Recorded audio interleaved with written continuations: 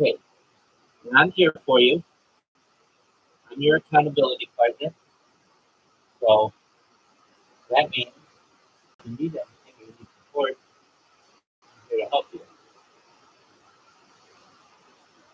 All right. And whenever you're bored, or whenever you're tempted to play, or you're tempted to smoke, just come in here and you play bingo, just like we're right now.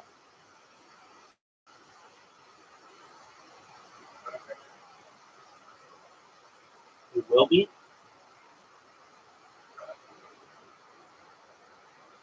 Okay. Well, at least you can try to do it a month. I sent you an invitation.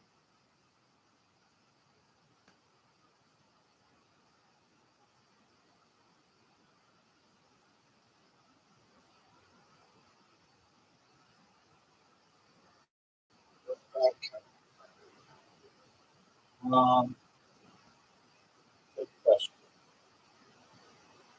Perhaps it was smoking cigarettes, but not long. I never had, fortunately, like a bad need to smoke cigarettes. Um, but I have, especially when I focus on it. Perhaps I haven't. But let's just say if I got, um, oh shit, I didn't see it. Um, and one way that I was able to get to stop is through the use of herbal cigarettes, which are used in Hollywood for actors. And then also perhaps vaping nicotine. And then it became, then I got addicted perhaps to that, which is very easy to do. And I have a very addictive personality. So then I had to quit that. And I was working in a startup where they allowed you to smoke like the vape. They didn't want you to smoke, but they wanted you to vape because it like actually wired and it made you work harder. And the owner of the business did it, so it was basically like uh,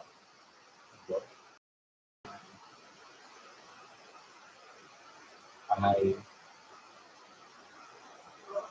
I was able to quit cold turkey. And to me, that's no, I think I have new power. I can tell you as well.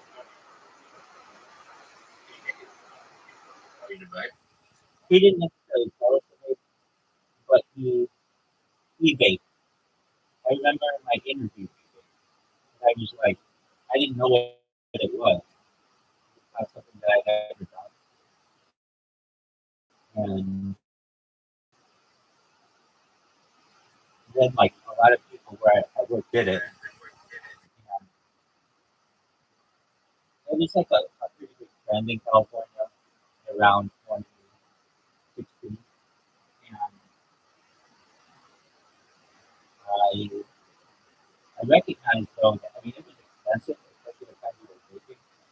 Um, and I was being paid well, but it just, I didn't like something having like a hold on me. And I ended up, um, oh, make it. Dude, what do I do with this bus? Yeah.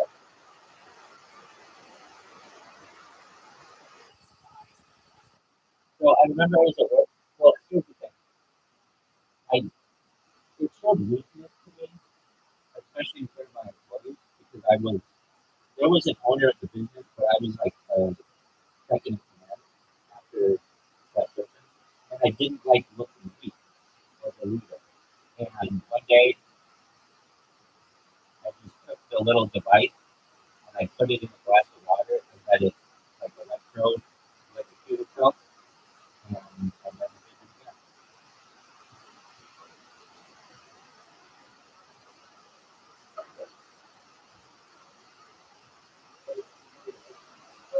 No, no, no. Like I had a little vaping device that had a battery.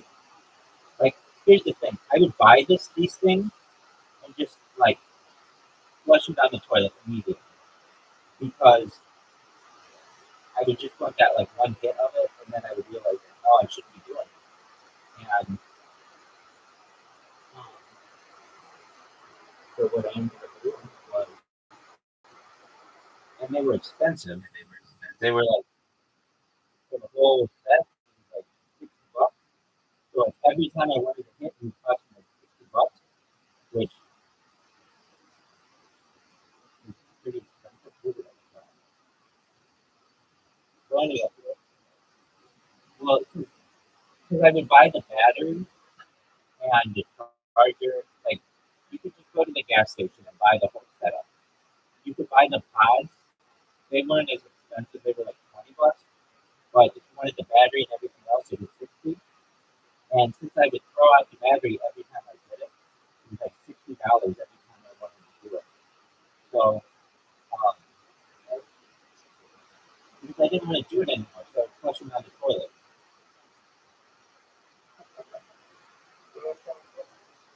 Exactly.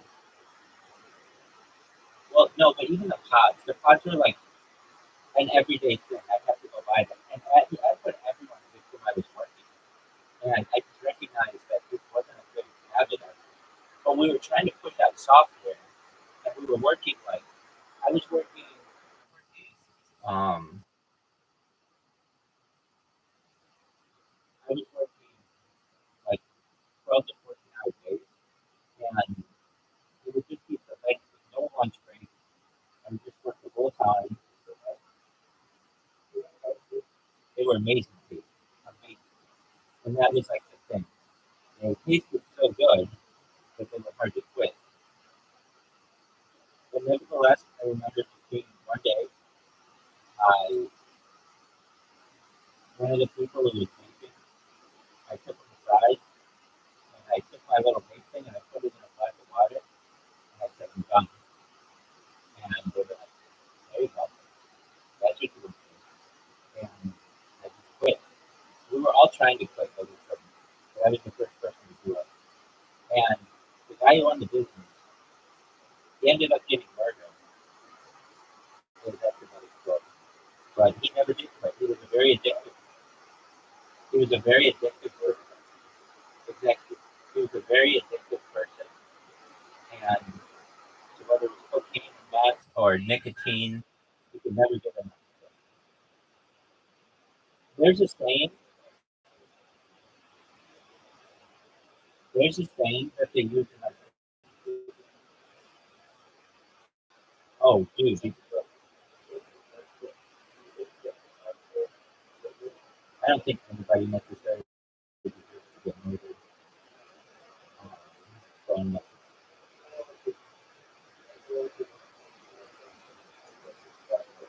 actually. He was basically living somewhat of a better life. He was cheating on his wife. He wasn't being honest with her. He ended up letting, he was, he was multi-millionaire.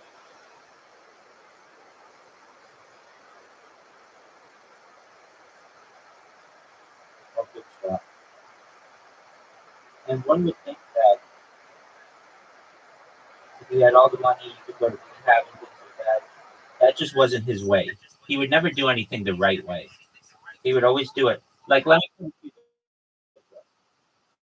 he was a multi-millionaire, but he would never buy a new car, which just wasn't his way. He would always have new cars, though.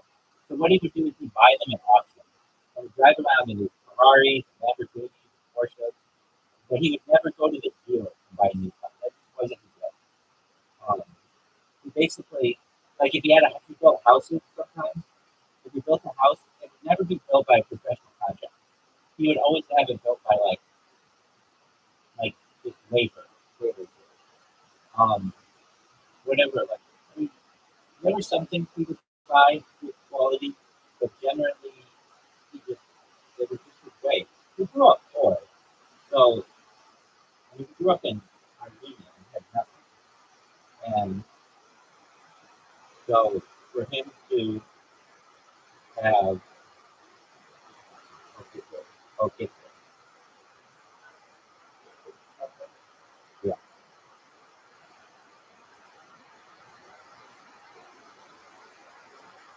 What about Romania and Germany? we have Glendale, California. It's the largest city with Armenian people in the world after Yerevan, which is the capital of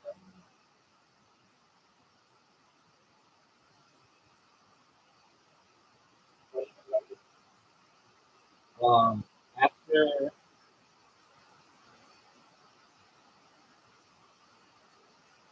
um, the wars that happened there, and you particularly like the genocide of Armenian people by the Turks, they wanted to get out. They thought they were unsafe. And so there were like mass waves of people starting at the beginning of the 20th century, and eventually they found Brentwood, California to be a place to meet just outside Los Angeles. I mean, truthfully, it's basically within Los Angeles. But they have accepted it, and it's very nice. And no, that's not what I want to do. And basically, just like any population, one person comes and they tell their friends about how nice it is, and then another person comes and they tell their friends how nice it is, and then their family, and their job, and eventually it became the same thing. To the point where it's like stereotypical. If you know something from Glendale, chances are they are Armenian. I very much like Armenian people. There are some people who can't stand Armenian people, but I personally know that they do. I think came with a broad brush, but um, they can be very aggressive.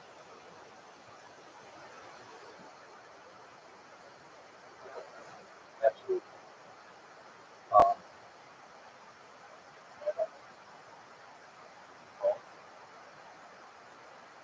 but especially the men. Now, I have known Armenian people for so many years, I've never met anybody. And uh, they're, they're kind of weird people, but they can be just like anybody. I can say the same thing about Jews. I can say the same thing about Muslims. I can say the same thing perhaps about Russian people, Ukrainian people. Everybody's got their aggressive people, especially compared to the other people. But the Armenian side of things was really and if something has to do, I mean, we were business people, and they were doing anything that they could to bring their livelihood. They were business owners, but if I so basically getting back to the topic of addiction, uh, you had to ask me was anger because I didn't a lot of things, but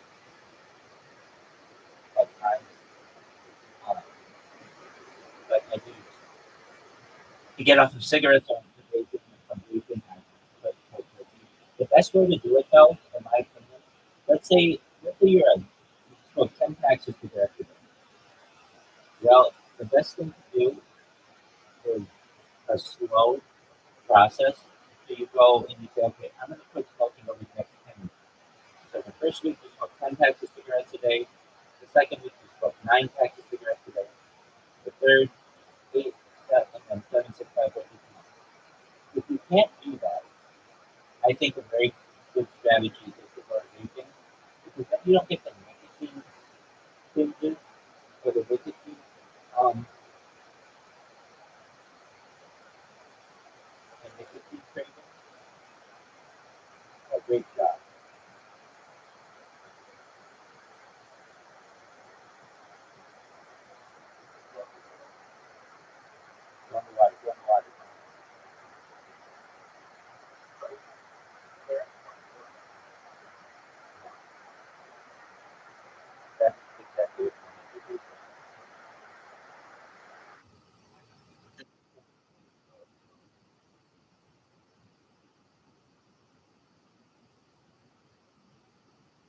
unless you make it well.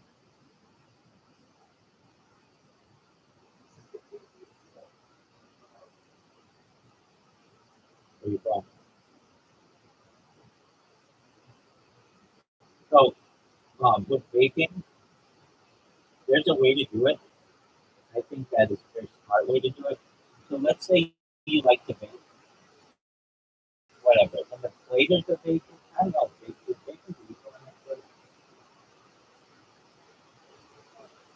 Oh, okay. So you don't, there's like a whole culture. It is? Okay, so there's like a whole culture behind vaping of like people who like to blow big clouds and things. That's not the kind of vaping I would do. The vaping I would do is just like a really like a small little hit. And it's risky, yeah, but then I'm gonna correct them.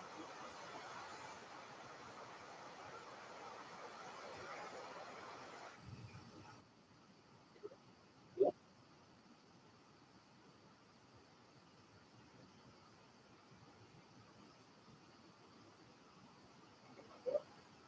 I don't know. You're basically letting them run away with it.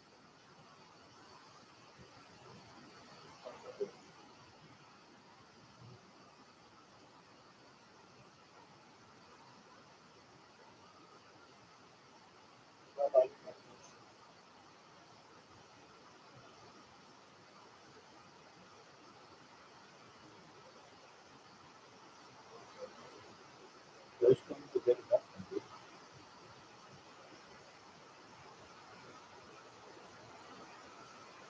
And,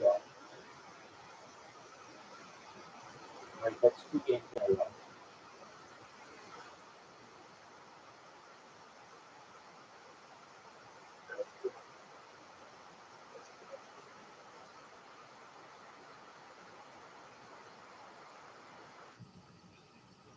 What do you think of that?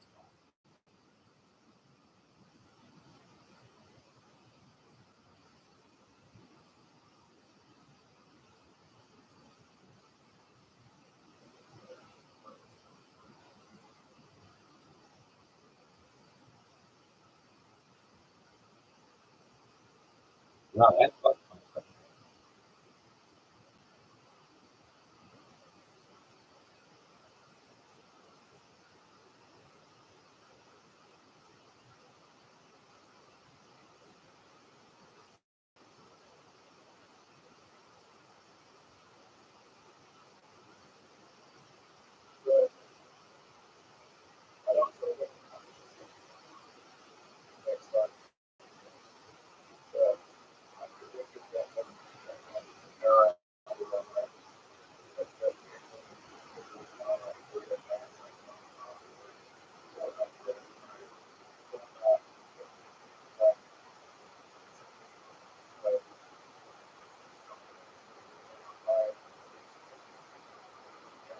The metaverse. So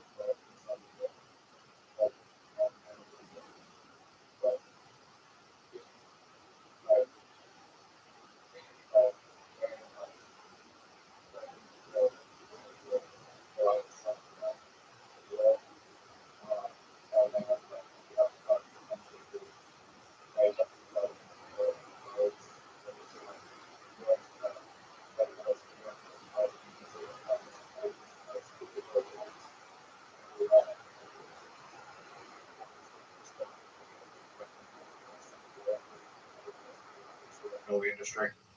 I don't think that's probably realistic. Yeah.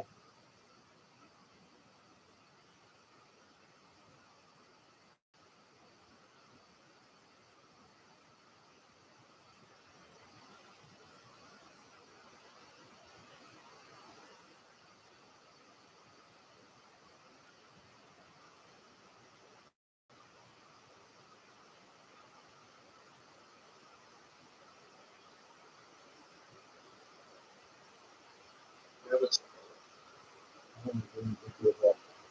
think that's the future. I don't think that's a wild idea. I think it's pretty good.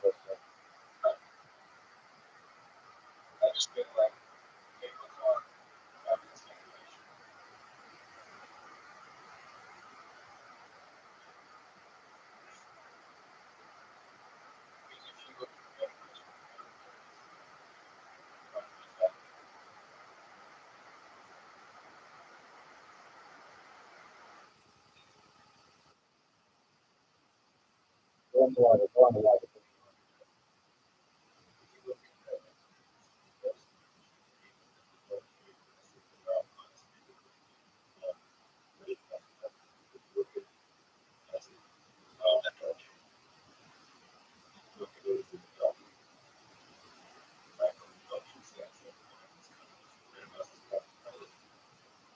Yeah, I mean, it's still early, though. People don't realize that.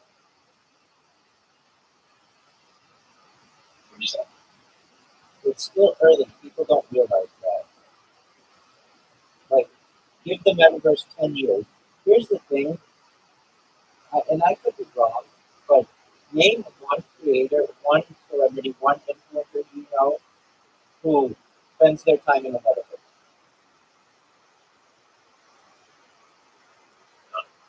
Exactly.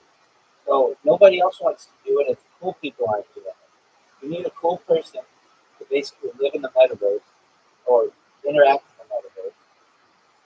And once that happens, then you'll start to get mass adoption.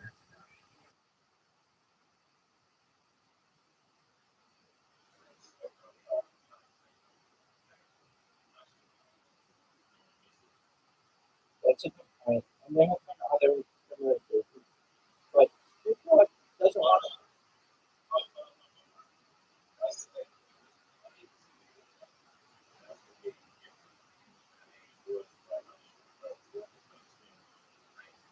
to. Like, you're about to steal points.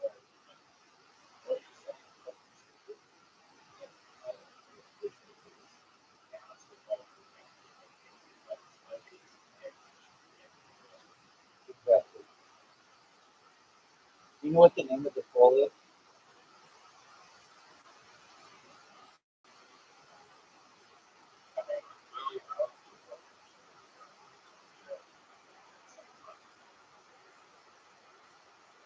Who's Ella? Who? Oh, Lily Allen. Yeah. She was offered how much? Oh, wow. That was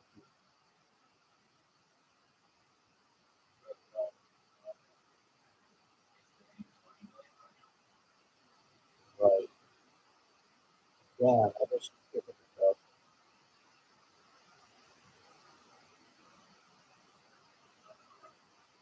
I'm sure she is, but she could have basically the wealthiest celebrity.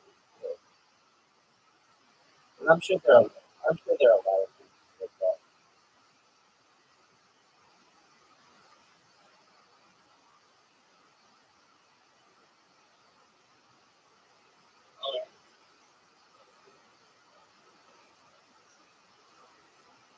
How do you lose it in a flood? How do you get one like I just wanted to lose it in a floating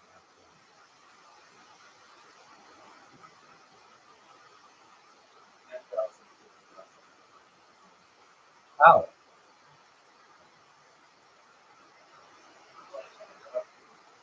Oh, his hard drive went overboard or something? Yep.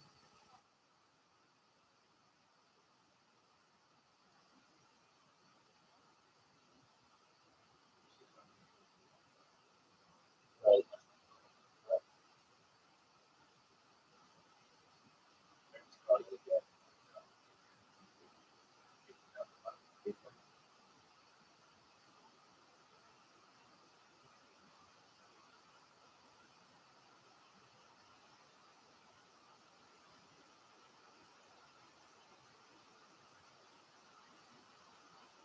Let's see if you can help with that.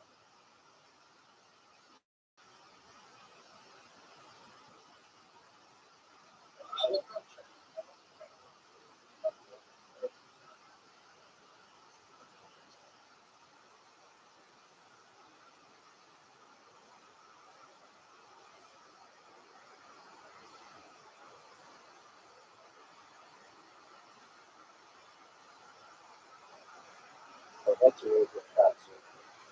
You're in the perfect position.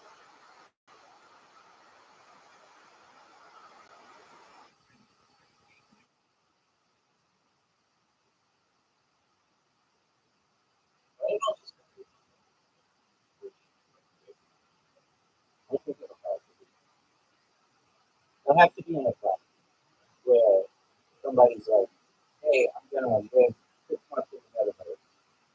I'm live with him, or whatever.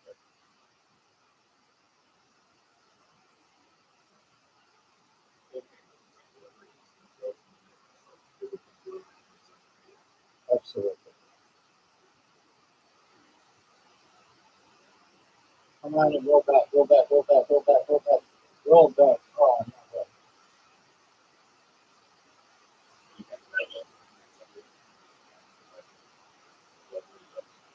no. Yeah.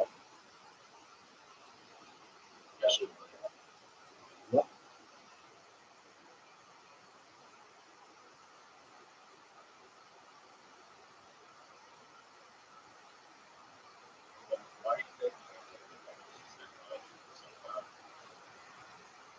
Look, if you look at people's speculation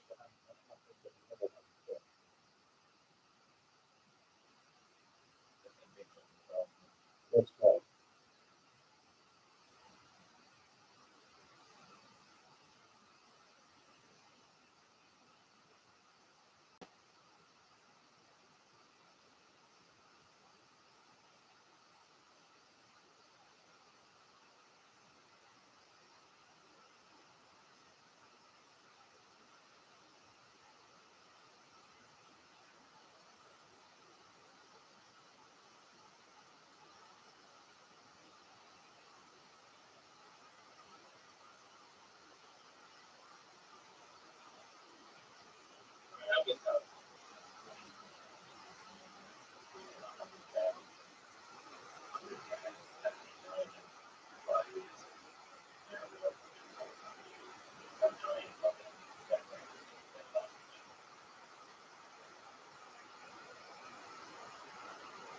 I don't think that's funny.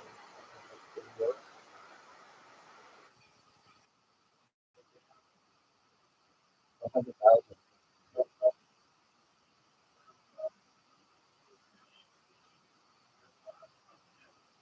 But that's what they're on the front.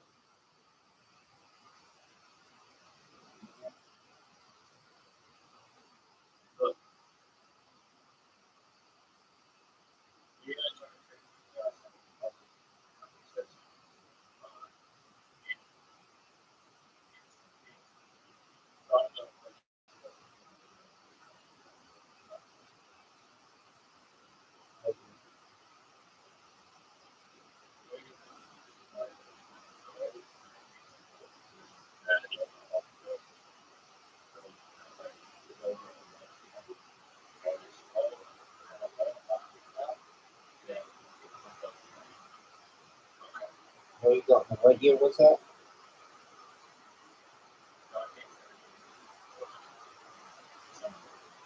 That's correct. It does.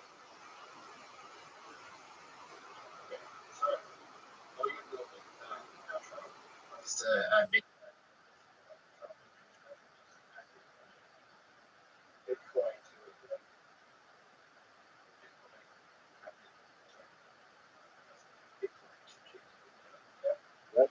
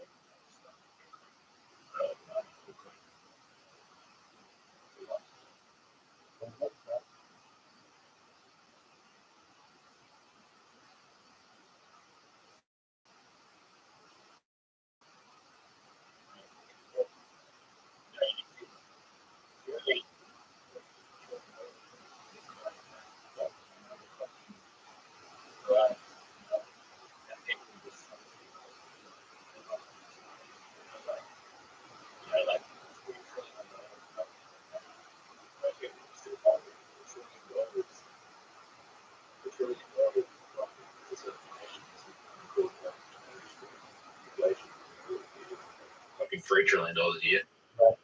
That's it. All right, last game. I've beaten 4 in a row.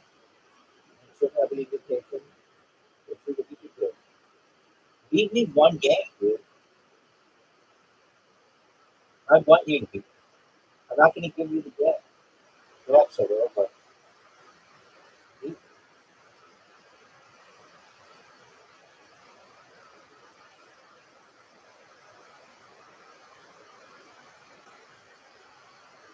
Oh, wow.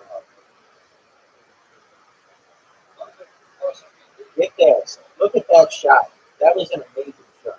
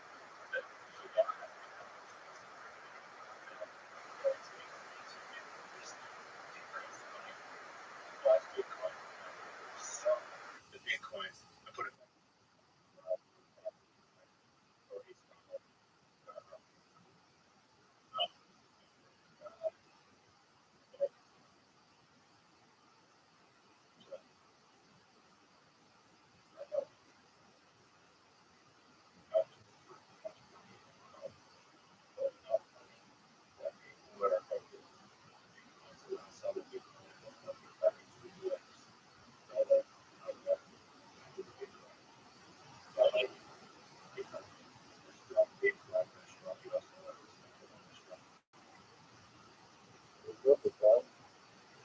That is not the shot I wanted. Whatever you beat after that, I just did.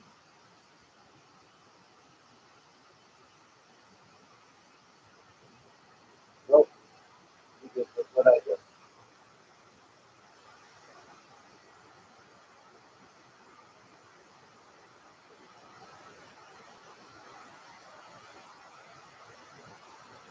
Dude, I am playing so fucking lights out.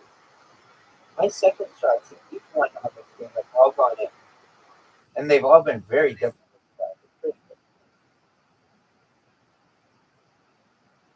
I'm guaranteed 5 straight wins.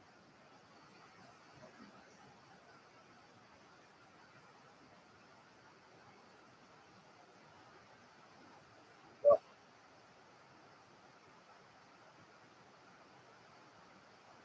oh, so,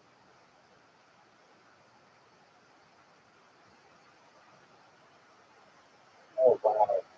That was fortunate.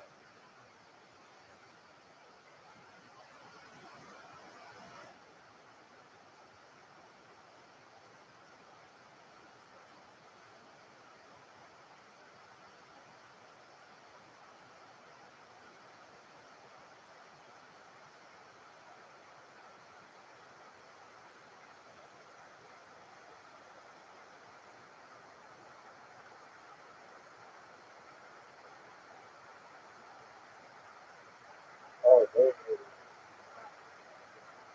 I'm going to have another perfect game.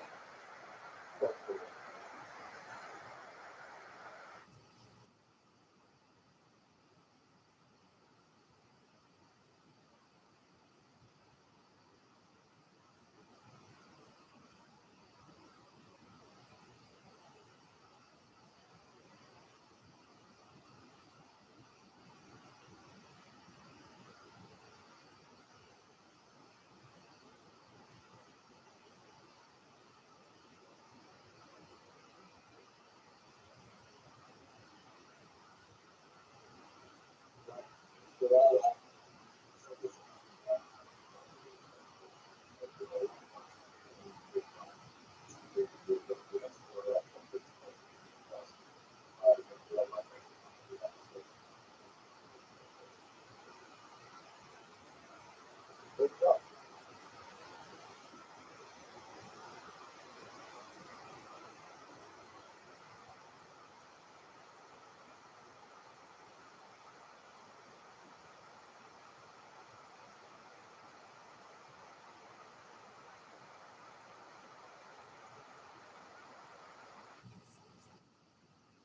Thank you. There you go. Alrighty, friend. That was fun. 5 straight wins. I'll take it.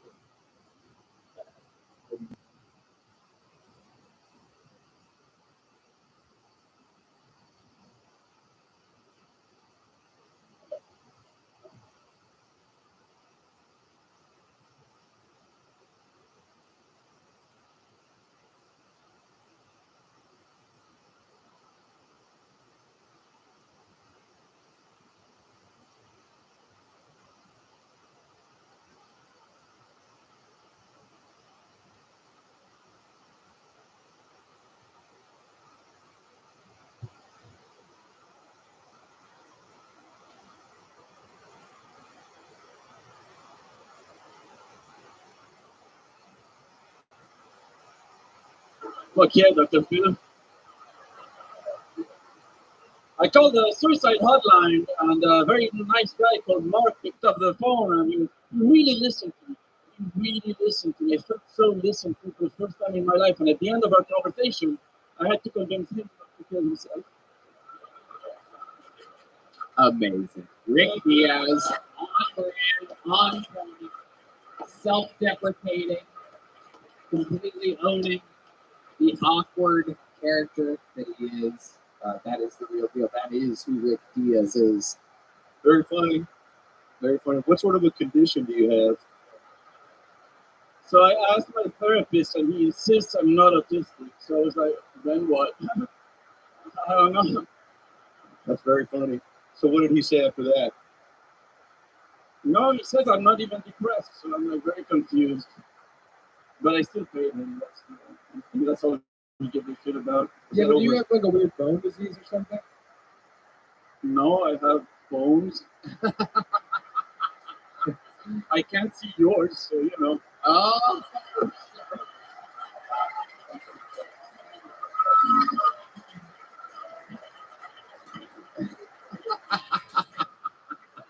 No, I've been gruffled.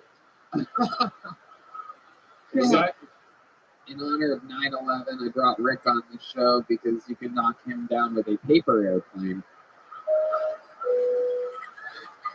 I would set it on fire. It would be nice. Rick, you're incredible. You've been here for a couple weeks. This is your third time on the show. Your third Monday in Austin, Texas. I was blown away by your first appearance. And you were here. Said you were here for a month. I said you can perform every Monday this month that you're here. Yes. How has Austin, Texas been treating a guy like you? I imagine you get knocked over a lot on 6th Street. Yeah, that was incredible. 6th Street. This lady came up to me because people recognize me now. I've seen me here. This very hot woman came up to me, and she was like, "Oh my God, we have to kill Tony." And the long story short, we didn't fuck.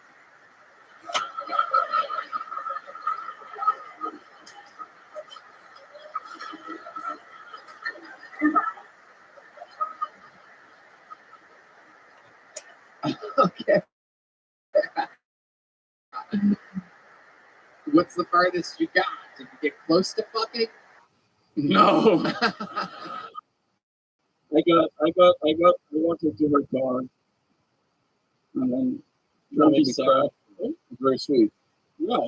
I mean, she didn't ask me to walk her to her car. Yeah, you shoved yourself onto her.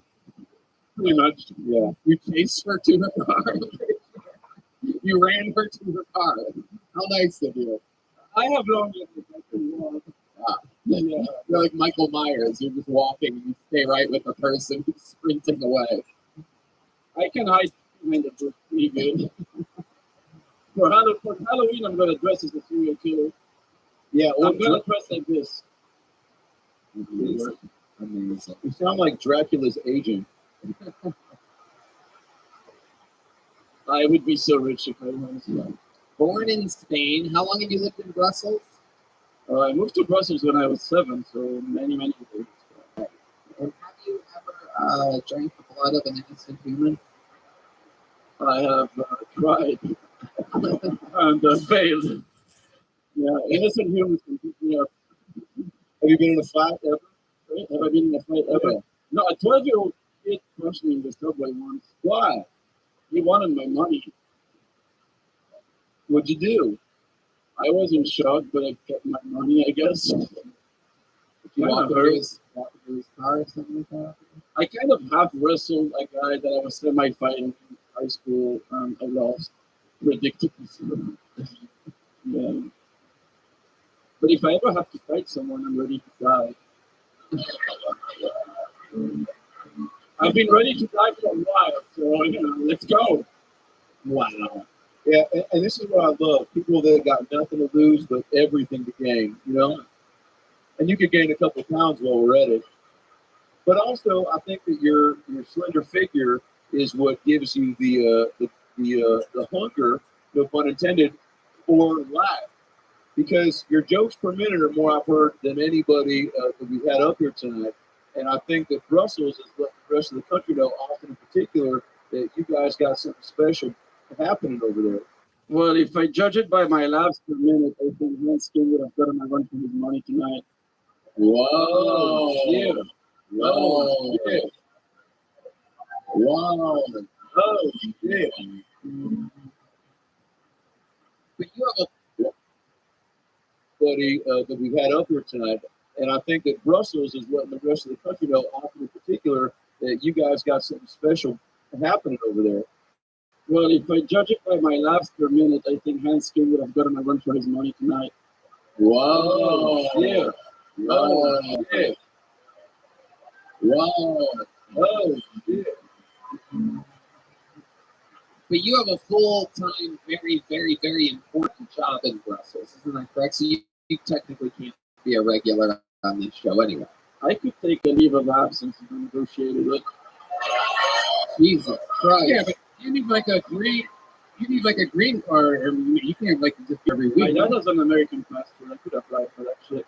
I mean, And I would kick Hans King's ass. Wow, Just for the sake of Jesus it. Christ. Oh, God. Rick Diaz. Wow. I mean, I love it. He beat me at Catan, so fuck you, Hans King. wow. This is. Hell yeah, that sounds like some nerd shit. What was that? Like nerd shit. What's Catan? Is it like Dungeons and Dragons? it was a It's worse than Catan that. impression contest. A Chris Catan impression contest. Funny, Sam. So thank you. Wait, what is it? What is it for real? It's like a board game where you build houses based on resources you acquire, such as wood, bricks, wheat. What she plays. Wow. This is worse than the butt fucking addict. I agree. Yes. But to each his own. Yeah, Hey, got to him butt his each. fucking. Yeah, I like it. You're opening up. I love that.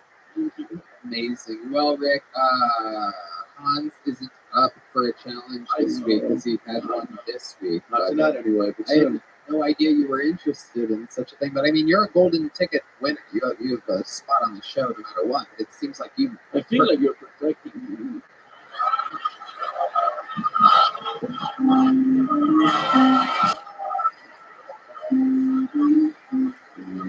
I don't care. How much longer are you in town for? How many more Mondays do you have here? 2 Mondays. So this is an interesting storyline to follow because technically this means that that's really what you want.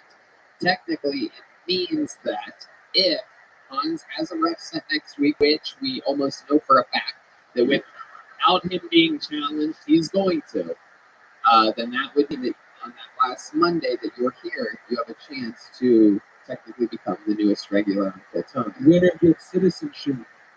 Yeah. It's true. Hans Kim is an illegal immigrant. Yeah. Not a lot of people know I that. feel like I was abducted by an illegal immigrant. Anyway, What? that makes sense to me. Doesn't matter. Yeah. I got back to the Hans King's level right now. So that's what happened. Oh, shit. Man, you hate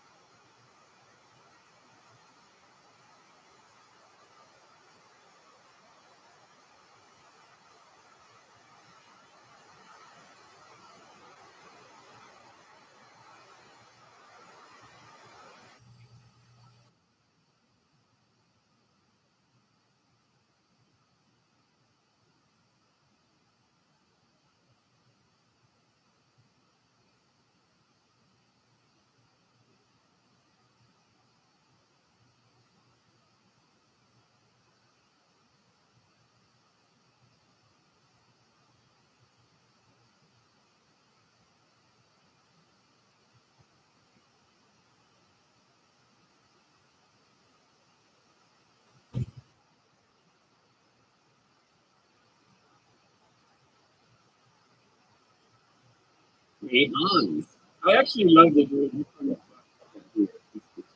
Well, Hans has one advantage. He can be out when the sun's out, you know? But you must be at home when the moon shows up. 1, 2, 3 tiny fingers with bones next to them. I don't know. I'm panic. Thanks for the sound effect shout out, Red Band. It's a nice change of pace from that fucking diabetic queef you played earlier. Diabetic queef, by the way, great name for a band. That is true. I'm a big fan. There it is.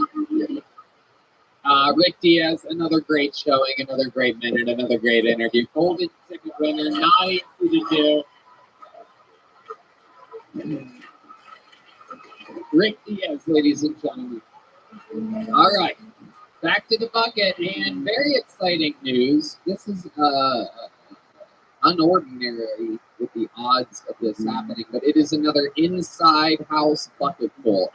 One of you has been pulled out of the bucket, and I do believe the name of this person is Jet Nauman, everybody. Jet. Oh boy, there's Jet. Here we go. Coming from the audience. His friends seem concerned. His buddy is wearing a shirt that says psilocybin on it. This should be interesting. The Kill Tony debut of Jet Nauman, everybody. Oh, shit. You have to give me a second here. All right, so usually I just became a dog person. Because all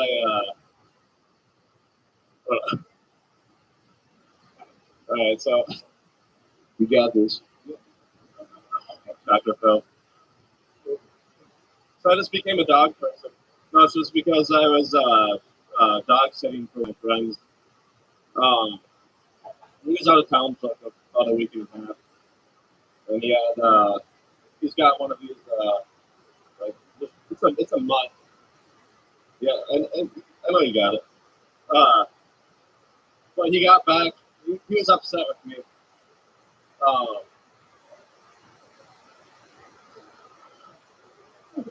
We'll be right back.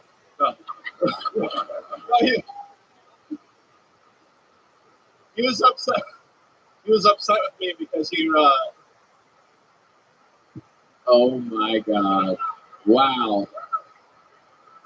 Jet Nauman, everybody, and I'm going to say right now, everybody, I have to say that is the most disappointing Jet in 9/11 history. Am I correct?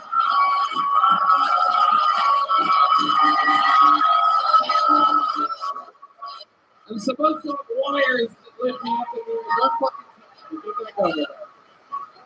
Where's the off-key security guard service in Canada? There's a fucking Geico caveman touching me up there. Look at this fucking melting stoner. What are you? Jesus Christ. You are frightening. You look like Brendan Fraser's corpse. Holy shit, you fucking suck, dude. You did nothing. You signed up and you did nothing. I definitely. Yeah. This might be the worst bomb on 9/11 for sure. There you Sorry. go. That's Sorry. horrible. I made that joke 45 seconds ago. Except I did it much. There were no bombs on 9/11. But I bet you think there were because you seem like a conspiracy theorist. I don't like Sam Talent. It was tragic. Yeah. Yes. It was horrible in every single way. I bet you have nothing for an interview. It's just horrible. Why did you do that to yourself? Were you in the video game? Were you in the video game Paperboy? I was. Yeah. All right. No further question. You did nothing. You have nothing. You get nothing. Ladies and gentlemen, Jet Nauman, everybody. There he goes. Can we ask? Unbelievable. Do this. Hold on, wait till he comes back around and goes back to his seat. I want this to be a good fucking thing. Here he comes. Can we ask him something? There he is right there.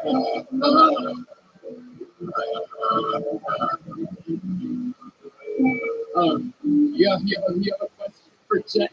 Yeah, I mean, we should ask him to at least get something, right? No, he couldn't speak, and he had fast timing on his reports. Were you fucked up? Were you too high? No, he has no excuse. We've all been there. I once drove to a 7-Eleven, forgot I drove and walked home. And then I freaked out. I was like, someone's my garage door. True story, you can Google it.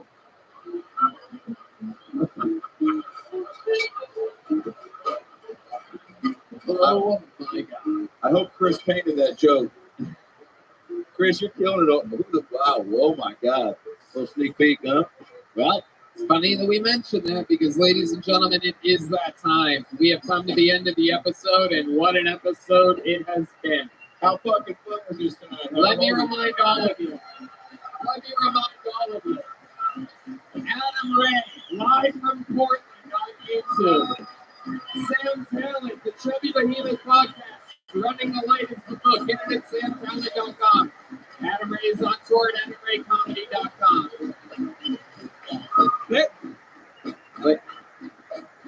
Yeah, I know. We're going to wipe the memory of Jet away right now. As I bring up the man who holds the record for most appearances all time on this show, the most interviews in the history of the show, the Vanilla Gorilla, the Memphis Strangler, the St. Louis Assassin, the Big Red Machine, William Montgomery, everybody.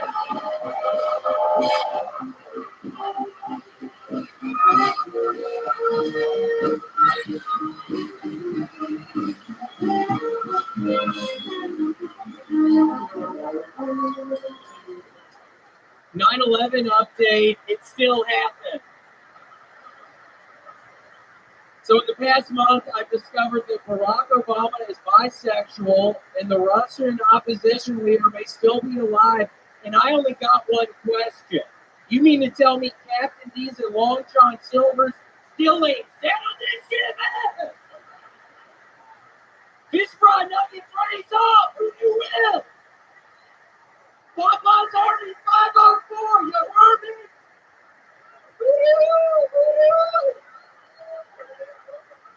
I saw a headline earlier today that said earthquake rocks Morocco back to the Stone Age, and I couldn't help but wonder, so the earthquake caused no damage in Morocco? That like we stayed in the Stone Age!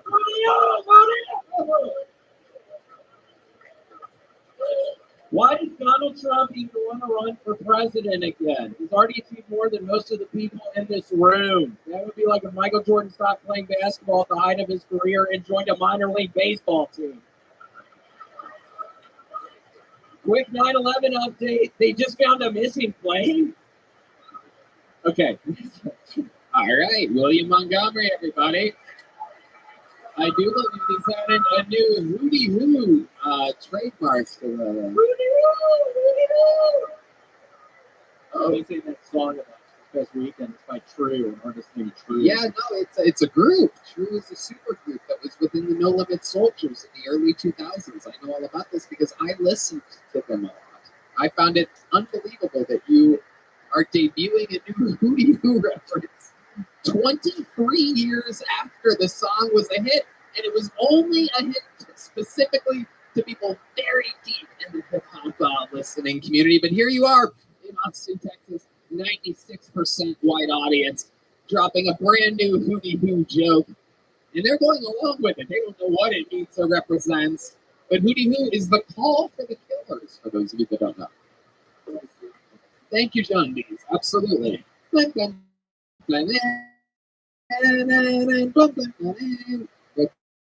Then puts doing sound effects during the William part for some reason, because he can be lazier than he's.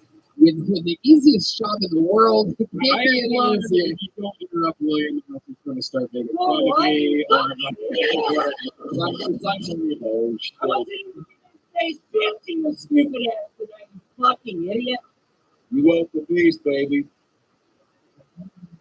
Yeah, don't fucking get me pissed off. Oh, Hootie Hoo. Hootie Hoo. By the way, do you think Horton heard a Hootie Hoo? Yes, I think he did. I make small talk. So, William, how did you find Hootie Hoo from True? Spelled T-R-U, by the way. That my question? Thank you.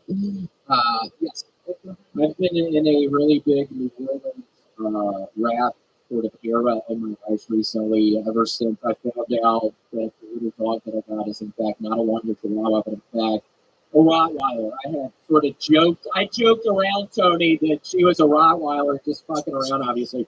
When we got the DNA results back, we got a 23andMe on her, and she is 100% a Rottweiler. So I had been living pretty much, at least in my mind, on the streets of New Orleans, yeah, circa early 2000s. This is how I fucking live. And I've always joked about having a couple pistols in my car. I literally have two Smith and Wessons in my car right now. Wow. Very, very interesting. I tried to say meth and Swiss. I fucked it up when I tried to say Smith and Wesson. All right, we'll edit this out. But I think that there's something about, I've got some grandma's cookies and a Sega Game Gear in my car. So, point William, But why do you need a gun? Who's coming after you? I have these people. I've literally, when I talk about in my kind of early 2000s, Louisiana, New Orleans, Rabbi, I literally was living that life about 10 years ago outside of Kansas City, and it's kind of, there are people after me right now, so that's why I was hoping Red Band wouldn't fuck up. Before I kind of laid this out on y'all, yeah, I mean, there's people after me, so I do that too. Because, oh, that was a funny one. What was that? That was a really funny one. I was thinking you were going to do something fun on that one, you fucking idiot. That was Sci-Fi Alarm 1. Yeah, it was. And there's 7 different sci-fi alarms over there. Why don't we try Sci-Fi Alarm 2? Ooh, that's a sci-fi alarm. Yeah, I've never heard of it. Hootie Hoo. Now, is there a wrong time to Hootie Hoo, or is it always? It's always the right time. Well, moment of silence. Maybe. Yeah, moment of silence. I mean, moment of silence for sure. Not a moment of silence for sure. You don't want a Hootie Hoo if everybody's trying to be quiet. 9/11 Memorial, anything like that. But if they had a Hootie Hoo alarm in the towers that day, a lot of people would have survived. They would have. Yeah. I'll take a sip of my drink. Now, William, you were telling me you owed someone $3,500? Oh, yeah, I don't want to talk about it. I'm not talking about that right now. Tell that tale. Tell that tale. Tell that tale. We got it. Yeah, Sam wasn't lying, but it's just a weird situation. Tell the people it's not like I've done nothing You wrong. did nothing wrong. I did nothing. No, you're just a gullible oaf. I'm just a gullible oaf. Yeah. My dirty laundry. I actually know the story. I know what you're talking about. It's that story, yeah. Yeah. Can I say it's kind of crazy? It's actually hilarious. I don't know. All right, maybe we should. Should we do a movie trailer for it? Yes. Yeah. But I don't know what happened. In a world, you're a podcast advertiser. Hang tight, Sam. We'll get some music going. Can we get some live? You want me to give you the lowdown? And you can Yeah, let please. Tony. Yeah, I'll give you Okay, the lowdown. Hell yeah. Sam on drums. perfect. What happened? Okay, so William has a podcast, but he mostly focuses on his cameos. He makes vast sums of money through Cameo, but he also has a podcast. But he has too many people on it. They're all talking over each other at the same time. So it doesn't have that many listeners, even though it should. It should be mostly him, the star, being featured in it. But he has fears that he can't get over, so he clutters it up with too many people. Anyway, his viewership is so low that his ads that he's supposed to do, he actually owes. Yeah, not only am I not owed any money, I owe the person $3,500 fucking dollars. How is that? It's literally unheard of in the podcast world. It's the the opposite of Joe Rogan's Spotify deal. Yeah, he owes somebody $35. I owe somebody money. Okay, here is the movie trailer. This is Dr. Phil. In a world where one man had a podcast. The William Montgomery film. The enthusiasm was low, but the ad sales were lower. I owe money. They owed a fuck ton of cash. $3,500. $3,500 to be exact. Hello Fresh has a gun pointed at their cock. I'm not allowed to go anywhere near the HelloFresh corporate office for this.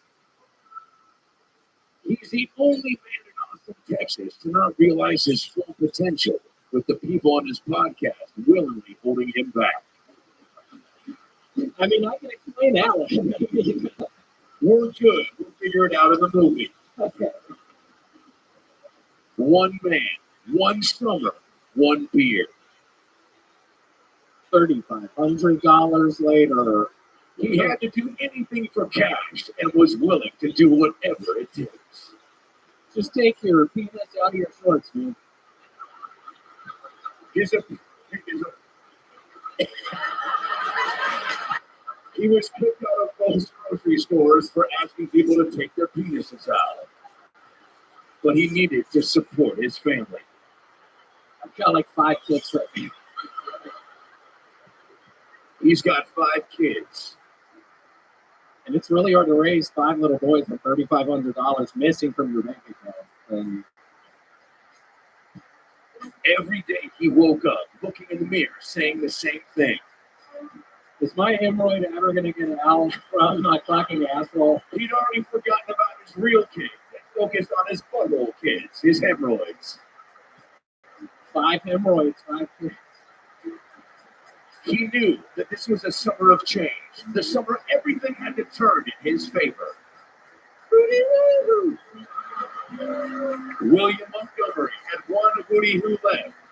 He stars in this summer's feature film, Gullible Oaks. With Cam Patterson as the guy with rocks and bullets. Brian Redman is a guy who does his penis out at the HEB. And comedian Jeff with the longest story ever with no ending. This summer, Gullible Oaks and select theaters only at the mothership. Fuck yeah. Oh my god. Wow. Oh my god. Wow. You know what? Let's do something fun. William, put that mic back in the mic stand. Sam, you stay right there for a second. William, you sit right here. Come sit here. You guys want to do one more special thing to end the night on? Sam, play this guy out who I'm about to announce. Ladies and gentlemen, closing the night, doing a minute of stand-up comedy for the first time on Kill Tony. New stand-up comedian. Old legend of the game. Make some noise for the one and the only Dr. Phil, everybody. Here he is.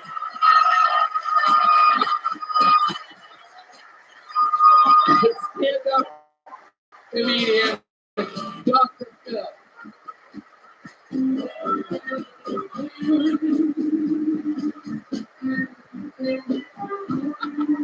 Thanks so much, everybody. One more time for Jet, my son. One more time for the Kill Tony band, the best band in fucking Austin, Texas. I'll tell you that much right now. Yeah, you fucking know it. All right, I didn't think I was going to come up do real comedy, but I wrote a couple things down. So bear with me.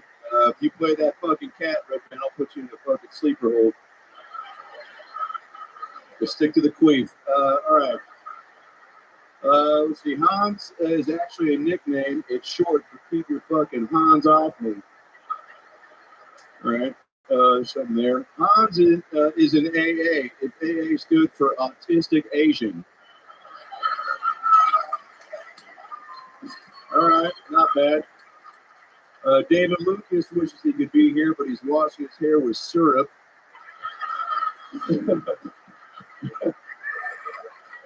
There's something there. We'll workshop it. I'll get on the secret show. David Lucas looks like he has ho-hos in different area codes. I mean, it's not bad. It's not great, but it's not bad. Fuck, what else? Do a couple impressions for you real quick. This is my impression of Ray Romano.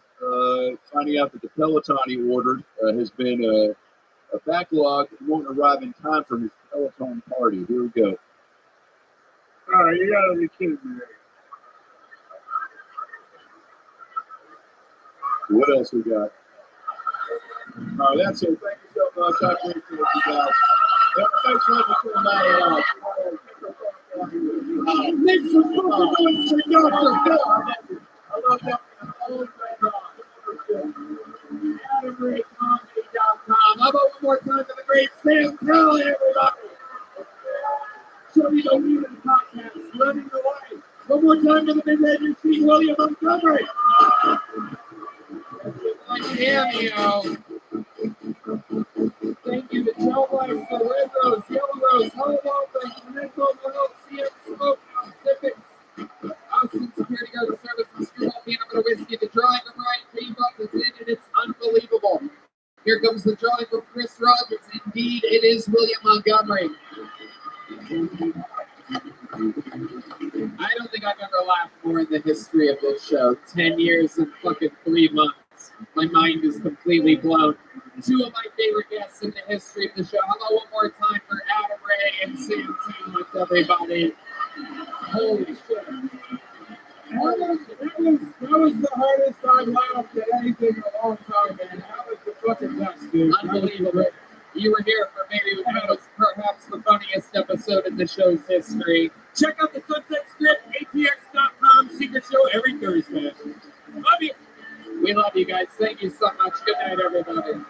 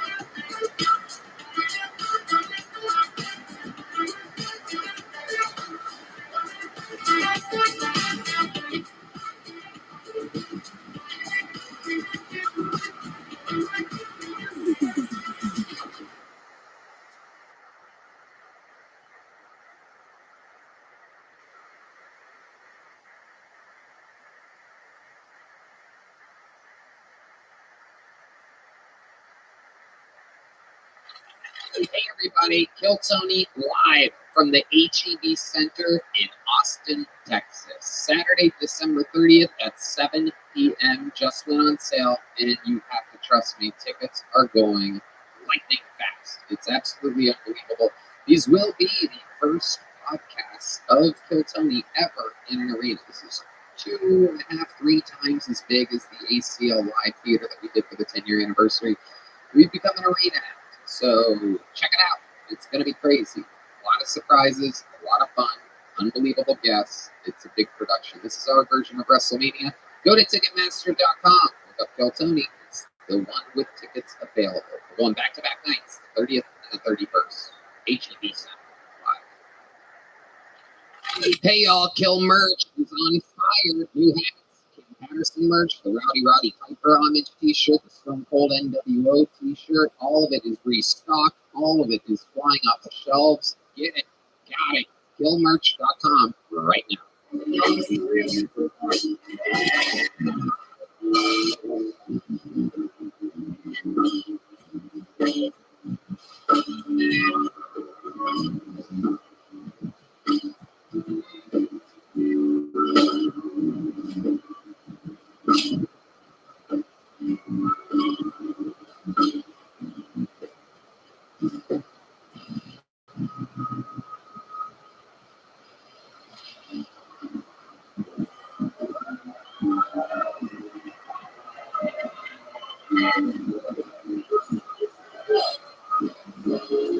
Hey, this is Rabbi coming live from the Crummy Mothership here in Austin, Texas. For a brand new episode of Kill Tony, give it up for Tony and Fred.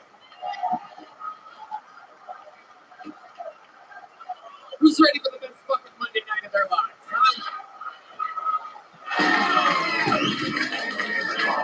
Yay! Make some noise for Red Man, everybody. Yes, we're in it again tonight. This is Kill Tony, the #1 live podcast in the world, brought to you by Chill Blaster, available at stores everywhere, including Walmart. The Red Rose, Yellow Rose, Hall Law Firm, the best DUI lawyers in Austin are here. So if you visit, get a DUI, call the Hall Law Firm. And if you need an IV drip, go to connectmobilehealth.com, use the promo code KILL10, get 10% off the IV drip. How many like rehydrating out there, huh? Very good. Austin Security Guard Service, the best security guards in the world here in Austin. CM Smokehouse and Screwball Peanut Butter Whiskey, which proudly presents the Kill Tony Band. Everybody, am I right?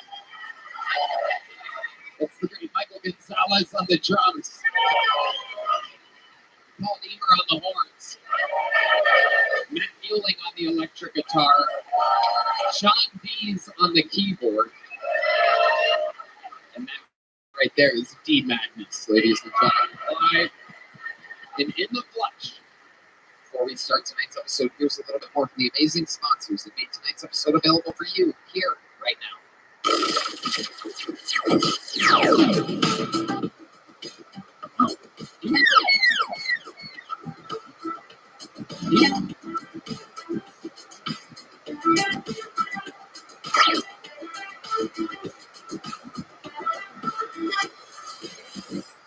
Hey y'all, do you shoot wimpy loads? Is your partner begging for more of that sweet, sweet man juice?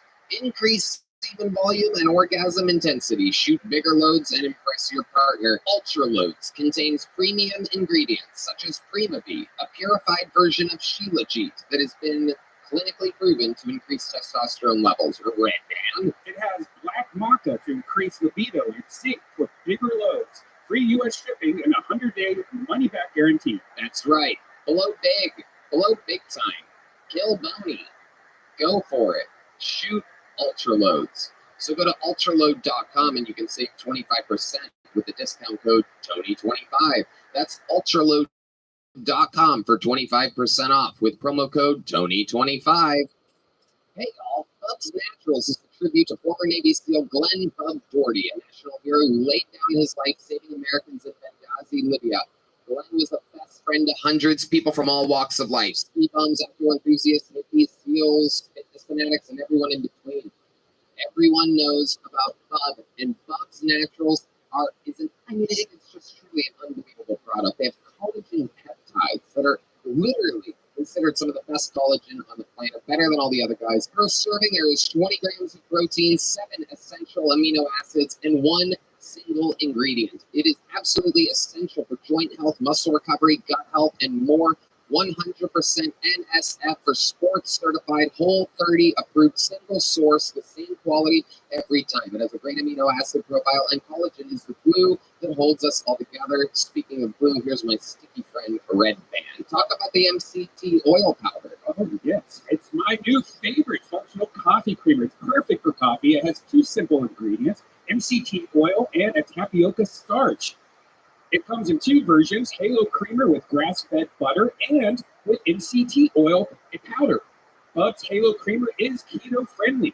MCT oil power for mental focus, sustained energy, and gut health. Bubs is the only MCT in the world that is Whole30 approved. And it's got a great ratio of C8 to C10. No doubt about it.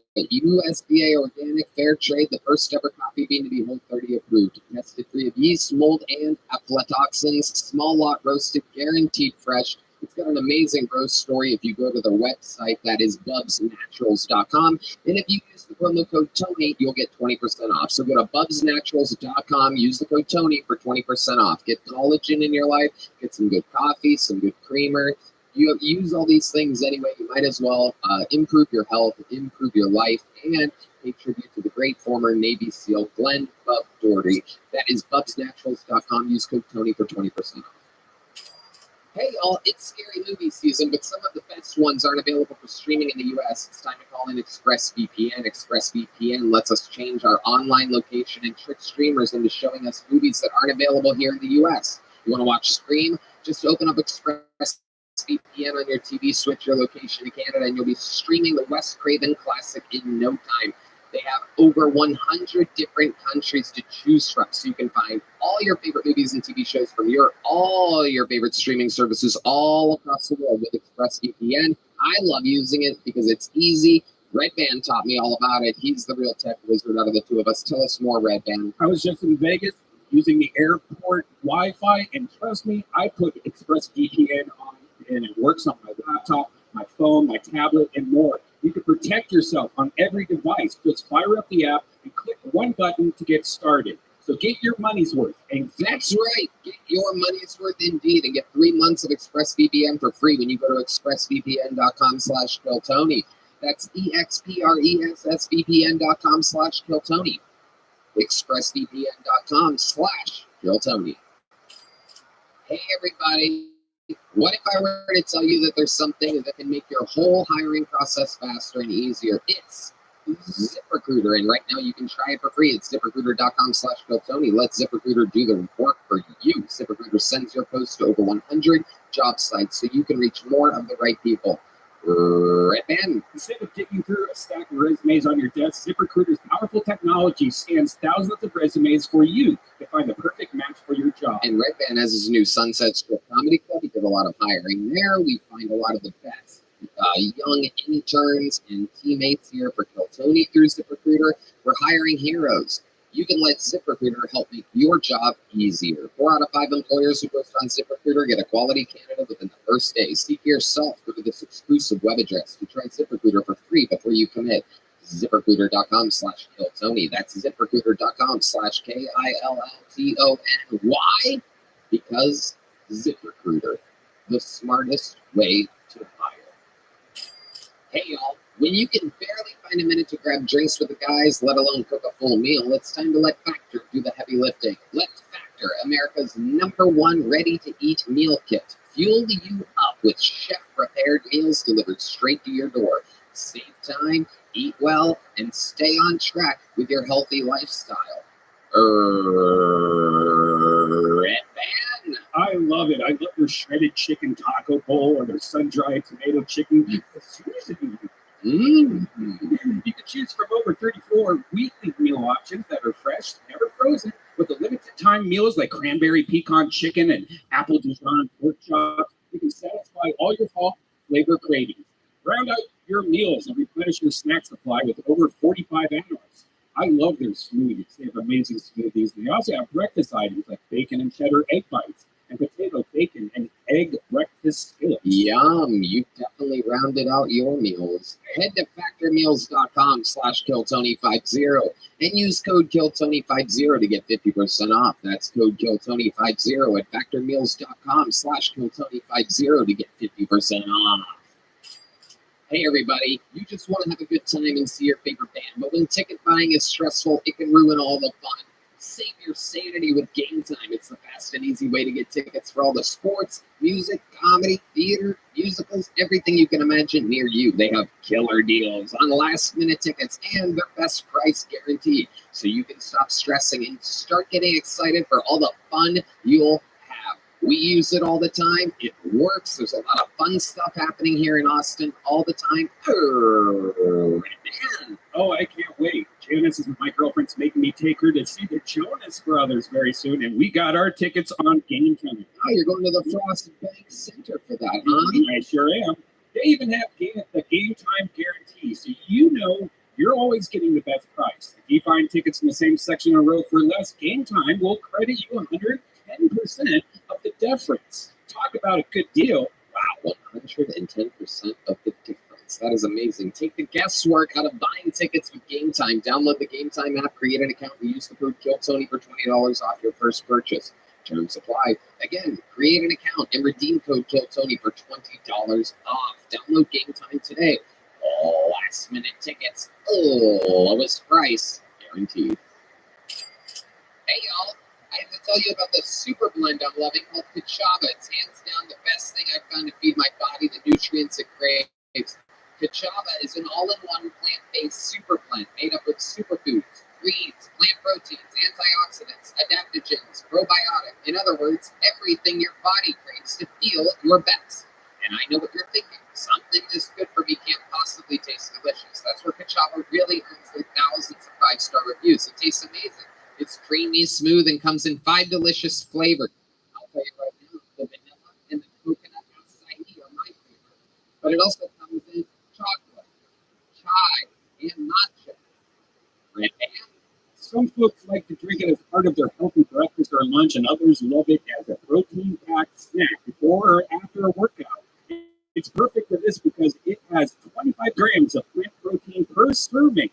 Personally, I like to drink Kachava just laying around on the couch. It feels great because I don't like eating too much, so it's great to just have a nice meal real quick. It's delicious and gives me all the protein and nutrients I need. No doubt about it. And Kachava is offering our listeners 10% off for a limited time.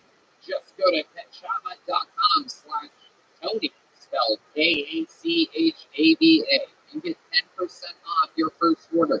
That's kachava.com/Tony. Comedians, listen up. We live a crazy life, am I right? Late nights, on-the-go gigs. We're always in a constant need for that creative spark.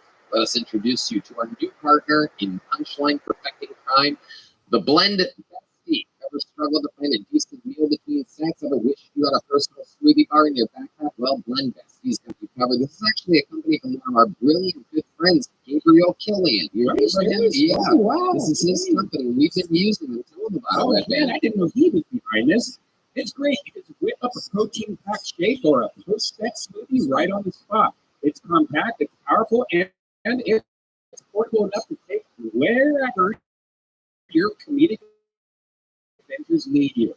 Whether you're on the road pulling up an all-nighter or just need that preset stage boost, Blend Bestie is here to fuel your funny bone. No doubt about it. Elevate your comedy game, one blend at a time. Head on over to blendbestie.com and snag yours today. Use the promo code Tony for 20% off. That's promo code Tony. It's blendbestie.com for 20% off. That's blendbestie.com. Use promo code Tony for 20% off. Are you guys ready to start tonight's episode or what? Guys, you gotta do better than that. You ready for tonight's show? Every single week, I do the funniest comedians in the world out this week. Of course, no different. Two of our favorite guests of all time. And the first ever regular in the show's history. Over 10 years ago, she started writing a new thing every single week. Roast Battle royalty, both stars of Comedy Central's former hit show, Roast Battle. Make some noise for Kim Condon and Jamar Neighbors, everybody. Jamar Neighbors. Kim, lights out, Condon. And here we go again. Two people that know the show well, have been there since we were in the belly room in front of 8 teams. Now we're about to do back-to-back sold-out arenas at the end of the year, Kiltony is. But when you guys started seeing Kiltony, and Kim, when you were on Kiltony, there was only about 15 people in the room. There was, yeah. I did my first set ever on Kiltony. There you go. Yeah. 10 years and 3 months ago. Jamar Neighbors brought an actual cheeseburger on the show. That's how comfortable he is. We've been friends for 16 and a half years. We were doing open mics together, waiting on sidewalks in the sun. No money, no car. This is just his girl. Tony, I'm doing this show when it was just a knife on the table, dog. That's true. Now we have a gel blaster brought to you by Gel Blaster. Use the promo code Tony. Save 20% on the Gel Blaster at gelblaster.com. It's good shit, man. We're going to have fun tonight. Point is, you guys know how the show works. Maybe most of you out there do as well. Almost 200 human souls are waiting in the bar next door, hoping that maybe, just maybe, they're one of the few names that I pull out of this bucket here tonight. If I do, they get 60 seconds uninterrupted. You know their time is up when you hear the sound of a kitten. That means they have to wrap it up there, else they bring out the angry West Hollywood bear, and that cuts them off. And then I start an interview process, and they talk to us, my esteemed panel. You guys ready to start tonight's show? Well, I gotta tell you, the beginnings of these shows somehow have become one of my favorite ongoing storylines. The great and powerful Hans Kim, one of the great regulars of the show, selling out weekends all over the road. But it's not easy to write a new minute every week. And what we've learned is that if he is being challenged for his entire career on the line, or his regularship here on the show, he does much better than he does when he's not being challenged. Last week, he got challenged, and he dominated another comedian, doing a much better 60 seconds, so he gets to stay a regular. The catch is, he has no challenge this week, and what we've learned is he's not quite always as strong when he's not being challenged. So if he doesn't do great tonight, he's going to get challenged next week. Does this make sense? Ladies and gentlemen, you guys ready to start tonight's show? 60 seconds uninterrupted. You guys know the words to the song? This is on.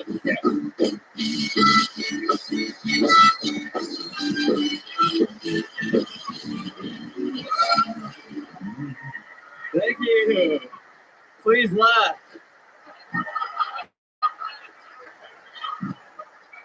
Thank you, sir.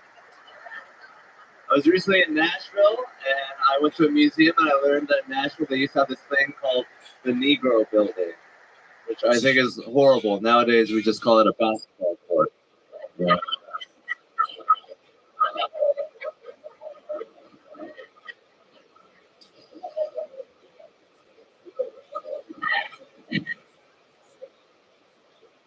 I don't understand these people that are like, don't get a tattoo, or when you're older, it's going to look ugly. Who are these people like, man, I might not have had any fun when I was a kid, but at least I have this pristine 70-year-old body. I've never heard anyone be like, man, I would totally fuck your grandma, but her tattoos are gross.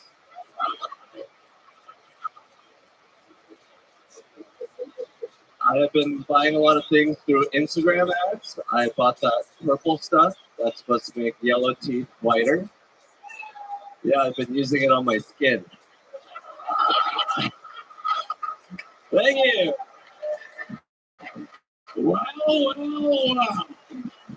Here's as though we have created an unstoppable monster.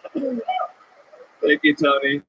From beginning to end, the please laugh. You took all the tension in the room and let it rip right from the beginning.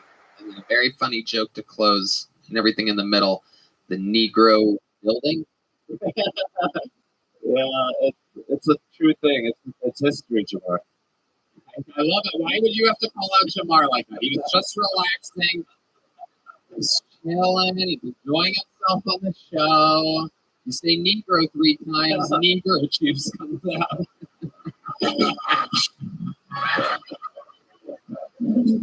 His hair was flat before this. He's just mad now. How's Kim? You are racist. I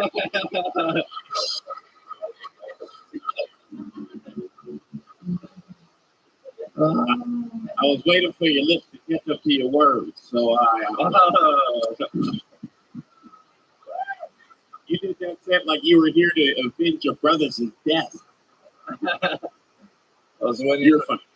Thank you, Jamar. I love you, bro. Hans Kim doing it again. An unbelievable performance. You're wearing what is that, Phoenix Suns? Yes. You like the Suns? No. Right. Neither does your father.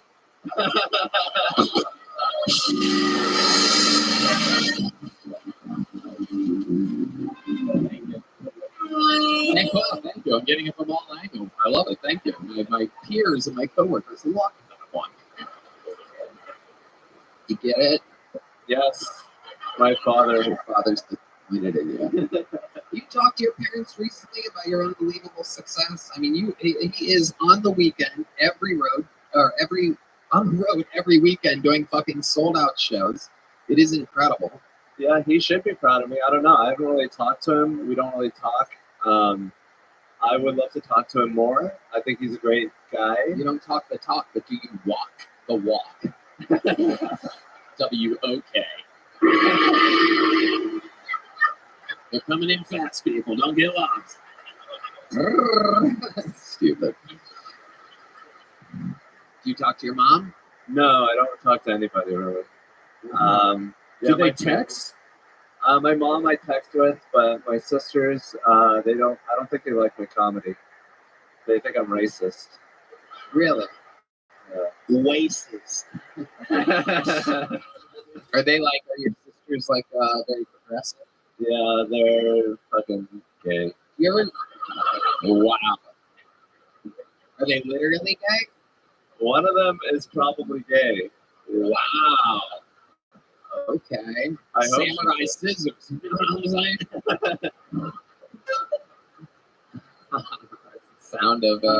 That's the sound of Asian lesbians eating each other out right there.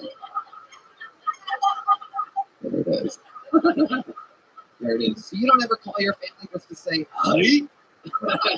I'm sorry. We're gonna have to edit that. We're gonna edit that. That's an edit point right there. No? All right, we'll leave it in. Leave it. God damn it, we'll do it live. What else is going on in your world, Hans? Can you added shows this weekend in Denver, Colorado? We did a little show, and Cam was supposed to be there, but he had to cancel on me. Yeah, he's got to do theaters with me. He's actual dear leader. I love that you're trying to hijack my fucking own creations. I think that's why I came up with that joke about that building. I'm jealous of Cam. Cam! Whoa, the black fist on that one. Let's go in with our senior African-American correspondent, Joe, who's on this scene. I like how you're squinting and still need glasses.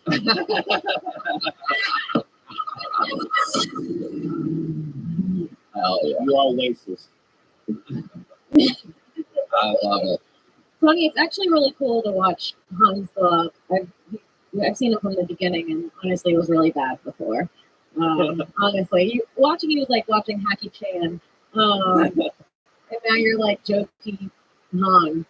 And now, no, I'm serious. He's selling out theaters. He's bringing MSG to MSG. I was getting there. There you go. There it is. Thank you, Mr. Lowercase T. Whoa, Kim said something and then you acknowledged Jamar for 45 seconds earlier. That's incredible. You just thought of that? You were just brewing on Jamar for a while? Yeah, Kim just made fun of you. Thanks a lot, Mr. Lowercase T. call back. That's confusing. I'm nothing. Don't slam the mic like that. It's a podcast. People are going, I like the blind guy when he drop the microphone. Who's he think he is? These fucking, we have some racist people that love the show. Yeah, he's on stage right now. Yeah. Sorry about that, Jamar. Can you just do this? Mic drop, meet 8 drop.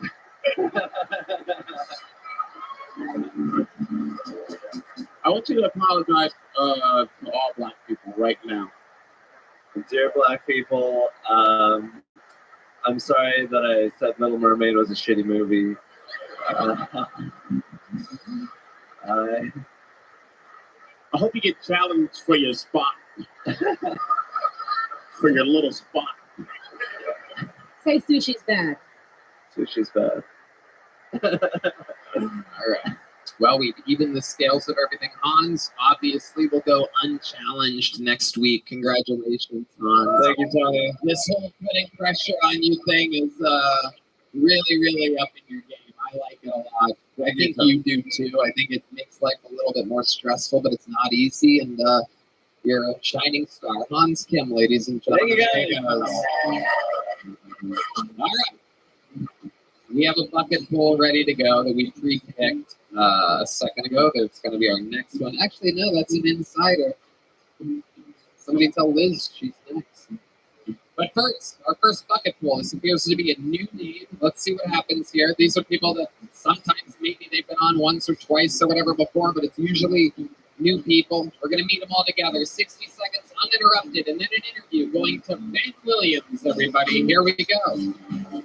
Ben Williams.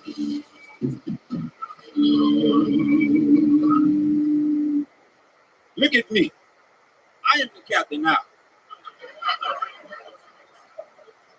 I was told that I look like the Somali empowerment that robbed Captain Phillips. I'll take it. You know, I'll take it. It's better than what I seen on the internet yesterday. You know, no one said I look like Chris Crack Rock.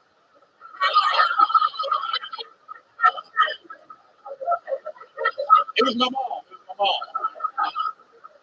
Don't worry, she's blocked from all social media. But my mom was actually an entertainer. You know, she was a magician. She made my dad disappear. I know I look like I got a drug addiction, but it's just starvation. You know, like I won't sell my body for drugs, but I might blow a guy for a meatball marinara.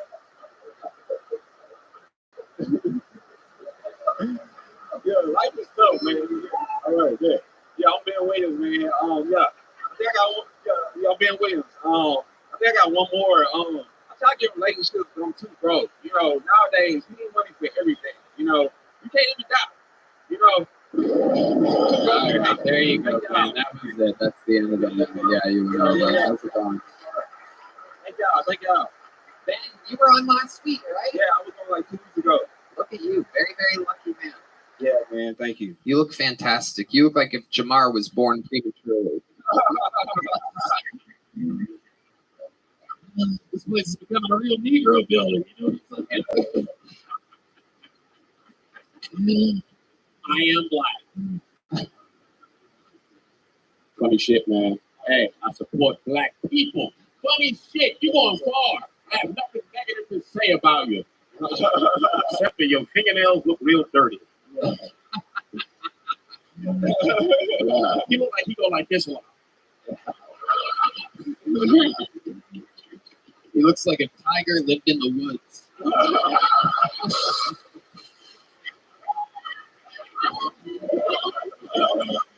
My favorite thing about Ben's set was the cowboy from Fort Worth laughing the entire time and not at his jokes, just laughing. Because I don't think you've ever seen anything quite like this before, have you, cowboy? You got a fantastic This was mustache. cracking up. Yeah. Very Thank you, suspicious amount of laughter. He was on the setups. He just came out and he started laughing just like that. Great mustache, man. Thank you. Yeah, that's great. Hell yeah, absolutely.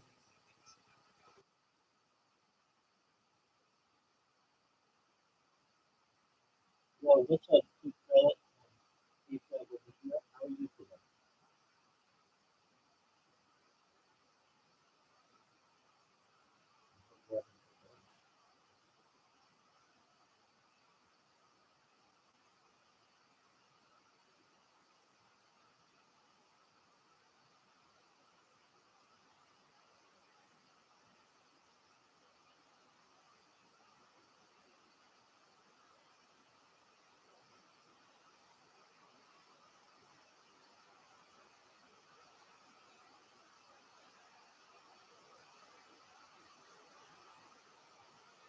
Absolutely. Kim Conklin. Yeah, that was really great. You had a great set. You look like the guy from Black Panther now. Yeah. Yeah. What kind of dentist are you going to? I can tell he lives in Texas because of his Buc-ee's.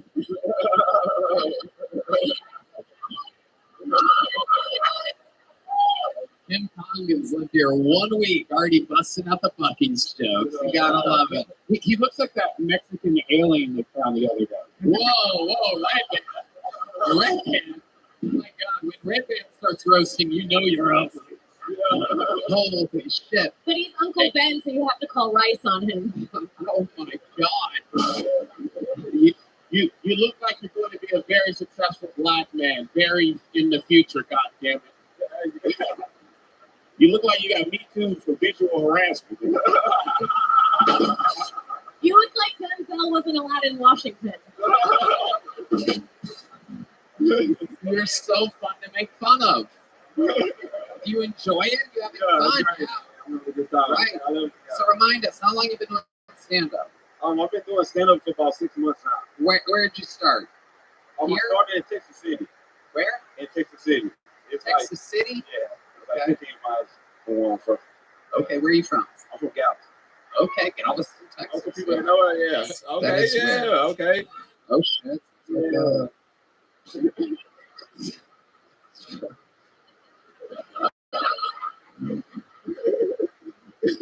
Galveston, Texas, famously where Robert Durst put a body out on the water thinking that it was going to go towards the ocean.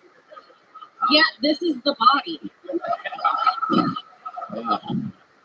It was discovered in black trash bags. We're not far off from okie dokie. Where are your parents from, Ben? They're from Galveston. Oh, okay. Where are their parents from? Okay, you're good. What do you do for work, Ben? I love that when you're laughing, you look like you're crying. It is incredible. You look like the Crypt Keeper. The Crypt Keeper, that's a black gang. You guys don't know. Jamar laughed. It's funny. The Crypt Keeper. There's Bloods and there's Crips. Not Crypt. I never called anybody the Crypt Keeper. I mean, because I'm stuck with fucking cowboys out there not even knowing what the fuck's funny about my fucking Crypt Keeper jokes. Yeah. Well, like I said last time, I'm a comic man, so What? I'm a comedian. Okay. What I do, man. I've just really been following my goals. Yeah, but nah, I've really been following. Hey, laugh, bitch. Oh, you can laugh. That's what my mom did. It was okay. But yeah, that's what I've just been doing. Is working hard to do this, man. So how do you make money? Man, believe it or not, I work for this dude that sell art on the side of the street. So I just been selling art with him. You sell art on the side of the street? Side of the street, yeah. Here you go, man. I'm gonna make $50 off of that. Yeah.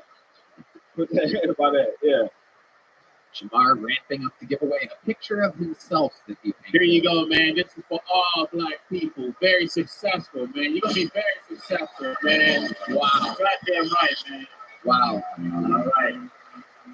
Y'all gonna see me outside selling for $50, so we got $50. You don't give me my goddamn picture back. I'm take cash. I do take bail. He look like when he put on lotion to make him looser. Makes him looser? Ben, what's your living situation? What, by yourself? I'm not by myself. I got different people that been supporting me, support my dreams and stuff like that. I love it. Who are these people? Oh, Who are these people? Shout out to Sylvia. She was also here. Shout out. Yeah, I'm not familiar with her episode. Made me cry. Shout out to Sylvia. My boy Caleb. I just make couch surfing for now. Okay. Yeah. It's Andy. What do you do for fun when you're not doing stand-up? Like I say, I do music, and I enjoy movies, and just going out. Just going out to Barton Springs and just enjoying life. Yeah. What do you do in Barton Springs? Swim on the free side.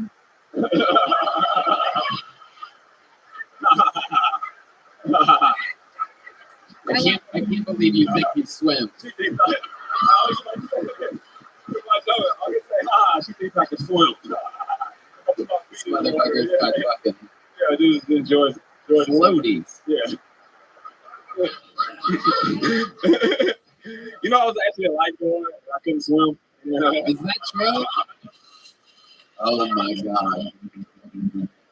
Ben, you are absolutely adorable. You got a big jump book last time? Yes, sir. A big one? Yeah. Good for you. Fun times. Congratulations. You're walking out with a piece of art. You got a gel blaster last time you were on? I did. What'd you do with the gel blaster? I still have it. You still have it? Yeah. You haven't sold it? No. He just wants a meal, dog.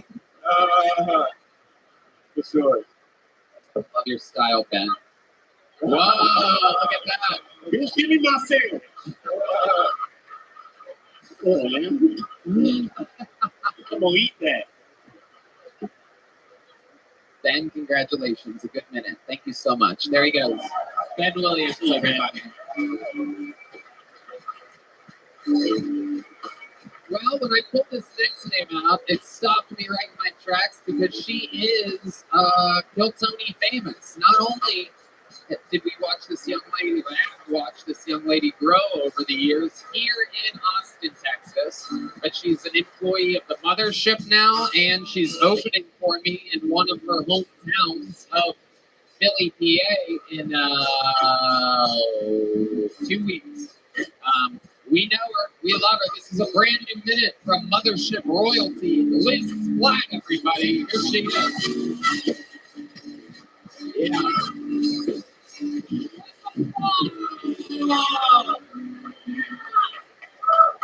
Talking to my homegirl earlier, talking about girly things, and she referred to her vagina as a flower. Which is kind of weird, right? Because I guess I don't know about you guys, but I've never seen a flower get beat the fuck up like that. You know what I'm saying?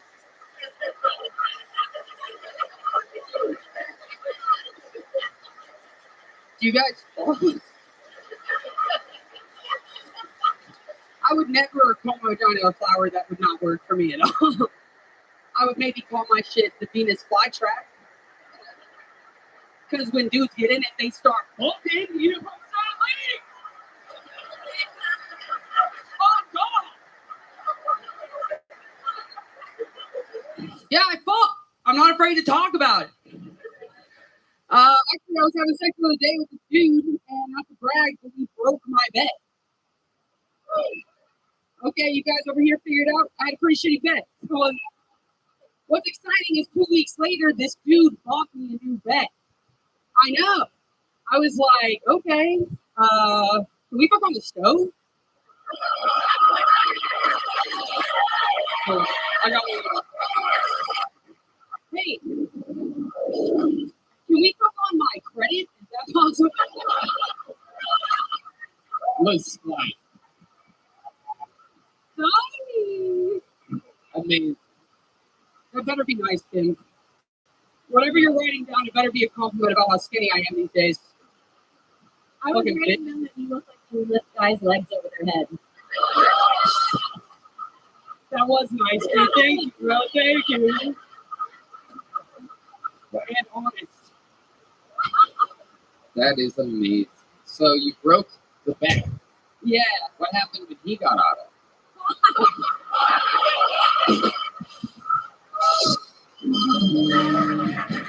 Curse you, Tony! Curse you! Now they know I'm plus size! You think? Did you say bus size? Curse it! We absolutely love Liz Flat. She has been a true local legend for years. I mean, a part of the real crop of fucking little monsters being created here in Austin. Boss, mothership, employee, lots of spots here at this club, which has a lot of spots to give out and a lot of people getting work, getting better. So that's amazing. You're one of the people that I was really rooting for to get a job here, and you did, and you're thriving. Yes, I mean, thank you. Yeah. I feel like I'm thriving. This is the best month of my life. Yeah. Best month of my life. What else is going on? Tell us more, Liz. I went to the Drake concert earlier this month. It was lit as hell. I was wearing a matching, I was with a group of friends. And we were wearing matching Nike Techs and Air Force Ones. Drake looked directly in my eyes and sang to me, I'm still trying to figure out if I'm pregnant or not. Oh my goodness. Pray for me. Pray that it's yes. I'd be clutched. I could use a Looks drink. like you might be. Oh, shut up. Sure, we're friends. We drink together at the bar at the end of the I mean, she's been around rappers, but not the music. Yeah. These kinds of rappers right here. My damn sandwich. My sandwich. Bar very protective of his sandwich, something to keep an eye on throughout the episode. Jamar appreciates my shape. Yeah, damn right. Hell yeah, dude. Hell yeah. Hell yeah, baby. Hey, I knew I could count on that. I like Splat, man. She looked like a gynecologist with a dildo with a GoPro on her tip. I like that. Okay. Splat is also what happens when Jamar fucks him. It's like a wet sound. Anyway, Yeah, because this pussy be mad wet. oh yeah. You know what? Turn it into a compliment. You know what? I'm with it. Let's go. I know that, Jamar. Why? Because you fat white? Huh? Oh, shit. Yes. Yes. That's all we've established about me so far is that I'm fat and I'm white. And you're hilarious. Oh, That is true. That is true. That is true. You look like Charlize Theron went method again. I don't get that reference. You saw the movie. She looks like Charlize in the Chocolate Factory. I like that. I like that. Liz, what is your love life like? Is that a black guy that you broke the bed with? No, actually, it's non-existent right now. Oh. It's just a non-existent love life. In fact, I didn't want to break it to you earlier, but I never broke the bed with a guy. It never happened. I thought it'd be a funny joke. I lied to you all, and you believed it. Now look at you. Just begging to break a bed with me, yours truly. Tony's gonna go home and unscrew some of my screws in the bed. That's Just to make it Those real are the for only me. things getting screwed in that bed. I just said that. It's just funny because he made it funnier. Well, you said the screw thing. I applied it. Totally. Yeah. Look, it crushed. They love you. At least I think you're someone onto will have a something. good frame. Oh. Oh, it's me because I'm a woman saying it to her. Are you talking shit about my body because I have a belly bite? I have a bug bite on my belly. Whoa. Aw. Here, let me see. Take it off. Let me see. Take the bug. Oh, shit. Whoa. Can you only zoom I've in? never seen a Band-Aid on a bug bite before. This should be interesting. Whoa. That is infected, ladies and gentlemen. Yeah. D-Madness. I have $1 for you.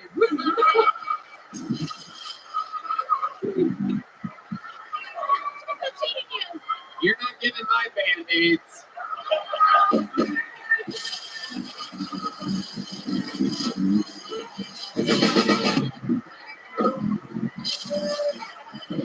That was I've beautiful. waited 13 years to do a Band-Aid strip. That was so beautiful, Tony. I love that. We've only been doing the show 10 years. That's so crazy. Liz, so much fun. You are an absolute force. To think of how this, like, you taking over during this interview, to see your confidence and the difference in only 2 years from moving down from Dallas, you know, a place where, you know, kind of had its own thing. You took a chance. You gambled on yourself. You gambled on Austin. And you're like two totally different people. You're the rock star that we always saw a glimpse of. I'll This just have is- you on the sticker show Thursday. Hell yeah! Thank you so Believe much. me when I tell you, this is the future right here. Liz Splat, everybody. There she goes. See you in Philly.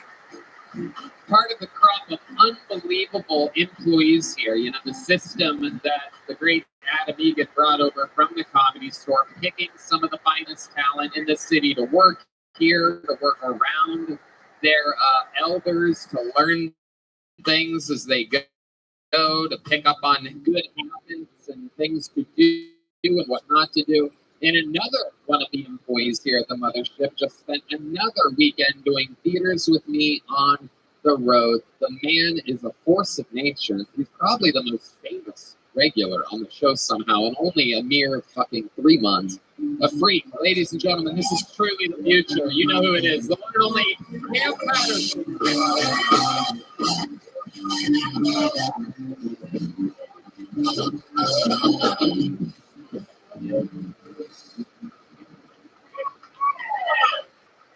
Hey, y'all fuck with Target? Say, yeah. Fuck Target, nigga. Because they fired me because I was stealing shit. Was I stealing shit? Of course. The reason they fired me, like, Cam, you was a little too urban for the cash register. What the fuck did that even mean? They're like, you can't be telling white people because they my nigga when they check out. I had no idea that was the problem. I thought y'all loved when I called y'all nigga, dog. You know what I'm saying? Ain't that right, my nigga in the top of the head? Can I ask you a serious question? It's a real serious question. Me and you, that's a serious question. If you want to say nigga right now, for the next 15 seconds, listen, just me and you, cowboy hat nigga. If you want to say it, you a genius. That was a trap. I was going to kill you. I did that exact same thing in Alabama. It did not do like that. Let me ask some questions. Dude. Come on, Tim, man. Monster. Come on, man. My man, Cam motherfucking Patterson. I was scared to ask this nigga. I was terrified, dog. Yeah, I was like, he might say it. He might say that shit, dog. Not saying. I thought he was going to scream. I waited for this shit my whole life. Oh, Jesus.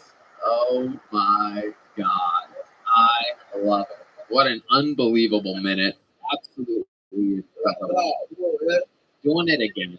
Coming off a strong, fun fucking weekend on the road. I mean, this guy is absolutely killing in these theaters, making the adjustments, in this weird art form, a small room and even a big room like this. It's so different than a massive theater. It changes your timing, your pacing, and you've always done good, but to see you make adjustments to get stronger, it's fucking crazy. Thank you. It's been cool as fuck. Like, you know what I'm saying? Running through this shit like that. Yeah. And it's tough. We had a tough weekend to travel. Yeah. This fucking weekend. Almost got sleep in the airport together. Yeah, we did.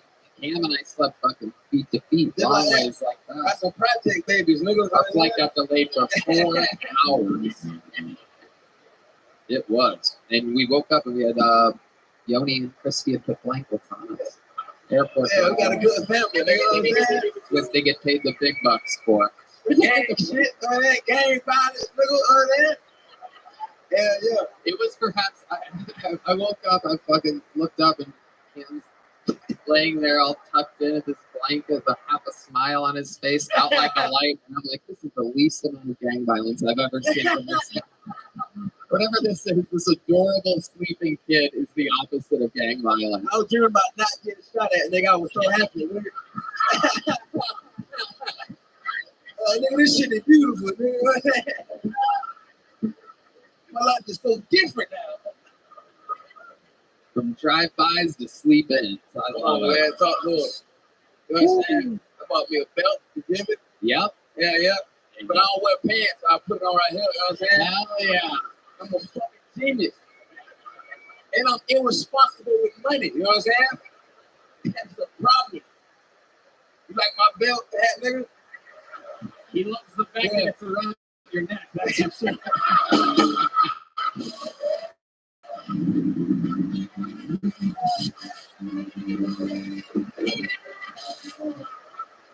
Hey, if you didn't like that, I'd have whipped you with it. No reparations, you know what I'm saying? Oh, hell yeah. Oh, shit. He just reached for something. He reached for something. He was about to give you some money. He was about to give us some money. Yeah, us. Yeah, nigga, me and Jamal, you owe us 40 acres. you. Nigga, Hey, nigga, hey, you whooping with that, nigga. I whooping with this. You have one of my favorite comments. I have nothing negative to say about it. I think you're fucking brilliant. I got one question. Did you kill King Von? Nah, man, Cam was fucking brilliant, man. I got nothing to do. Absolutely. What else is going on, Cam? Anything else in your normal life? That show we get in Indianapolis, dude stopped me. And he was like, hey, my girlfriend was such a great dick. And I thought it was like a joke. And I was like, haha, that's cool, you know what I'm saying? And then she was like, nah, I can suck a dick. And I was like, what? And then she was like, I can't. So you want to give her a test drive or something? But she sucked my dick, you know what I'm saying?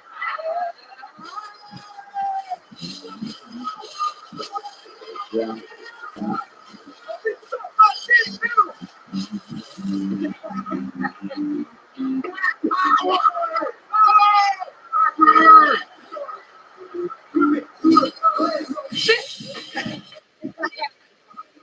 This dude just came. Yeah. He was about to come, and then they said Black Power. He was, we should go through the whole process there. No, so could she? Oh, she cool. Oh, great. Phenomenal. You know what I'm saying? Got it. Oh, shit. She ain't had no teeth, nigga. Wow. Unbelievable. I'm jealous. This shit white. This shit white as shit. You know what I'm saying? The best. Y'all get it? Wow. Absolutely. Cam Patterson living his best life, out there thriving, getting toothless blowjobs. Where'd you go to have the blowjob? In the green room, tornado. Wow. There's a few green rooms in these theaters, thank God. Was it still green when you were done with her? Yo, why the hell, brother? Why the hell? Clear, whatever color your come is. If it's yellow, you got gonorrhea, my nigga. You know what I'm saying? So fun. So much fun to do the road with. What else did we do? We ate good. We had fun. Yeah, you take real good care of me, dog. Yep. You watched the game? The Colorado game? Did. Holy shit, that was crazy. Yeah, shout out Colorado boys. Shout out hell yeah. They get it. Talk to them. Shit was wild. So crazy. Right time. It's unbelievable. Typical. A black man trying to sell the nuggets. Like didn't that's get it. Denver. You almost got it. Damn, I wish I knew sports better. That's Denver. Yeah. What? I thought it was the Denver Nuggets. Fuck you guys. Cam Patterson, an absolute force of nature, and we love to see it. You're a huge part of the squad. Make some noise for Cam Patterson. Hell yeah. One more time for Cam Patterson. All right, we're moving along smoothly. Back to the bucket we go. Let's see what happens here. Make some noise for your next comedian, D.K. D and K. Here we go. D bucket. Here he is, D.K. Make some noise for D.K., everyone.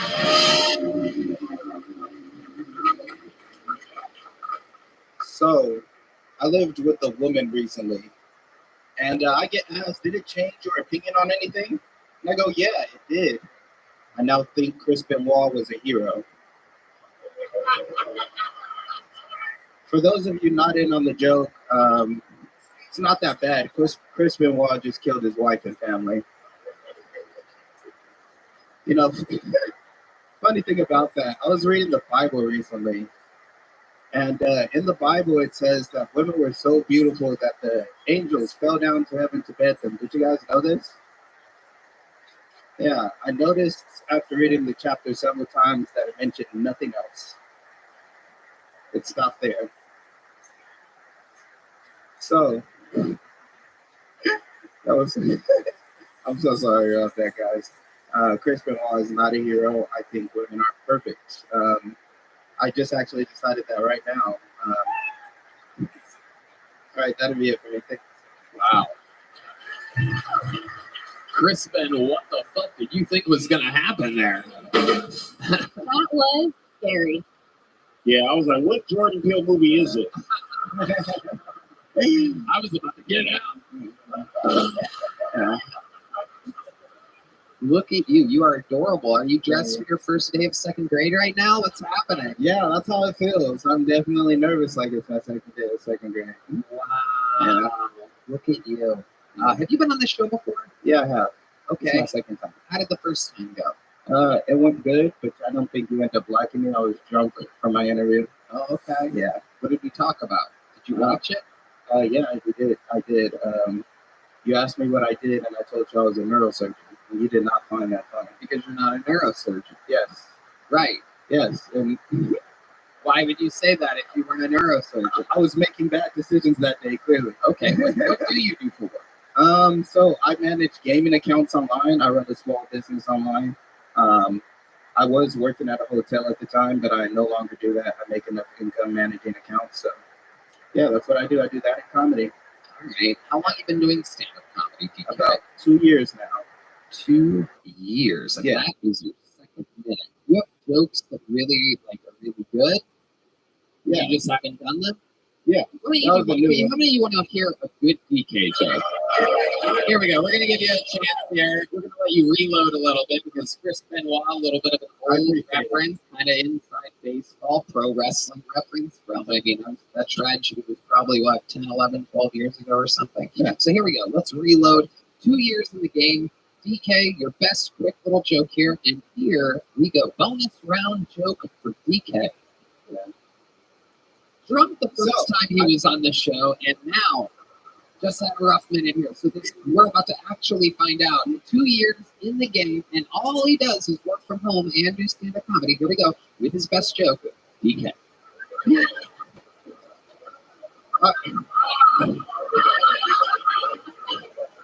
It's good. So I don't know if you guys remember this, but being a young, immature man, anybody could fuck up your reality just by telling you something was gay. You'd be doing something harmless, like, I don't know, coloring. Pretty gay.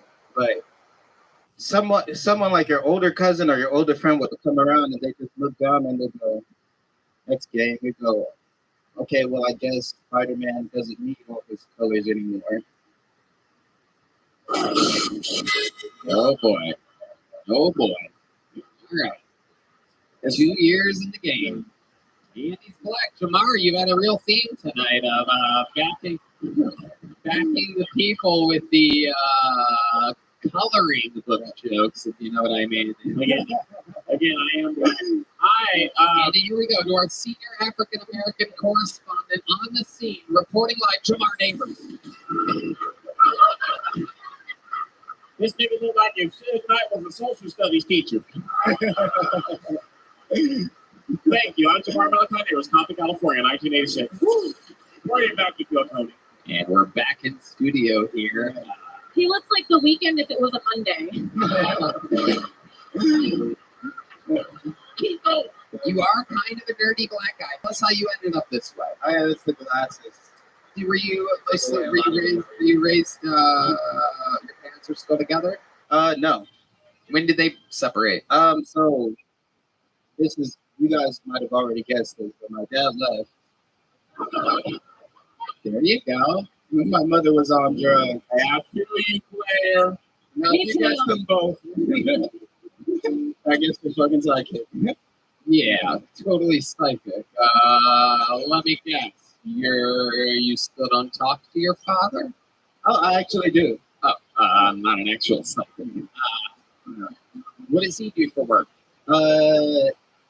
He's running from parole right now. So. Running from parole. For some reason, I thought he was going to say running for Congress or something like that. Running for governor. No, running from parole. Well, luckily you didn't say this on a huge podcast. Yeah. Well, I don't know where he is.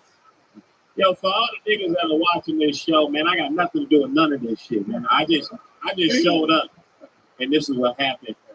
I love Kill Tony. Jamar look like also you work- running. Go ahead. He looks like he works HR for the Bloods.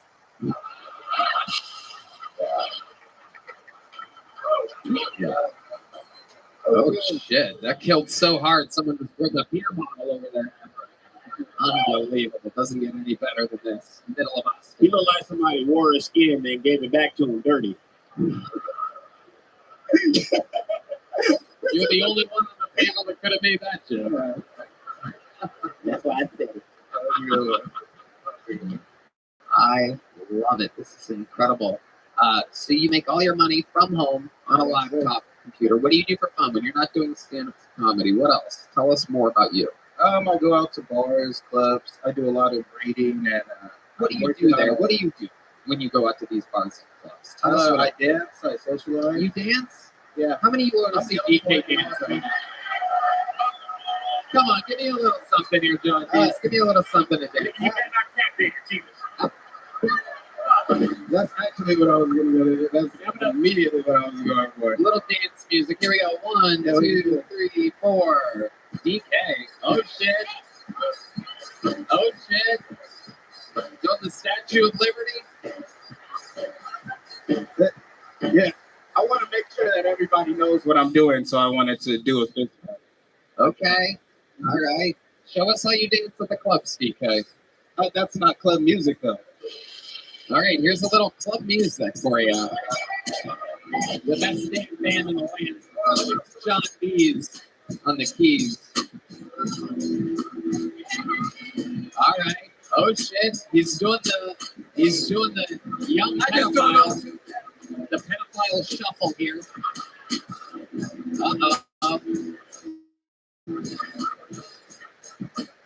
Oh my goodness. There it is. You give me two-step music. I'm a two-step. Okay, what kind of music do you want? You have any eight-step music? Yeah. Yeah, give me something to get sturdy to. Sturdy. Yeah, maybe something to get sturdy to.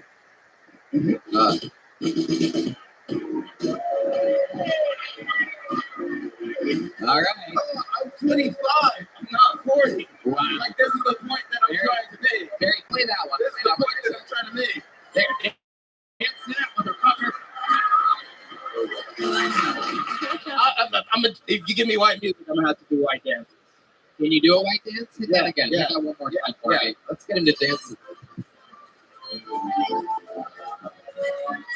All right. I hate you.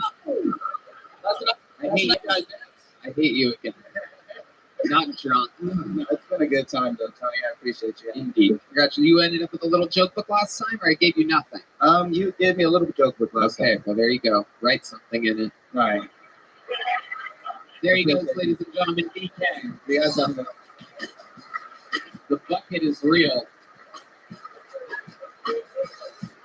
Anything can happen on this show.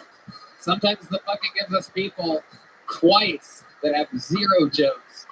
And sometimes the bucket gives us greatness. Your next comedian is the most recent golden ticket winner in the show's history.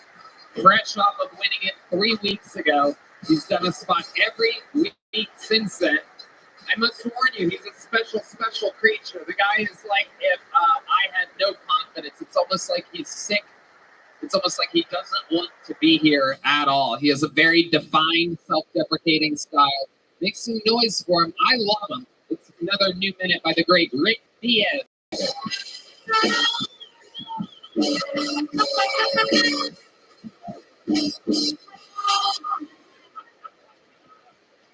All right. Okay. I've been trying to get rid of my toxic masculinity.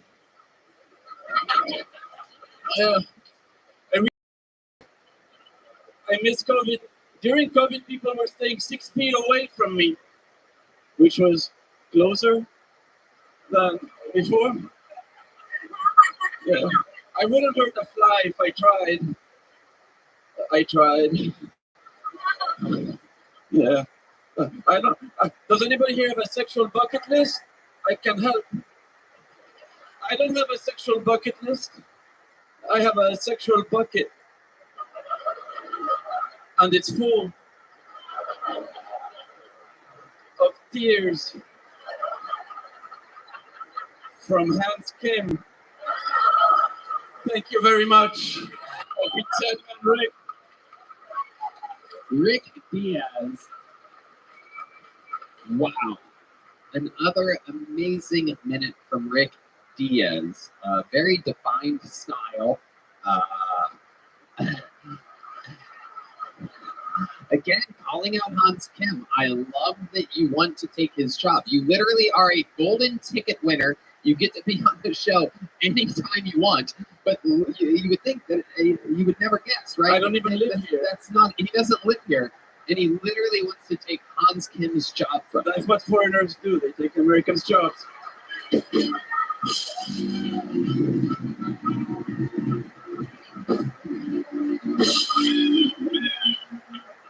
Why was there a hawk there? What did the hawk have to do with anything? He's taking his jobs. All right. Oh, okay. America. Okay. Thank you. Build that wall. I didn't know.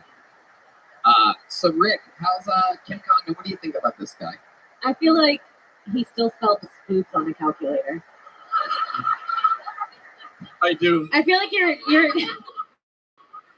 I feel like you're With a lot of fives at the end. I feel like your dick smells like a book. Magazine. Ooh. I'm really happy to see you. I saw your set at Sunset Strip the other night. Thank you. Yeah, it was okay. That's it. I'm calling immigration. Only one of us can be here. Holy shit. We're taking shots at the throne over here. Look at you, the balls on you. Their Spanish balls are huge. They are, right? You look like you shake when you have sex with a woman. But they like it. Yeah. I'm leaving them alone. Yeah.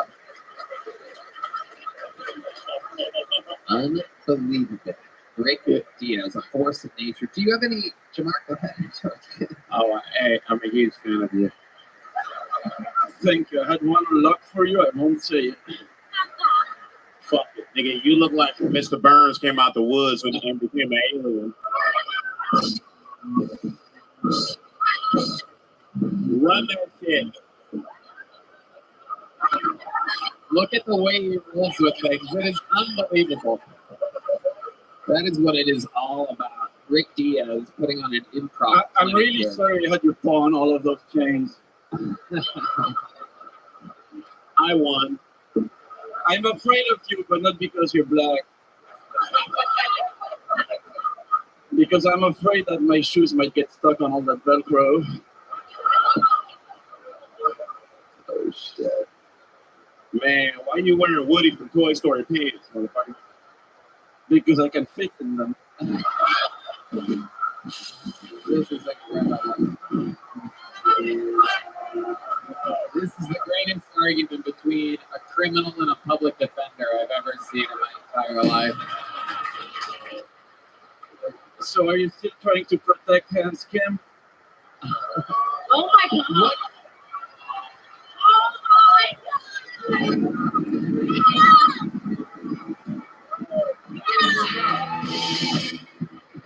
If Michael settled down over there. Jesus Christ. Battle drums, really? I don't care about the regular spot. If he dies, he dies. So wait a second. You literally are leaving the United States of America next. Yes, sir. And you have one Monday left in town. One more Monday to take a man's job. What is, it doesn't make any sense, though. If you win, you won't be here. Would you stay? He has a job working with the EU. That's what I said when he came out here. I was like, PDU. That's not what you're going to say later tonight.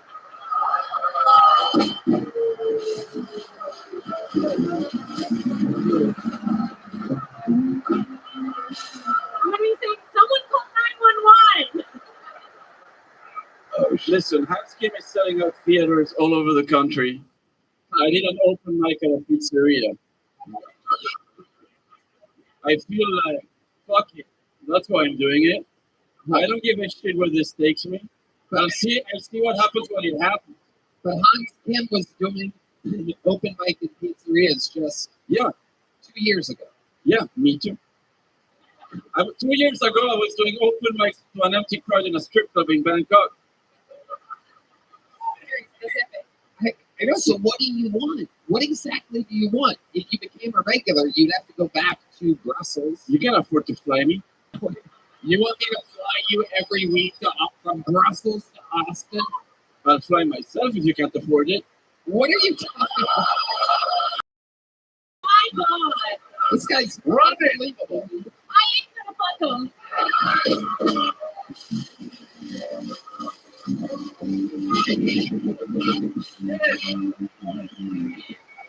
Fuck him, Kim. We finally found a way to keep him in Europe. He's gonna need that free health care after you're kidding. Shout out. And the unemployment benefits. So, Rick, seriously, explain to us what the battle plan would be if you beat Hans Kim for regular shit. If Hans Kim beats me, because he brings his A shit and gets his act together and he beats me, we'll see what happens. If I beat him, What do you want? I'll give him an honest rematch at New Year's Eve. Oh my God. Listen to that. I fucking love this idea. Now you've sold me on it. Now there's a little storyline. There's a little punch to it. You know what? He had a great set tonight, but absolutely Hans, sorry, bro. Next week, your final week in town, 60 seconds versus 60 seconds for the regular chip. It will be Rick Diaz versus Hans Kim to start next week's show. And if Rick wins, Hans takes the regular. But they battle on New Year's Eve in front of over 8,000 people at the ATV. What if Hans wins? He loses his golden ticket. Whoa. Wow, right then. You only get one out of every 300 times he talks, folks. I don't know how many of you are real fans of the show, but the king of bad ideas just shows that every once in a while he can just off a good one. How does that sound to you? Will you put your golden ticket up on the line? Now let me remind you, if you lose, that means you don't get to go on every Kill Tony that you want. But if you win, then you battle again. And if you beat him on New Year's Eve, you're the new regular and he's gone. So you become a new regular. This gives you a chance to go back to Brussels, put a ribbon on things, and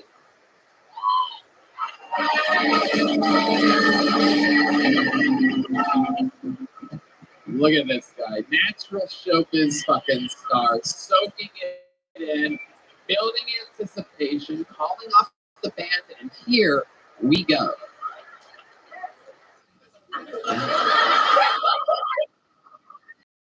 I lose.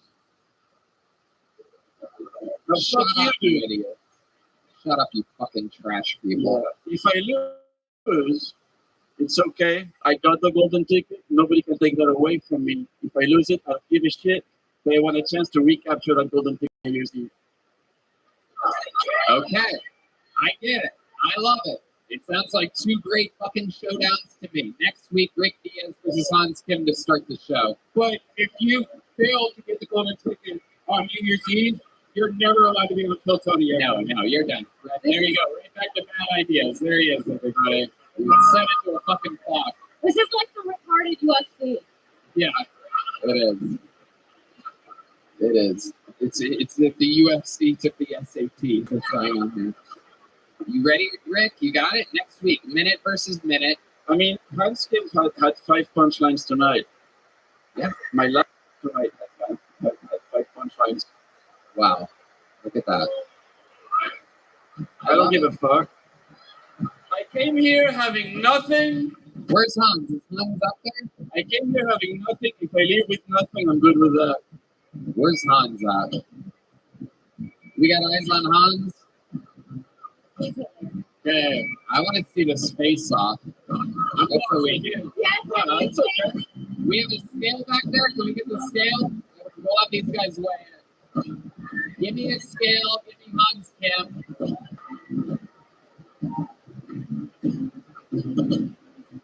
By the way, it's 70.7 degrees Fahrenheit in the room, if anybody was wondering. 49% humidity.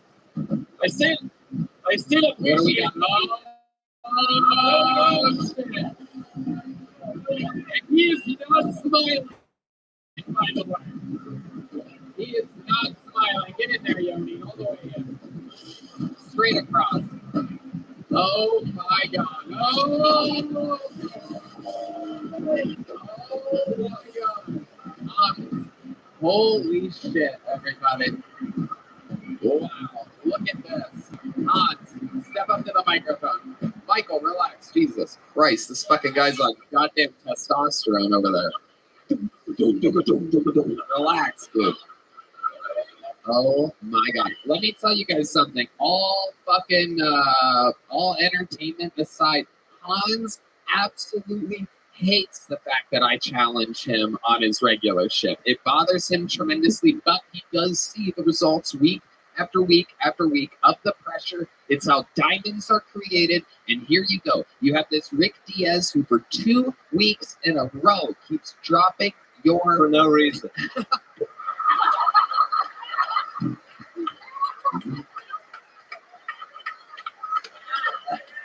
There is nothing funnier if you know him than a mad Hans Kim, by the way. What you're seeing is real. He's not an actor. You see that smile? How would you like it if someone came to your job and was like, hey, I could do better at your job. I challenge you.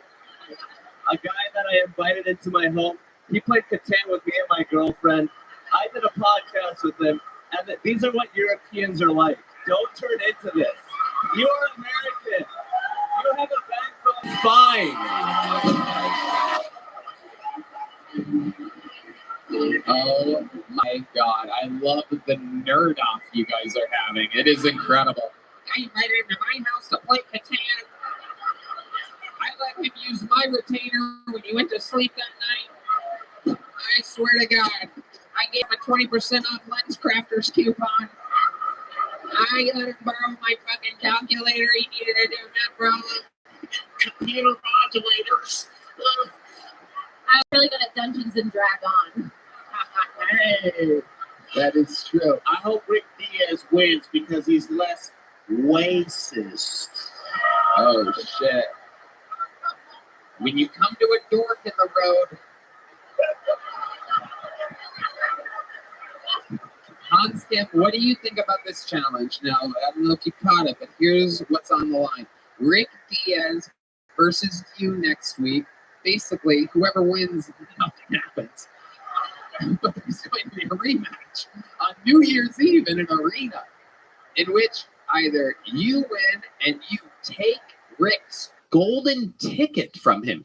Technically, this is like in pro wrestling when someone both the heavyweight championship and basically the Intercontinental Championship at the exact same time. You would have a golden ticket, which would mean nothing to you other than the fact that you took it from some European thought he could take your job.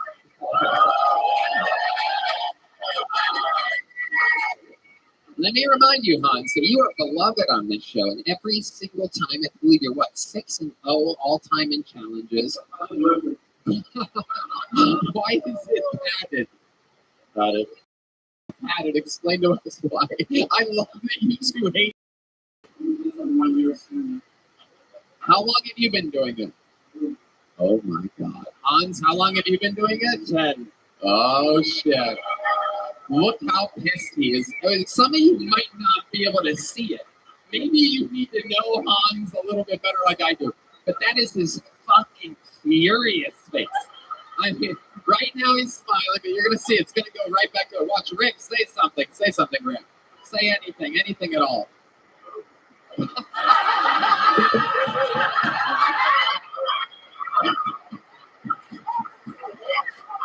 It's weird. It's weird because he's kind of smiling. Most people, if they're smiling a little bit, you're like, oh, that person's all right. Hans smiles a little bit right before he's about to kill somebody. Like that rape game. All right. Okay. Red band, a little bit less. Put the mic down. Put the mic down. Focus on the sound effects or something. So Hans Kim, you have a chance to take Rick's golden ticket from him. Why don't we just skip next week and announce it for New Year's Eve, and we'll take care of business then. How about that? Does that sound good? Yes. Okay. Wow, Hans is extra excited about this. New Year's Eve, golden ticket versus Rick.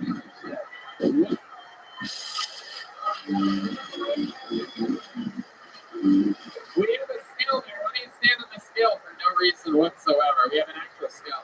177.6 pounds. And here we go. Rick Diaz is going to... There you go. Rick Diaz is going to stand on the scale.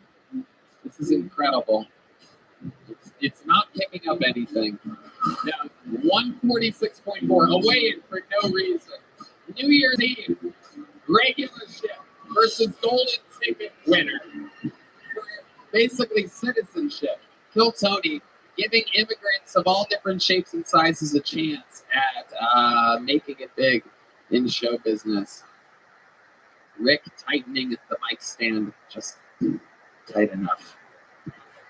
There he goes. Rick Diaz, everybody. Which one did I... That one is... Okay. Wow. Storyline, folks. New Year's Eve. I got no idea. That could go either way. The thing is Rick, we've seen less new minutes from him, and with 4 years, he probably has a lot of minutes of good material up his sleeve. Hans, really good at writing top-level jokes, and beloved by this crowd that literally watched him go from absolutely broke to a success story. So, the fans of Kill Tony are deeply invested in Hans's success. And plus, he's an American. And Rick Diaz is a filthy fucking hero. You know what I mean? So, it's tough to beat. I would give Hans. I would say Hans minus one of your favorite. Okay, your next comedian straight out of the bucket. Let's see what happens here. You guys having fun still? All right. This is 60 seconds uninterrupted going to Jordan J, everyone. Here we go. Jordan J. Jordan J is next on Kill Tony. Should be coming out any second. Here comes Jordan, everyone. He's inside. Okay. Here's Jordan J. Hell yeah. How y'all doing? Y'all doing good? Hell yeah, I'm glad to be here, man. Just moved to Austin, man. It's really diverse down here, man. I'm biracial. My daddy black, my mama white. Growing up, sometimes she was black and blue. It's all good, though. I don't judge my parents, man, because I figured out I want kids. Just not right now. Not right now. They doing stuff I can't get behind. And if I have a daughter, she got to stay a girl.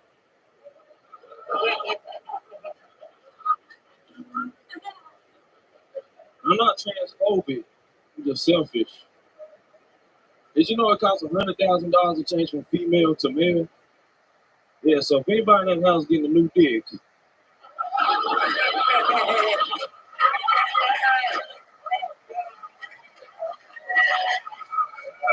it's gonna be me.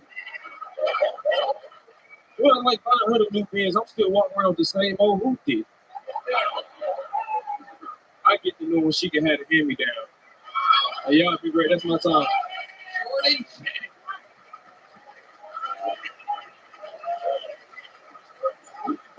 Flexing, one of my favorite things about the show is when there's someone, I remember you from shows at Vulcan, right? And even maybe the place before that? No, it was just Vulcan. No, Vulcan. Anyway, that was your first time on the show? Yeah, it's my second time here. Right, second time on the show is right second time on the show, yes sir. And the first time did not go that well whatsoever. No, it did. It went great. It did? Yeah. I got a big joke book. This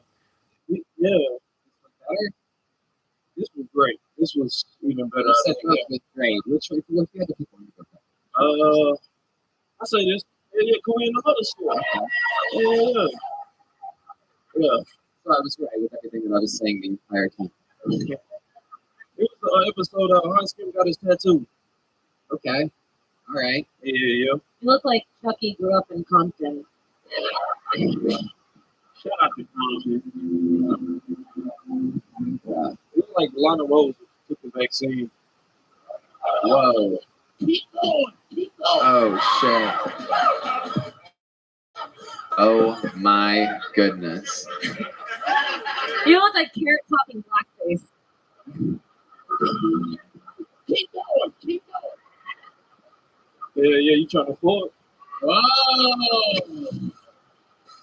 Whoa. You Wow. look like Blake Griffin if you drove a Kia.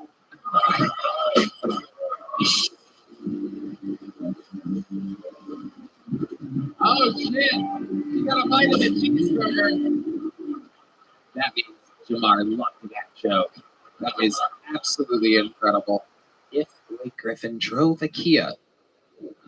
Jordan J., remind us, how long have you been doing stand-up comedy? 2.5 years now. Where are you from? Dallas. Yeah. And how long have you been here? 2 weeks.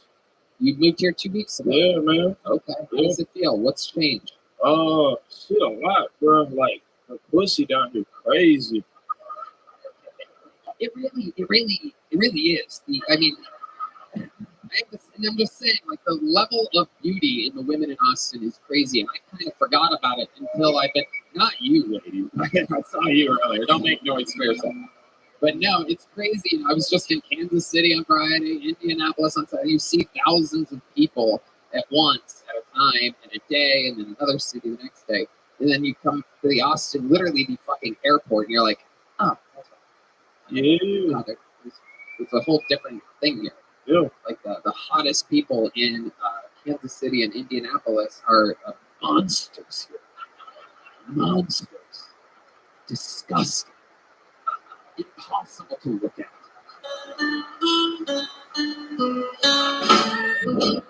And this guy just got hard again. Okay. Jordan J., tell us about your love life. Are you closing with these Austinites? Yeah, man, it's been kind of crazy though lately, man. Cause Yeah. cause I like sex and shit, you know, and but like I figured out like I like to take showers before sex and then put my underwear on anyways. Hold on a second here. Let's get this order of events correctly here. So you know you're about to have sex with a girl. She's at your place, and you're like, I'm gonna jump in a shower by yourself or with her. No, man, so I gotta wash the nuts good. You gotta wash your nuts good. Yes. Okay, and then you put underwear on. Yes. Regardless, even though if you're just about to jump right into it, you go underwear back on. Yeah, it's the feeling of taking them off. I get that. You know what I'm talking about? And if you shower beforehand, you get to take them off twice. Yeah, it's the pull down. Like when your dick hard as fuck, and then the elastic band run across that dick. Yeah. Whoa, this guy's interested all of a sudden. This guy said nothing. That guy's got a fucking huge cock on him. That's what's happening here. Wow. Secret's out, dude. What's up? You on property? Hell yeah. Hey, she for sale. Oh, shit. Not for you. Oh, my goodness. This is incredible. Wow. And you're kind of like, what would we consider you? You're somehow, you're white mom, black dad, and you came out kind of red. Yeah. It's weird because if you move the words around in ginger, you get it. Hold on, let's check in with our senior African American correspondent here. Hey, I'm from California. If you switch gender around, there needs to be two G-I-N-G. Oh, hell no. Yeah, going back to 20 minutes. Spelling bee champion, Tony. Colorado. Yeah. Yeah, man. Yeah. Last I think I know indeed. So does the carpet match the drapes? Is it yeah. It's weird because it goes through like when the seasons change, like it go from right. Yeah. This is actually, we have a chart of what your pubes, if Jamar, turn your head sideways. We have a chart. This is how it starts. And as the seasons go on, it gets dark, and then red again, and then dark, and red again. This is January through February, and then March gets a little April, May, and then June for some reason we go dark again. Winter is where everything dies. And July to October here, and then a little something special for Christmas and New Year's at the end there. Shout out to Juneteenth. Red Band's gonna have to go in and fix every time you drop that mic. Then look at him, look at him. Oh shit. Was he gonna play the Lion King? Yeah, that's what happens. That's a Red Band's version of the N-word. When he gets mad at a black person, he gets that sound effect. Shout out to Jason Jackson. I love it. So let me ask you something, Jordan, because you are, we don't get that too many lights in the blackouts on this show. So do you look up to other light-skinned people? Yeah. Who are some of your favorites? Great. Wow. Well, I think that's about it, man. Steph Curry? Uh, Colin Kaepernick? Yeah, I fuck Colin. You do? Yeah. But he could have pissed white people off. Yeah, he is. We don't like Yeah. this guy. Oh, yeah. All right. Well, fun times, Jordan. You already have a big joke book. You have a gel blaster. Business is booming for you. Jordan, I'd love to have you on the Secret Show Thursday. Yeah, thank you.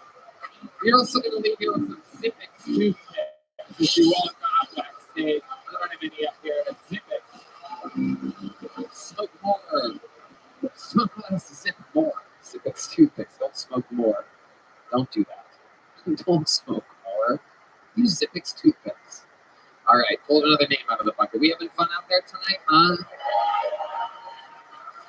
It's a fun episode. I like it like this. It's just the machine is rolling. Everything is fully operational. Have another hand for my amazing guests from our neighbors in Tim Coffee. We're having fun here. This is so much fun! Make some noise for your next comedian. 60 seconds uninterrupted for Chad Dixon. Chad Dixon is next on the show. Make some noise for Chad, everybody. These people wait all night for this. Make some noise for Chad Dixon, everyone. Oh yeah, back-to-back gingers. What a treat for you all. Oh my gosh. My name is Chad. I actually come from a long line of shitty names. Yeah. My grandfather's name was Gaylord. True story. My father's name was also Gaylord. It took a while to crack the code. I heard recently that dogs can smell lung cancer on your breath. I'd hate to see the prostate exam.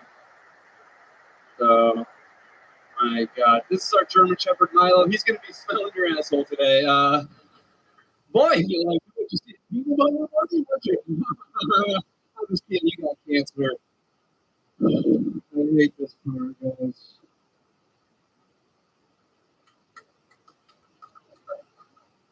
My girlfriend just broke up with me like 3 years ago.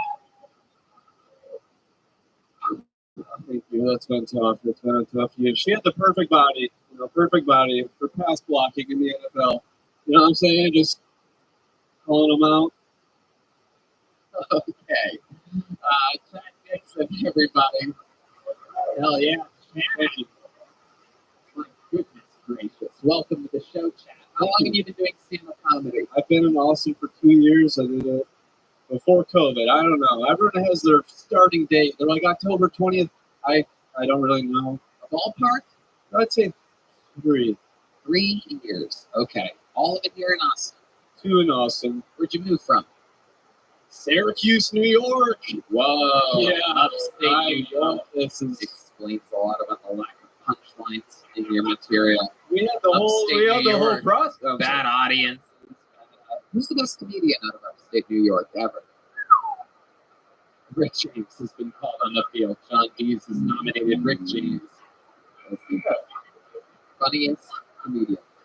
Chad, what do you do for work? What exactly type of inspections do you do for a living? You seem like an inspector. I do no inspecting, actually. I'm an 8th grade science teacher. Whoa! Not with that mustache. Yeah. Do they know you come from a long line of faggots? Did you say Gaylord? Alright, fuck. That's Happy King. That's what it means. Happy King. You know what I'm saying? You look like you sniffed the seats at Chuck E. Cheese. Is that really what I look like? Do I look like I did this? Low key. Yeah. All right. Not now. That's fair. Yeah, you do have some pedophile energies. Do you teach one of the? Let me guess. You coach one of the girls' sports at the school that you teach science at? Am I correct? Soccer. I teach the girls volleyball too. No, I don't. I do. This is what I do after work. What? I do open mic comedy after work. I don't. No extracurricular activities for you? Zero. You're not doing anything? A lot of school teachers, 8th grade science teachers, for example, will be the softball coach or something like that. Yeah, we've got 2 sports teams, so I think they're pretty well covered. They've got rifle, and they've got. You watch them with binoculars from out of your window. Okay, Chad, what do you do for fun? How old are you? What do you think I am? 72. 38. 33, so I'm glad 38. That seems like a real guess.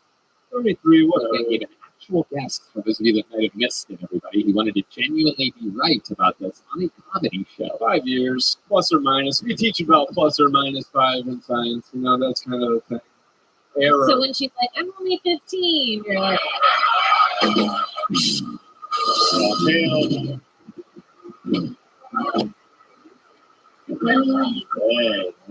Big pedophile crowd here.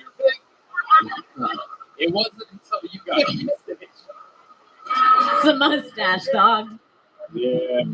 He looked like he glued Nerds candy on his asshole to crack his tight. And stand in the park. Nerds and turds, nerds and turds. I mean, I tried to dress up. I don't know what else to wear. You always dress like that? You always dress like a guy that has a few beers all by himself at the end of an empty bar? I mean, kind of like this. So, I would go to that bar. If these were the worst people, I would go to that bar. okay. All right. No problem. No problems here. I don't know where. You've seen the show, right? I have. Well, Chad, what do you do for fun? Other than open mics, stand-up comedy, and teaching 8th grade, it seem like you have you seem like you're good at something like roller skating. Like you'd be abnormally good at roller skating, skating backwards, while seamlessly turning and stuff. Like I have a feeling you're really good at something. I'm good at everything I do. Maybe maybe we could let the jokes about comedy, but okay, you're good at everything that you do. The question was, what is it that you do?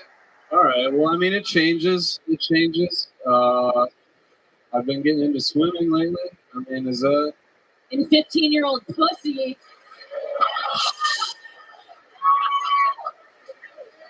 Yeah. Kim has decided you are officially a pedophile. I'm sorry. Thank you for that. Appreciate that. Thank you. So swimming, what kind of swimming are you doing? We're going to Barton Springs. We're freestyling. Whoa. We're going for about 2 minutes hard and then about 8 minutes of when you survival. say Hard because there was a 15-year-old there.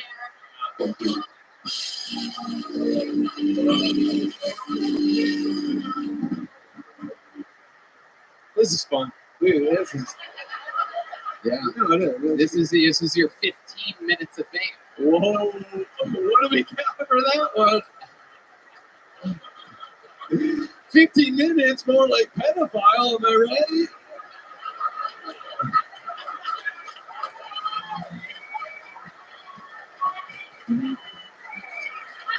Way to take the ball and run with it, like you're doing when you're in the playground with 15-year-olds. So back to your lean. Just lean into it. You gotta lean into it. This is my path now, guys. We had a clean rap sheet before this, but hey. It is incredible. It is incredible. What kind of car do you drive? 2018 4Runner, and that was after I've had multiple vehicles stolen from Austin. Give it up to Austin police, not finding those vehicles. What vehicles were stolen exactly? One of your dates on one of your big wheels? Oh, fuck yeah, dude. Fuck yeah. He feeling like Pee Wee Herman at AA. Oh boy. I still want to know the vehicles. Does anyone care really about that? Yeah, what are the vehicles? We want to know. First vehicle I ever bought, Jeep Wrangler. A Barbie Jeep Wrangler. Yeah. The Jeep ain't the only thing. That ain't the only thing. All right, what else? The Jeep Wrangler. And then a vehicle my girlfriend, our Tacoma got stolen. So big Toyota crowd.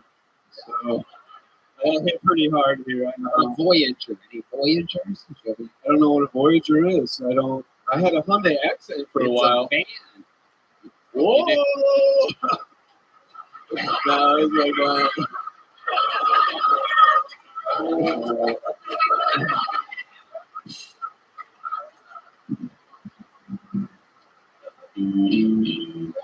Do you know why everybody thinks you're a pedophile? If you had to guess, why would you guess? Why would you guess that that is the running Did I joke? tuck my shirt in? Should I untuck it? Yeah. Whoa! Yeah, look who's about to get some 28-year-old pussy tonight.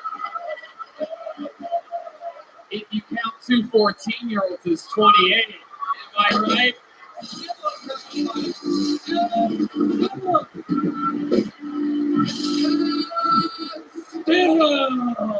A pedophile! Chad Dixon. Chad Dixon. You get it? Girls. Oh, take the mustache off, Chad. Let's see if that helps. How many do you think you should take off this mustache? All right. Chad, fun times. You're a pedophile. We love you. I'll tell you what. The set was terrible, but I like the way that you handled the interview so much, Chad. Look over here. Look over here. I like the way you handled the interview so much that I'm going to give you a real Texas leather joke book by the great Bones. I can tell it's. I look in those eyes and I see there's something there. And what is there? A pedophile! There you go. You're going to lead with the gel blaster. Now, let me remind you, the people that you shoot with this, make sure they're wearing goggles at the time. Yeah. He look like when he get hard, his dick point to the nearest 10-year-old. He puts the compass. I think 45 jokes was enough about the whole thing. I think we yeah. There he goes, Oh, we're everybody. just kidding around. Yeah. We can. We're like you. We can. We can. There he goes. Chad Dixon, everybody. Just gonna ruin his man. Kim said it. There he goes, everybody. He's leaving. Chad Dixon. Chad Dixon comedy, everybody. All right, what are we doing? We started late, right? All right, we have another golden ticket winner. We're gonna fly through it real quick. This guy, famously from Houston, Texas, moved to Austin, Texas, got a job working at a Buc-ee's. This is a brand new minute from Enrique Chacon, everybody. Here he is.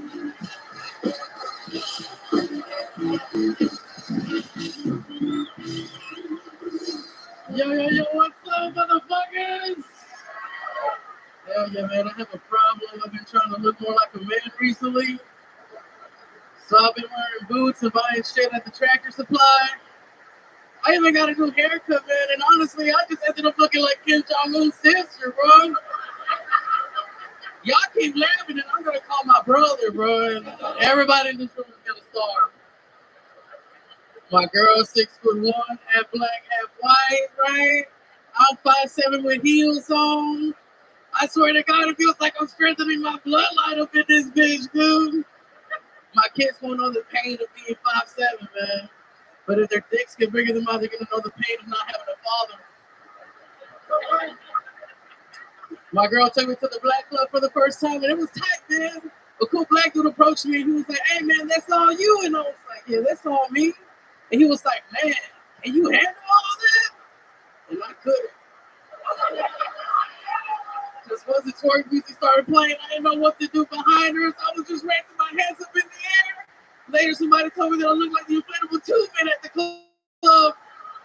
Thank you. Enrique Chacon. Appreciate y'all. With his adorable energies, self-deprecation. Unbelievable. You did it again. Kim Congdon, what do you think about this sweet boy? Oh, you're fucking amazing. You look like Carlos Mencia. Damn. You look like your mom's OnlyFans is Hurricane Maria. Oh, shit. Yeah, that's because my mom gets wet. Wow. Make some noise for Kim's mom's wet pussy. That's right. Kim came out of that thing like it was a water slide. No, I like Royce O'Donnell. You are adorable, Enrique. You are something else. How's life been going for you? Tell us about it. Pretty good, Tony. I finally got health insurance, bro. Absolutely. Thank you, dog. Look at it. You know what the fuck I'm talking about, man. I can finally get some glasses, man. Oh, yeah, man. What are you doing with your health insurance? Glasses? I'm going to get a physical finally. A physical? Oh, shit. I got bad news for you, dude. You're not going to be happy. You're sweating right now. That is not good for a physical. It's dope, Tony. Having an insurance card, it almost makes me feel like a citizen. This motherfucking heartburn, they gotta call the fire department. Fuck, Jamar, fucking Jamar. How a fat nigga wearing skinny jeans? This is crazy. Man, shut up. That is a You thing. look like a hot topic security guard, bro. Shut the fuck Oh, up. shit. Oh, shit. Give him a bite of your burger. Give him a bite of your burger. Hell yeah. He's been eyeballing it since he got up here. He deserves it. It's the only way I can kill him. I can't do it with jokes. I'm not doing it. His voice sound like he talking through a walkie-talkie real loud.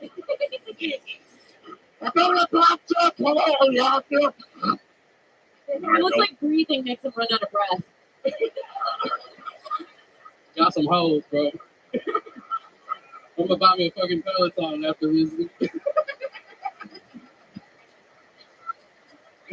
I love it. I mean, incredible. What type of exercise do you do? What is the most... You're watching it. It is incredible. He's wiping sweat from his face. He's not old enough to be this sweaty. I know. I feel like a Baptist preacher right now, bro. You know what? I gotta do what I gotta do. How old are you, Enrique? Oh, I just turned 27. 27 years old, and obviously very high blood pressure. There's a lot going on here. 27, you're adorable, super likable, but I mean, it seems like you're in terrible shape. Literally, I'm gonna go back to get what type of working out do you do in real life? What's the most that you do? Is it really coming up these stairs at the mothership? What is it? Probably that. So recently I rescued 2 goats, right? You know, from the slaughterhouse. So You rescued 2 goats from the slaughterhouse? The slaughterhouse. Okay. He likes them tartar. You wrestle 2 goats at a what? The slaughterhouse. I rescued them, 2 of them, you know, the beautiful goats. So I think that's the most thing I do. I just like scoop their shit up, you know, tend to them, feed them. Where do you keep these goats? I have so me and my girl got a big ass property, right? So I was tired of doing yard work, Tony. I was. Mm-hmm. So I decided to get some fucking goats, you know.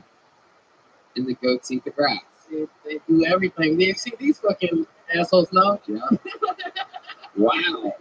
Damn. I was at the front. You've been called the N-word by a black guy and an asshole by a Mexican tonight. Welcome to Austin. Welcome.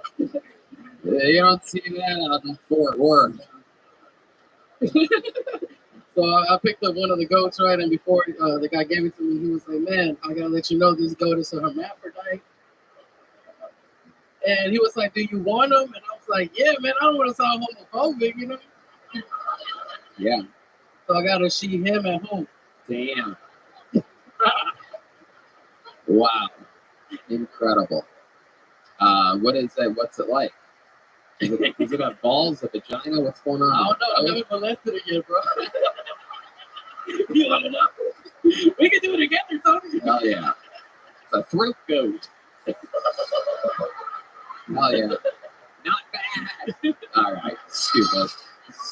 Had to do it. Damn. Enrique. Wow. So how's work at Bucky's going? Everybody knows you work at Bucky's. Yeah. Sometimes you're the mascot. Oh, actually, not anymore. You're looking at the new cigarette manager at Bucky's, dog. Whoa, you got bumped up. That's all I do. Count cigarettes. Oh yeah. Talk to representatives, bro. You love it. Gets my blood pressure going, dude. Yeah. Absolutely. Making the big bucks. I love it. And that's a big raise, right? Oh, yeah, it's a big raise. Amazing. Well, Hence the health insurance. that's how you got it. Right? Being a manager It's coming at full Bucky's. circle, bro. Incredible. Use the health insurance, Enrique. Yeah. Use it. I'm Cash in. sweating. Yeah. I am Tony. Maybe we're gonna have the same primary care physician. You never know. What? I think he's dying right now. You are sweating profusely. I've never seen a wet front before, but it's not a slur if you make it up yourself. Yeah. I'm also with like Kim's mom. You know? Yes. All right. He look like he stutter like this. Ba-da-ba-ba-ba. Goddamn. Absolutely. Goddamn, you got me again. You guys keep making fun of me. I love it. What were you doing at a slaughterhouse? I think it's pronounced Waffle House. All right. He was writing bad jokes. He was getting beat up by Rocky, nigga, when he was training for Copper Lane. Rocky Road, maybe. Damn. All right. Enrique, you're adorable. We love you. Golden ticket winner from Houston. Now it's in Austin. Yeah, Enrique Chacon. Red Band wanted to end the show, but I pulled one more name out of the bucket. Is that okay?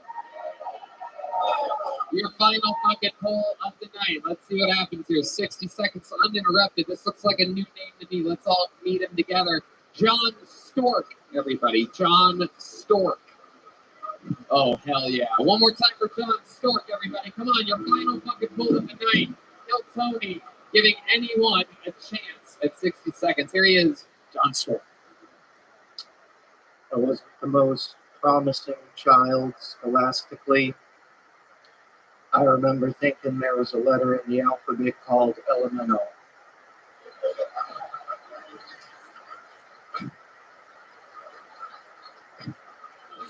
For over 10 years, my main gig was being a busker. For those of you who don't know, busker is a fancy word for street performer. And street performer is a fancy word for someone who never graduated from high school. I'm just playing. I never went to high school. I was homeschooled. Went to public school from kindergarten through 5th grade. Then my parents pulled me out because I was weird and didn't fit in. So homeschooling really helped with that.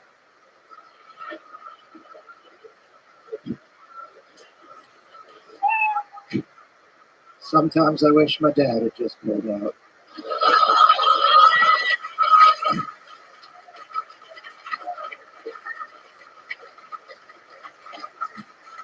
Fuck yeah. John Stork, everybody. 60 seconds. And then some. I love it. That was very funny. Thank you. How's it going? How long have you been doing stand-up?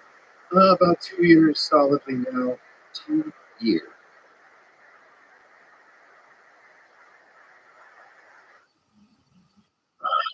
Preparing to be a stay-at-home husband, I guess. Stay-at-home husband. What type of street performing were you doing? I did an act with acrobatics and fire and handstands. Wow. That kind of jazz. That sounds amazing. What made you stop that? Were you making good money? I was doing okay. I was living in Key West full time, and this hippie kid came in named Benjamin, tried to do a fire show, and he was so fire, and a tourist lady flew, and his response was to push her into the ocean, but she couldn't swim. Nobody died, but the city of US said no more fires. Right. That sounds like an actual fire fest. Amazing. I wasn't there that night, but what I would give for video of that. You should light a lady on fire, throw her in the ocean. She can't swim. Damn. Do you have video of that? I don't know if anyone captured it. If it was captured, I think it was confiscated for legal purposes. Right. It's incredible. And then after that, you went in disguise. You started dressing like the Babadook.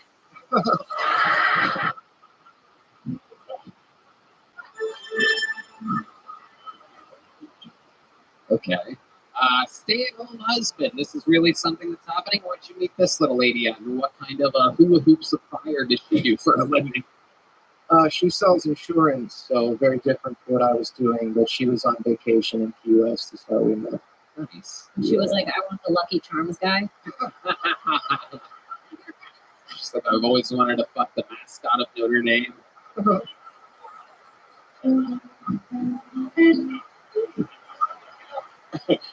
He's like a magician that only pull heroin out the hat. Man, nigga, what you want, nigga? Well, I got everything. I got the fentanyl shit. I got the late shit. I don't know. Stay-at-home husband, and that's in Key West. That's where you live still.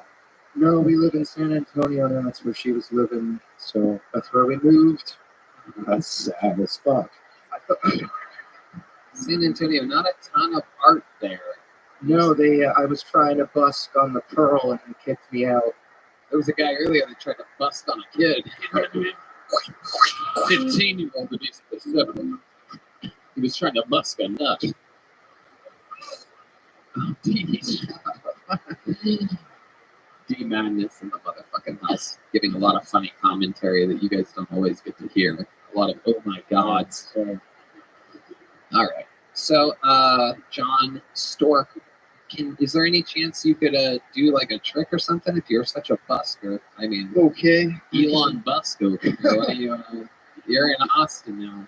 Can we get some busking music? Because you guys know any good busking? Oh, hey, oh, here we go. Oh shit, hey, let's fucking busk, baby.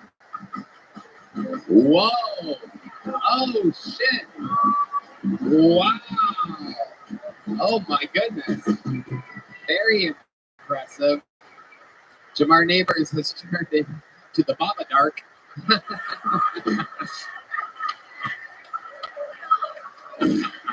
I'm live from Compton, California, and we're going to check in with our senior African American correspondent. Oh, wait, he took the hat off. Hey, what's going on for Compton, California? Tomorrow, this nigga looked like he ripped his jeans trying to look for a vein. Going back to kill Tony. Back to you, Tony. And we are back in the studio. John, have you ever done any drugs? Well,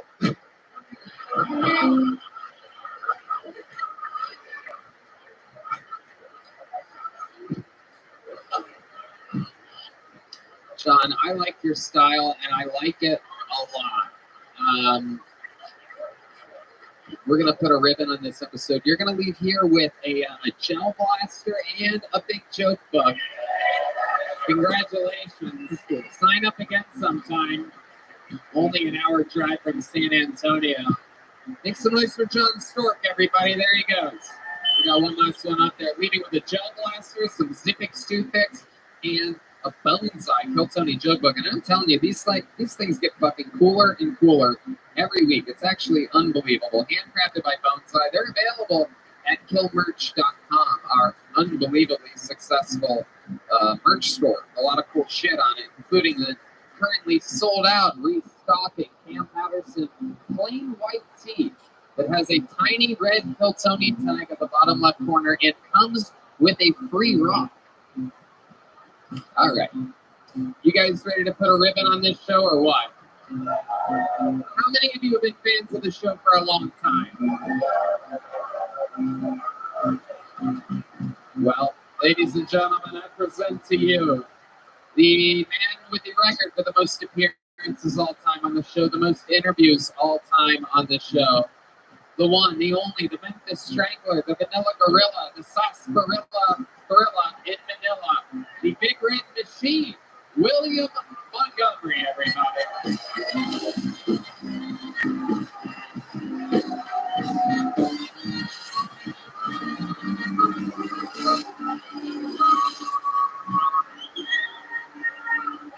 I actually have some very exciting news. I started a church. The good news is gay people are allowed. The bad news, they got to tie 25%. Isn't it weird how every time I Google search Ron Paul, the SWAT team authorized me and FedExes me to Guantanamo Bay? 3 buddies went to check into a La Quinta Inn in Nashville this past week and ended up managing the hotel for hours after they discovered no one was working there. I actually have a confession. I was actually selling the employees Xanax bars out of room 217 and they all blacked out. I'm never going to stop selling Xanax bars in room 217. It has come out that comedian Hassan Minaj has been lying about being the victim of racism for years to remain relevant. From a white girl dumping him in high school to people sending him anthrax. Now I'm starting to question whether he was actually raped by Russell Brand. Okay, that's my time. Thank you. 1 minute, 9 seconds for the veteran of not only the show, but obviously the Civil War, William Montgomery. Absolutely incredible. You did it again. Love the joke at the end, making fun of 2 comedians at once. Jamar and I started stand-up with Hassan. Do you remember that? Yeah, he used to pull up at Marty's and shit. Marty's is a It was barely a comedy club. It was really some dude's like living room that really wanted. What do you think? He inherited money or something like that? all I know is he raped bitches on that couch, and that wasn't good. He did? No, Marty? probably. You remember Hassan Minaj? I paid $5 to get raped on that couch. Yeah, I was there. I watched. I jacked off to it on there. I remember Hassan Minaj. What do you remember about Hassan Minaj, though? I'm curious. No, real shit. Like, hey, yo, you was a hard worker. He did pull up with new jokes every time and shit like that. That's all I fucking remember. But he was a hard worker, so I'm fucked up about you shitting on him. Well, you're going to have to deal with that. And The saddest part is that we can clearly hear the microphone dropping. And I just want to say something though. Red Band, I know today is like your Christmas. It's National Cheeseburger Day. Oh, wow. Look at that. Unbelievable. Eat it, bitch! Not a damn chance. Wow. Red Band using an inside reference. Shout out to Not a Damn Chance Burgers, one of our local favorites here in Austin, Texas. Even though the owner keeps inviting my friends that visit from New York in LA to have to go to the place instead of bringing them here. It drives me absolutely crazy, but he does it. Shout out to Philip, everybody, who's here tonight. This is the kind of power I possess, is to make my friends feel awkward about doing shit that annoys me on the show. Yeah. Card I use rarely, but when I do, very effective. Not a Damn Chance Burgers is literally one of the best burgers in the world. Has to be. He's won multiple Michelin stars. If he gave Michelin stars in Austin, I think he would win one here. But you know what I found out? They don't do that. It's only in New York and LA. Isn't that right, Philip? Oh, okay. More than those 2, but not here. How about a hand for my friend Philip? Literally one of the best chefs on planet Earth. Sushi by Scratch restaurants. It's the best sushi in the world and literally the best. The burgers are so good that I think they're fucking too good, and I sleep deeply after the burgers. They literally, I can't work after eating one of these burgers, so I have to eat it at the end of the night. Funny, actually, you brought up Marty's. When I moved to LA, I was doing open mics at Marty's. I remember one night I was high as fuck on cocaine, and I think what I said is I held my breath in that place for 2.5 fucking minutes. Yeah, that's just what I remember about Marty's. I held my breath 2.5 minutes. I also remember you from the movie Scary Movies with the little hands. You know, with the little hands. Kiss my little hand. Is there anything you want to say to Jamar after what he just said to you, William? Yeah, I have to hold my tongue right now. I mean, I have. No, man, but I gotta know it lined up, so it may be a good response to yours. Jamar, Roast god William Montgomery loading up right now, famous for his incredible roast skills. Oh shit, there's the corpse of John Benet Ramsey taking a pee break right now. I fucked her. I better be nice. what a roll on, bitch! Holy shit, I saw your titty. Oh my god. Oh my goodness. Nice. Dude. Keep your bitch in check, dude. What the fuck? Killer has to put a bra on, dude. What the fuck? That is true. And you should probably put one on as well, sir. Incredible. William, what else is going on this week? Tell us about your actual life. Oh man, what? Why are you already fucking laughing, you fucking idiot? Oh, I haven't shit. even He's said mad. anything. It appears to be white Spike Lee sitting in the front row here. Spike your drink, please.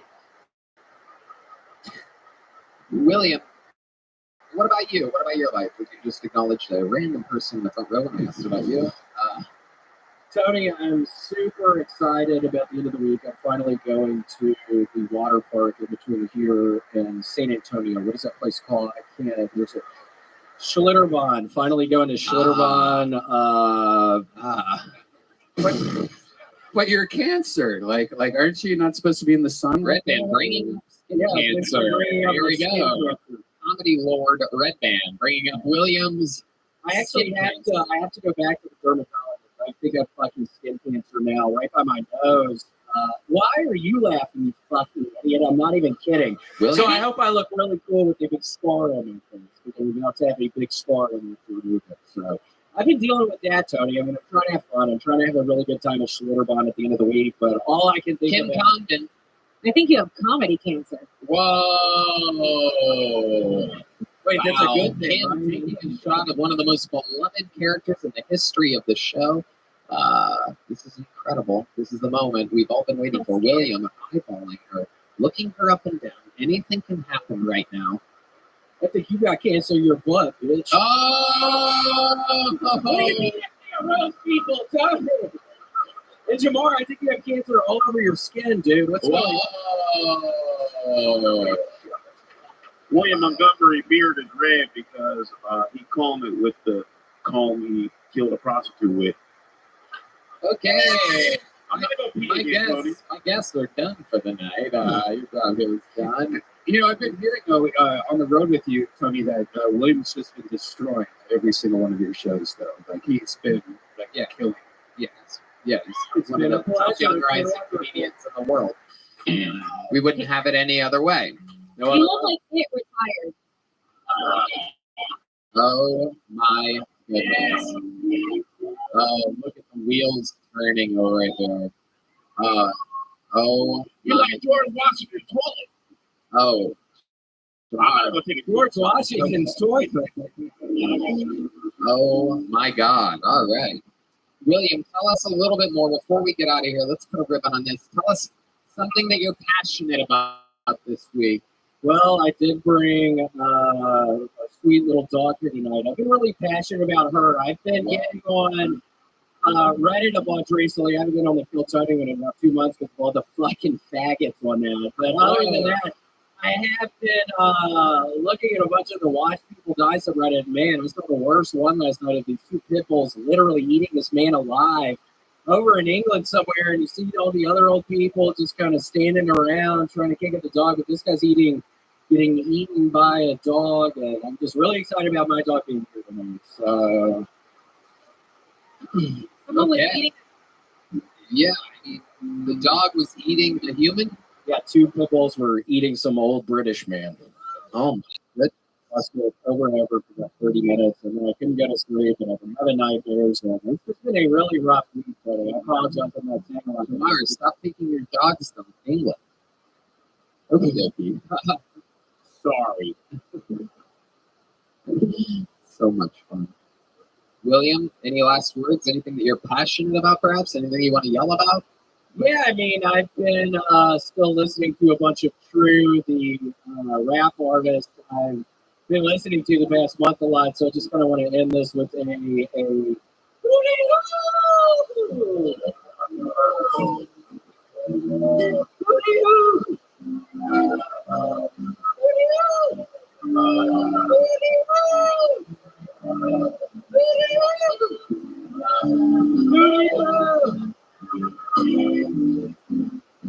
I have a sweet little dog.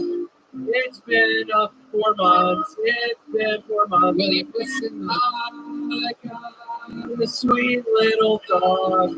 Yesterday. I got for saying that. You told me all my fucking weirdo piece of shit. I got a sweet little dog. What's the reverb? Yesterday, I got a sweet little dog. Yesterday. Okay. William, everybody. We did it again.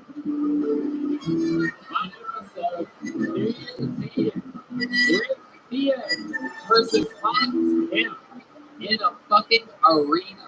We figured that out here tonight. Golden ticket versus regular ship.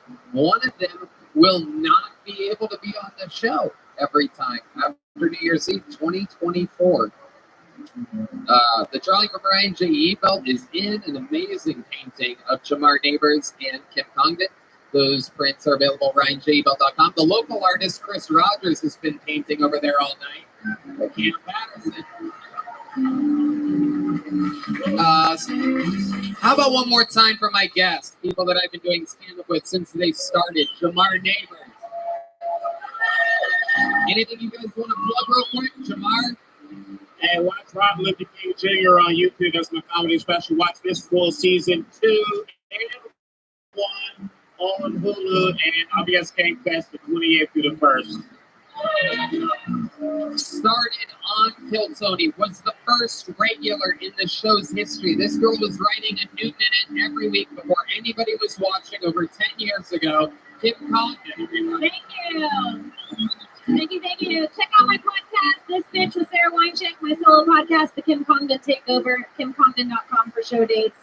Thank you, guys. How about one more time for the best damn band in the land, the Kill Tony band, the great Michael Gonzalez on the drums, Paul Deaver on the horns, Matt Mueling on the electric guitar, John Pease on the keys, and the great D Madness on the bass guitar. We did it again, another very, very fun episode. SunsetStripATX.com. Love you guys. Yes, absolutely.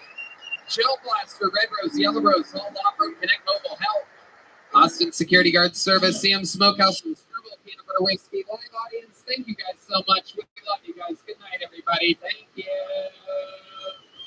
Some exclusive Kill Tony merch available on your way out if you want it. Thank y'all. We love you. Good night, everybody. Make some noise one more time for the mothership and yourselves.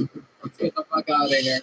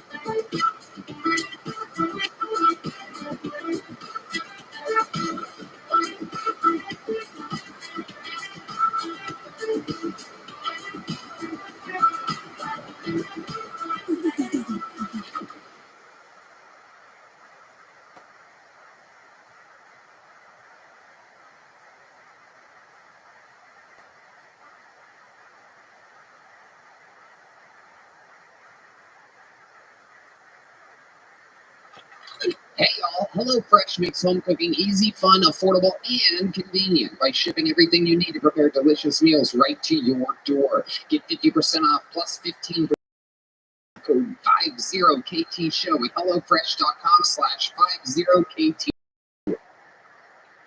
Hey everybody, Kill Tony live from the HEB Center in Austin, Texas. Saturday, December 30th at 7 p.m. Just went on sale, and you have to trust me, tickets are going lightning fast. It's absolutely unbelievable.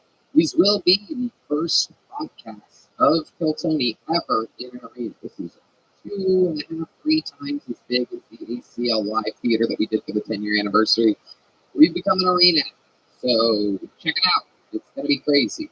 A lot of surprises, a lot of fun, unbelievable guests. It's a big production. This is our version of WrestleMania. Go to Ticketmaster.com. Look up Kill Tony, the one with tickets available. We're going back-to-back nights, the 30th and the 31st. HEB.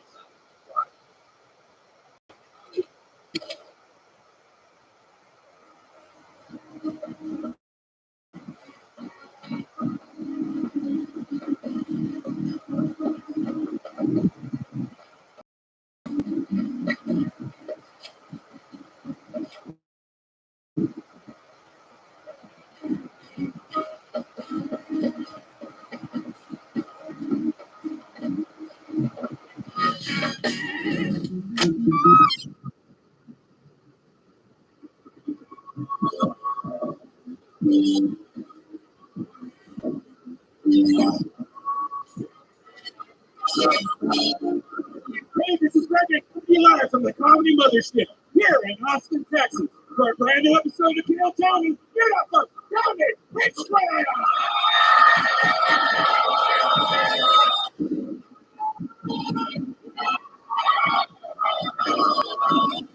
Who's ready to get the best fucking night of their lives?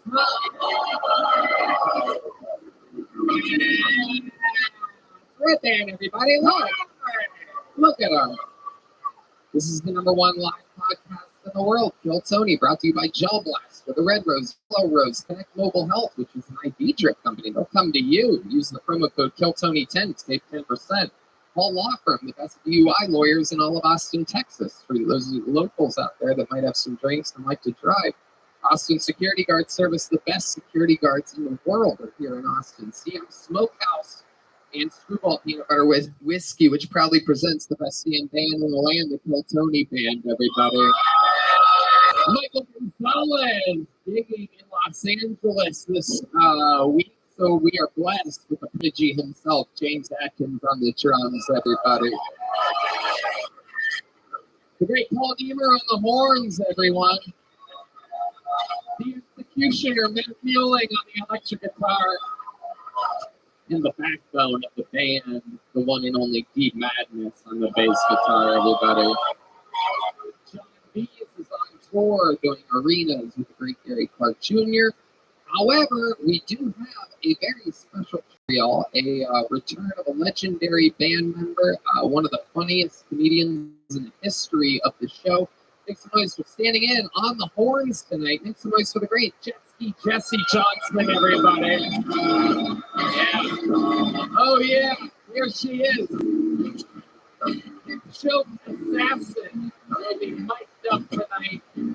Chiming in on both the horns and the jokes. So much fun. Before we start tonight's episode, here's a little bit more from the amazing sponsors that made it available for you here right now.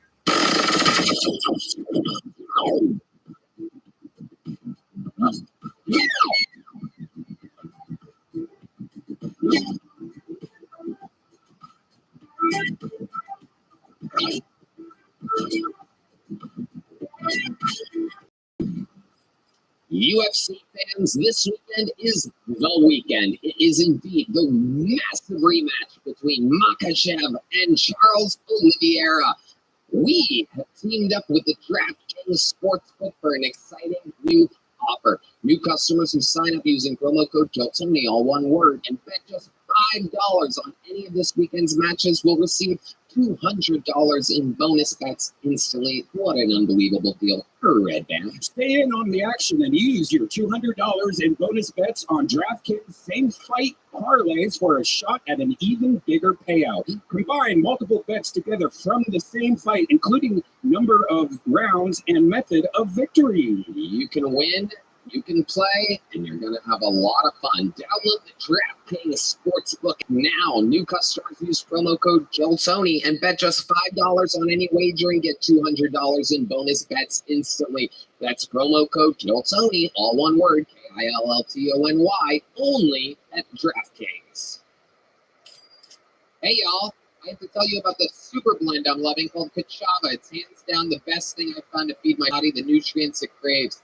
Kachava is an all-in-one plant-based super blend made up of superfoods, greens, proteins, antioxidants, adaptogens, probiotics. In other words, everything your body craves to feel your best. And I know what you're thinking. Something that's good for me can't possibly taste delicious. That's where Kachava really earns their thousands of five-star reviews. It tastes amazing. It's creamy, smooth, and comes in 5 delicious flavors. I'll tell you right now, the vanilla and the coconut acai are my favorite, but it also comes in chocolate, chai, and matcha. Red Band? Some folks like to drink it as part of their healthy breakfast or lunch, and others love it as a protein-packed snack or after a workout. It's perfect for this because it has 25 grams of plant protein per serving. Personally, I like to drink Kachava just laying around on the couch. It feels great because I don't like eating too much, so it's great to just have a nice meal real quick that's delicious and gives me all the protein and nutrients I need. No doubt about it. And Kachava is offering our listeners 10% off for a limited time. Just go to kachava.com/Tony, spelled Kachava, and get 10% off your first order. That's kachava.com/Tony. Hey y'all, for the smoothest cannabis smoking experience, you gotta try a Freeze Pipe. Freeze Pipe makes a unique line of freezable pipes, bubblers, and bongs that cool smoke by hundreds of degrees for icy smooth totes without the throat burn, chest pain, or coughing attacks.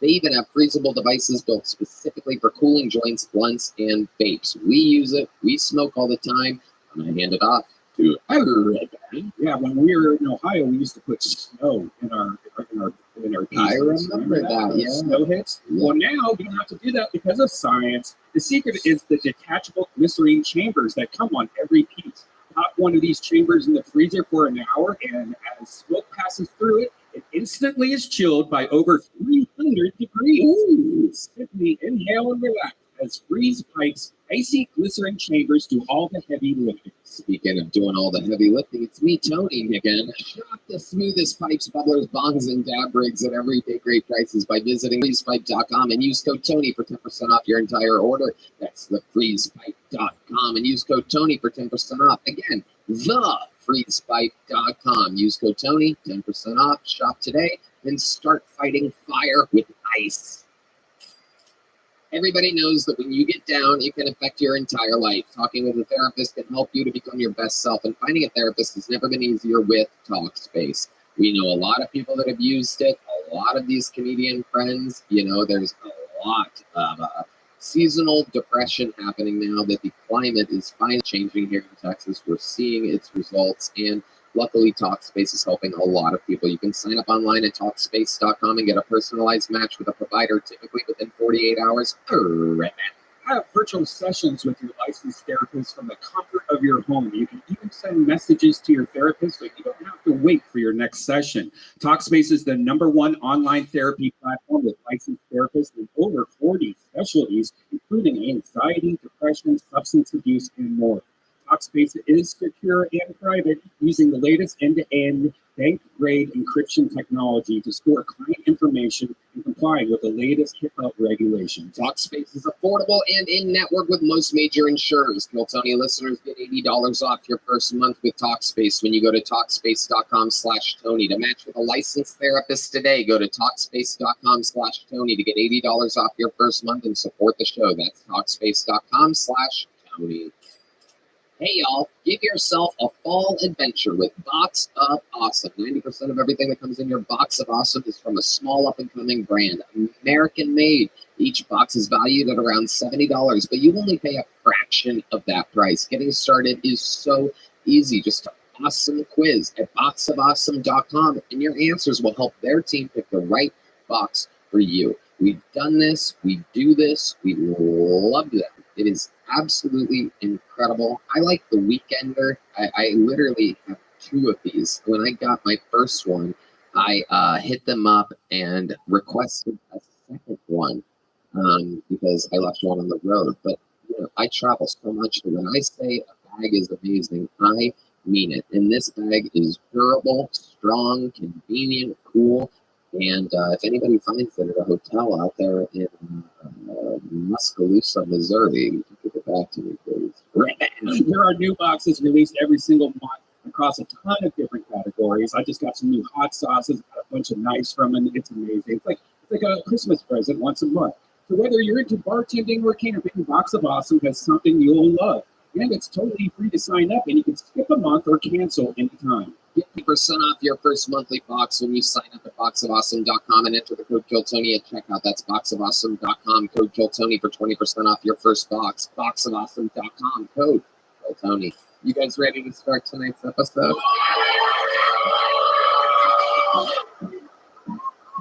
Somehow, some way, during all this chaos of the last few years, moving to Texas and this and that, I truly believe that we have become one of the biggest, best comedy shows in the world, and we are debuting 2 first-time guests. Both of these gentlemen, this is their first time ever being on the panel of this show. One of them is one of the greatest comedians alive today with a brand new special. The other one is the reigning defending UFC bantamweight champion of the world. Ladies and gentlemen, Sugar Sean O'Malley and Joe Litt.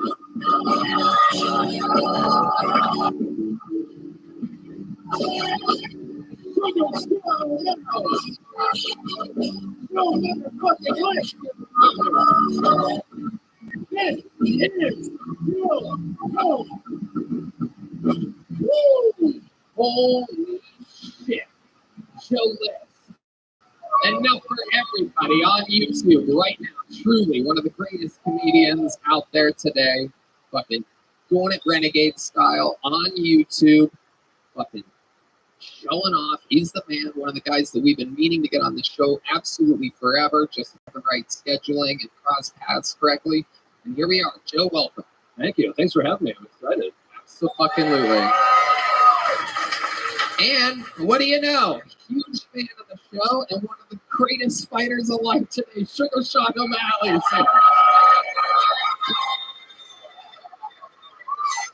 What a life we live. SugarSean.com for Sugar Sean merch and the Timbo Sugar Show. It's been going on for about 5 years. I love it. I watched the episode with you and Theo where you kept bullying Theo to talk more about Kill Tony. I love that. Came out during fight week. It was fucking hilarious. Sugar Sean, welcome to the show. Fuck yeah, thank you guys. It's unbelievable. He posts about it every week. To be a fan of somebody that's a fan of us. So, welcome, Sugar. I'm nervous to make this walk out there when I knocked out allergy. Fuck yeah. We're going to have fun tonight. You guys know how it works. Over 140 people signed up for tonight's show. Bunch of names in this bucket. We're going to get through some of them. If I pull their name out, they get 60 seconds interrupted. You know their time is up when you hear the sound of a kid. That means they have to wrap it up then, or else they bring out the Angry West Hollywood Bear, which interrupts them. After their time is up, I interview them. They talk to our esteemed panel, and we find out more about them and what makes them different. Are you guys ready to start tonight's fucking show? Well, I'm going to pre-pull a name so we can get one of these people from the bar next door, which contains the hundreds of sign-ups while the show takes place. And while we get them, we're going to get one of our regulars up here. I think you know who, everybody. He started on the show 2.5 years ago, was living in his van. Now he literally sells out all over the world every single weekend.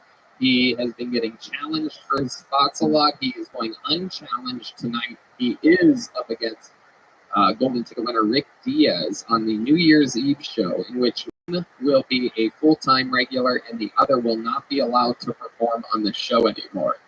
It's what they wanted. It's the fight that was created last week. I can't believe it.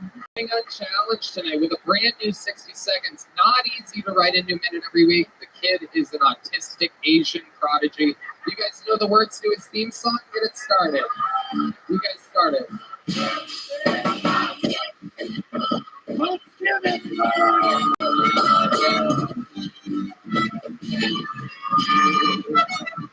Thank you. I have been applying for a job as a makeup artist on BET because I want to get better at drawing blackface.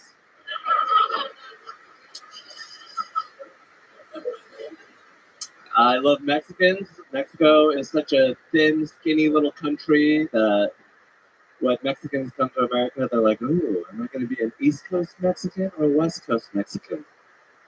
And then a coyote decides.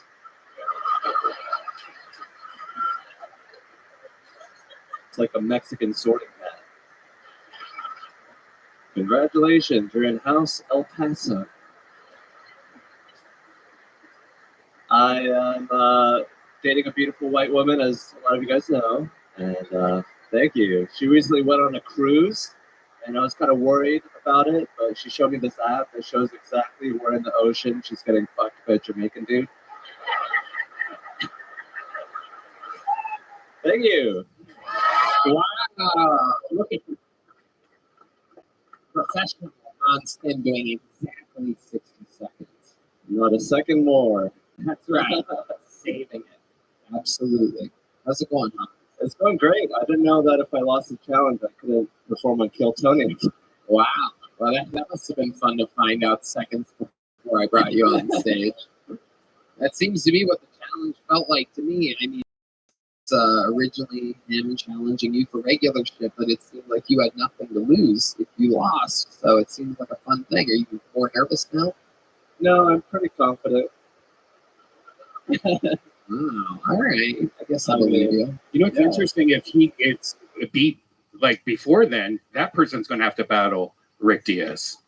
What are you talking about? Like if he gets challenged next week, he's losing. Thank you, Ben. Thank you so much. Let's get back to the show. So, did your girl really go on a cruise? Yeah. Okay. Was it really to Jamaica? Yes. She's so far unmolested. I don't think she's had sex. She's back from the cruise, right? Yes. She just came back. We tried a fun little game that I like to call anal. Ooh. Combined it with my other favorite game, rape. And have you combined the two games yet? Yes. Red. All right. There goes the cardboard for the episode. So our relationship has been great. You know, we recently went to a strip club with the great Sean O'Malley. Wow. Yeah. I love it. How was that? She was mostly in the car. You left your girlfriend in the car while you went into a strip club with the current UFC champion of the world? Yeah, I let the windows roll down. So. Oh my God. How long do you think you were in this strip club with your girl in the car? Probably like an hour. Wow. And then she came out? Yeah, I let her, go pee in the bushes. No, what really happened? She went in and she drank some water and stared at the strippers and criticized some of them. And then she went right back in the car. Incredible. Now, you're famously cheap. Did you spend any money at this strip club whatsoever? I did spend some money, but it was Nick's money, the owner of the Vulcan. Okay, wow. Look at that. Hell yeah, there he is. Absolutely. How much of Nick's money did you spend? Probably like $50. Oh, wow. Still cheap, even with other people's money. Incredible. $50, an unbelievably low amount of money to spend. This was at the Red Rose? Yellow Rose. Okay, perfect. Absolutely. The rose preferred by Asians, the yellow rose. let's go back to this anal thing for a second, because this is brand new. Switch from yellow to brown here. And what's going on? You've been doing that? Is that nice? Do you like that? Does she like that? She doesn't sound like she likes it. Oh, wow. This is pretty much a sexual assault on a podcast right now. What's the sound that she makes that makes you think she doesn't like it? It's like, no, stop. Oh my god. Oh my god. No, Han.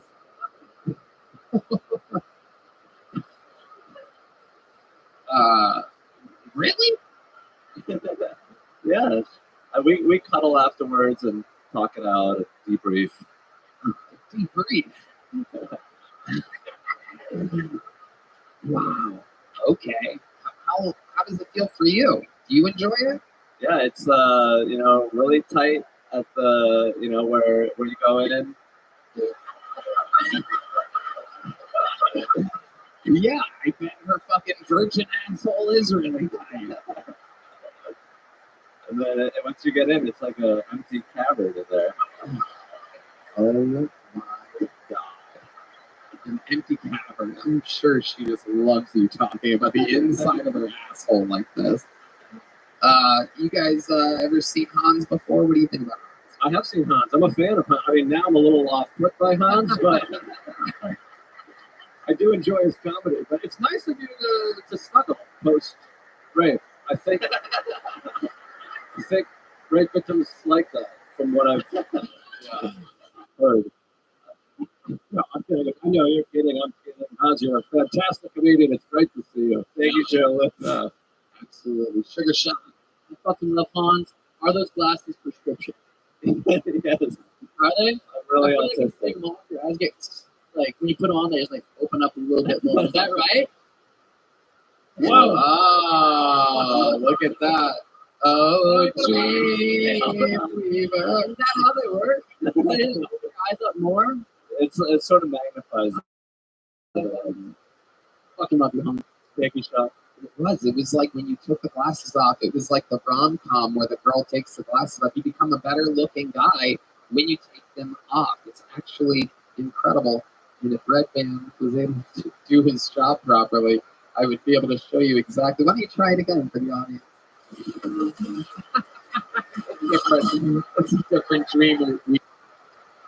We did not spell it properly. So, again, Red Band just absolutely bad at his job. It's incredible. 10 years, 4 months, never gets any better. This song it doesn't exist on here. Yeah, it's like a dream weaver on the internet, everybody. It doesn't exist on the internet. It could not be Red Band. It must be the internet, everybody. Whoa! Oh my God! We went from Sugar Sean to soy sauce. Holy shit! He looks like Sugar Sean O'Malley.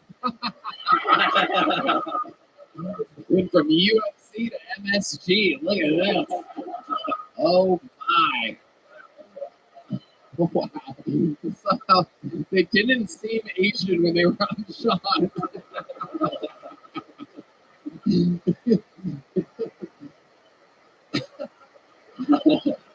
Oh my God.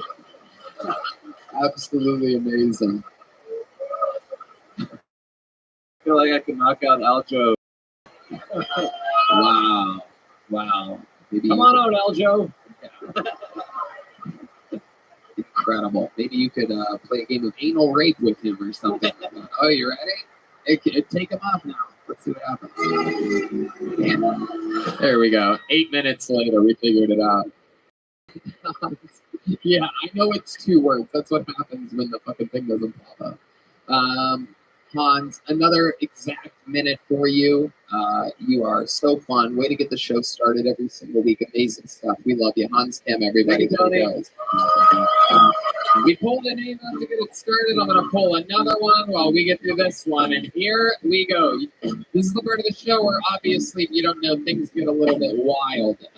We've never met a lot of these people before. So it could be a crazy person. It could be the future. This is where we met Hans and Cam and David and the stars of the show. This could be one of those. And it could be one of the worst humans ever on the show. Anything can happen. 60 seconds uninterrupted. The opportunity of a lifetime goes to Eric Gallegos, everybody, or Gallegos. Eric Gallegos. Here's Eric, everyone. Make some noise for Eric, everybody. Yo, what's up, you guys? Holy shit! You made it. Fuck yeah, you guys. Dude, did y'all hear about that that alien that Mexico tried to build a couple days ago? Did y'all see this shit? Yeah, nobody gave a fuck about it. Isn't that crazy? Especially around here, everybody was just like, yeah, everybody just knows that's what one of those street crackheads looks like whenever it reaches its final form, you know what I mean? Everybody's like, no, that's not an alien, that's one of those final bones crackheads. No, dude, it was crazy though, because like the guy that they got to reveal it, he apparently he's been accused of revealing fake shit before. You don't know this? Yeah, and Bruce hasn't stole it, so you know, regular Indiana Jones, this guy, you know, all I stole was useless fake shit. Anyway, I don't know, man, it's crazy. Apparently they said that they got X-rays of these aliens. One of the two of them had eggs inside of it. Yeah, pretty crazy. Just like a Mexican scientist, though, to be like, interesting. Is it fertile? Okay, I think that's my timer. I probably rushed that. He was pressed. Wow. Eric Gallegos. Oh boy, Eric. Oh, Eric. Yeah, oh Jesus my Christ. goodness. Wow. Yikes. How long What's you been, up, my how long you friend? been doing stand-up, Eric? 7 months. I started in February. This is great. Fuck, dude. Wow. Makes sense. You're wearing a NASA shirt with your face. No one can hear laughter. Wow. Where have you been doing stand-up comedy exactly? I'm from North Texas. I'm from a town called Amarillo. I just moved here 2 weeks ago. Amarillo. Yes, sir. Okay. Wow, that's where Matthew Holling's from. You never talk. Yeah, what up, man? That's where I'm from. Oh, yeah. I like your solo album, bro. That was a good show. Wow, look at that. We're just trying to make up for not being funny. Oh, my goodness. Wow. You like all of our solo stuff, don't you? Yeah. It's wild, man. I actually came in February to see Joe List. And killed some incredible flashbacks. That's cool. Wow. Good time. Very fun. Fuck. Eric, so you've been doing it 7 months in North Texas. What do you do for a living? What exactly type of delivery driving service do you do for a living? I was fixing phones in Amarillo. I haven't been working since I moved here. I've just been doing mine. Fixing phones in Amarillo. Is that a country song? And now you do nothing? Is that what you're saying? Yeah, I've just been putting all my time to stand up. I saved a lot before I came here, and I'm just been trying to live off of You that. saved a lot fixing phones. Yeah. Yeah. Okay. I've just been trying to live off of it, though. I always like to ask, because people are different with money in this. That's an intrusive question, but I love to ask. How much money did you save exactly? I saved like $4,500. So $4,500. You're like, okay, I got this. I'm going to Austin, Texas. So tell us explain to these people so that they understand what it's like for an artist. How old are you again? 29. 29 years old. $4,500. How long ago did you come to Austin? It was like at the very end of January, so January like 29. Wow. So how much of the $4,500 do you have left? Like 3,800. Oh my God! Wow. I'm very frugal. It's easy to survive when you're only spending Nick's money. So how have you been so frugal? Explain to us how you have only spent $700 since the end of January. No. That's since I moved here 2 weeks ago. Oh, 2 weeks ago. Okay. So what's your living situation? I had a roommate. Okay. I live in the southeast. Pretty good. 500. Ooh. Split. I mean, that's like 500 in a hand job? Yeah. I have to blow on everything. Incredible. What else do you do? What else are you into? like to play a lot of video. I write a lot of music. So I'm starstruck right now. You write music? Yeah. I like to play video games. And, what kind of music do you write? A lot of different kinds, like rock. Is your music funny as well? Yeah. Fuck yeah. Fuck yeah. Joe Liss, what do you think about this guy? I think we learned that it's not Hans's glasses that make him funny. It is true. Both of the comedians so far have clear frames. Only one has jokes. So, Eric, do you perform music at all? I haven't since I've been here, but I do. What type of music do you do? Like primarily like rock music. You sing or what? Yeah. How many do you think we should hear Eric sing a song? What type of song do you want? The band can play anything. And I need to just sing. What did you think was about to happen here? I thought I was going to sing one of my songs. My bad. Okay, yeah, you want to sing one of your songs and the band will follow along? Is that cool? That's what I just said that. That's my thing. Probably not. I control everything.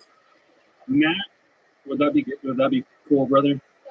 Stop asking permission for this. What? Just sing your fucking song. Cool. Start singing. 1, 2, 1, 2, 3, 4. I'll be really quick, I promise. Oh, he wants to play guitar. Oh, you want to play guitar? Okay. All right. Okay. Now I get it. All right. Cool. Don't clap for that. All right, here he goes, making a real thing about it. I don't sing too. My bad, man. Okay, here he is, ladies and gentlemen. His Kill Tony music debut. Absolutely terrible at stand-up. 7 months ago.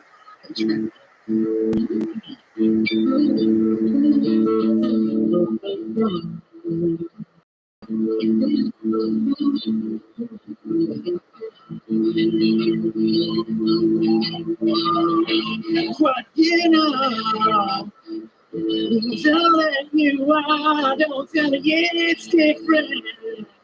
Gotta trust it not to the Lord, we just like you. Growing a market up to the life today was a black thousand.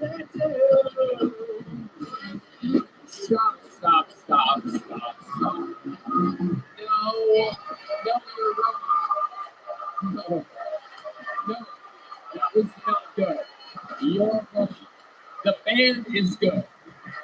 Yeah, it's a good band. The band is great. What you guys think you like was the fucking D Madness and James Atkins covering up his shit. I've lived in Austin long enough to know what the fuck just happened there. Anybody could do that. Sean could have gone up there with the guitar and just literally done exactly that good. That's just the band, a bunch of professional musicians. It's true. Filling in. I heard what you said. I only spent $700. I heard you, dude. I saw what the fuck was going on. You ever get any pussy playing music like that? Dude, fuck no, man. Come on, man. Like that. I think you just get butt raped after playing that kind of thing. All those drunk guys at a bar in Amarillo, like, I'm gonna fuck this one. This chick's got a goatee, but I don't mind it. Yep. Yeah. Now that you're 0 for 2, you want to try painting?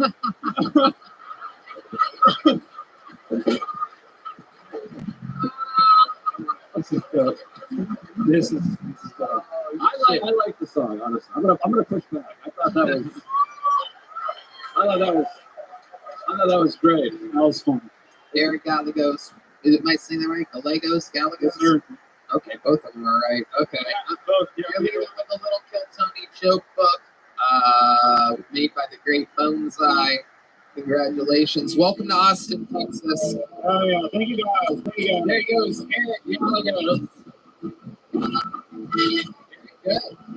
Well, this is exciting. I've only known about it. It's one of the inside people. So this means one of you signed up for the show, representing the interior of the comedy mothership. A very interesting name. Let's see what happens here.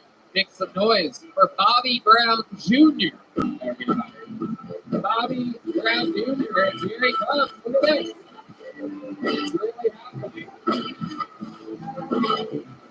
Bobby Brown Jr. Yeah. All right, I'll get right to it, man. My name is Bobby Brown Jr. I know it's a weird fucking name. All right, no relation. All right. I hate sharing names with celebrities. I think it's fucking trash. People try to blame you for what the last celebrity did, you know? They be like, Bobby, why you kill Whitney with that crack cocaine? I just have to play along with the shit. I'd be like, obviously I did it because it's my prerogative, nigga. How about that? Well, no. Sharing names with celebrities fucking sucks, man. Because some of them be fucking their reputations up over time. You know, that's why I'm happy that my name aged better than my little brother's, R. Kelly Jr. I said I gotta fix my fucking family, man. You know, black people naming their kids after the worst fucking celebrity, ruining their lives. So I decided if I have a kid, I'm giving them the whitest names I can find. If I have a son, I'm naming that nigga Joel Osteen Brown. You know, that's the name of the people allegations. You know, and past applications. You can't not hire a nigga whose initials is J-O-B. It's right there on the name, man. Give my nigga a job. Yeah. Junior. Oh, fucking yeah. Bill Tony debut. Well, Yeah. What's up, Tony? one of my friends. Man, it's going fucking great, man. It's going fucking great. How are you? I'm great. You look fucking great. Thank you. I'm all host from here on out. So welcome to the show. This is your first time on. How long have you been doing stand-up? 5 years now. 5 years. Where at? I'm from Jacksonville, Florida, man. Duval. Oh shit! There. Yeah. Gang sign. Everybody knows it. Incredible. 5 years in the game, Jacksonville, Florida. How long have you been in Austin? I moved out here like Thursday, so like 12 days, like 2 weeks ago, man. I'm fucking with it. Yeah. These people fresh. You're in Austin, Texas. Yeah, man. Everybody's coming here to make it. Everybody's signing up for the show. It's incredible what's happening. So Bobby Brown Jr., what is your take on Austin so far? 2 weeks in. I fuck with it. This shit hot as hell, though. You know what I mean? Like, I got the plane, and I was trying to call Uber, but that shit was like, phone is too hot. You gotta wait 10 minutes for the shit to calm down. I was mad as fuck, man. I finally got my shit turned back on, but my car declined. So, yeah, I walked. I love it. That's it. See, Jacksonville's pretty hot. Yeah, nah, man. It's cooler than this shit. Yeah. This shit was like 99 degrees last night.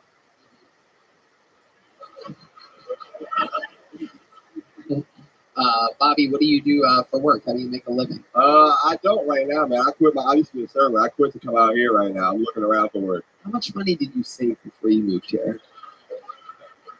I probably had about negative $32. You know? Oh, shit. Yeah. I owe a lot of people back in Jacksonville some money, so. Okay. All right. Negative $32. Mm-hmm. What else about you? What do you do for fun? What I do for fun, man. I like smoking weed and shit. You know, I watch TV. Yeah, Okay. I don't know. Fucking. Smoking weed and watching TV. Yeah. I don't know. I try to escape my problems, man. I feel like that. That's probably you have negative $32. Yeah. Sean dressed like a Iranian rapper right now. What the fuck? That was the goal. Yeah. So, Bobby Brown Jr., what's your love life like? You seem like a good-looking version of Steve Urkel or something like that. You have your own family matters or anything like that? I wish if you got some hoes for me, I'll take them though, you know what I mean? I'm a great Eskimo brother. I have no extra hose to get rid of. I'll be a good Eskimo brother to you, Tony. I do not dispense of the extra hose. No, I will not share. I do not share. I definitely don't share with people like Bobby Brown Jr. Last thing I need is what Hans Kim would describe as a cavernous hole. Oh my God. To keep everything compact. Yeah. You have any special moves in the bedroom, Bobby Brown Jr.? How much pussy do you get solely based on the fact that they think they're fucking Bobby Brown's son? Tell the truth. Be honest. You know, Craig, I've pretended to be his son twice. I ain't gonna lie. It happened 2 times. Yeah. He killed that shit. It worked 2 times. Yeah. Yeah. And did they ever notice that you're not Bobby Brown's son? When did they mostly find out? I mean, when I told him I couldn't pay for the date that we was on, then I was like, yeah. Hell yeah. Joe List. I'm not confident Bobby Brown's son has a lot of money. I don't think that's that crazy. Yeah, that is a good point. Yeah, well, I mean, he died like 3 years ago. So. Oh, that's right. Yeah, I'm the last bit of Bobby Brown Jr. at least right now, man. Yeah. Hell yeah. No, it was weird. I got like people when he died, people thought it was me. You know, I got like 700 followers on Instagram that day. Wow. Yeah, it was fucking crazy. Fucking crazy. For real. That's real shit. I'm not lying. Do you do that in your act? That killed. Yeah, I make sure I throw that in there. Yeah, you should. Yeah. That's a big deal. It feels real. It feels honest. People want to know what really being like Bobby Brown Jr. Is like. Yeah, I got plenty more, man. So, you know. You got what? I got plenty more. Most stories about this weird ass fucking name. So I'll be around. I live out here now. So plenty of mo. You said plenty more. Plenty more. Like, I still don't know. For those of you, by the way, I hear a lot that like Tony's hearing's bad, but what you don't see is that the cleaned up, edited version, like Redman turns shit up and clears up the sound that you guys hear on the podcast. I still, after 9 times, I still think it's plenty enough. I think he's using it in the context of no money, no problems. Yeah. Urban stuff. I have several black friends, so I know. I hear you, bro. Oh man. Several means more than one. Am I correct? Bobby Brown Jr., congratulations. You popped to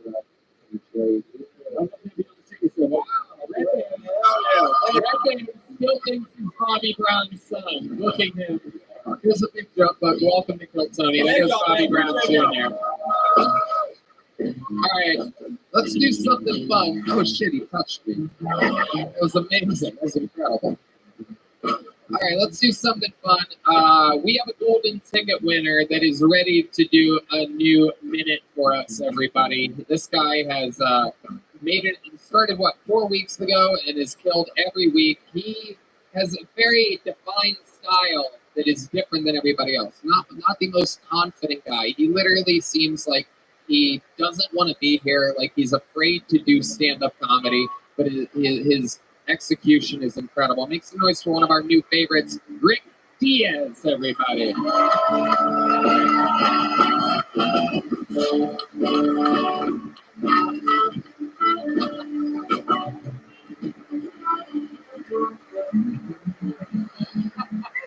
All right. Okay. Now, this chick don't have a big dick energy. Just the energy, though. Yeah. Oh, my God. My love language is nope. Every time I make love, I prefer to turn the lights off. This way I can pretend that I'm with someone. Yeah. I have an embarrassing sex story. Well, she has an embarrassing sex story. I had sex. Yeah. When my ex left me, she told me, I know who you are. I know who you are. And then she left me without telling me who I was.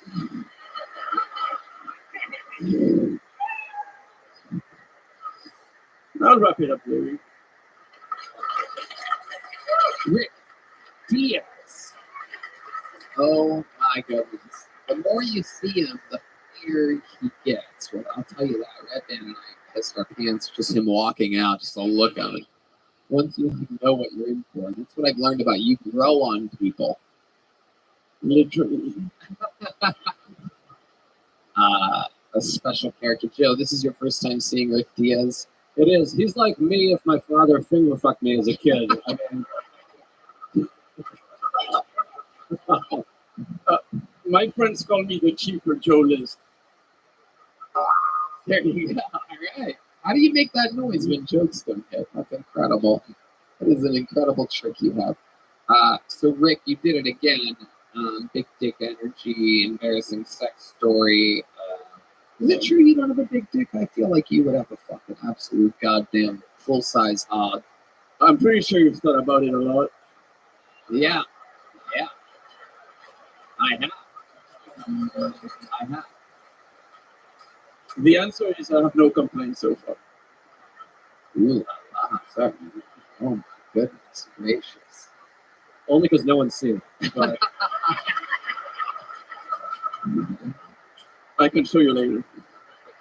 Oh shit, Rick Diaz about to show his little Brussels birthday over there. Yeah. He is from Brussels, and you have to go back there next week. Yes, sir. What are you looking forward to, or what are you dreading? My mom. No, I'm just joking. It's my job to go. No, I'm interested in seeing how I'm going to be received by the French clubs that have been ignoring me. Ooh, so the word's gotten out. Rick Diaz is And they're going to suck my nuts when I get back. Whoa! Whoa! Rick is such a sensitive, like, soft, appearing guy, and then every once in a while, fucking the animal comes out. There it is. There's an example. Big nut energy, Rick Diaz. We've seen this before. Let me remind you that the last 2 weeks in a row, he's come out and he's literally said, fuck Hans Kim, I want his entire everything. I want to take Hans Kim's livelihood from him. He spent 2 weeks saying it until we finally came to the conclusion last week that we will have a main event fucking showdown at New Year's Eve in an arena. The HEP Center already sold out. Impossible to get tickets. And we have made your dreams come true. You're going to fly back from Brussels, and one of you is going to lose your livelihood. How do you feel? It's been a week since you made the challenge and received what you wanted. How does it feel to get what you want? It feels like I'm doing you guys a favor. Yeah, you're right. I put you in position to do that. Honestly, like, yeah, I'm a little afraid of Korean restaurants at the moment. Yeah, I think Hans has a contract out on me. Oh no, he blocked me on Instagram today. Oh my God, he did? Yeah, it's okay. At HEB Arena, I'm gonna eat Korean barbecue. Oh my God. Yeah. For the longest time, there was Hulk Hogan. And one day, there was a music. And a guy came out running. And that was the Ultimate Warrior. And the Ultimate Warrior picked up Hulk Hogan and threw him into oblivion. And that's gonna happen on the 31st of December. That literally like isn't what happened. Actually, that's not the history of the. It is as I remember it. No, it's not. You just like wrote that yourself. That's not what happened. I like manifesting things, you know. The Ultimate Warrior is dead, and that never happened. Yeah, and he also got fired from WWE. Yeah, for saying that he should be paid as much as Hulk Hogan. Before going on stage. Yeah, I won't do that. Right. Potentially.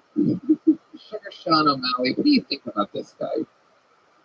Funny fucking dude. I've always been insecure about my neck, but I feel like but I'm feeling pretty confident tonight. Fuck yeah. I love it. At least I'm not insecure about my hair. I don't think he's insecure about it. His hair gets me pussy. Yeah. My dick gets me pussy.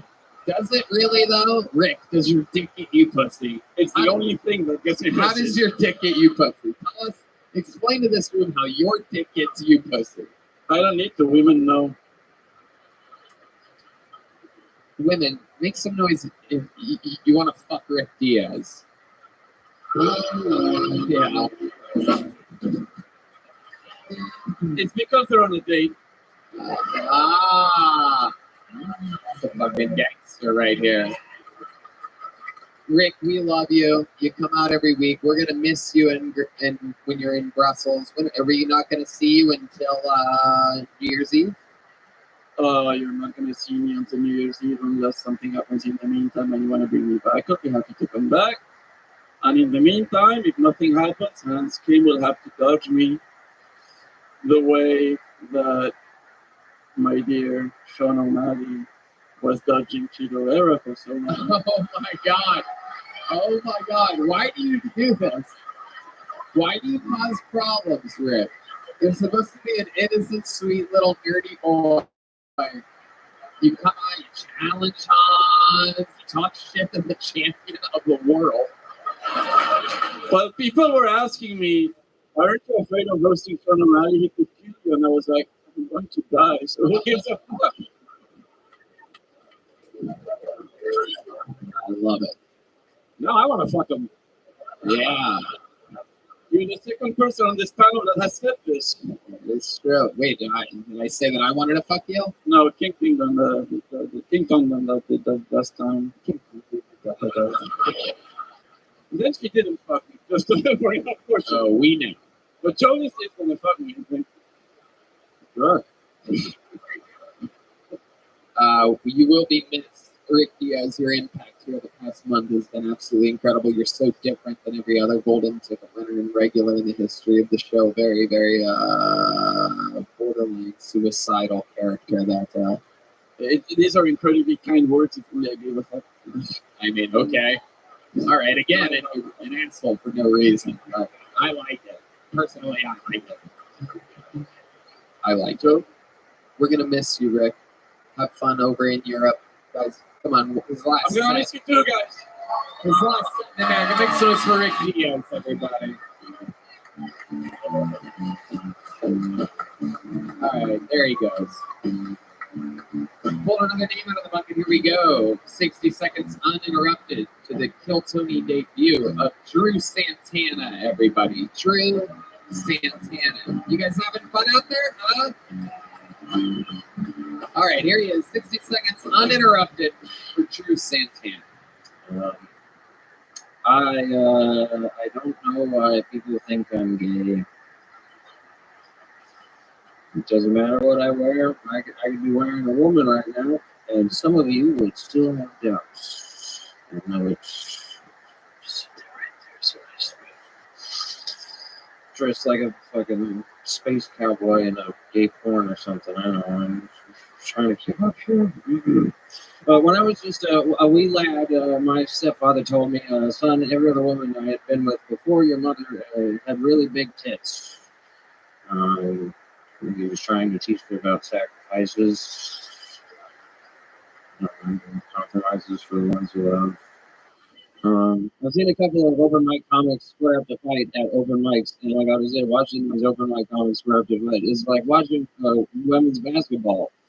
It's disappointing and overall unoffensive.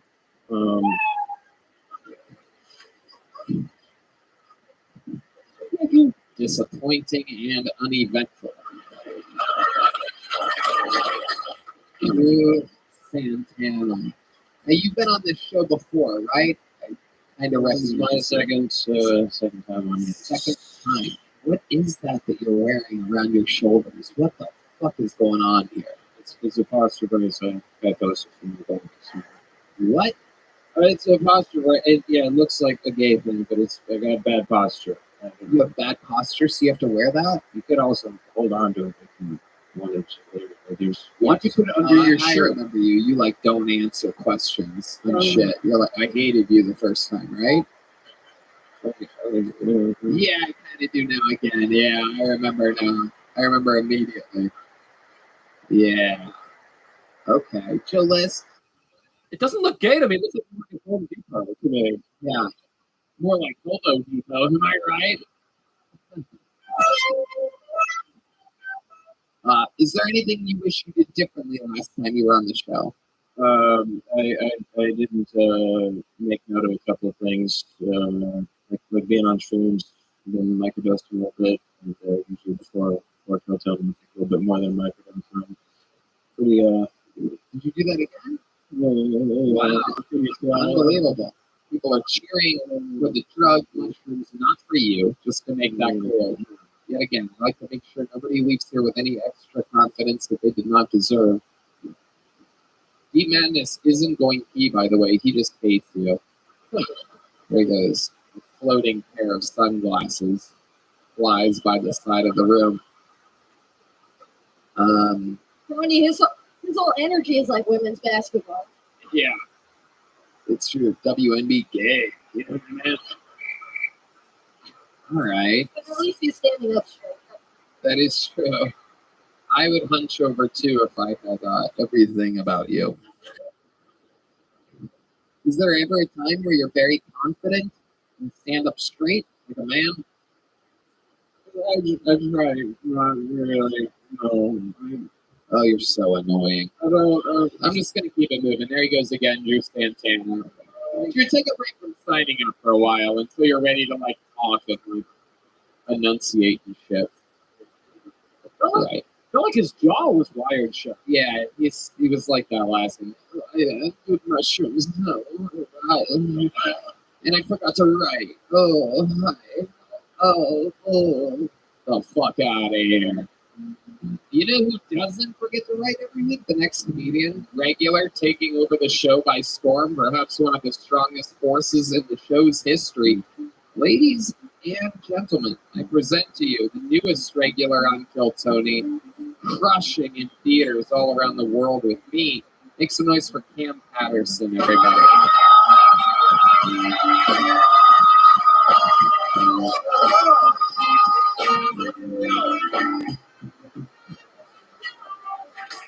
I walking down the street and I see the crackhead lady, and I'm a good person, so I wanted to give her money, and she was just scratching her pussy like real hard.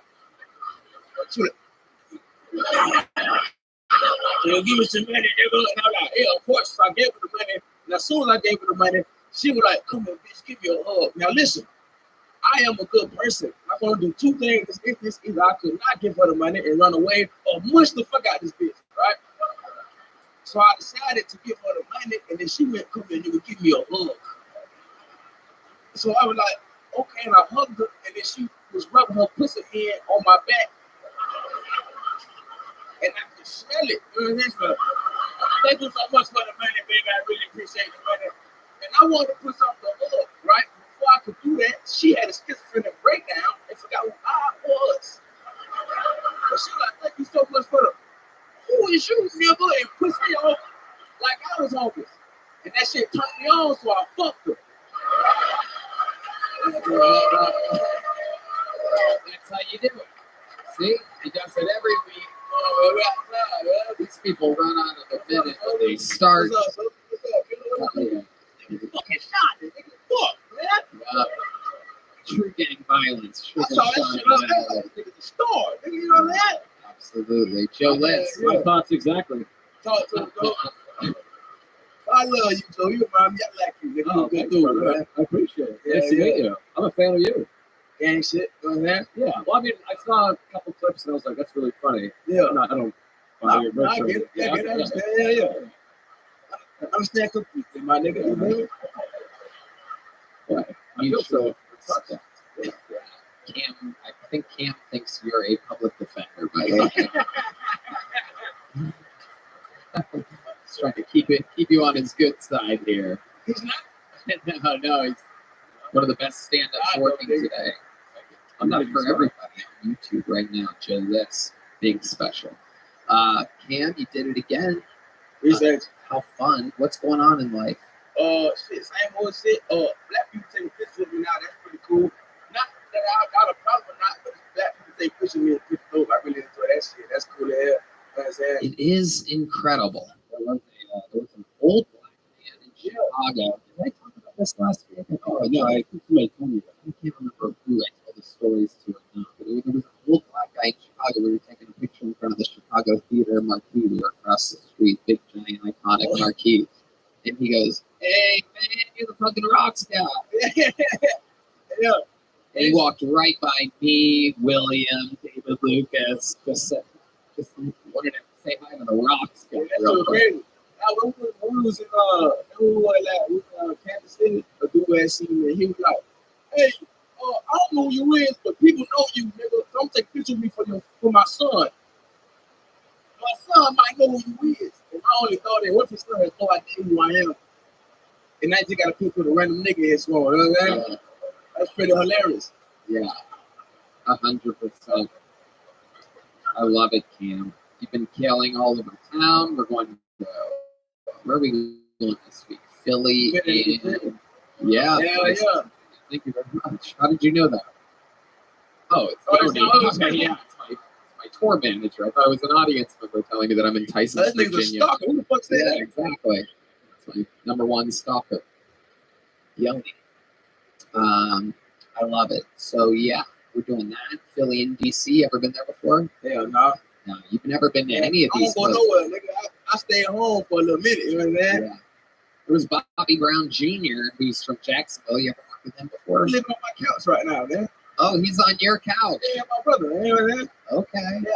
Yeah, I'm bringing everybody. Nigga. Okay. I'm bringing the whole state, man. Love it. Nice. Come on, nigga. I'll feed you. Follow me, bitch. You know what I'm saying? Everybody come on.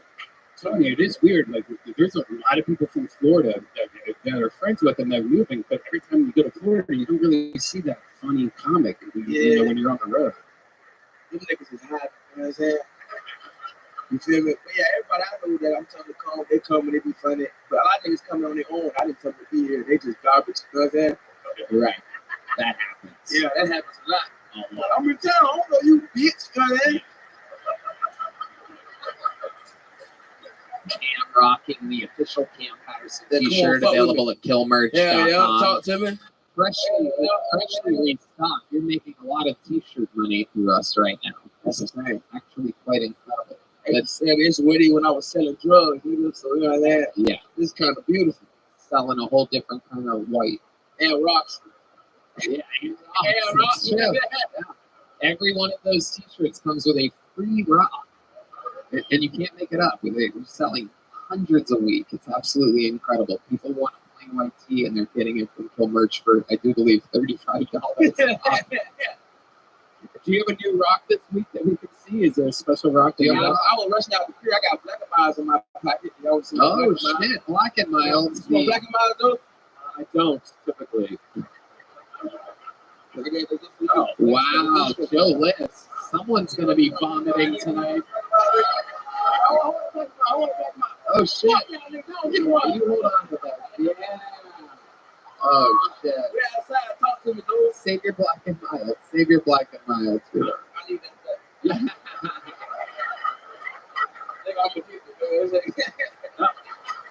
I want to smoke the hell out of those. You know what? I'm going to bring up something kind of crazy. The other night, we were all drinking at Mitzi's, and I walked into the restroom at one point, and I heard like, from one of the stalls, and as I'm walking to the urinal, and I hear that, I like glance through the crack, and I just see a bright white t-shirt. That's all I saw. And I go, Cam, is that you? And he goes, yeah. I go, you all right? And you said, yeah, I do this all the time. Yeah, when I drink, I hit my stomach. Oh, I gotta go for this. If I throw up on you, I gotta get out the way. You feel me? But in the Black and Miles, sometimes this shit be getting in. So I swear that's no accident. Yeah, you know what I'm saying? Evacuate the system. You feel me? Yeah. You can hang out with white girls too much, man. Not for real. Yeah, Red Band, as you could tell, never throws I never up. throw up. Holds on to everything that he eats and drinks, like a bear before hibernation. I love sodium. I believe morbid obesity is what it's called. But anyway, Cam, you did it again. Another amazing minute. So much fun. There he goes, Cam Patterson, everybody. Okay. Back to the bucket we go. We're having fun tonight. We're getting through it. It's a fun one. Still more special treats to go. We're going to get one bucket full, and then we have another fun thing to happen. But first, 60 seconds uninterrupted to our first email of the night. Make some noise for Helena and Charlotte, everybody. Helena and Charlotte. One more time for Helena, everybody. Come on.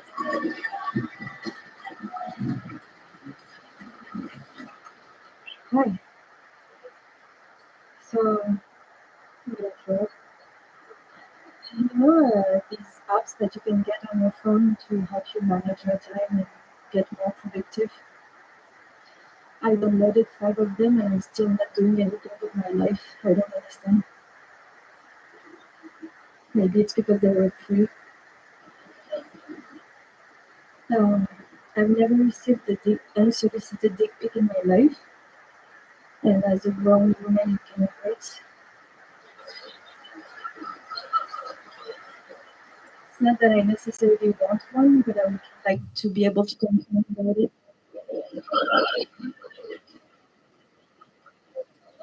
Men have always been so respectful to me. How am I supposed to relate to the female condition?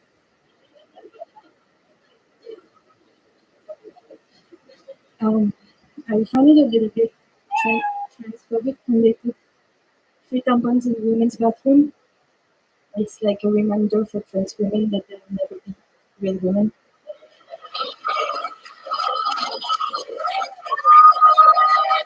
Helena and Charlotte. Welcome to the show, Helena. Thank you. Incredible performance. Thank you. You sound a lot like Rick Diaz. How long have you been doing stand-up? Like a month ago. It's my 4th day. Really? Wow, very good for a month in. One of the better sets of the night, which is incredible for both being a month in and being a female. Thank you. So what made you want to start a month ago? What inspired you to start stand-up comedy? I always loved stand-up, but I'm really shy, and recently I was realizing I'm getting old, so I kicked myself in the butt. Okay. I was like, maybe I should start now, before I die. Yeah, absolutely. No doubt about it. It is good to start before you die. It is one of the main things you have to do. What is that accent? French. Ah, French. How long did you live in France? All my life. But I've been living in Canada for 12 years now. Ah, Canada. You're a real gateway drug for France. Where in Canada? Montreal? Yeah. Of course. Frenchy French land. Mini France. Sorry? Mini France. Mini France, yeah. Yes. Do you have many friends? Sure. I feel like that's what you thought I said, so I'm just going to ask you. What do you do for a living up in Montreal? Not much. I do crappy jobs because on the side I like to do more stuff like creative things and stuff like that. What kind of creative things? You make like Easter baskets and things like that? No, like comics. You draw comics? Yeah. Like comic strips? Okay. Very cool. You draw your shirt? Yes. Oh, that's you. You did that. Small font. Matches your tits. Come on. Come on. Oh, well. Hell yeah. So what's your love life like up in Montreal? You seem like a Montreal 8 or 9 or something like that. Thank you. Austin 4, but Montreal 9. I think she's hot. Oh, Sugar Shot thinks she's hot. Look at that. Look at that. I came with my boyfriend actually. Boo this woman. Is it Bobby Brown Jr.? No. What does your boyfriend do? He's a crypto, he's a nerd. Wow. Okay. Okay, Julius, what do you think about this baby? I thought it was great. I mean, it took a little while, and there was some great jokes. I can't figure out your shirt, though. Is it a joke? I'm not. It's supposed to be funny. Yeah. Well, that's what I'm struggling with. I think. It's okay. It says, where did you get this shirt? Cool. And then the person with the shirt that says very cool says, I can't tell you. Can you explain why that's funny to us? God. See, there's a It's problem. like, you know, those hipster people who don't want to tell you where they get. Right. I bet that kills in France. Yeah, it does. Wah, wah, wah, wah, wah. Very funny.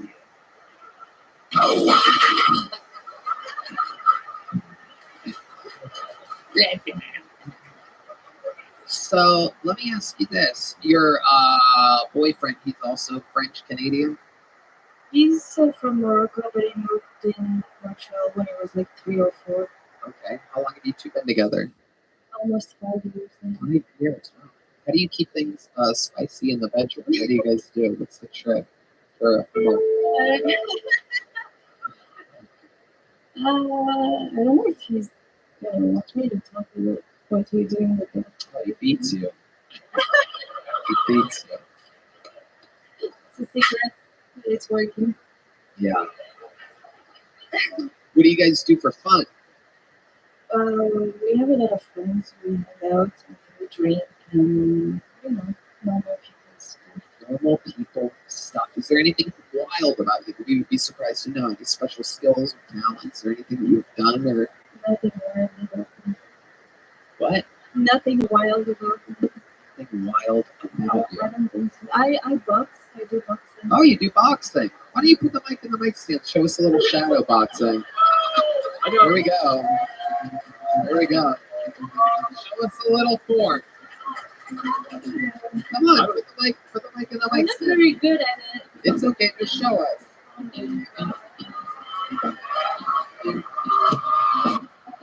Uh-oh. Whoa. Oh, wow. Oh, my goodness. Oh, wow. Okay. Yeah, that was terrible. I was hoping to see her box. Hey!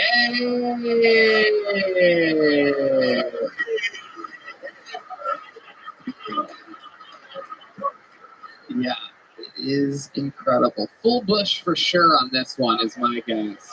No doubt about it. I mean, it looks like a fucking... Is that true? No, you don't have to answer that. Red Man, I made a joke. You made it frightening. Yeah, see, when you ask, it's scary. French, Canadian. Yeah, there you go. You're just saying words at this point. What would be something, before I let you go, what would be something that would surprise us about you? You seem so shy, so unassuming, but I mean, boxing's one thing, but what else? There must be something. French Canadian from Montreal, the home of the former biggest comedy festival, Montreal Comedy Fest, which is now an absolute corporate fest. You know this, right? Yeah, but okie dokie. Nothing better than shy people on Kill Tony. Somehow, for the first time ever, Bonsai made like a rainbow-colored Kill Tony big joke book, and I feel like you're just liberal enough to appreciate that. No, but thank you. There you go. Oh, almost had it. French Canadians not good at much. There she goes, Helena and Charlotte, everybody. All right. DL, ready? Yeah, great.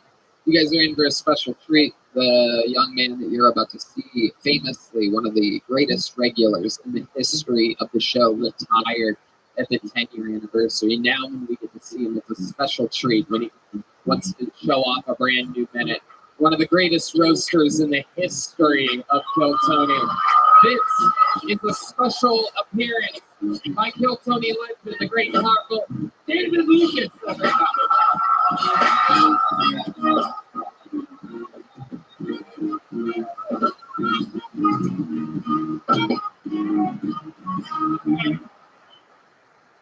Yeah.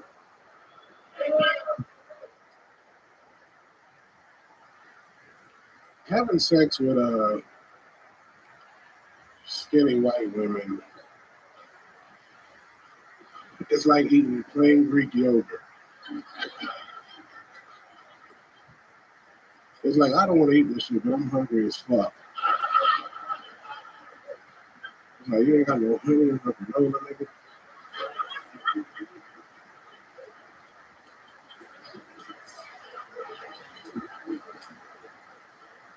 I hang with Rogan,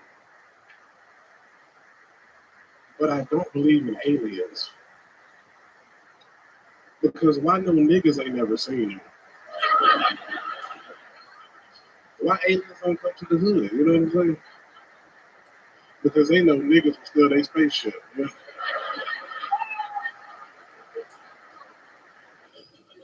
The niggas will be all at the moon. Like, what's the Bluetooth, dog?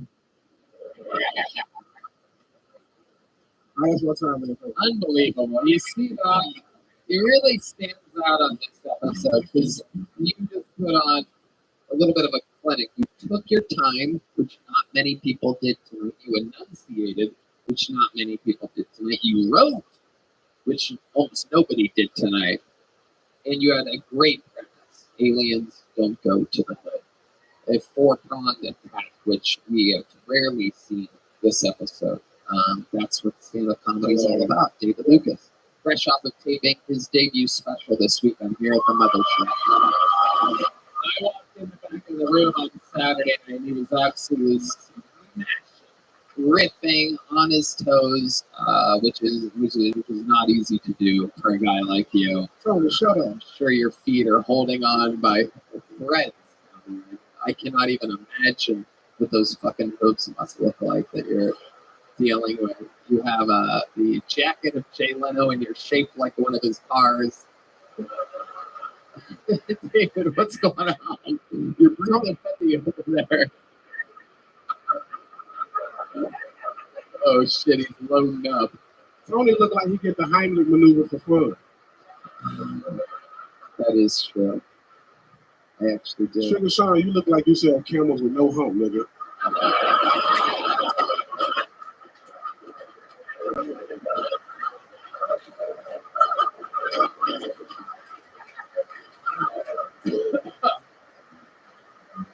David Lucas, one of the roast gods of the history of Kiltony.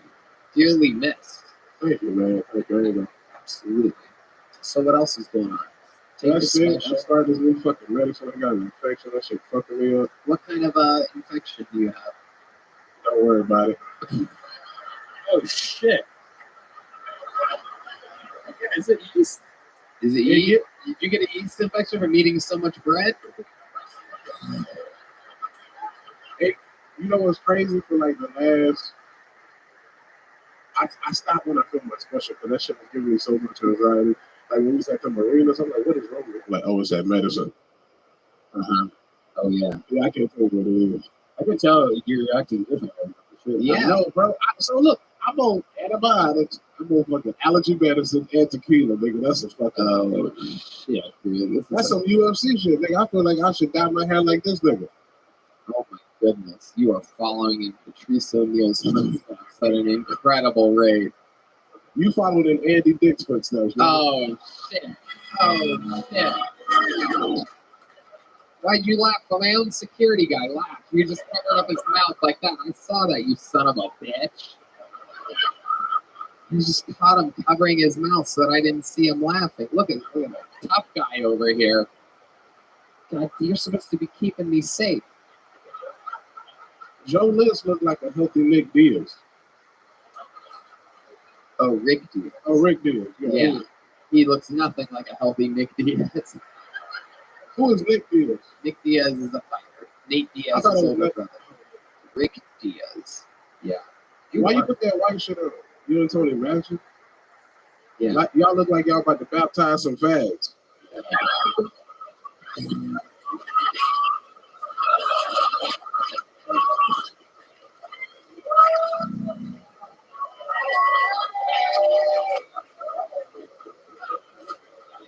Sugar Shine, you look like Post Malone therapist, nigga.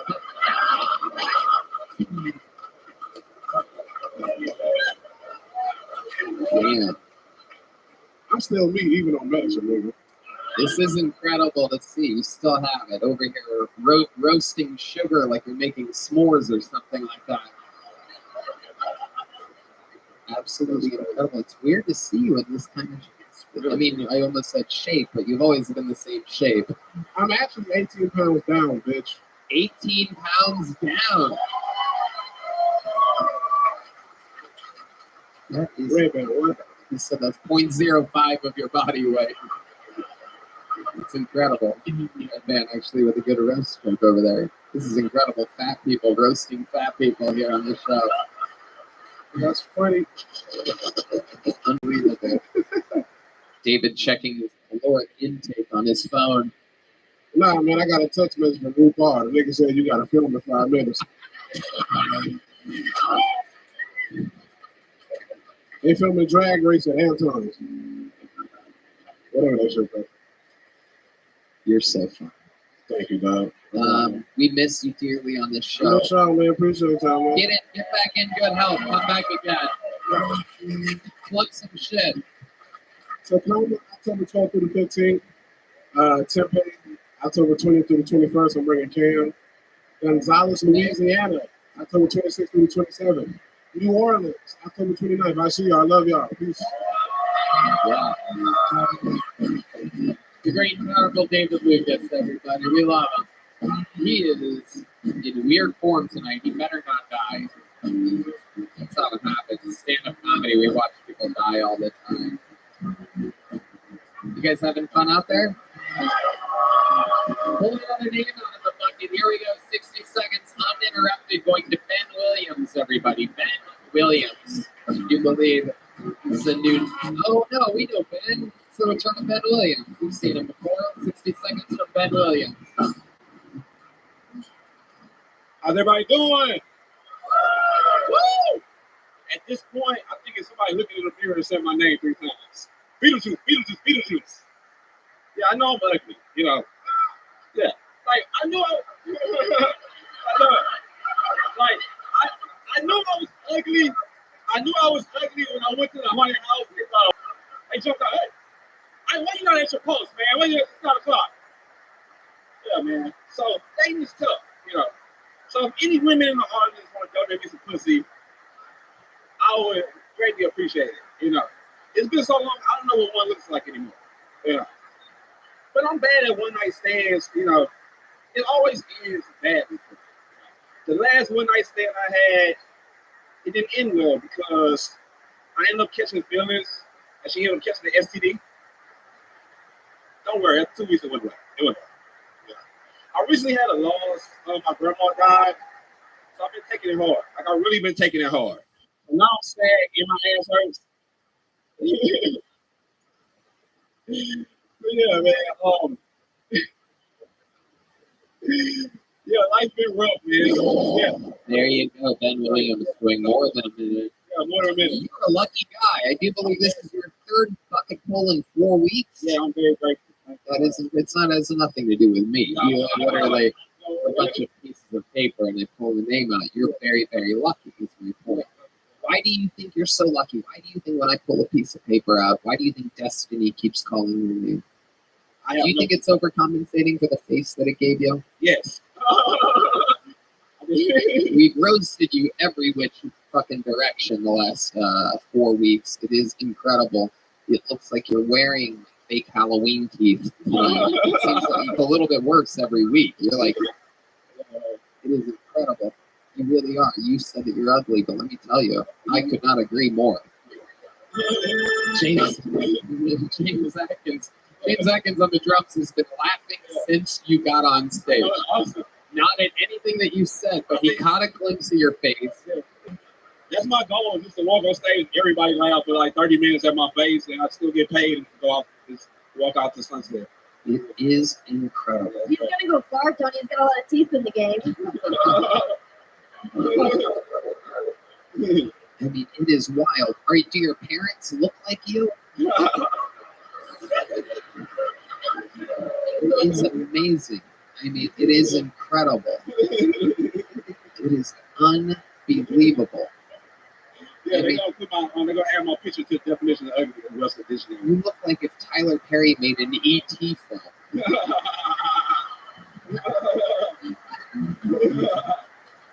I guess we would call it B.E.T.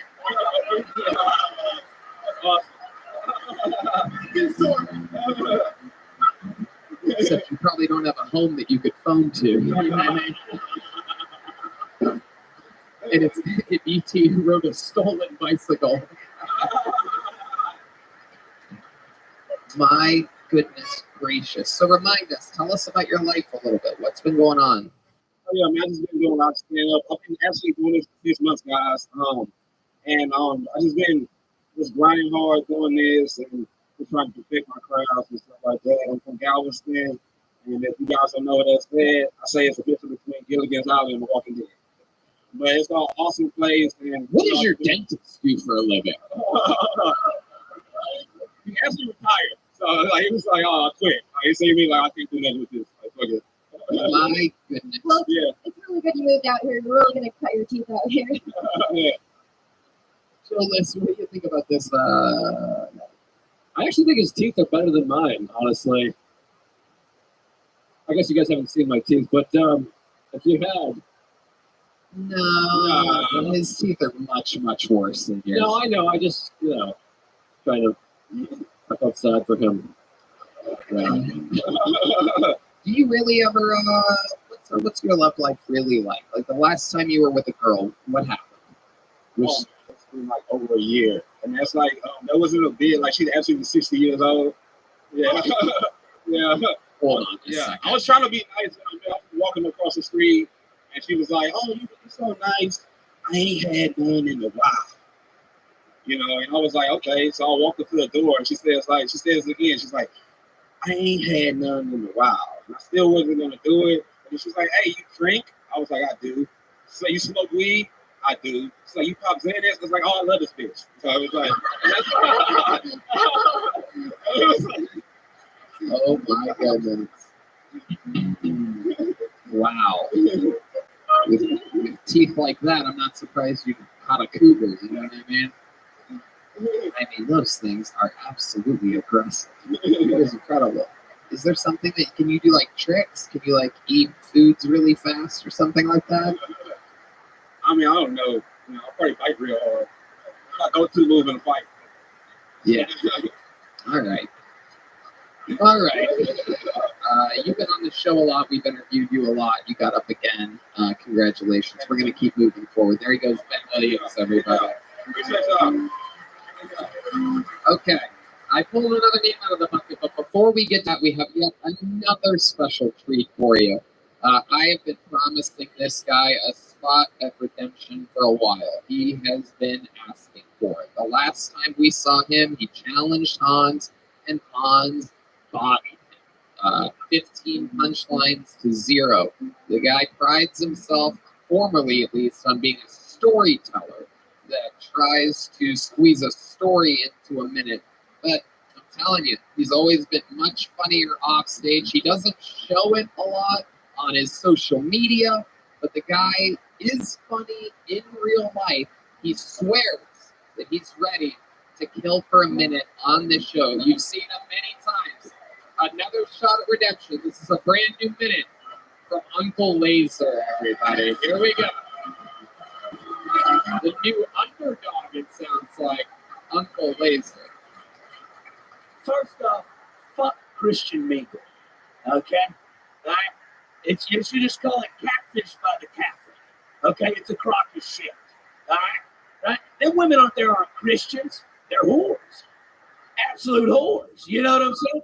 Look, I don't know the fuck a nice young lady with some structure. Give me a little bounce or kind of book.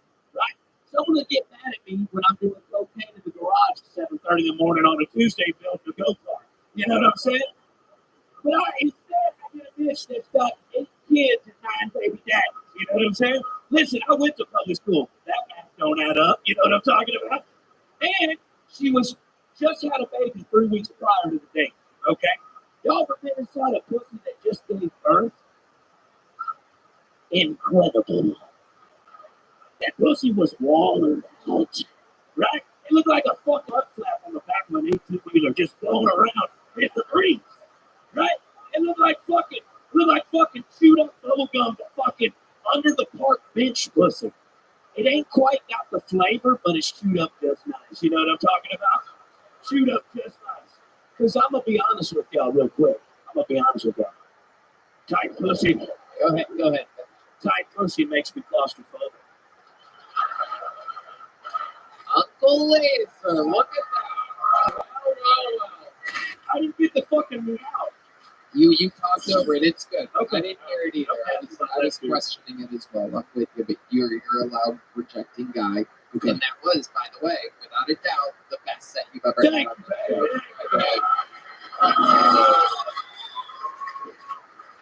It is part of your storyline. It was incredible. You came out guns a-blazing early on the show, and you would get drunk before the show, and then you would started doing vast amounts of cocaine before your sets, and then you would drink more and then do more cocaine. Your answer to everything was cocaine.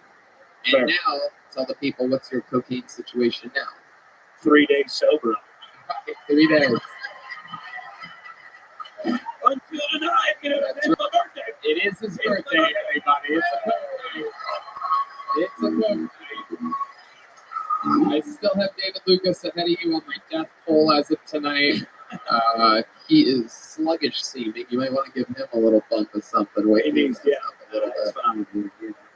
Goodness. Can I say something real quick? Oh shit! Here we go. A heartfelt moment with Uncle Laser. Listen, I gotta get a better look. But look at you. Look, I fuck. But you fuck on the first day. You fuck on the car ride to Chili's. You know what I'm talking about? I like that kind of shit. All right, Uncle Laser wants to fuck Sugar Sean O'Malley. Sugar, what do you want to say about that? I would love to do cocaine with you, brother. Look at that! Happy birthday to you. Hey, it's a nice day for a white wedding. Sugar Sean, look at Sugar Sean. Show this. What do you think about this? I think neither of you should do cocaine together.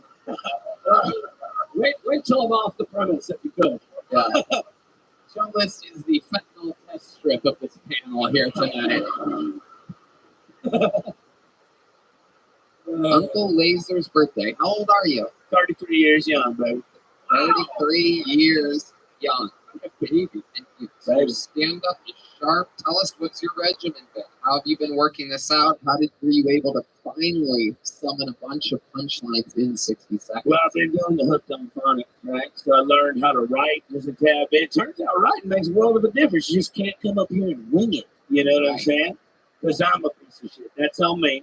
You know what I'm saying? But yeah, I just took a bunch of mushrooms, like a hero dose, like 8 grams. Went and talked to Jesus, and we had us a time.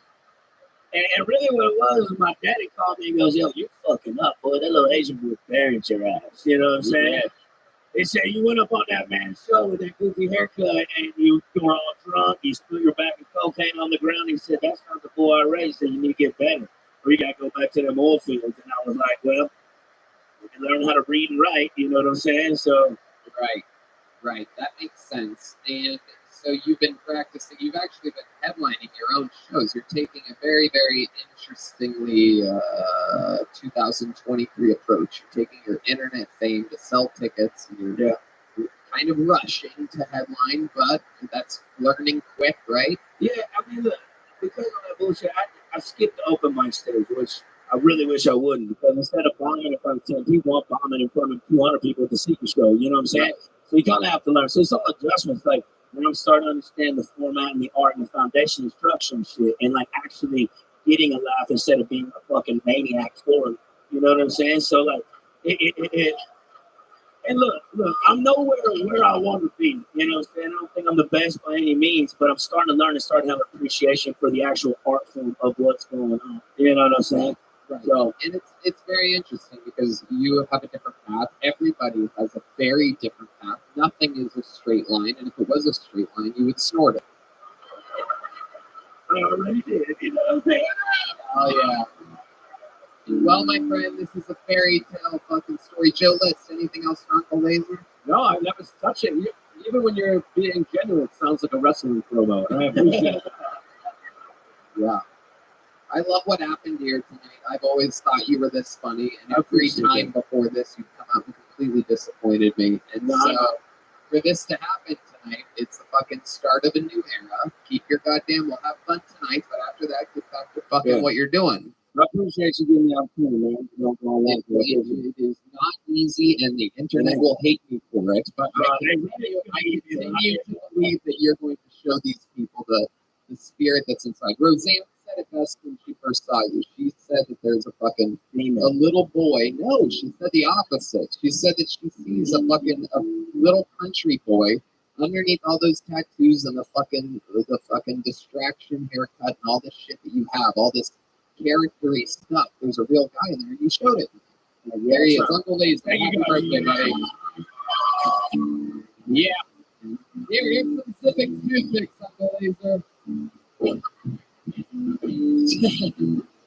Happy birthday from Zip. Zip more, smoke less. From Zip. All right, pull another game out of the bucket. We still having fun out there, huh? It's a good crowd. I like you guys. This audience. Very rarely do I love an audience. I like you guys. All right, we're gonna meet this person all together. It's Zeke Houlet. Zeke Houlet. Zeke Houlet. Where's Zeke, everybody? Come on, one more time for Zeke, everyone. Let's go. How y'all doing? I watch anime. Y'all watch anime? Yeah. I also grew up in a small white town, so I got called gay a lot for watching. Jokes on them. I got to college. That's the only thing I had in common with my black friends. It's true. It's a true fact. Like, if you guys didn't know this, anime is like the I Write Sins, Not Tragedies by Panic at the Disco of television. Thoroughly enjoyed by weird white dudes and black guys, right? Like, you might not believe me about the anime thing, but I tested it on my cousin for the song. You know, like, I started him off easy. Started him off with some Green Day. He was like, turn this whack shit off, dude. I was like, what, you don't like Green Day? What's going on? He was like, nah, my girlfriend listens to this shit all the time. I do know one song, though. I already had that shit cute. Okay, like, you ever seen Celebrity Listening Battle? Remember when Snoop Dogg does Don't Stop Believing, all the right lyrics from choreography? Jesus Christ, Zeke. Oh boy. Oh, no, too late now. Well, here we go. We're going to get into it. You been on this show before? Uh-huh. About a month or two ago. Right. Okay. How did that go? Better? No. No. The bit went better. Like, my bit got a decent amount more laughs. But, It was a different bit, though. Yes. Yeah. Right. And then the interview, the end of it, I got shit on a little bit. What happened? I went after Cam's uncle. Uh-huh. So you asked me what the craziest thing that I've ever done is. Uh-huh. It wasn't a great story. Uh-huh. It took a while. Have you thought of a better one since then? Yeah. Okay, go ahead. I mean, just a decent amount of crazy. Like, I've gotten multiple guns pointed on me on the road because I think I'm better than everyone in Austin at driving. You do? Yeah. Uh-huh. Because, like, I'm pretty sure that people in Austin forget two things when they're on the road. Uh-huh. When the next exit is and what a turn signal even is. You suck. So let's talk about it. How long have you been doing stand-up? Just like a little over a year right now. A little over a year. What made you want to start this? I got kicked off the wrestling team. You got kicked off the wrestling team. Uh-huh. An adult wrestling team? College. College? Yeah. Okay. Why'd they kick you off? Missed a COVID test. Okay. So, Okay. Wow. Yeah, Oh my goodness, it gets less and less interesting the more questions I ask. Every time. Okay. Sugar Sean, what do you think? I was just going to ask, how are your eyes smaller than Hans Kim? It is incredible. It is incredible. And you have a smaller forehead than Uncle Laser. It's wild. You look like a baby gay werewolf of some kind. It's That's incredible. So, what are your parents like? I'm trying to figure out more about you so that you have anything funny to talk about in the universe. My parents, my dad used to race downhill mountain biking professionally, and my mom was just with him that entire time. Oh, your career's going downhill as well. This is incredible. Joe Litz, what do you think about this? I thought it was fascinating. First of all, why did the chicken cross the road?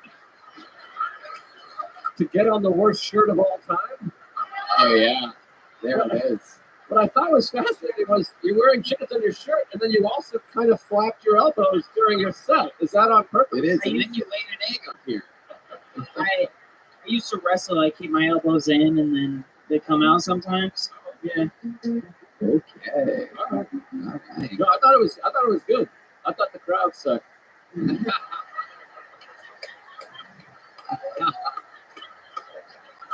Did things go better for you other times, other places, Zeke, or do you just love the punishment of? They usually go better. Okay. So much personality. I don't even know what to do with it all. That's about it. Yeah. What's your love life like, Zeke? I've been single for about 3 years. So when's the last time you kissed a girl? Last time I kissed a girl, last time I had sex was like a year ago. That's a total different question. Well, I don't remember every kiss a girl. I don't remember every time I kissed a girl. How about, can you take a guess when the last time you kissed a girl is? Say about 3 or 4 months ago. Okay. Where was that? What was that situation? Just like in a bar. Mm-hmm. Okay. All right, Zeke. Any special skills or talents? I can do a backflip right now. No, you can't. No, you can't. There's stuff behind you. So you definitely can't. You definitely do not have room to do it, Zeke. You do not. Are you telling me no? Are you saying that you can do a backflip literally into space? So you're the one that knows your capability. I'm saying I'll do a backflip or I'll fail it and it'll be pretty funny probably. No, it won't be funny. It won't be funny. Part of my job is to protect Joe Rogan and keeping hundreds of millions of dollars. That's fair. He also said he could do a minute of stand-up comedy.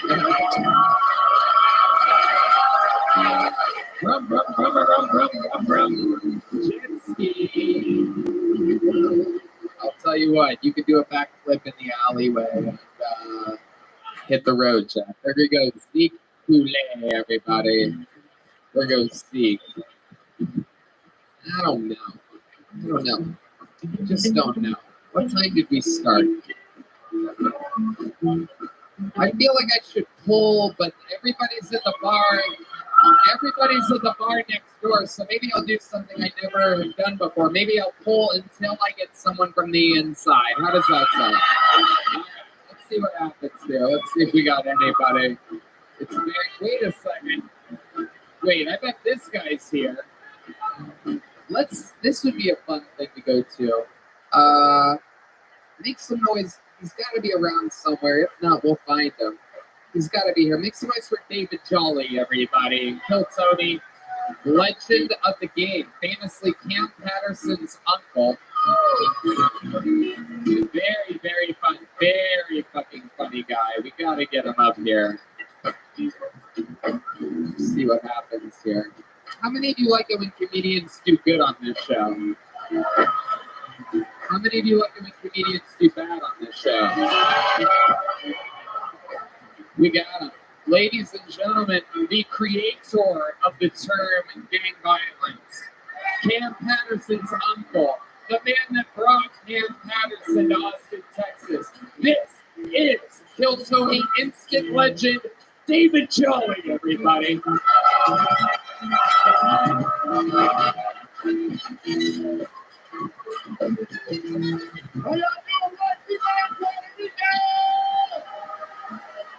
Since I've been living in Austin, like we got homeless people in Orlando, but in Austin, they got homeless people. Like these motherfuckers professionals, you know what I mean? It's like every time you see the homeless people, you always see them with a dog. And all I can think is, where the fuck they getting all these homeless dogs from? It's like as soon as you become a professional homeless person, they assign you a dog or something. Like this is Tyler. He is 45 years old. Not in dog years. This bitch is 45 years old. It's crazy, man, because I'm an empathetic person. You see him, you know what I mean? The guy has a sign. The sign says, hey, man, you're probably extremely hungry. If you feel you need help. That's what I'm looking in his eye. And I say, I know you fucking lying. You ain't that hungry. You ain't that dog yet. So I mean, you fucking hungry now. It's protein you walk around here.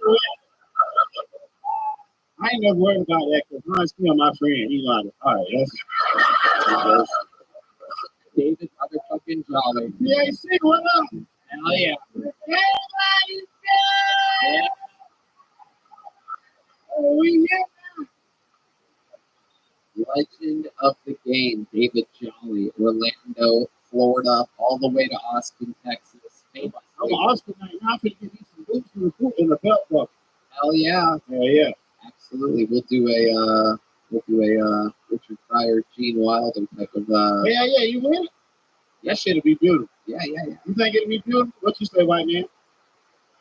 He don't know what the fuck going on. He don't care to me. He high there. These little Texas kids are scared to death of David Jolly. They don't know anything They like don't that. know what the fuck I'm saying. They Right? just see that gold cube, they just get hypnotized. Incredible. Have you always had that? Is that new? What, the gold team? Yeah. The bitch is in there, man. These bitches ragged as hell. Hell yeah. You know what the fuck going on. Yeah. Now that nigga on ketamine. He's definitely on ketamine. Yeah. Yeah. What up, Brian? How you doing, buddy? What up, Kinfolk? Yeah, that's my partner there, man. That red band. You feel that? What's up with you, Kinfolk? Yeah. What's up, Joe? Hey, it's a dude named Goran, looks just like you, but he just bomb all the time. He's coming from Orlando. He sounds hot. Yeah. Whatever you're into. Ain't you like Russian or some shit? Like Russian? Oh, no, my bad. That's racist as fuck. I'm sorry. Russian. Goran like Russian, or he like the Viking or some of that crazy European shit, you know what I mean? Me? No, it's Goran. I'm sorry. Oh, I said me. No, my bad. I'm sorry. Oh, I'm not offended. Let me relax. My bad. You're good. You're doing just fine. I had to run all the way from upstairs. It was fucking crazy. Yeah, I know. We had one of the police officers chase you, so you felt at home. No, that just happened. It just happened. He was like, wait, what the fuck going on? Like, get on the fucking ground. Then somebody yelled out, hey, he's one of the good ones. Yeah. So I was all right and said that. I had a stamp of approval. You feel me? David Jolly is absolutely beloved here at the mothership. You get a lot of spots. You're in the little boy working it out all the time. Guess what happened? Yeah. I'm a motherfucking door guy now. Are you got hired? Oh my gosh. Oh my God. Yeah. Welcome to Joe Rogan's Comedy Club. Holy shit. There are no background checks here whatsoever. No. Oh No. my God. I was like, you sure, motherfucker? I was just psyching me out. I thought it was No a psych. take backs. You're like, okay, no take backs. I thought it was a fucking psych. I'm like, you bitches psyching me out. I know what's going on. They're like, you're a door guy now. Don't let people in that look like this. And they show a picture of you. Yeah. And then I'm the motherfucker patting it down and shit. That's crazy, man. I love it. God is good. That's incredible. How long have you been working here? This sounds like no. a joke. I cannot picture you working here. Wow. You're the oldest store guy by 20 years at least. Well, you about right, you know. Because I didn't realize we had a new rehabilitation system here at the mothership. My name's Connie and stuff. Fucking asshole. Uh-oh, he's getting mad. He's I love you. I'm just fucking with you. You know you're my brother, man. Shit, you're about to lose your job, homie. Damn, you don't get me back? I'm kidding. I love you. God damn, Connie. I love you being the tour guy here. That is absolutely hilarious. What a diversity program we have. It was through like my probation officer. Like, Joe got to be the porter, so you know that's why. You know what I'm talking about? No. Oh shit, it's beautiful, man. What's your living situation, David Jolly? Oh, I live. I ain't gonna tell y'all where I live in.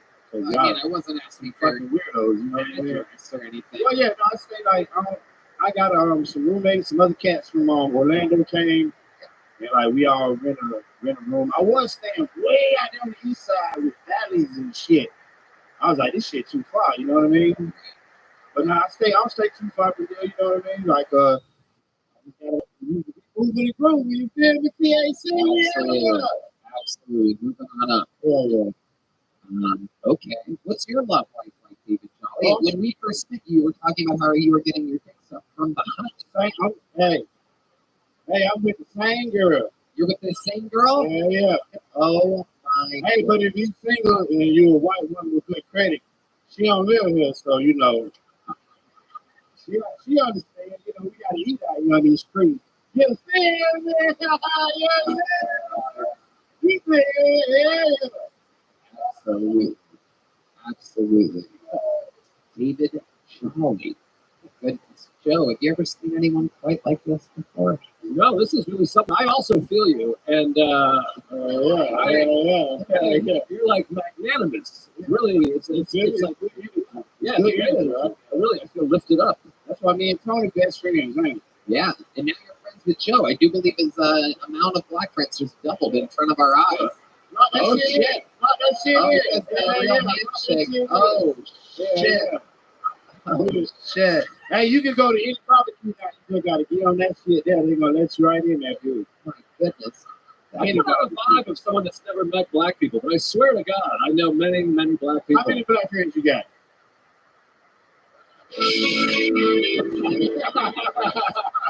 You can count them motherfuckers. Good.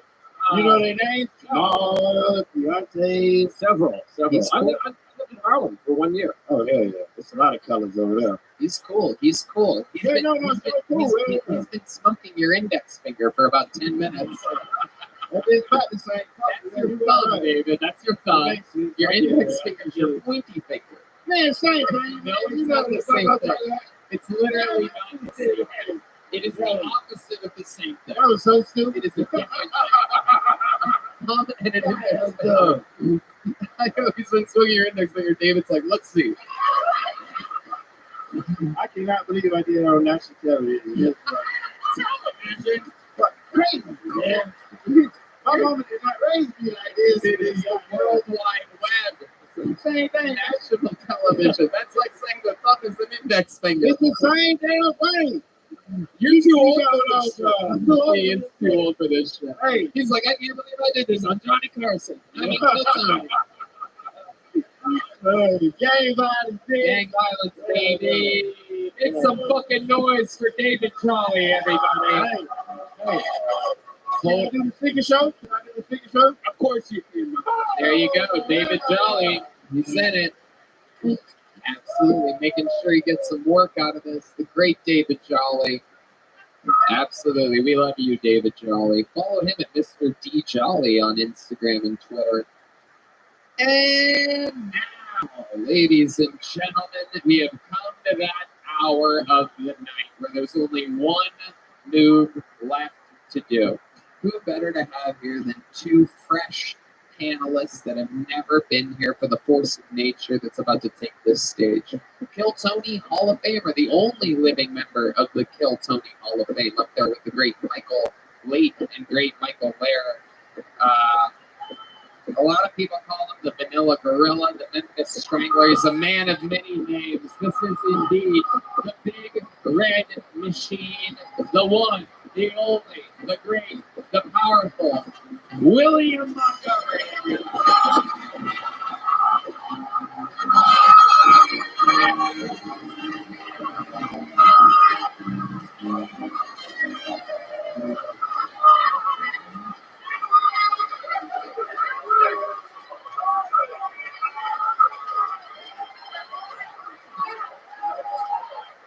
First off, Rabbi and happy Yom Kippur. I'd ask if you fasted today, but I think we all already know the answer to that. Holy shit.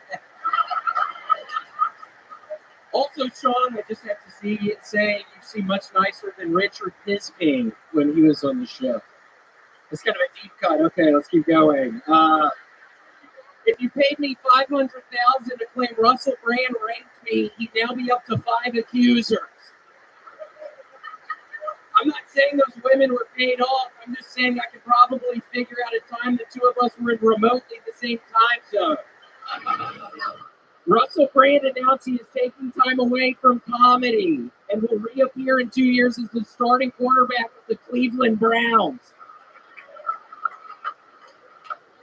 Also, I just watched Snakes on a Plane, so I'd like to say, enough is enough. I've had it with these motherfucking snakes on this motherfucking plane. Okay, that's my time. Thank you. William Montgomery. Wow. Look at this iconic moment. This is basically, you're basically the same.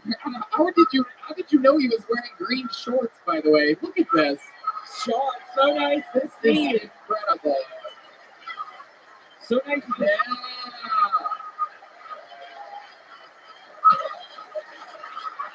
Yeah, Sean, I did this because I know you're getting very famous now. I was wondering if you needed a body double. That's why I came out. You're like, serious. You need a body double. Yeah. I never gonna stop me.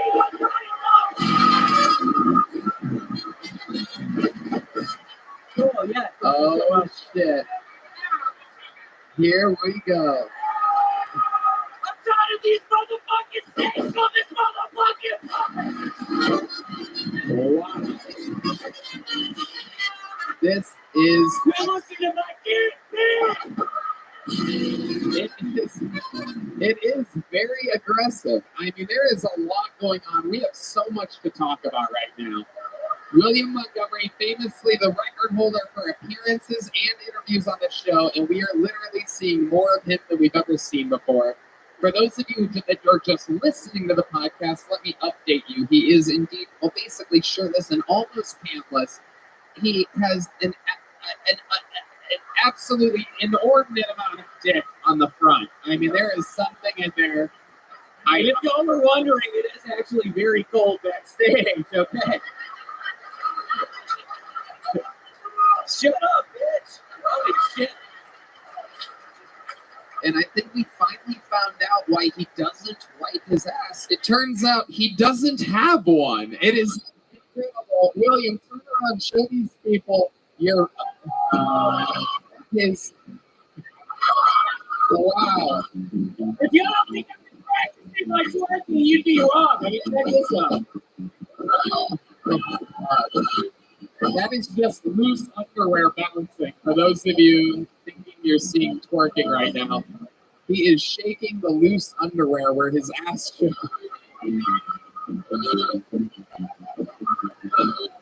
Okay. I don't know what I'm doing. This place is fucking wild right now. And then, William, let's talk about all that fucking. What is that in the front of your pants? Do you have something in there? Please tell me that that's like a sock or something. You have two dicks? Yeah. It looks like there's some stuff going on in there. I have to be honest with you, I have 2 dicks and 3 testicles. So, wow. That is incredible. It's like a coconut shrimp or something. What is that? Oh, Coconut shrimp. Holy shit!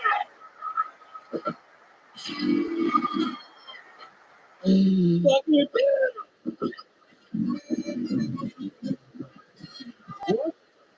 What is that? You have his mouth watering at the thought of a coconut shrimp right now. William Montgomery showing off today. A perfect body. Next to Sugar Sean, you guys look like a before and after for exercise. This is absolutely incredible. You, oh my God, what is that? There's something in my soul. Oh my God, it's trying to get out. This is incredible. Wow, my goodness, you look like the stepdad that turned Sugar Sean into an elite athlete. It's absolutely amazing. Your stomach is doing something outrageous. What is that? How do you do that? Let's go to front twerk. Jolis, please explain to us what you think is going on. You look like never been to the gym the Anvil Nighthawk. What? I almost could have spit dick. That was very, very good. Tony, But those of you that know Jimmy Anvil Nighthawk will laugh very hard at that. I guess nobody knows who he is. He was a wrestler 48 years ago. Yep. He had a beard. Wore sunglasses, giant red beard. Yeah. Not quite as misshapen as you. Yeah. This is incredible, William. Explain to us how you get a body like that. I do 75 sit-ups a day. I do 200 push-ups a day. I'm doing 200 pull-ups a day. I'm doing 75 burpees outside. I mean, it's been so hot. I do a bunch of side straddle hops. I'm doing, what else? I'm doing bench press, barbells. What else? I have a Stairmaster. I have a, what was that fucking noise? What the fuck is back there? But yeah, no, Tony, I've been working out super hard. But yeah, Sean, I mean, I swear to God, if you need some sort of security or anything like that, I would be more than willing to help. Just let me know maybe after the show. We can talk about it. Cool. Can you perhaps put the mic in the mic stand and show us what you would do if someone tried to attack Sugar Sean? Can you give us a little of that fight? Yeah, here he is. Joe, do you want to stand up? Okay. Joe. Wait. All right. Don't hurt anybody. Don't touch anybody.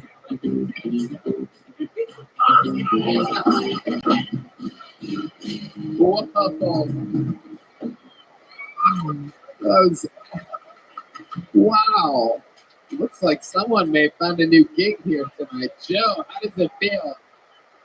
Well, that was scary because I could see Sean on the other side of it. For the folks at home, though, your body is not that bad. We're making jokes. That's it's not horrible. Especially those knees. Look at those knees. Yeah. Red Band taking shots. Yeah, Red Band. Well, his mom also kind of likes my body because I was in Ohio last week. Beat that shit up!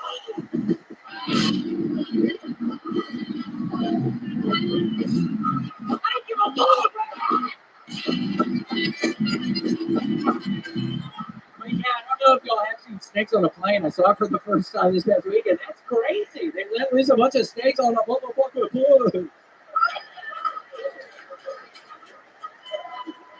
The big red machine showing us today exactly why he has that name. After we found out here today that he has 2 dicks and 3 testicles. It's a very expensive surgery.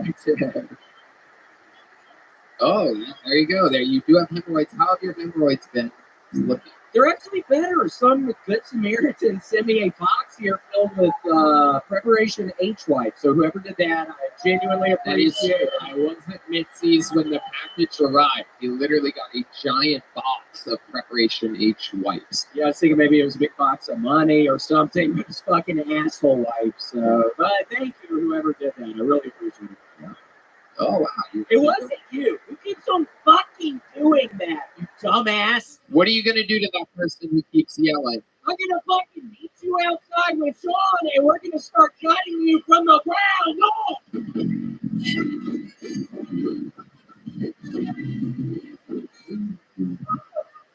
I don't even know what that means. Cutting you from the ground up. What does that mean? But yeah, we'll probably kill you, fucking dumbass. An absolute monster. He did it again. Another new minute. Repping Sugar Sean O'Malley. Make some noise for the great and powerful William Montgomery, everybody.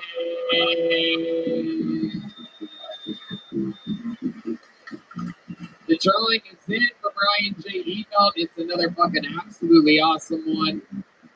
Let's check out the local artist, Chris Rogers. Oh yes, that's right. That is in homage of our #1 loyal audience. Remember the great Chief Turnbull right over here. Comes every single week. Those are his pets. How cool is that?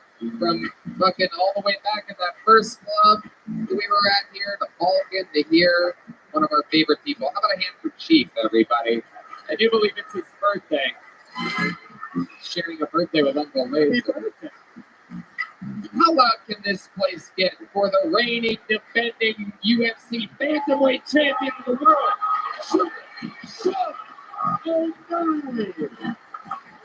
It makes a noise for one of my favorite comedians, the great powerful Joe List, everyone. Enough for everybody on YouTube right now. Go watch it right after this. Go to sugarshop.com, SUGA shop.com. Or .co, I'm sorry, sugarshop.co, and check out the Timbo Sugar Show everywhere. Thank you to Joe Blaster, Red Rose, Yellow Rose, Connect Mobile Health, Paul Law Firm, Austin Security Guard Service, DM Smokehouse, Ways to Well, Ways the number 2, and Well, Not a Damn Chance Burger, CM Smokehouse, and Screwball Peanut Butter Whiskey. And how about one more time for the best stamp band in the land, the Kill Tony Band. Check out everything Jetski Johnson. Make sure you follow her on social media. We love her. Legend of the game. That's the great James Atkins on the drums, Paul Deemer on the horns, Steve Magnus on the bass, Matt Mueling on the electric. One more time for Jetski here on the horns. Paul Deemer also on the horns. Exclusive Kill Tony merch for sale on your way out. And don't forget, Nether Hours playing at Vulcan tonight. Check out the Secret Show every single Thursday at the Kill Tony Band twice a month at the Sunset Strip ATX.com. Very few tickets remaining for our first ever show in an arena, the newly added show to the sold out show, December 30th. A lot of fun things happening that night as well as the next night, obviously. As Kill Tony makes history in its own hometown of Austin, Texas. We fucking love you guys. Thank you so much, everybody. We did it. One more time for my guests. Sugar Sean O'Malley and Joe Liz. We love you guys. Thank you. Good night, everybody.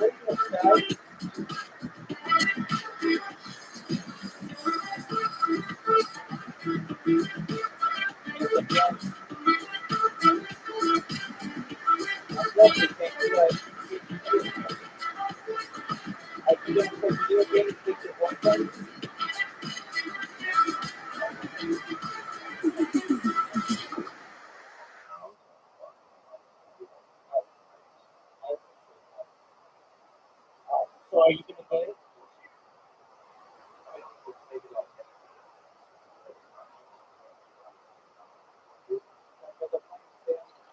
Hey everybody, Kill Tony live from the HEB Center in Austin, Texas. Saturday, December 30th at 7 p.m. Just went on sale, and you have to trust me, tickets are going lightning fast. It's absolutely unbelievable.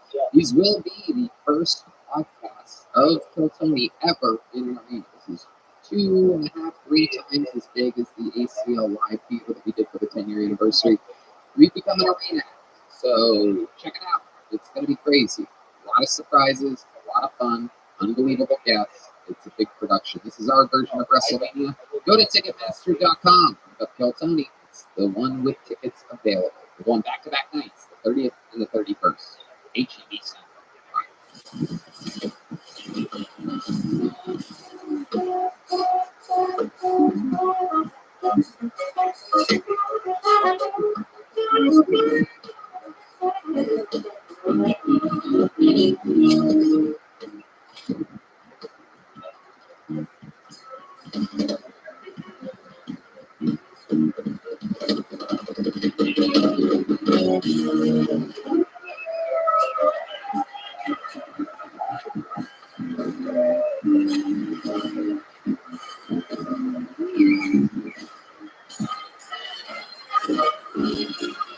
Hey, this is Redneck coming live from the Comedy Mothership here in Austin, Texas. For a brand new episode of Kill Tony, get up for Tony! It's time!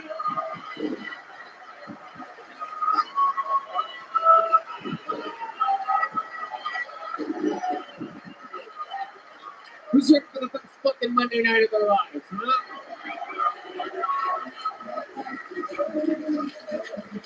Yeah, make some noise for Red Band, everybody. You're here. You're in it.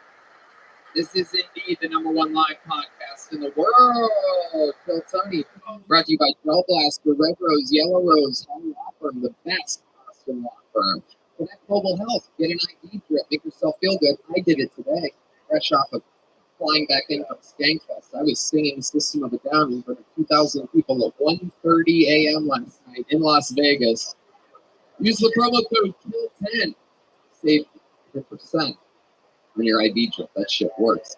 Our newest sponsor, which is so cool, NinjaBuses.com. Big party buses, giant van-sized tour buses, and all type of amazing transportation. NinjaBuses.com, another amazing local company. These are all great Austin-based companies, including Gel Blaster, available in stores and Walmarts all around the world. Austin Security Guard Service, the best security guards in the world, happen to be here in Austin. And Screwball Peanut Butter Whiskey, which proudly presents the best damn band in the land. This is the great Matt Yoling on the electric guitar. This is John Dean, the leader of the band on the keys, fresh off of touring with Gary Clark Jr. This is the backbone, D Madness right here.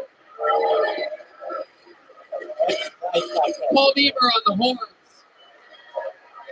And the great Daniel Watson joining us tonight, filling in for the great Michael Gonzalez. How exciting. Everything is in place for a very fun episode. Before we start, here's a little bit more from the amazing other sponsors that made tonight's episode available for you here for free right now. It is me, your dear, dear golden child and king. I'm coming to you with a cool crew and a bunch of crazy jokes. Let's check out TonyHinchcliffe.com. Support stand-up comedy. Support me. I love you. This ticket's available now at TonyHinchcliffe.com.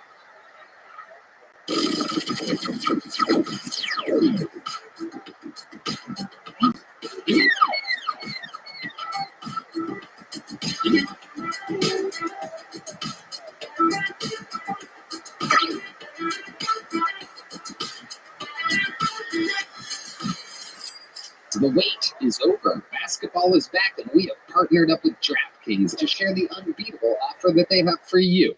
New customers can score $200 instantly in bonus bets for throwing down just $5. Red Band. Win or lose, it doesn't matter. You'll start the season with instant bonus bets. If you're looking to make things even more exciting, check out DraftKings Parlays. String together multiple bets for the same game or build your parlay across multiple games for a shot at making payday even better. That's right. Basketball's more fun when you're in on the action. Download the DraftKings Sportsbook app and use code KILLTONY. New customers can get $200 in bonus bets instantly for betting just $5. Only on DraftKings Sportsbook with code KILLTONY. The crown is yours.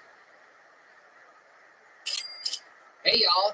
I have to tell you about the super blend I'm loving called Kachava. It's hands down the best thing I've found to feed my body the nutrients it craves. Kachava is an all-in-one plant-based super blend made up of superfoods, greens, plant proteins, antioxidants, adaptogens, probiotic. In other words, everything your body craves to feel your best. And I know what you're thinking. Something this good for me can't possibly taste delicious. That's where Kachava really earns their thousands of 5-star reviews. It tastes amazing. It's creamy, smooth, and comes in 5 delicious flavors. I'll tell you right now, the vanilla and the coconut acai are my favorite, but it also comes in chocolate, chai, and matcha. Red Band? Some folks like to drink it as part of their healthy breakfast or lunch, and others love it as a protein-packed snack before or after a workout. It's perfect for this because it has 25 grams of plant protein per serving. Personally, I like to drink Kachava just laying around on the couch. It feels great because I don't like eating too much, so it's great to just have a nice meal real quick that's delicious and gives me all the protein and nutrients I need. No doubt about it. And Kachava is offering our listeners 10% off for a limited time. Just go to kachava.com/Tony, spelled Kachava, and get 10% off your first order. That's kachava.com/Tony. Hey y'all, you don't have to be an athlete to need extra hydration throughout the day. Liquid IV has you covered.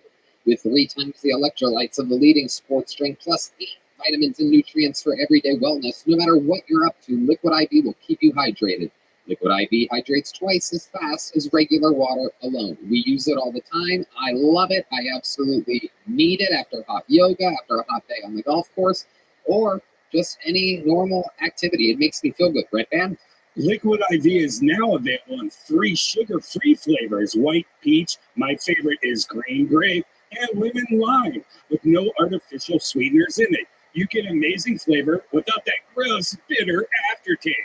It's gluten-free, it's dairy-free, soy-free, and has no GMOs. Liquid IV is an amazing addition to your hydration routine. Grab your Liquid IV Hydration Multiplier, sugar-free, and bulk nationwide at Costco. Or you can get 20% off when you go to liquidiv.com and use code TONY at checkout. That's 20% off anything you order when you shop Better Hydration today using promo code TONY at liquidiv.com. Hey y'all, with the changing of the seasons, it's time to change up the way you cook. Let go of meal planning, shopping, and food prep, and let HelloFresh take the reins. They send fresh ingredients with easy recipes right to your door, so cooking is a total breeze. With 40 recipes and over 100 add-on items to choose from each week, there's always something new to love. And right now, you can even snag their fall flavors line and get appetizers like barbecue pulled pork nachos. Delicious. A red band. If you're counting calories or following a specific meal plan, it can be hard to find meals that fit your guidelines, but HelloFresh makes it easy with vegetarian, family-friendly, and fit wholesome options. Yum. Go to HelloFresh.com/50KT-show and use code 50KT-show for 50% off plus free shipping. That's HelloFresh.com/50KT-show and use code 50KT-show for 50% off and free shipping. HelloFresh, America's #1 meal kit. Manscaped has leveled up, and so should you. They've launched the 5th generation performance package featuring the all-new Lawnmower 5.0 Ultra. When you're going for a close shave below the belt, you want the best of the best, or else you're going to cut your nuggets. This new trimmer features 2 interchangeable blade heads with 3 length-setting combs and waterproofing. You can get any look, anywhere. Perhaps you're into a mohawk for your weenie, or as I call it, a brohawk. Red band. You know, I used to just pull out my pubes, but no more. The Performance Package 5.0 also features that new Weed Whacker 2.0 ear and nose hair trimmer, crop preserver ball deodorant, crop soother toner, and 2 free gifts. Let me see what you're working with there. Beautiful. Get 20% off plus free shipping with code KILLTONY at manscaped.com. That's 20% off and free shipping with the code KILLTONY at manscaped.com. You know, can I just say, going to concerts is amazing, but buying a ticket is frustrating. It's expensive, and you have to plan so far in advance. Stop the stress with Game Time. It's the fast and easy way to buy tickets for all the sports, music, theater, and comedy near you. They have killer deals on last-minute tickets and the best price guarantee, so you can stop stressing and start getting excited for all the fun you have. I absolutely love it. You know, with the Game Time guarantee and all the other fun stuff, I just went and saw You'll Never Believe Him. You want to know who I saw? Thank you. You want to know? I saw Guns N' Roses. What?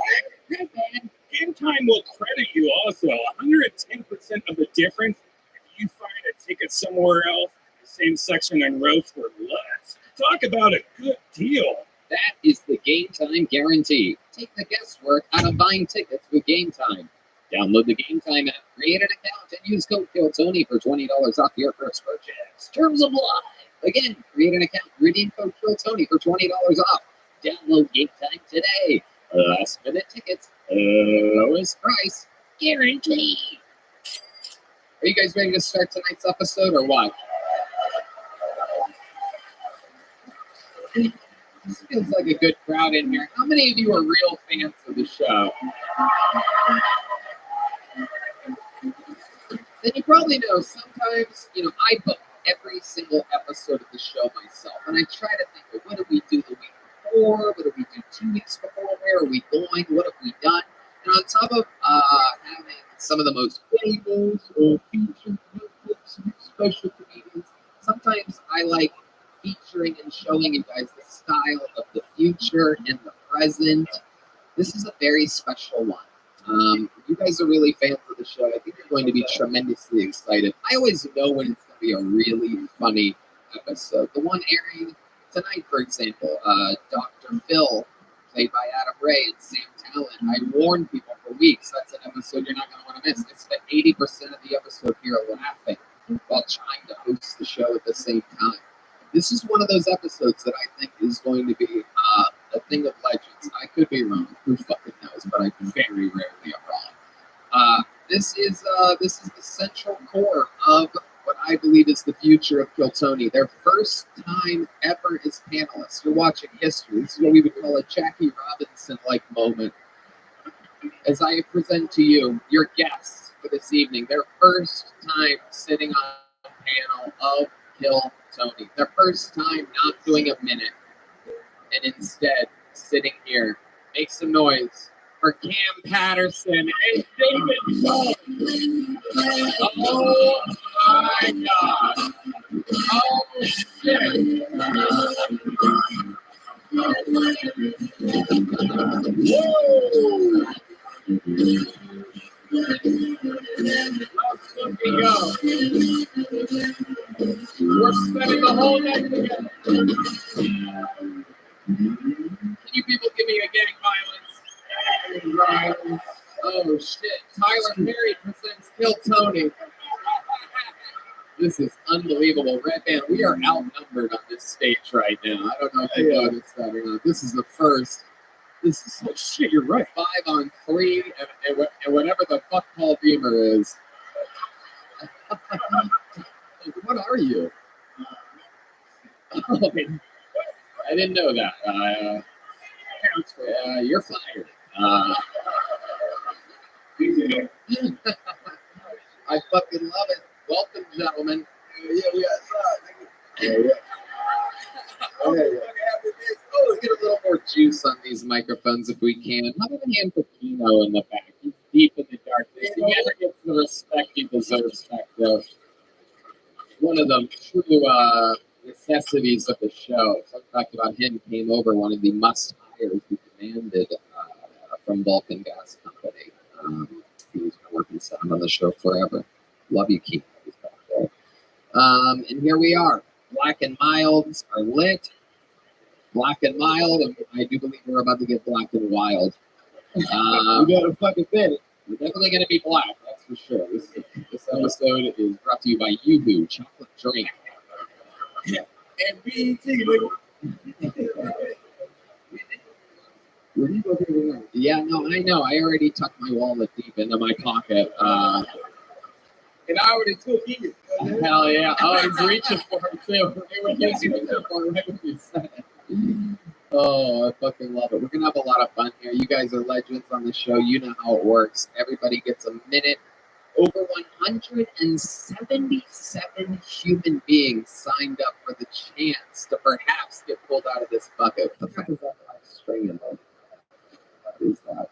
Oh, it's connected to the Undertaker. One fell out? Oh, okay. I think that could be the first one. Why not? Oh, one fell out there too. Sweet. That'll be right. So we pre-pulled a name. There's a big bar next door with literally 177 people in it, and whoever signed up in the room is in addition to that 177.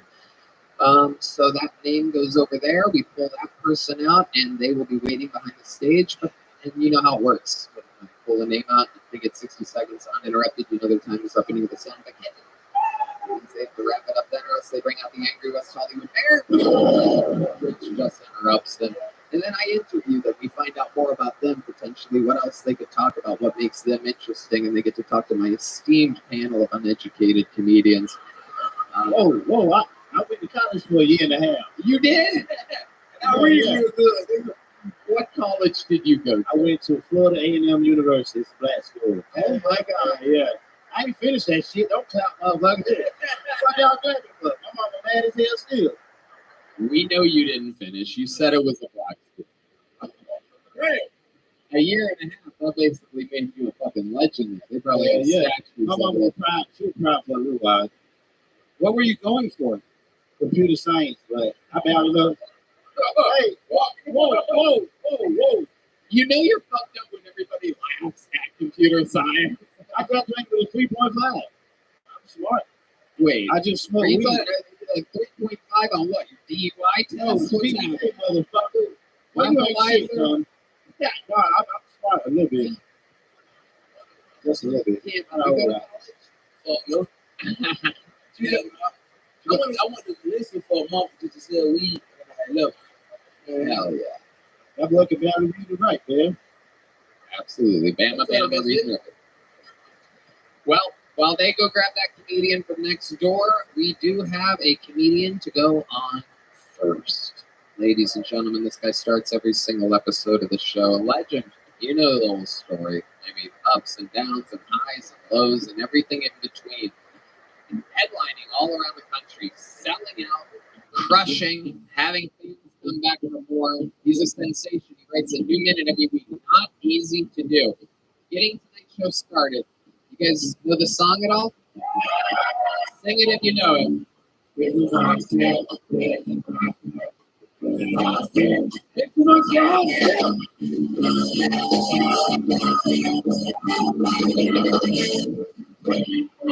What's up? Black and mild, more like black and a child.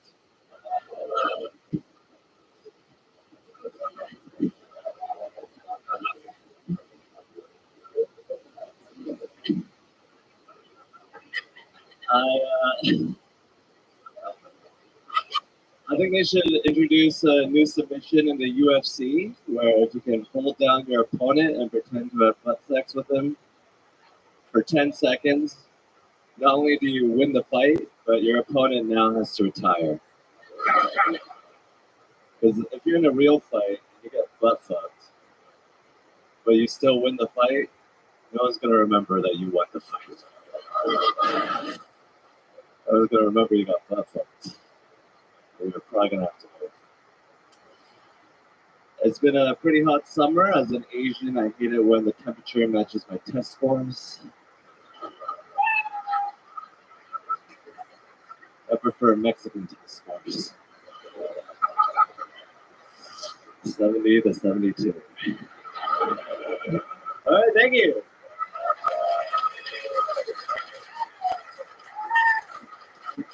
Hans, ladies and gentlemen, with a brand new minute. Black and child, let's talk about it. Come on, guns a-blazing. Are you calling Cam a child? He's very youthful and I appreciate that, my nigga. You know what I'm saying? I just want to say, fuck Rick Diaz, nigga, we gonna kill him. Yeah.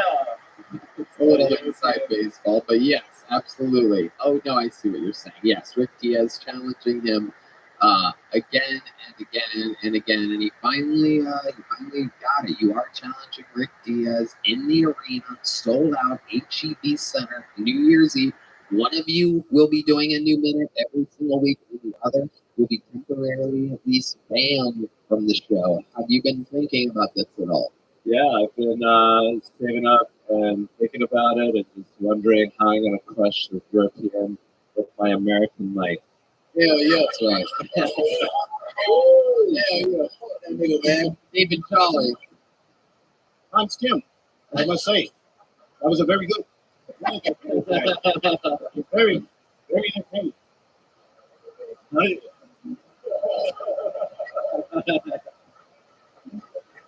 thought you were eating pussy.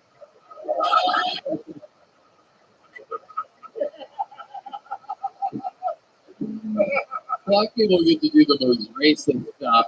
What I would give to just, you know, I'm going to do blackface. That'd be a fun episode. That's a good idea. It's fun. Yeah, that'd be fun. Let's switch it. Next week, you hosted whiteface. I'll do blackface. Say you promise. What? Say you promise. No. I'll be pinker than a motherfucker out here. Hans Kim, I love it. The hot summer, the Asian scores, that all makes sense. That all checks out. Those are good jokes. Rock solid. The UFC butt fuck thing, I mean, I don't know. Where does this come from? What is your writing routine? guess I probably never asked you that. What's your like regimen? Where do you do it? Are you at a desk? Are you at the beach? Are you on a toilet? At the shower? What is it? I'm usually laying down because I have a neck injury. Oh, what's your neck injury? Herniated disc. How did that happen? Doing a little jujitsu. I'm a bit of a jujitsu era. I'm up to my third stripe on my white belt. Wow. It's incredible. How often do you do that? I have stopped doing it 7 years ago. Yeah. Can't pass. You want born with a black belt, nigga? You guys usually shoot first, so. David Jolly. I thought you got that neck injury off that big ass head. That thing got the whole world in his head.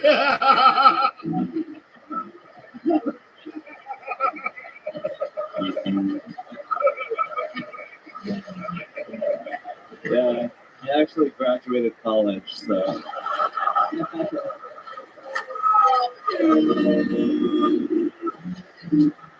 That is true. David Jolly is the size of the head of a guy that drops out after a year and a half. You don't have to have a computer science degree to know that you do have a pretty big noggin, though, huh? It is incredible. So, do you do any exercise at all now? You have jiu-jitsu for 7 years, but what's your exercise routine? Like, these are all questions I feel like I've never asked you before. As you can tell, I don't exercise too much. I have a kettlebell, 35 pounds, that I do kettlebell swings with. I'm usually in hotels just doing a foam roller just to do a little prehab so I don't injure myself. I have a punching bag. I've punched for Tim Welch, Sugar Sean's trainer, and he said, that's pretty good. Wow.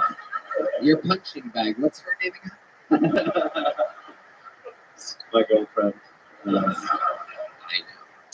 Hans, another great minute. Way to get us started again. Anything else I'm missing? Anything you want to talk about? I made my career off of a desperate, sad comedian that tried to take other comedians down, and on December 31st, I'll do the same at HEB Arena. Wow, I love it. It's a fucking promo right there. That's what I'm talking about.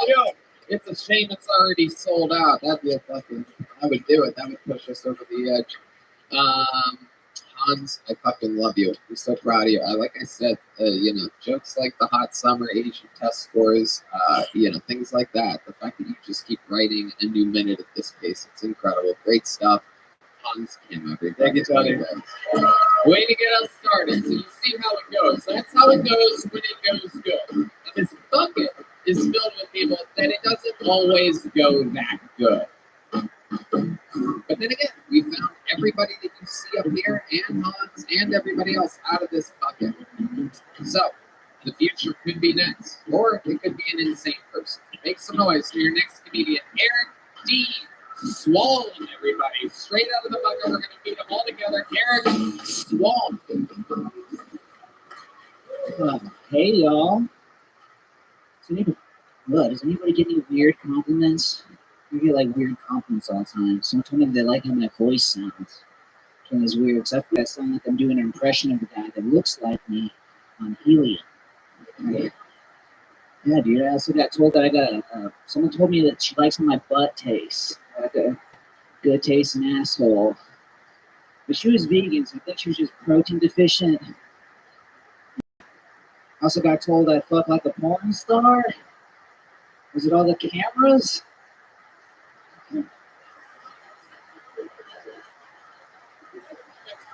Yeah, this one hurt a little bit. I got off stage. This dude's like, hey man, I didn't think you were gonna be funny. I was like, dude, that's a terrible way to look at handsome. Yeah, I don't even know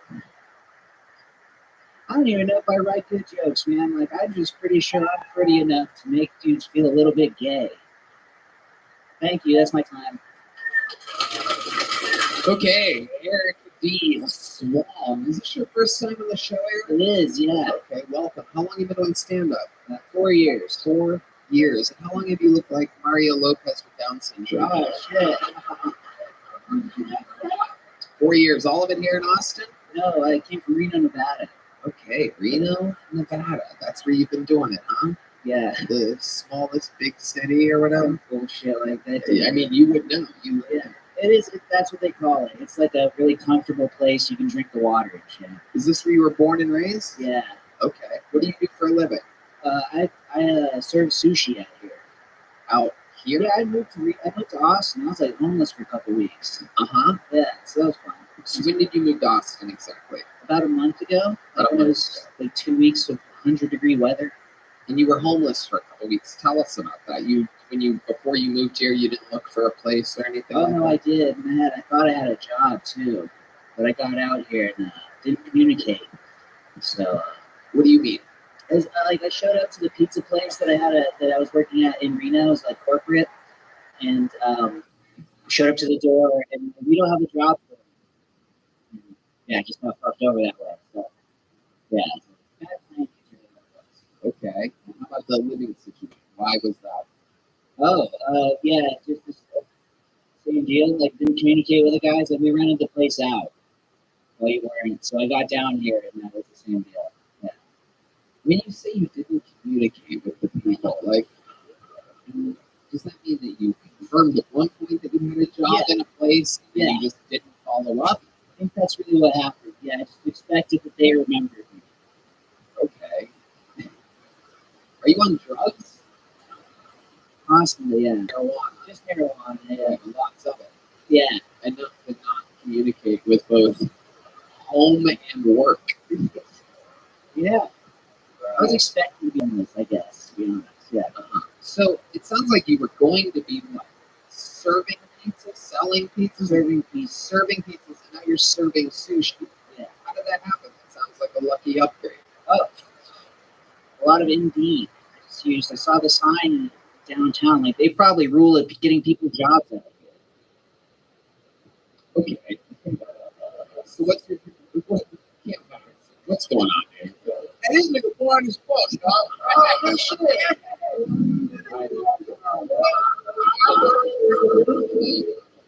Telling you, I try with these people sometimes. You have no idea how hard this job is.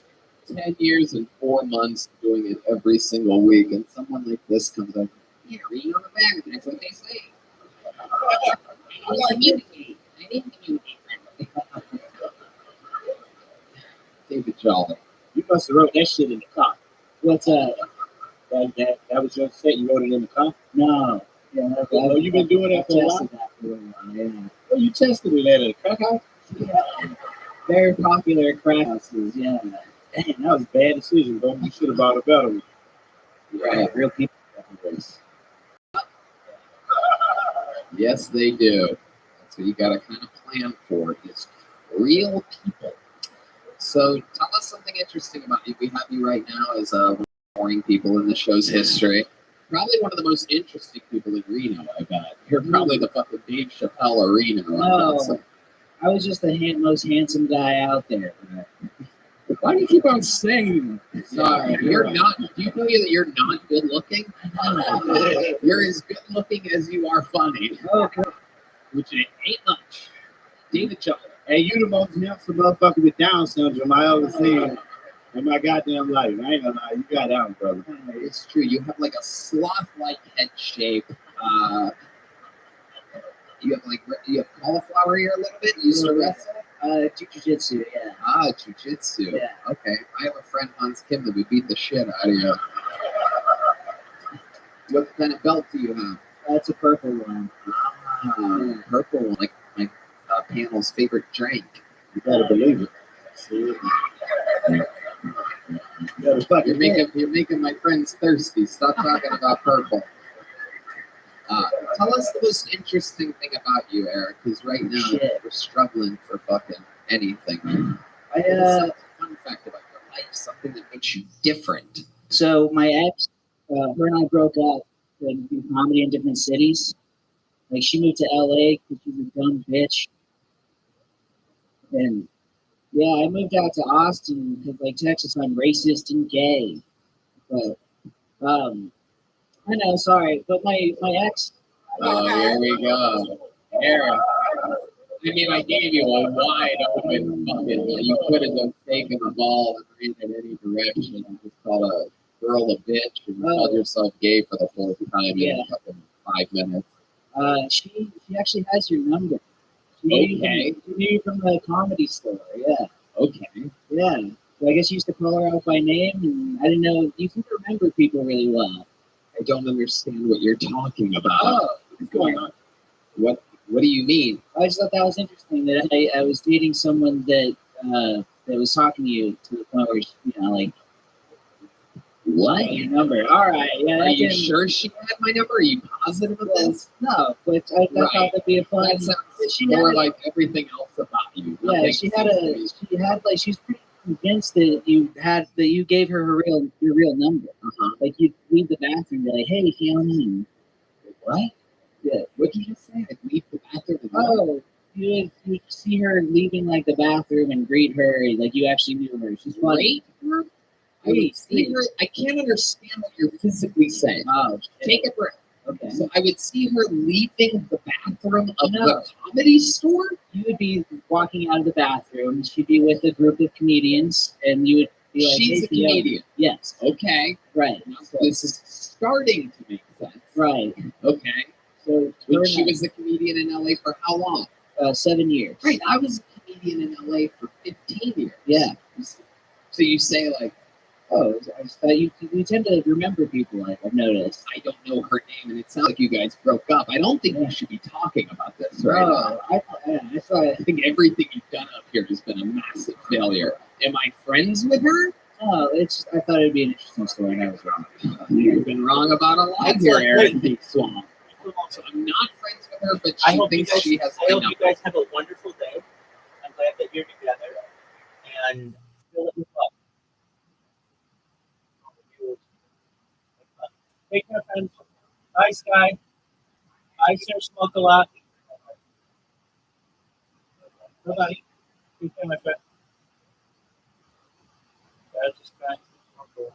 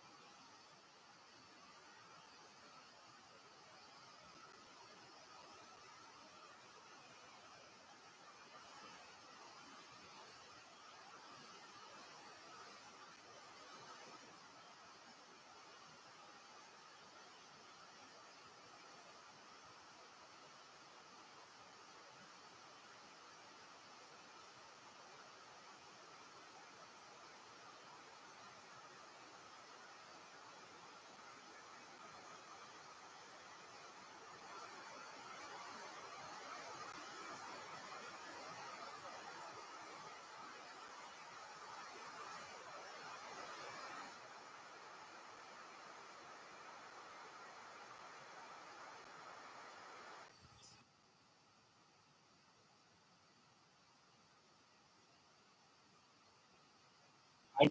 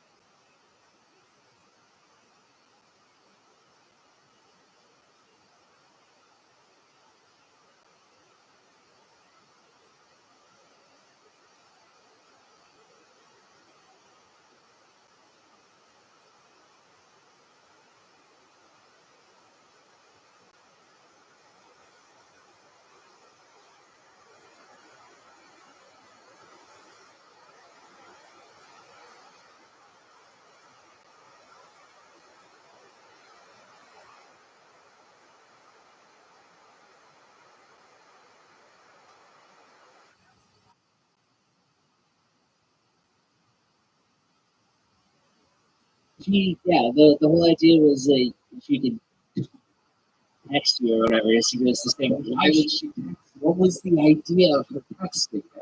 Well, the more you ask, the less I know. You fucking suck. In like every way. What do you think's gonna happen here in Austin for you? Oh shit! Not a goddamn thing, says Daniel Watson. And that's the third string drummer of Kill Tony. Tell you that. Okay. Don't put this thing down there. You just got roasted by our fucking Zach Wilson. What's his name of the class? Zach Wilson. It takes 2 quarterbacks being injured for Daniel to even. All right. Okay. Okie dokie. So, Eric D. Swam. I mean, everything here was a failure. You're set. Your interview. We tried to get anything out of you whatsoever. It seems like you have anger issues, confidence issues, and a bad sense of humor. You make bad decisions in every single way possible. You could have done almost anything tonight and been funnier. It's incredible how unfunny you were. I feel like if we tried to do this 5 to 10 more times, we couldn't even reenact how unfunny you were tonight. It's an absolute anomaly, and I do this every week, and you've amazed me here tonight. You will not walk with any size joke book. There he goes, Eric D. Swan. No trouble, Oscar. No joke book. If you don't have a decent minute and you contribute nothing to the interview, you leave with nothing. And millions of people get to watch that happen. Pull another name out of the bucket. Anything can happen. This looks like a good name. I've been doing this a long time. I know when it's a good name. Might be funny, might be completely insane, but I know for a fact it's going to be better than Eric D. Swan. Whose girlfriend I'm probably fucked with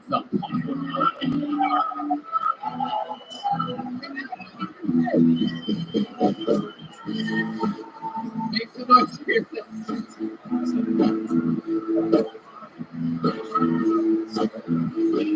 fucked her a lot better than he ever did too. Make some noise here. Next comedian, Mr. Morris Martian, everybody. Mr. Morris Martian. Oh shit, here we go. 16 seconds uninterrupted for Mr. Morris Martian. Make some noise for him one more time. Come on. The holy fucking cowbunga, nigga. We did it. Here we are. So, my internal dialogue is fucked up, and that's not fun. You know what I mean? I'll be standing in the mirror like, snap out of it, you fucking nitwit idiot bitch. You understand? Cut the dog shit, clown. I got this Xbox Live lobby in my front lobe, and I can't stop the chatter. I just casually roast myself into oblivion. Yeah, make myself feel bad. You know what I mean? Hurt my own feelings. Yeah.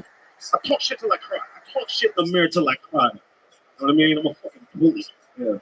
My internal dialogue is fucked up, but I don't believe in therapy. Yeah, these soy boys out here getting pussy boy therapy. What the fuck I look like? Ain't no pussy boy. All soy. I see we got a bunch of fucking, never mind. It's all good. You turn my Audi into a fucking upper E doctor? Like, what are we doing here? You understand? I don't know. It's a lot of fun. Anyway, I don't have anything against any soy boy pussy boys. I just want to put that out there. Yeah. That's enough. That's enough. That is indeed enough. Mr. Mars Martian. Holy shit. Where do I even begin with you? 1,000 times better than the last comedian, and still god-awful at the same time. How long have you been doing stand-up, Mr. Mars Martian, if it really is your name? It's the Mr. Mars Martian. About 6 months straight, nonstop, yeah, having fun. 6 months straight, nonstop, having fun. Yeah. I like it. Absolutely. Has anyone ever told you that you look like the bloated corpse of the current White House press secretary? That's a first. But I do know I look like every lookalike is ever lookalike this motherfucker. So yeah, right. You look like if the weekend never took a weekend off. It's a lot of fun. Fun, you know what I mean? I'll be standing in the mirror like,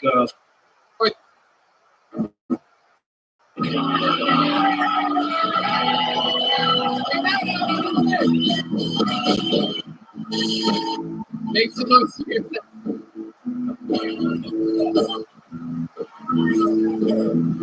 Probably bumper a lot better than the everyday. Makes the noise to your next comedian, Mr. Mars Martian, everybody. Mr. Mars Martian. Oh shit, here we go. 60 seconds uninterrupted for Mr. Mars Martian. Make the noise for it one more time. Come on. well, holy fucking cowbunga, nigga, we did it. Here we are. So, my dialogue is fucked up. That's not fun. You know what I mean? I'll be standing in the mirror like, snap out of it, you fucking idiot bitch. You understand? Cut the dog shit, clown. I got this Xbox Live rubbing my phone lobe and I can't stop the chatter. I just casually gross myself into oblivion. Yeah, make myself feel bad. You know what I mean? Hurt my own feelings. Yeah. I talk shit till I cry. I talk shit in the mirror till I cry. You know what I mean? I'm a fucking bully. Yeah. My tone of dialogue is fucked up, but I don't believe in therapy. Yeah, these soy boys out here getting pussy boy therapy. What the fuck I live like? Ain't no pussy boy. All soy. I see we got a bunch of fucking, never mind. It's all good. You turn my Audi into a fucking upper any doctor? Like, what are we doing here? You understand? I don't know. It's a lot of fun. Anyway, I don't have anything against any soy boy, pussy boys. I just want to put that out there. Yeah. That's enough. That's enough. That is indeed enough. Mr. Mars Martian. Holy shit. Where do I even begin with you? 1,000 times better than the last comedian, and still god-awful at the same time. How long have you been doing stand-up, Mr. Mars Martian, if that really is your name? It's the Mr. Mars Martian. About 6 months straight, nonstop. Yeah, having fun. 6 months straight, nonstop, having fun. Yeah. I like it. Absolutely. Has anyone ever told you that you look like the bloated corpse of the current White House press secretary? That's a first. But I do know I look like every lookalike that's ever looked like this motherfucker. So right. You look like at the weekend never took a weekend off. Yeah. Whoa, is that a Vince McMahon shirt you're wearing? I fucking love that. That's cool as fuck. D-Madness is having nothing to do with it. He can't even see you, and yet he's seen enough. Mr. Mars Martian. Where do we begin with this guy, David Jolly? I don't know what the fuck just happened. That nigga answered or something. Cam Patterson. I told Mars about 4 months now, and I don't know if he can say nigga yet. You know what I'm saying? Yeah. I don't know what it is, but I don't know if it's a nigga. You know what I'm saying? And I want to talk real bad about him. I think he's going to kill me in my sleep, so I'm going to stop. It's a new breed. It's the cowbunga nigga. It's the new style. That's not a real thing, nigga. You can't make up a style, nigga, bro. Cowabunga. Nigga don't say cowabunga. Cowabunga, nigga. What is it? What are you, a teenage mutant? Nigga turtle?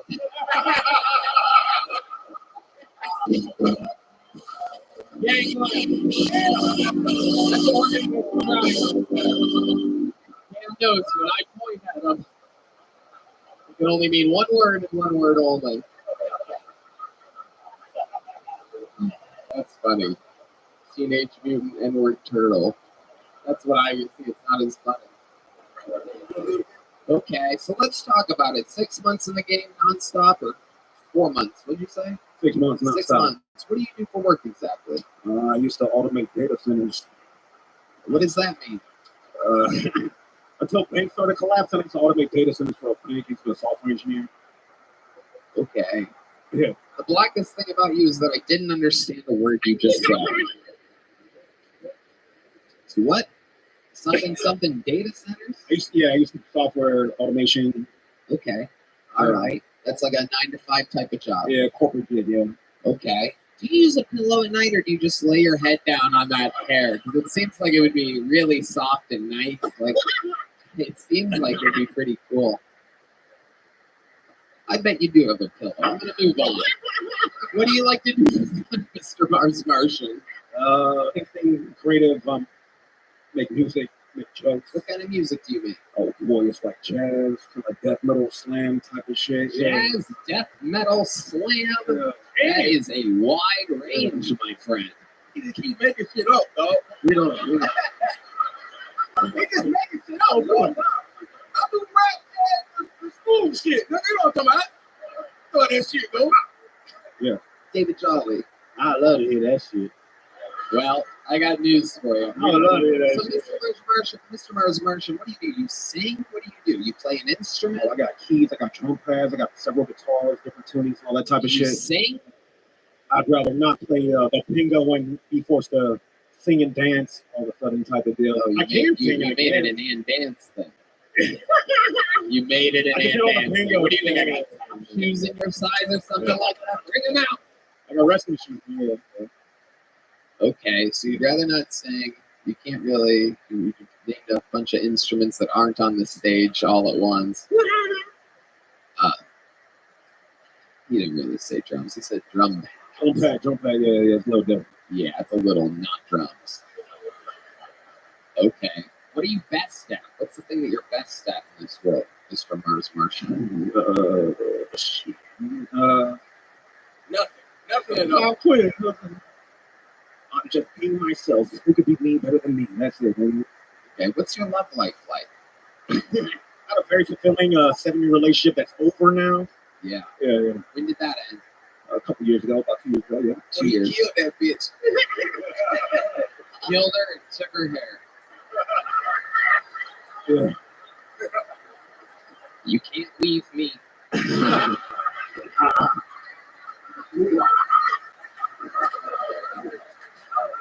So it ended 2 years ago. Have you moved on? Oh, absolutely. Yeah. So what's your love life like now? Right now, I'm just pursuing the arts. I'm trying to be fulfilled by being creative, being myself, just trying to get as much shit out of it.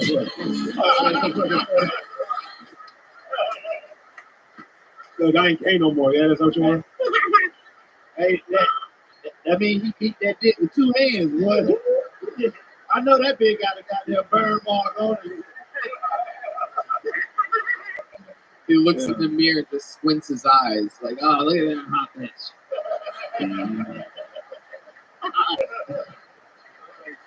My goodness gracious. So, like, the last girl you were with, what was that like? Ooh. Talk about comics, really not talking about it. Whoopi Goldberg. Comics? Yeah, you can not never mind. What? Yeah, I have no. You fucked the last guy's girlfriend too?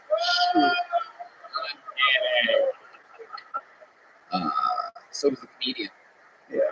Yeah, how'd that go? Describe it to us. I always just try to keep it a one-night thing type of deal where I'm talking unstable. We can't, you know what I mean? It's not a pursuing thing. It's just a horny thing in the moment. That's all. So what happened? You did an open mic. What happened?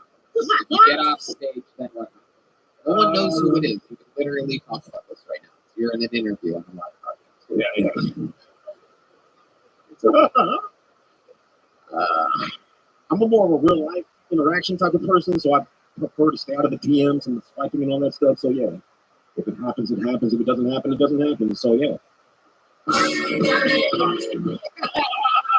So what happened? You do an open mic, you get off stage, you go up to her, she comes up to you. What happened? Oh, I mean, did anything really happen? You making this up?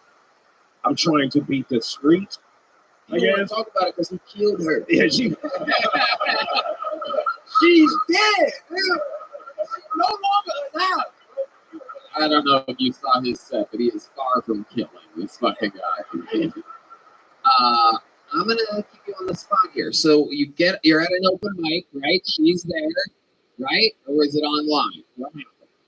So we get a lot of people. We get a lot of transients in and out of town all the time. A lot of people from other states come here. Over here. Sorry. Looking out into absolute strangers' eyes and getting confused. It's always a fresh pool of comedians in and out of town. Okay, so then what happened? You better start answering the fucking question. All right, so I mean, they were staying in a place that was only 2 blocks up. They lured me back in with mushrooms. We did mushrooms. We hung out. We hit a bunch of mics, but then they had the place to go back to, and so that's where we went, type of deal. I mean, David Jolly. oh, that bitch dead. Okay, all right. That bitch, that whole dead. That whole dead. She dead. He the Rainy Street nigga too. I'm telling you, man. Look at his eyes. Some mushrooms. She had a place to go back to. What's your living situation? I live out. To myself. I live out by Mansfield Dam. Kind of like 30 minutes from here. I didn't ask exactly where. I mean, like, do you have roommates? Do you live by yourself? No, I'm a homeowner. A homeowner? How are you able to do that? I used to be a software engineer for Fortune 100. Okay. And you saved up your money, you bought real estate. Yeah. See, that's an interesting fun fact about you. That's actually fucking shocking. You're a homeowner. I mean, incredible. What are we talking about? 1 bedroom, 1 bath? What do we got? I don't know. It's on an acre by the lake. It's pretty cool. You don't know how many bedrooms? Oh, how many bedrooms? Oh, I got 2. I got 2 bedrooms. I got 2 bedrooms. Jesus Christ. What are they serving up at this bar they're keeping everybody out? Oh my God. Fucking wild. Okay, Mr. Mars Martian. Anything else? Any other special skills or talents or anything we should know about you? I've been in Austin for like 6 years. I'm originally from Compton, California. Oh, okay. Right. Okay, there's a few fans of Compton here. The majority of them being at the table with me. What do you think about the fact that they just finally arrested Tupac's murderer? So he's the last one of 4 that were still. Everybody else is dead except for him. It's kind of one of those double jeopardy kind of deals, I guess you could say. Yeah. He killed Tupac too. This nigga's a murderer, dog. Okay, I'll get it. Mr. Mars Martian, I got good news for you. You're walking out of here with a small Kill Tony joke book. Got it? There you go. Boom. There he goes. Mr. Mars Martian. This is a fun episode so far. You're going to need to find out the strength of the bucket here tonight. It is pretty wild. Pretty sure any of you could be better than the people that have been doing this for months. Kind of wild. Pretty crazy. They overthink it. Ladies and gentlemen. Okay. Who's this? All right, yes. D-Madness is back, everybody. Big pops for the return of D-Madness. I pulled another name out of the bucket. We're going to keep it moving along. Make some noise for your next comedian straight out of the bucket. This is definitely a new name. Make some noise for Gexy or Jesse or Jetsy. G-E-G-S-I. Gexy. Oh, yeah. Here we go. Make some noise for Gexy, everybody.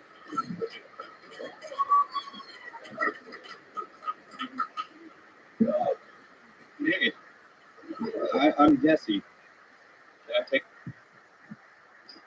So this is my first time in Austin, actually. I came from the Seattles. Flew in here to attend my cousin's wedding. And I think they're going to be really furious when they know that I'm here instead of writing my vows. But anyways, in unrelated news, I was trying out some yoga this morning. And it's not that I'm bad at it, it's just that whenever I do it, I kind of feel like a poser.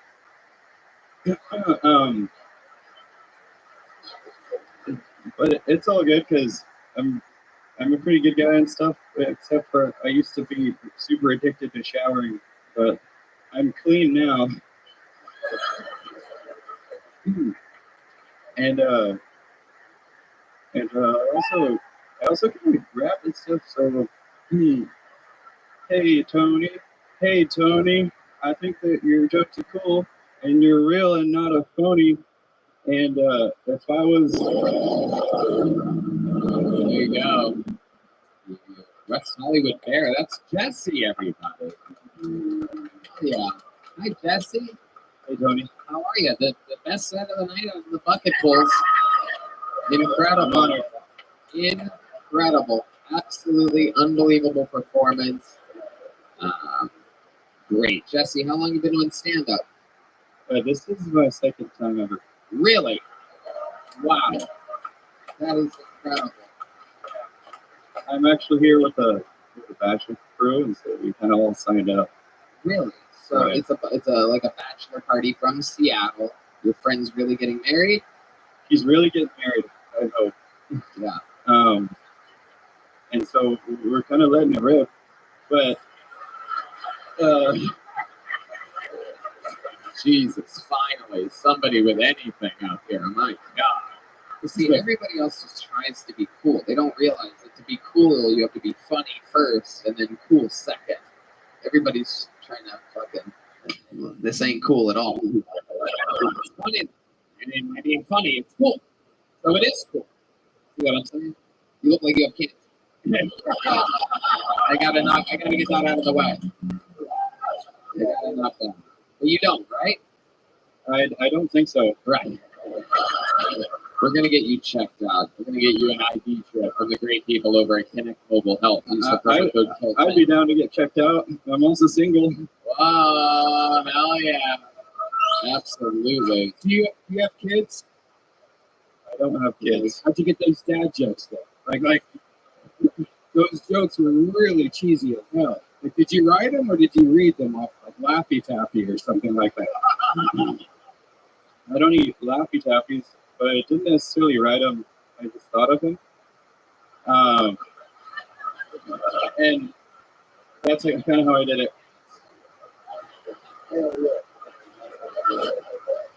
Which one do you think? Which one was the one that offended you? They were just cheesy. Which one was the cheesiest? All of them. Every single one of The them. one about the coming in from Seattle, about the vowels, that was cheesy. No.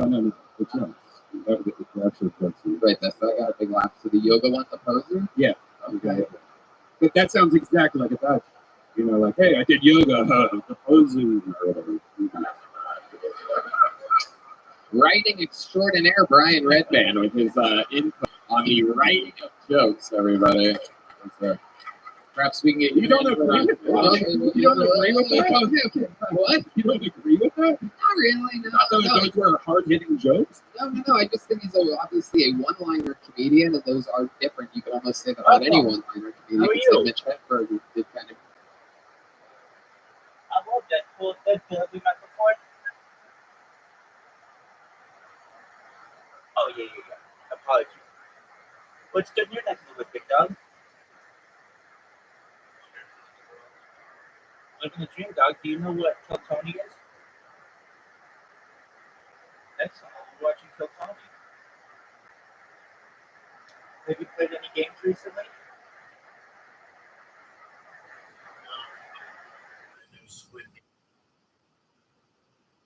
How was that? How was that?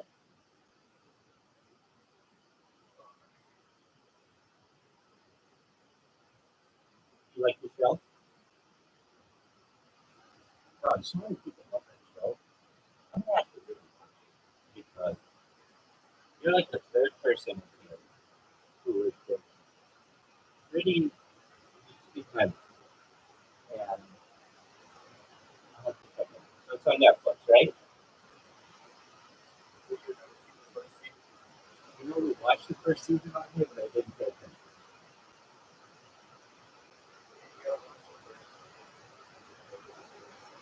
All right, I'll check it. That's well, we're just watching Kill Tony. Feel free to check it out. I'm here if you want to talk, or if you want to stream your game, you certainly can. I can do play-by-play on it if you want.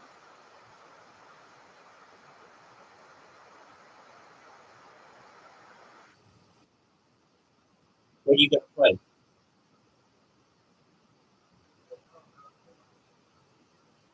All right, let's go.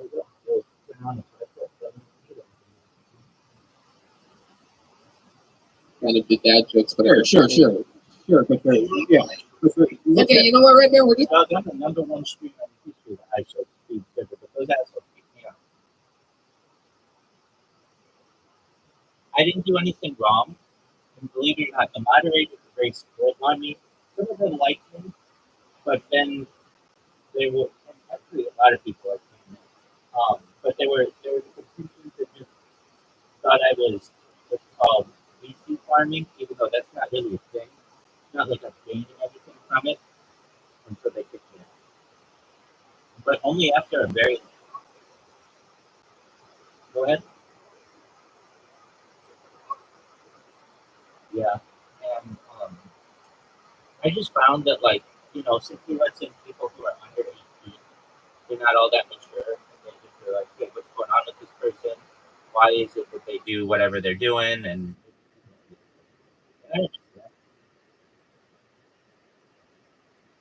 but yeah,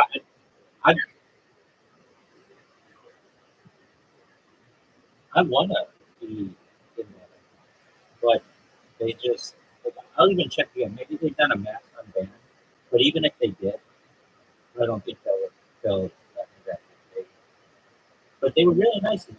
I became the #1 streamer in the history of their Discord.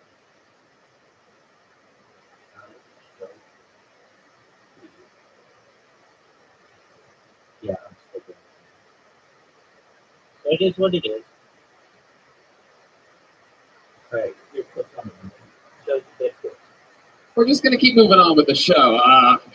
Critiquing the material isn't really your best feature of the show. All right, I'm wrong. There's like a sorry. Sorry, I am like a rooster or something. There you go. Very good. Thank you. Back to the comedy part of the comedy show. Jesse, tell us more about you and your life. How about a hand for the amazing staff here at the Mother Show? So cool. Best staff on planet Earth. The great Carrie Mitchell picked all these amazing people with the best fucking crew here. Shout out to Tracy and Chica and Service Wall. Everybody's just amazing here. Tell us more about your actual life, you weird motherfucker. Well, my actual life is just like this, but a little different. I usually will be climbing trees or like making wedding wraps. Wedding wraps? Like wraps about a wedding? Yeah. Okay. Yeah, at weddings. You have really good timing and stage presence. Where do you think you get that from? How do you have such an interestingly present sense of humor? Timing. Well, one time my friend told me that when I swing my golf club, that I have pretty good tempo. Yes, that's a big deal. I think my golfing translates to here. Absolutely, it absolutely does. I agree with that. So, a wedding wrap. Can you give us an example of what a wedding wrap sounds like? If my good friend gave you a beat, the great Dan Milwaukee, here we go. Make sure you really enunciate into the microphone, okay, so we can hear you. Right. Once the band starts playing, it gets a little loud. So go ahead. We want to hear you rap. Here we go. We had to come to the wedding. I hope everyone's ready. Hope you brought your confetti. Because the party's going on and I'm making up this song because we're getting married and also taking rips from bombs. Hey, yeah. Keep going. It's a fun wedding, right? It's a fun wedding where crazy, silly stuff happens. Like a guy who they think has cancer is rapping.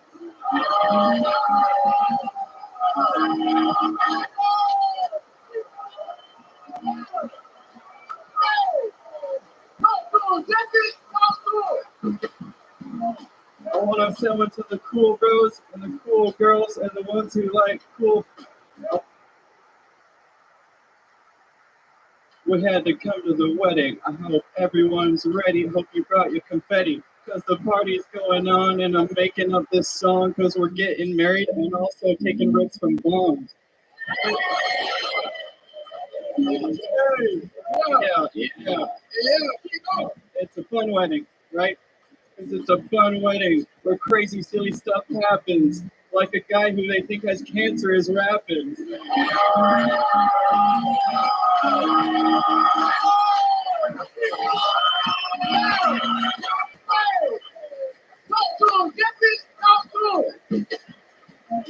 I want to sell it to the cool bros and the cool girls and the ones who like cool flows. Because every time that the cool's in the row, cool knows. And I think you see that with your cool nose. You got it? Yeah, absolutely. Absolutely. Crowd goes wild. Crowd goes wild. Strobe lights have been activated. Unbelievable, Jesse. I mean, can you believe this fucking guy? We got a white rapper. Hey, he good too, but this is the first time in show history y'all done had 3 serial killers in a fucking row. That's magical. That'd be raw though, Jesse. Yeah, that'd be raw. Yeah. You like you were tough as a child. You know what I mean? No cereal box was safe.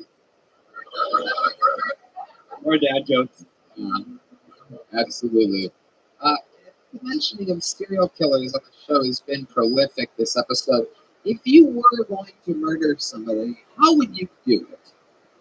I made a video about this already.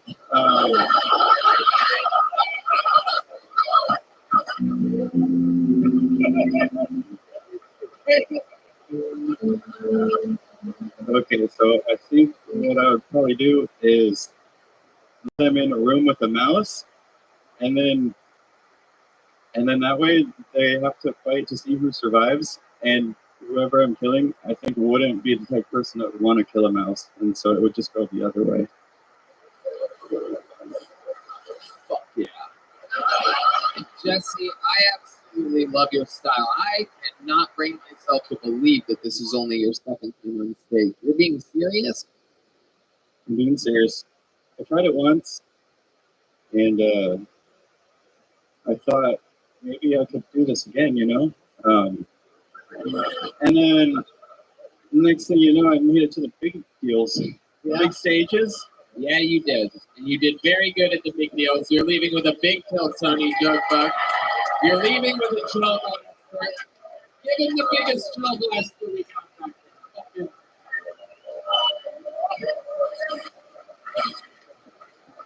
Holy shit. What is this? It's a Jugbuck. You can write it. You can write your apps. You can write whatever you want in it. You can write your manifesto in there, anything you want. Absolutely. I really like that. Maybe that'll help with my jokes to be less corny. But don't take red bands critiques. Not exactly fucking Mark Twain over here. We're dealing. But anyways, yeah, maybe being corny is a part of my thing. So either way, I just went with it, and I love your guys' vibes. Yeah. For real, the sounds that you made, like, really conjured up some feelings in me that just really made me want to get after life, and I hope that other people feel that too. You know, I fucking like this guy. You know what? I think we found the new host of Blues Clues, everybody. Yeah. I'm going to talk to the people over at Nickelodeon. We're going to get Jesse a job at Blues Clues. How about one more time for the great Jesse, everybody? A man who will not take leave for an answer. I don't think he's ever going to go. There he goes, everybody, Jesse. I believe he's waiting to get teleported to some other place.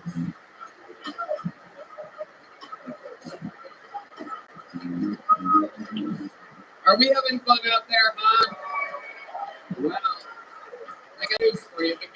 The regular that usually goes up in the middle of the show is sitting right here having a blast with me.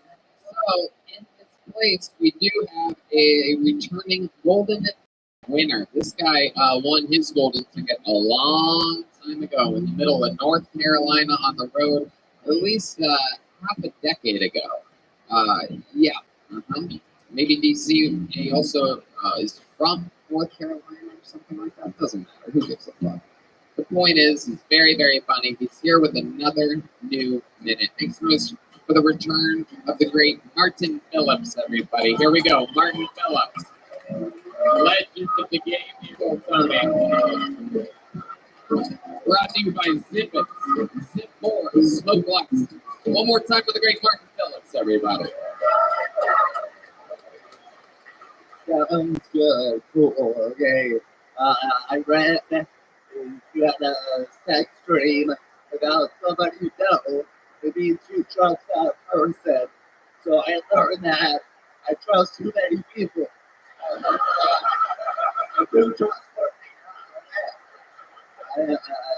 I really think hands. Use my hands. An adult or piano hands. I don't want to play the piano. However, my hands are ridiculous. It's as elegant as the piano. I only play a forte, you know. It should be like double or something.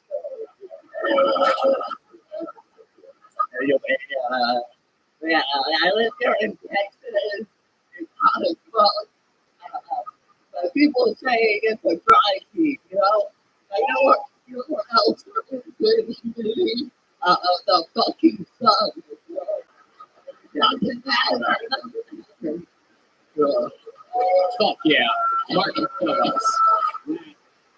This is how you do it. Boom, boom, boom, boom, boom. That is the difference between a golden ticket winner and a bucket full. That was fantastic. Indeed, I must agree with my panel. We are on a run. I do believe this is 4 serial killers in a row. Yeah. I was trying to say that. Yeah. This is my God. Yeah. My people here tonight. Yeah, absolutely. I feel like it's so I feel like you would leave evidence. There's some sideways footprints leading back to Everybody trying to get away, nigga. Y'all make it home safely.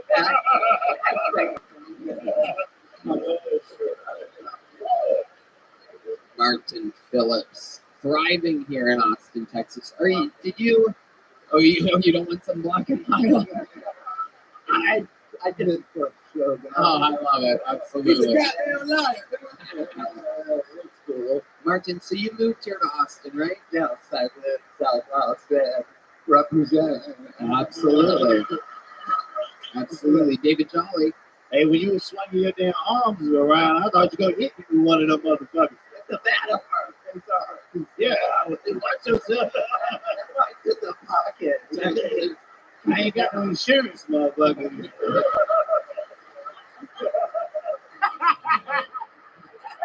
You were going to swing it. You were going crazy with that little thing, you know what I mean? Hey, this is the best thing ever, nigga. If I were to put David Jolly and Martin Phillips like next to each other and ask you guys which one went to college for computer science, I do believe 0 people would get it correct. This is an unbelievable anomaly. Martin Phillips. How do you make a living exactly? Oh, I'm a substitute teacher. Oh, wow. Okay. Get down here. Yeah. We're a lot of substitute teachers. So, yeah.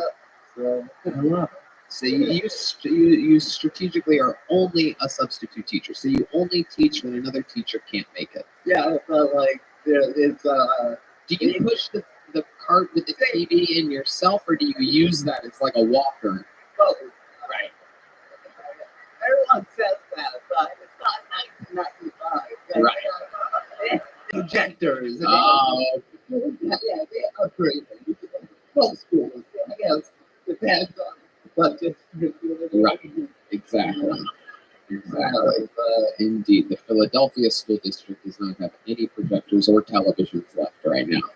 They have been looted, everybody. They're looking for certain types of people to get them back. We don't live in Philly, nigga. That's why you got away with it. But I danced into that shit, nigga. If I would have seen you in some two teachers when I was in high school, I would have had a field day with your ass, boy. I was like, oh, this nigga retarded. Hell yeah. We're having a good day, bitch. We can do it. Hey, nigga, do what you want. Do you have that issue? Do you have that? I have certain schools I don't go to.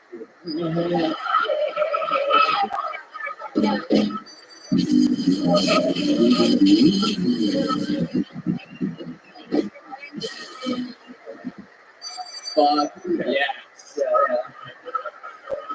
Fuck yes, Martin Phillips. Wow. I love it. David Jolly. How many fights you broke up? One time, there was back in the police bathroom, and there was a teacher who came in. So if you need a male to go in there for the fight, and I was the only male. I was fucking behind my so I'm like complete pussy. So I don't fight, I don't break up. And I thought if I broke it up, they would start kicking my ass. And I thought, damn it.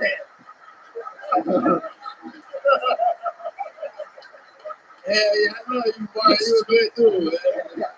You all right with me, man? You are a funny motherfucker, Martin Phillips. This is great. This is great. So when the kids misbehave, is there something? Do you have something loaded up that you say or do to try to regain control? This right now, usually, it's going to be a backlash. But obviously, he's like, here's our number. Call us. Anything happens. And sometimes I'm like, okay, I'm going to call the number. I don't want to call the number. They call my fucking boss. And I call, no fucking answer. I'm like,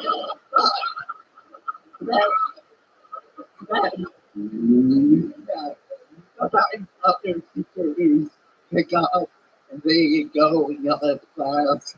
And I'm saying, bitch, in the corner. And so they get it and say, thank you, Mr. So I fucking love it. yeah. And what's the worst thing somebody ever told you in class? Actually, you were pretty nice to me. I would have let me stay behind my back, but to my face, you all have been pretty good. And so sometimes I didn't know this, but it was a special ed class, and Isn't every class? Yeah, I was like, I'm not a student, okay? Seriously, I'm a teacher.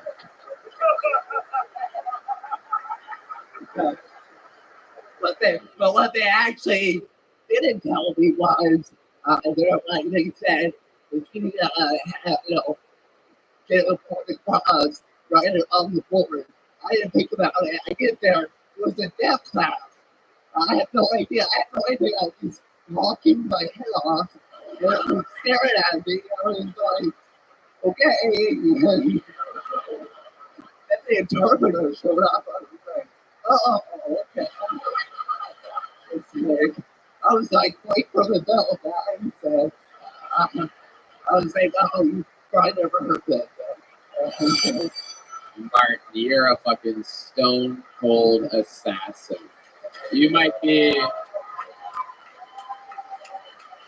a substitute teacher, but you are a first string fucking comedian, my friend. I'm so glad that you moved to Austin, Texas, took a fucking chance, gambled on yourself. I think you're exactly right where you belong, and we love you here, of course. You're a legend in Tony folklore and continue to be. So thank you for being you. Make some noise for the great Martin Phillips, everybody. There he goes. We found him. Out of the bucket, on the road. You believe it, the bucket pulls we get here in Austin, the comedy capital of the world. And meanwhile, we found people like that 5 years ago in the middle of nowhere. Another bucket pull here for Austin, so we're going to meet another one right now. We are on a run of serial killers like never before. Let's see what happens. Make some noise for Carlos Cisneros, everybody. Carlos Cisneros. What's up, fucking Yo, so I got this friend that spends way too much time on the internet, and he swears that we all got AIDS from the COVID-19 vaccine. The joke's on him because I already got that shit in 2007, bro. The old-fashioned way. Raw dog and porn. At the morgue. So I like how that dude just fucking cringed a little bit. It makes you feel any better. The whores were not dead. Some of them may have been underage, though. It only gets worse. It only gets worse. But relax. I don't know if you guys are fact checkers. You can't get AIDS from kids, guys. I don't know if you're something. Try that in a small town. You thought you were all cool and shit. At least I did. From a small town. Something you don't want to try in a small town? Dating apps. All of them, bro. Everybody's on there. Everybody you know. My mom, my sister. My time, my next call is nothing. Oh my goodness. Carlos Cisneros. Oh my god. You're not fooling me, dude. You're not fooling me. You were up earlier. You tucked your afro in under your bandana.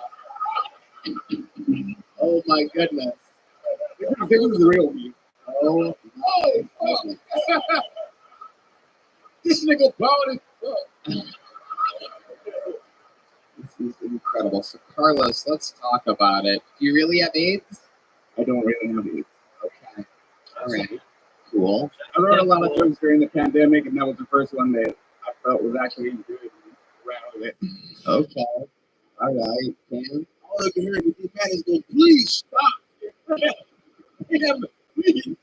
Sometimes D-Man is just can't contain himself. He hates bad comedy more than anybody. Plugs his ears, makes a bunch of noises, fucking. Yeah. You're doing good. You're doing good. D, you're lucky you're blind. You don't want to see what's going on here right now. David Jolly. I can't believe you came out here on national television to hear that bullshit. Hey, TV's dead, man. You ain't got no fucking friends, and you should get rid of all them motherfuckers. That shit was terrible. It was real bad. Carlos, let's talk about it. How long you been doing stand-up comedy? I did a few months before the pandemic, and then a few months after. Okay. No, like 4 months. 2 months before, 2 months after. Okay. And what do you do for a living? I'm a respiratory therapist. Respiratory therapist. Sure. So what exactly does you do? Breathing machines at a hospital. Okay. That's your specialty. How long have you been doing that for? 16 years. Right. So respiratory. And I get the feeling that's not the only sucking and blowing that you do, huh? Are you gay, Carlos? I'm not. Really? Oh my god, you just move around and talk like I'm in the club of the Kill Tony. You know? The what? The Kill Tony Club. No, you're not. My bad. What is that? He gave me that stare down too, like, nah. Okay, so you have a cowboy hat there with a bunch of signatures on it. What is that? It is I've been traveling to Austin for quite some time, even before the whole Rogan thing was over here. And I'm a musician, so I've been getting signatures from the crowd and whoever. All right, what kind of music do you do? I do do death metal, jazz.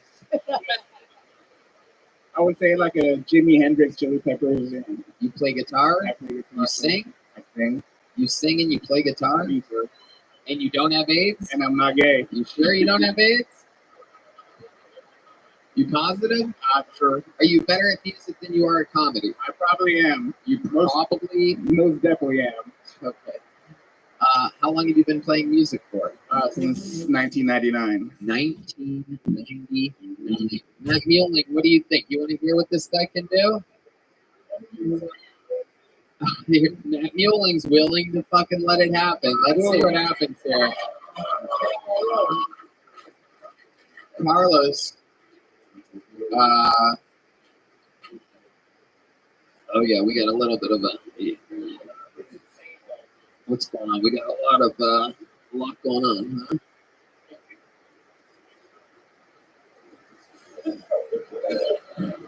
We got a lot of chords. It's a tight stage. The stage was originally supposed to be custom built around this production, but no one communicated with us when building it. So that was kind of a thing. It was a decision by a little bit of upper management. Budget cuts. Communicate with us, literally an unlimited budget, but they built it very small. Are you going to be able to do that?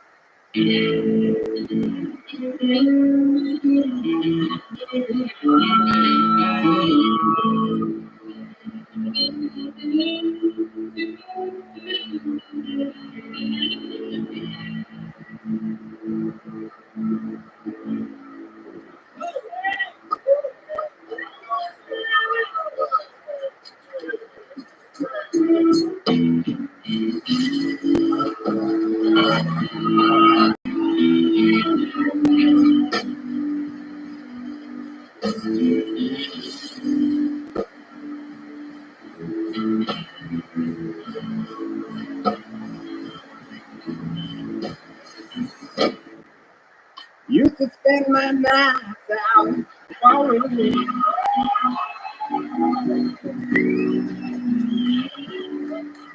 It was the only love I know.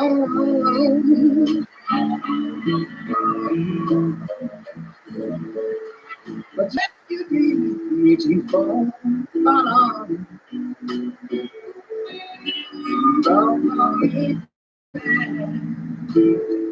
getting too far gone. Oh, can do it. You're as sweet as strawberry wine. You're as warm as the climb. Brandy, I stay strong on your love.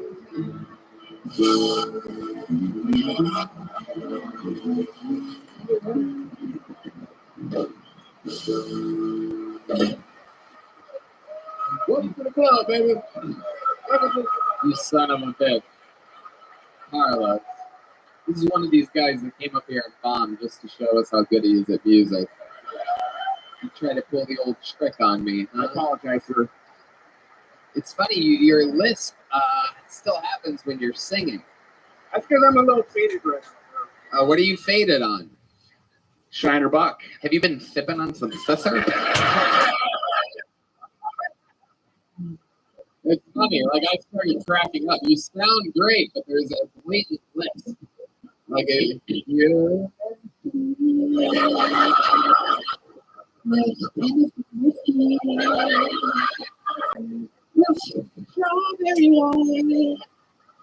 There's so many S's in the song that you chose. It's incredible. There's only 2 chords. That's all I can remember at the moment. My goodness. Somebody get this guy a stop for it. Really? My goodness. I love it. David Jones. Not for a second hand. That was good. So good. I love it. Well, do you have like music coming up or something like that? I'm trying to get it all started out there. I think you would kill on 5th Street. Some of these bars that people not as good as you in the daytime, late at night. We could use they could use someone like you. You like playing music? I love it. You live for it. Oh, you're just got invited to a gig. Matt Muelling invited you to the gallery on Thursday.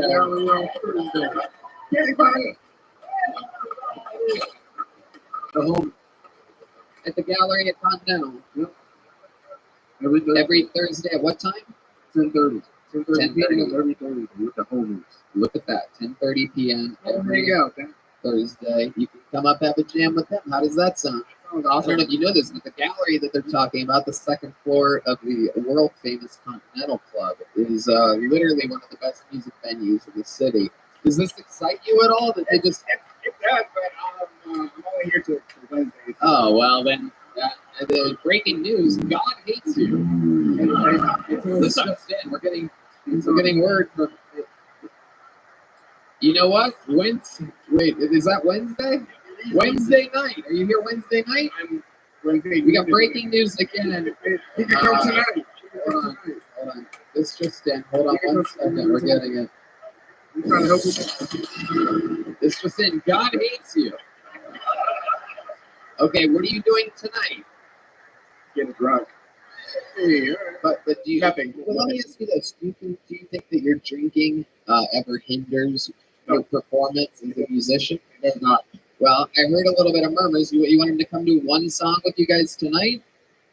You get to go to the Continental Gallery tonight and do a song at one of the best music venues. I'm honestly shocked. I'm honestly shocked.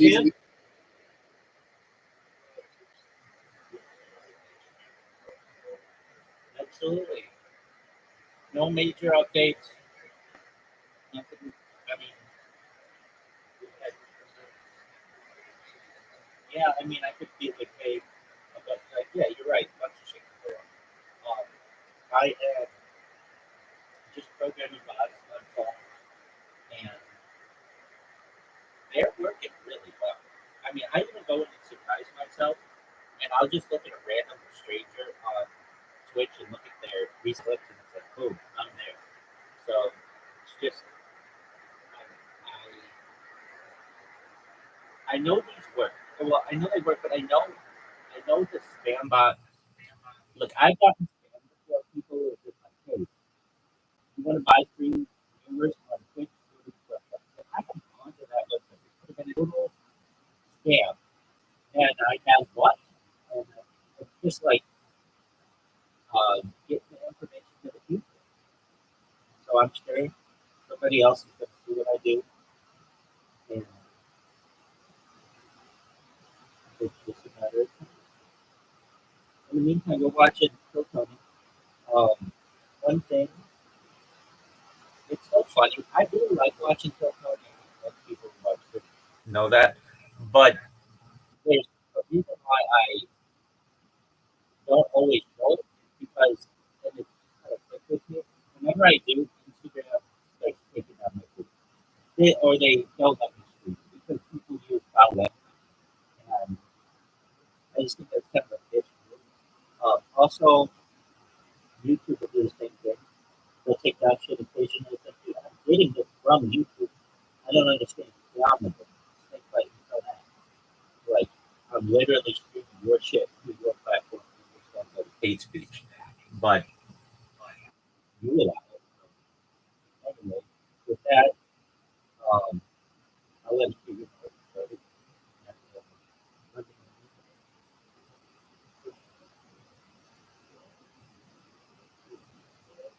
That's important. That's important. I was in I've been in so many Washington sports, I don't want to confuse you. But there was like one that I don't really talk about. It was really small, but it was always active, and somebody sent me a message, and they're like, "Hey, join this other group." And I'm like, "What happened to the one that you're active on the show?" They're like, "It got new." Okay, why did it get new?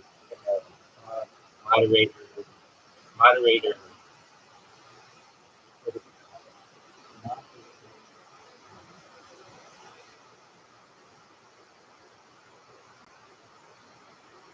This is what the moderator. Again, I guess I have input what that means to guys. But it's like, okay, fine. So they invited me to go to another one, but I haven't.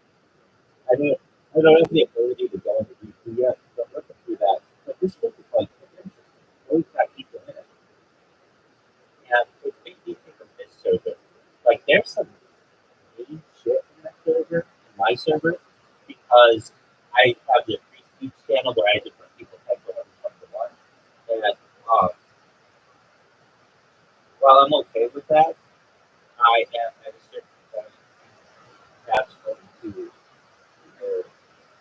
I want to always have a way to do whatever they want for the future of mankind.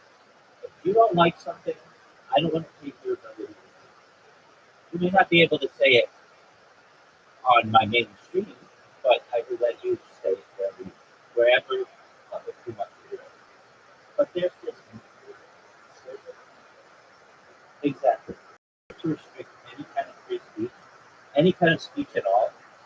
It becomes a slippery slope to misinterpretation of whatever it may be, and that's when you start to restrict communication, and I don't like that. I really feel violated.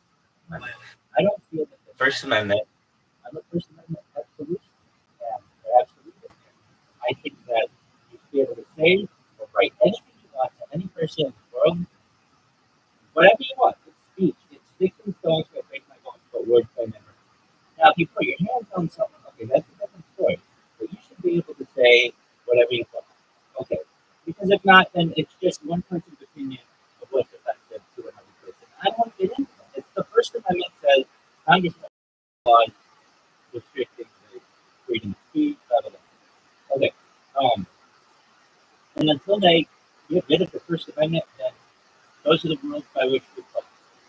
If you get rid of the First Amendment, okay, just do whatever the fuck the new rules are. But anyway, I right.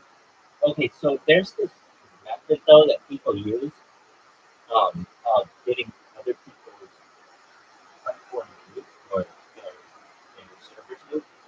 And the way this is done is somebody will drop themselves in a server, and then they will create an alt account and report the docs, and then they'll dox themselves again, and then create a new report and report the docs.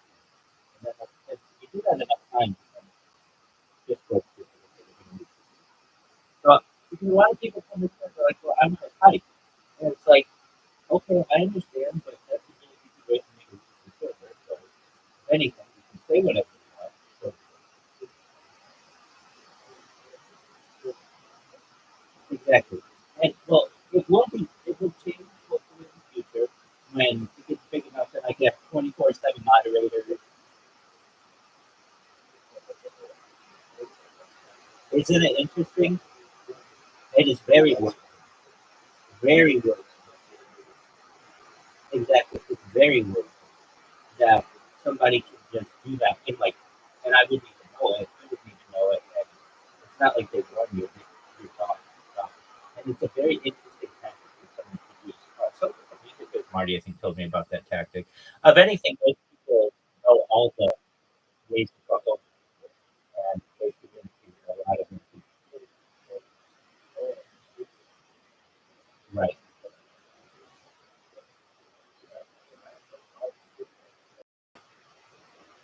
I do. I do.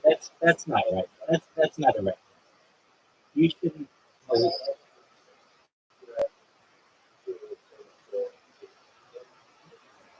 What is it? If they're a threat to wait. If they're a threat to young people, then you call the police and you say that this person is taking advantage of them. You don't necessarily have to use their Discord against them. I mean, I'm not saying that's the best way. I get it though. I get what you're saying, but there are authorities that are in place who can make that determination, and it's not this group thing that occurs within Discord or um, the um, the tyranny of the masses, where everybody just gangs up. But I get it.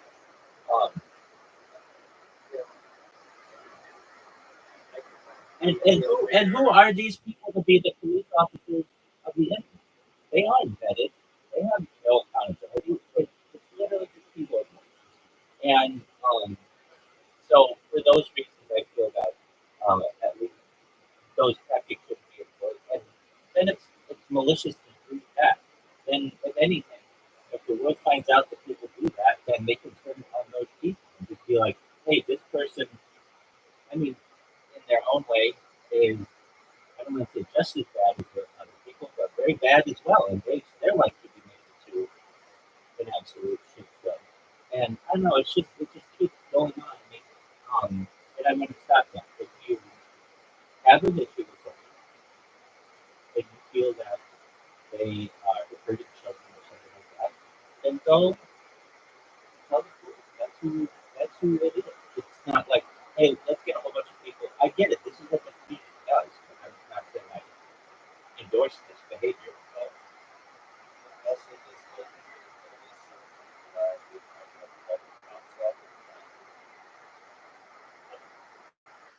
I know that the cops have done something.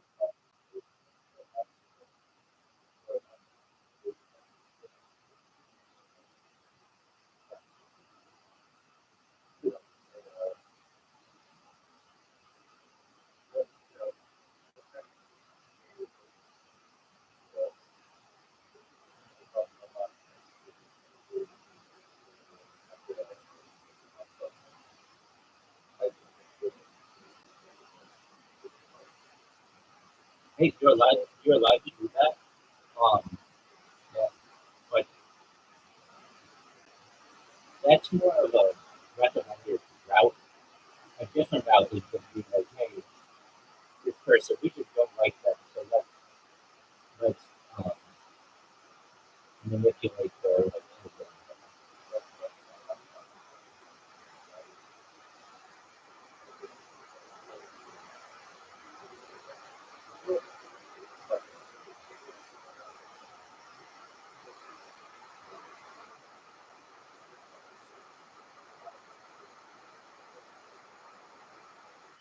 I get that.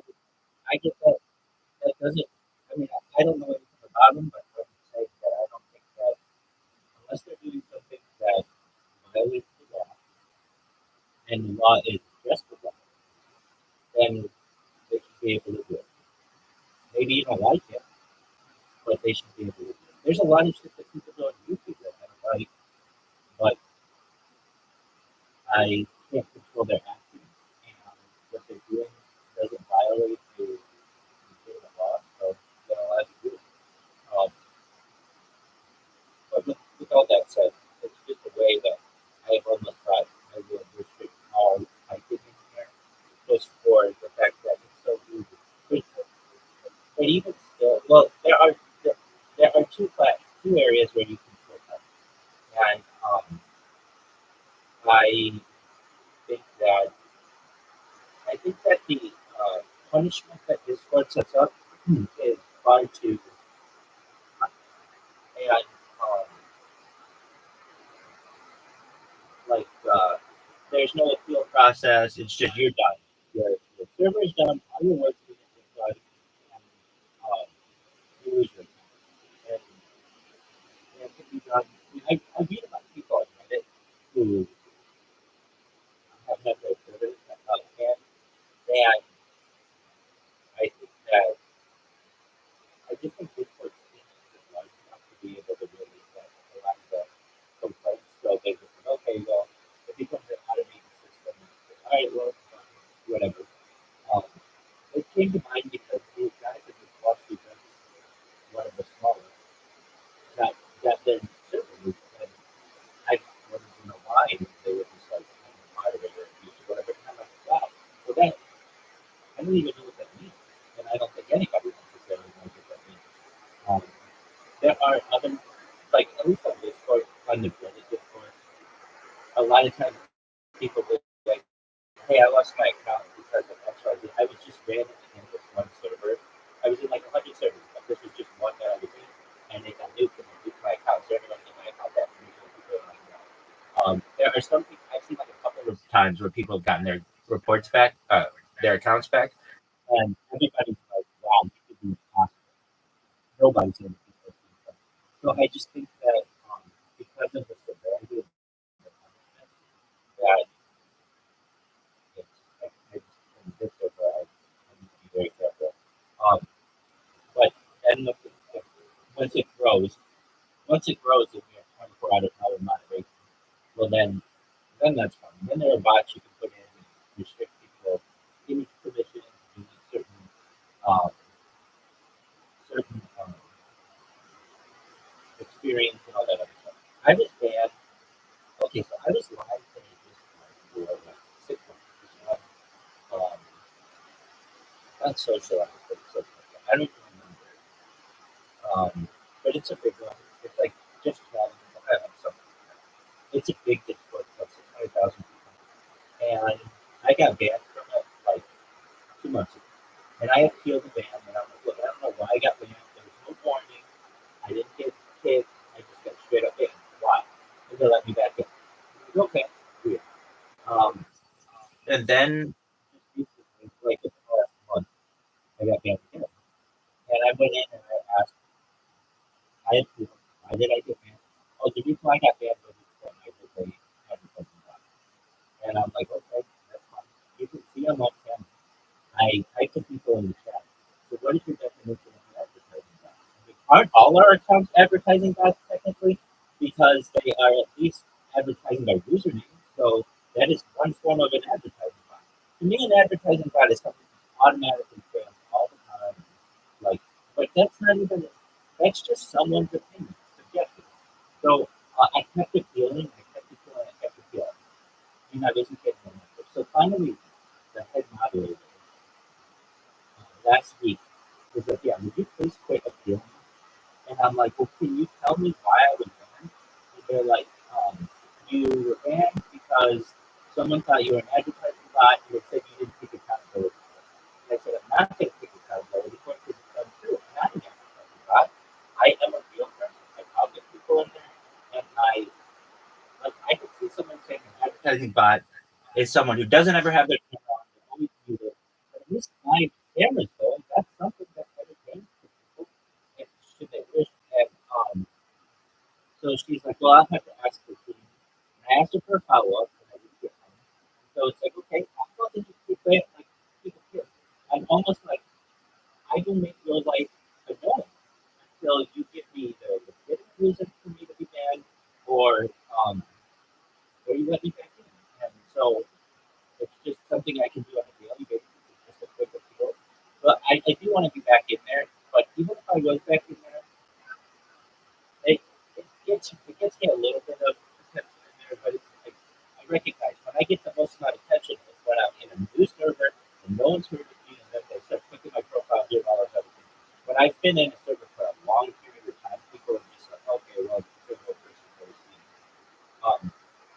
And also, I need the devices perhaps to start using them for Twitch, and that's basically what I'm doing.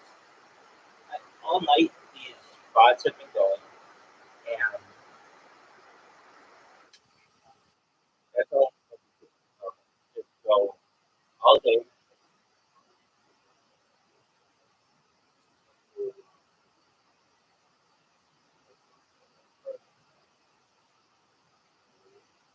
I feel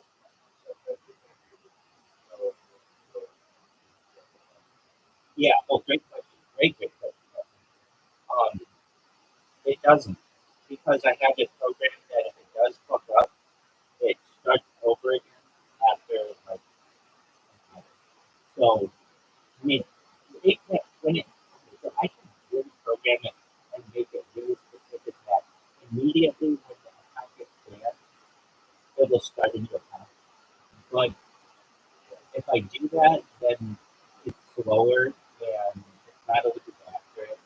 And so what I do is basically have it sync run. It creates an account. It spams like 25 to 50 people, and then it just creates a new account. And it spams 25 to 50 people, and then it just creates a new account.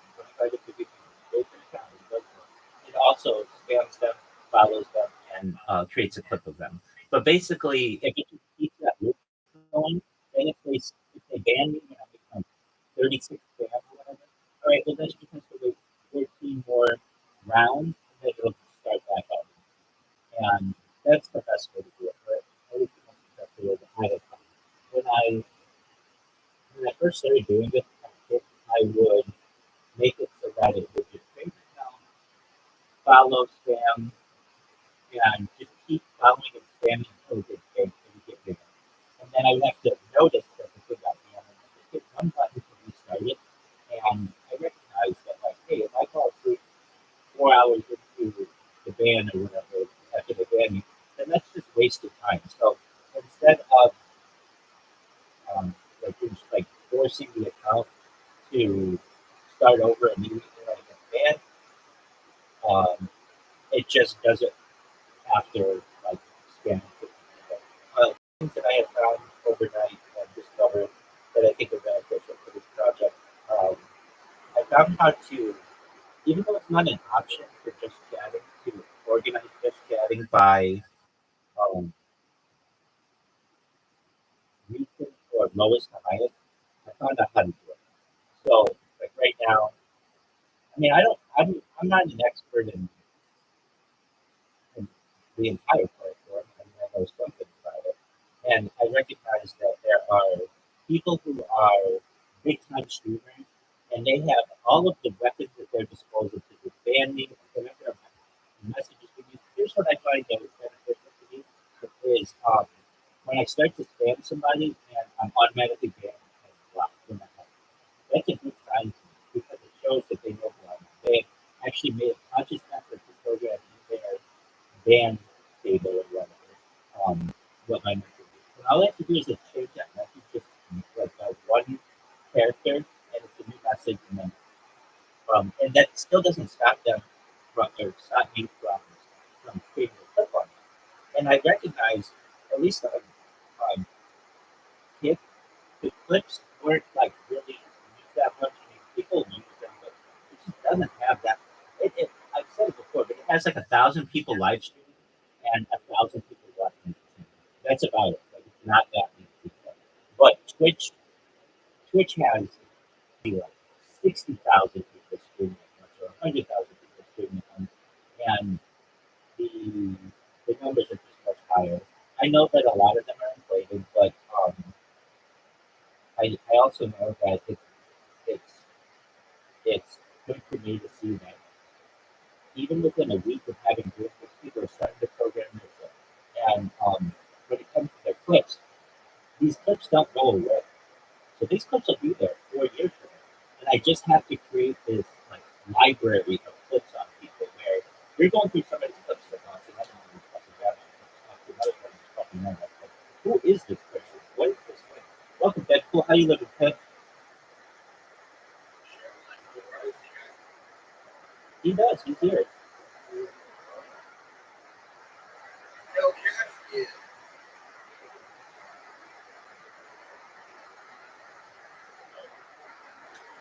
I met Deadpool.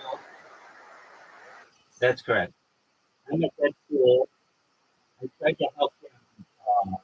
He had like an old game. If you remember the Pixar movie Cars, he wanted to play that game on like a newer computer.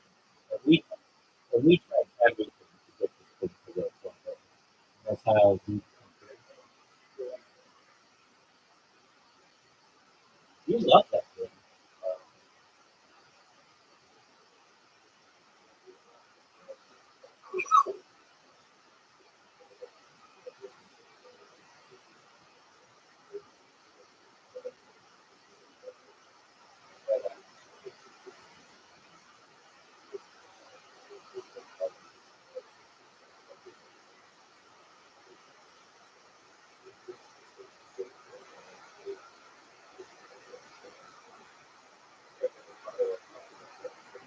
Beautiful.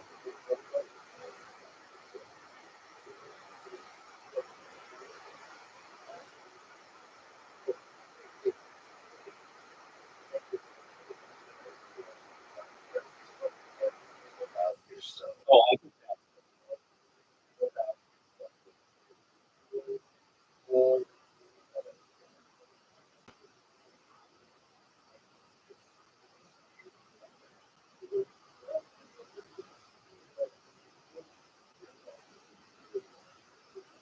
Oh, that's good.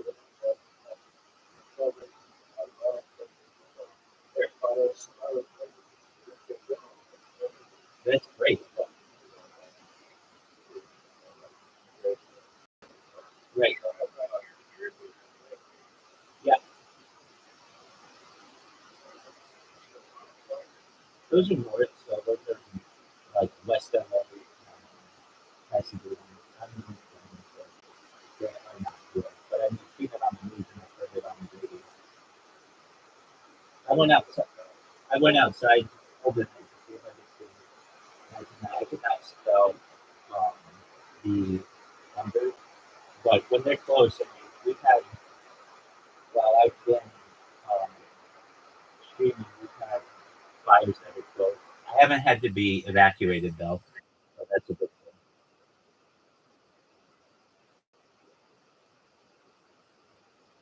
So yeah, they're taking down houses. I know people who live there, and I've worried about them. I'm sure they're going to do what they can. They have to be evacuated. So it's really a Pacific policy right now. But it's very easy, I can tell you that. So that kind of position, that's what it's like. But yeah, it's basically burning like western part of Pacific policy. It's very concerning.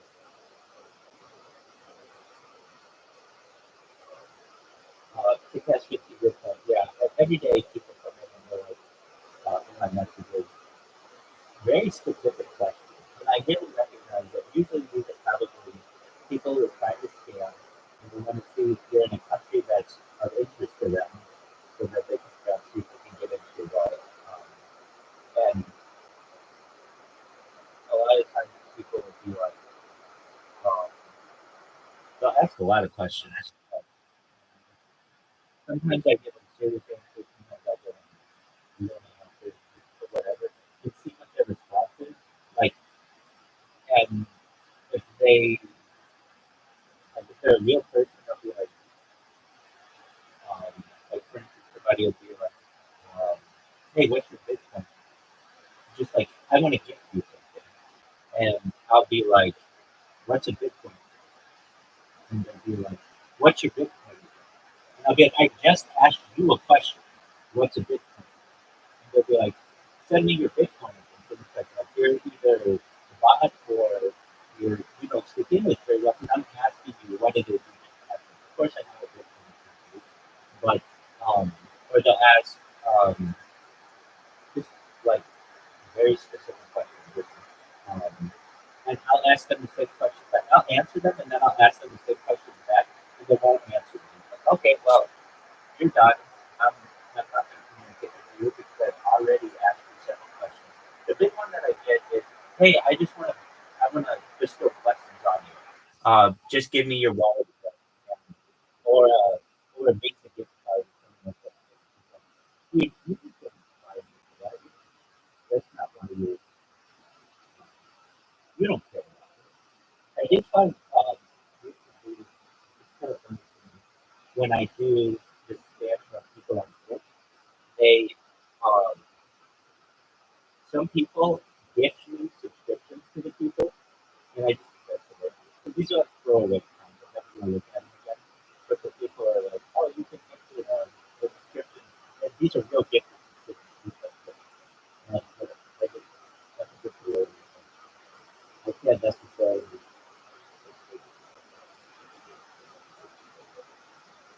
Exactly. So it helps with everything. Right. No. I mean, definitely. So yeah. Deadpool, do you ever stream?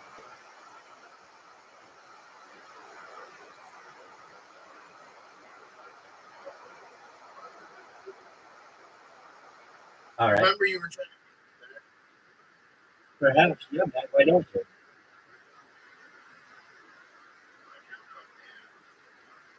Okay. If you appeal it.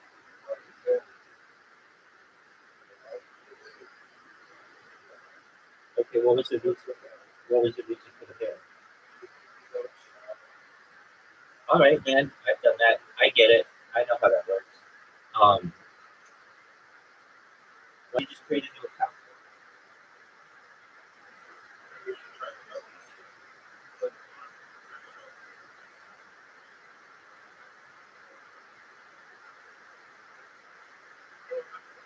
Doug. Yeah. Doug. I meet a lot of different people every day. I do remember helping you with cars. I don't remember doing that time. Oh yeah, I kind of do actually. We spent like the whole day there. I remember doing that. But oh, and that was on TikTok. We were making a bot.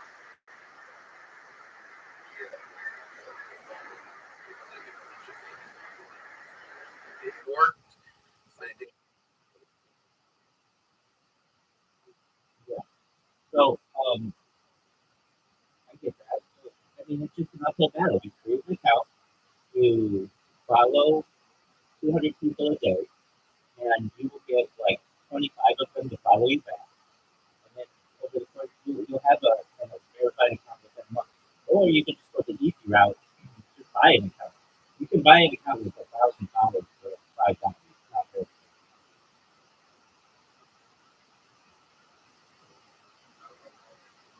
Okay, so there are third-party brokers that do this. Let me find the one that I use. It's very good. Uh,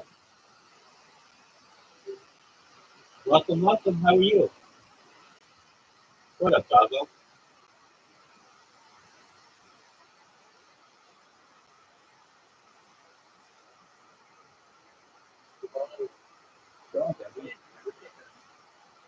Do I ever get haircuts? Yeah, I mean,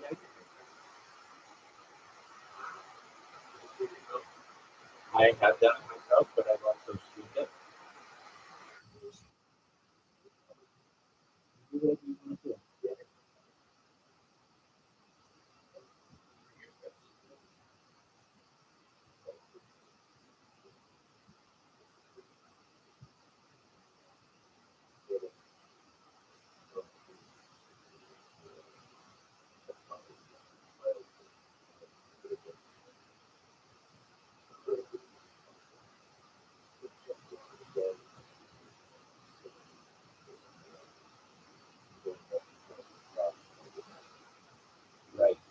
You did it live on Kick. Okay.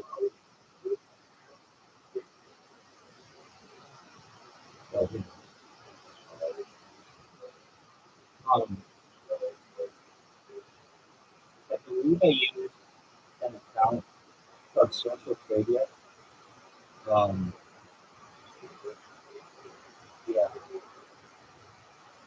So basically, you could buy. Hold on.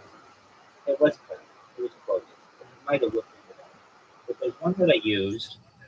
I would buy Reddit account.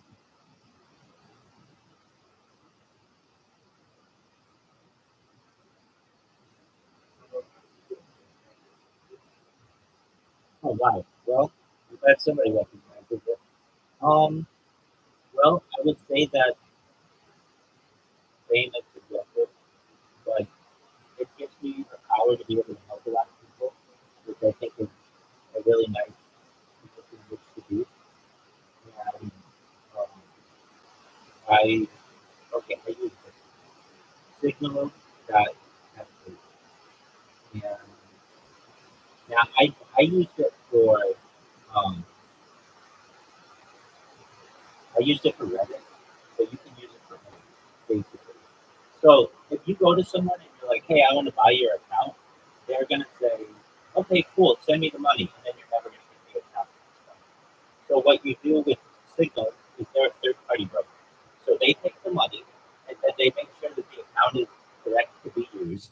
And then once you go to be on it, that's when they allow you to have the Signal packet.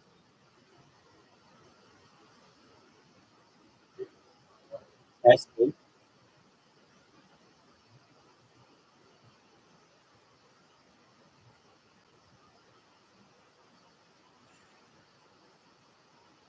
Now, as I see this is Reddit. Um,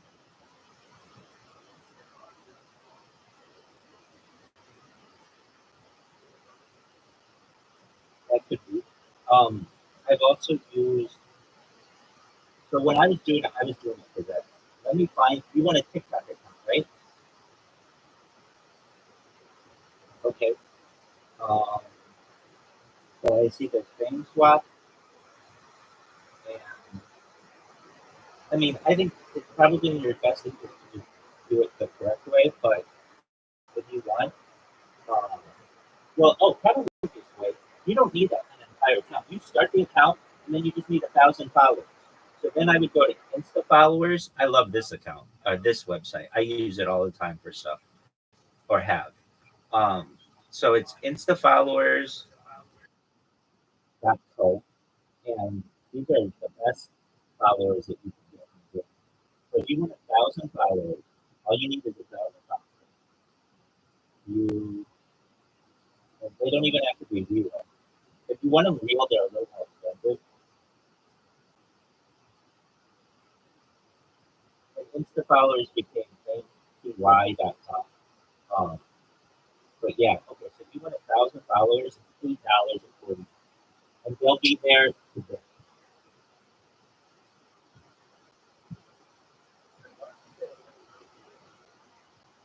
Probably because you're VPN, or you're not doing it with or you're doing real followers. If you want real followers, it's 19.99. But if you want fake followers, yeah, I told you the free way where you just you want to know the free way to get followers. Okay, so that's known as a follow for follow. Basically, on Instagram, you type in follow for follow, and anyone who has follow for follow, you just go and click their account, and they'll follow you back.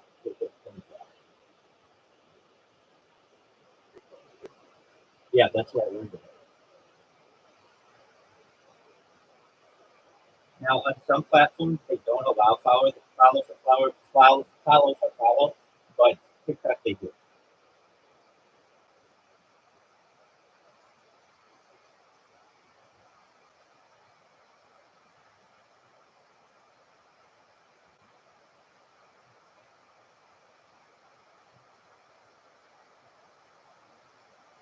Do you have a TikTok account currently? Okay. So then you go into TikTok and you type in the search, follow or follow,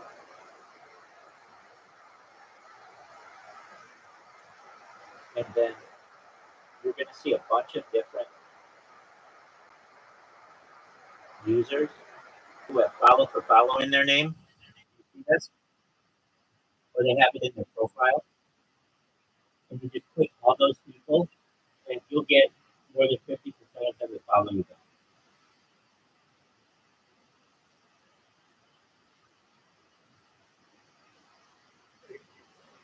You're welcome. Now, you can only follow about 200 people a day on TikTok. So, my advice to you is just do that for like a couple weeks straight and you'll get it for free. But if anything, if you have $10, you can have it. You don't have to do any of that work. And you just get it for $8.40 and you'll have 1,000 followers in the next hour.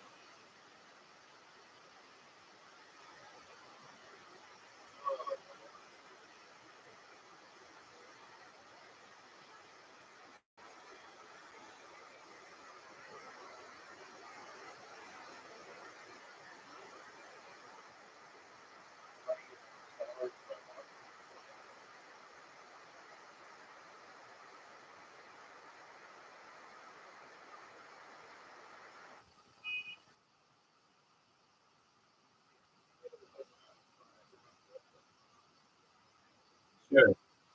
It's instafollowers.co. Instafollowers.co.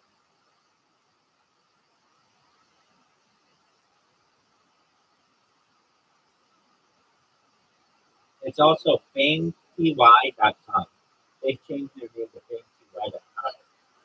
Okay, so then you go to the Instagram one, or I'm sorry, the TikTok one, and it says buy automatic TikTok followers, regular or real. So you can buy regular ones that are going to cost you $8.40, or you buy real ones that will cost you $19.90. And then once you do that, you'll be able to stream in the next hour. It takes like 4 hours, but usually they get pretty good.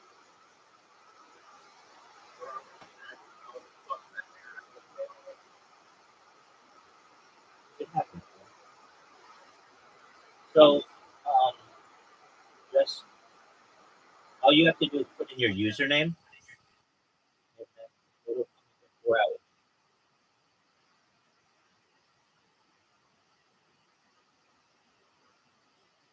No, don't talk like that.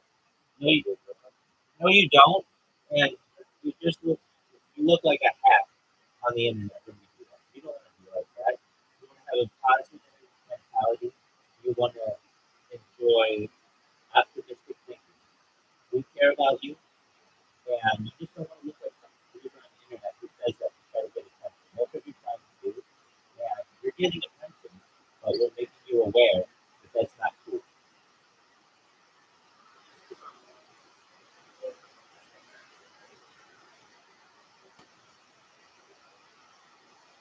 Okay, yeah, but that's no reason. So all you do is you have a computer, so computer work. You just go to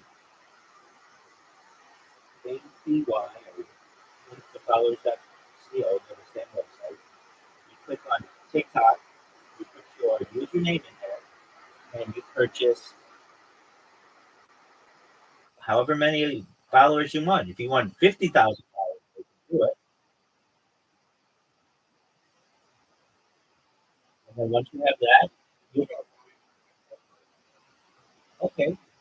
And then once you're able to do that, you then can start shooting later today.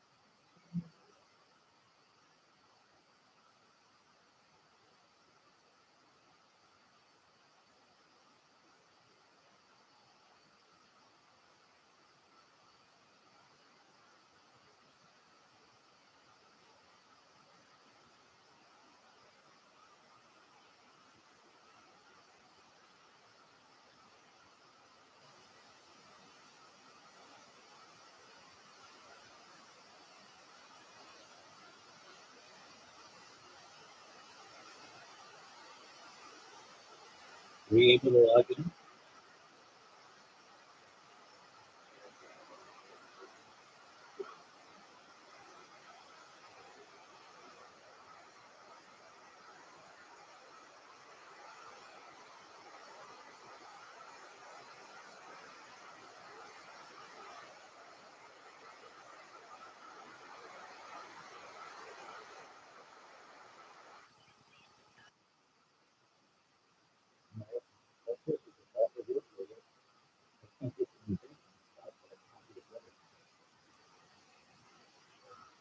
These guys are really smart in marketing. They just got all their week of tour dates out there. Really good. They worked their way backwards. That's going to be available December 21st at San Antonio, one night only. San Antonio? Is it really that bad? Congratulations, Carlos. Terrible comedy, great music. Congratulations. There he goes, Carlos Cisneros. So we keep moving on.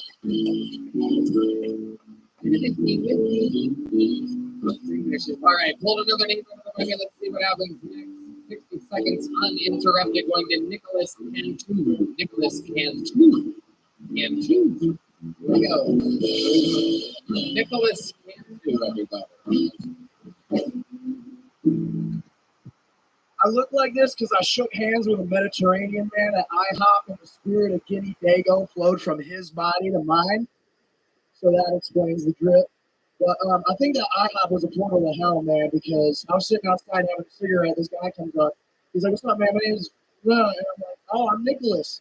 And I must have had some silly fucking pancakes that night. I introduced myself as a young billionaire Latinx trap star. And he goes, "Oh, word, I am a gang lieutenant for the Pyrus." That was a gang I thought only existed in Chief Keefers. So this guy goes on, he's like, "What's what I have in my pocket right now, man?" I'm already shaking hands with Jesus and Muhammad. I'm checked out. And he pulls out a fucking M87 frag grenade. It's the fucking walker and the shrapnels and peppers dudes like eggs. I thought I was cooked. And this fucking guy, man, he's like, "Yeah, dude, I was in a chase, threw it in the guy's car, drove off, boom, didn't look back." I met my fucking GTA Online character that night.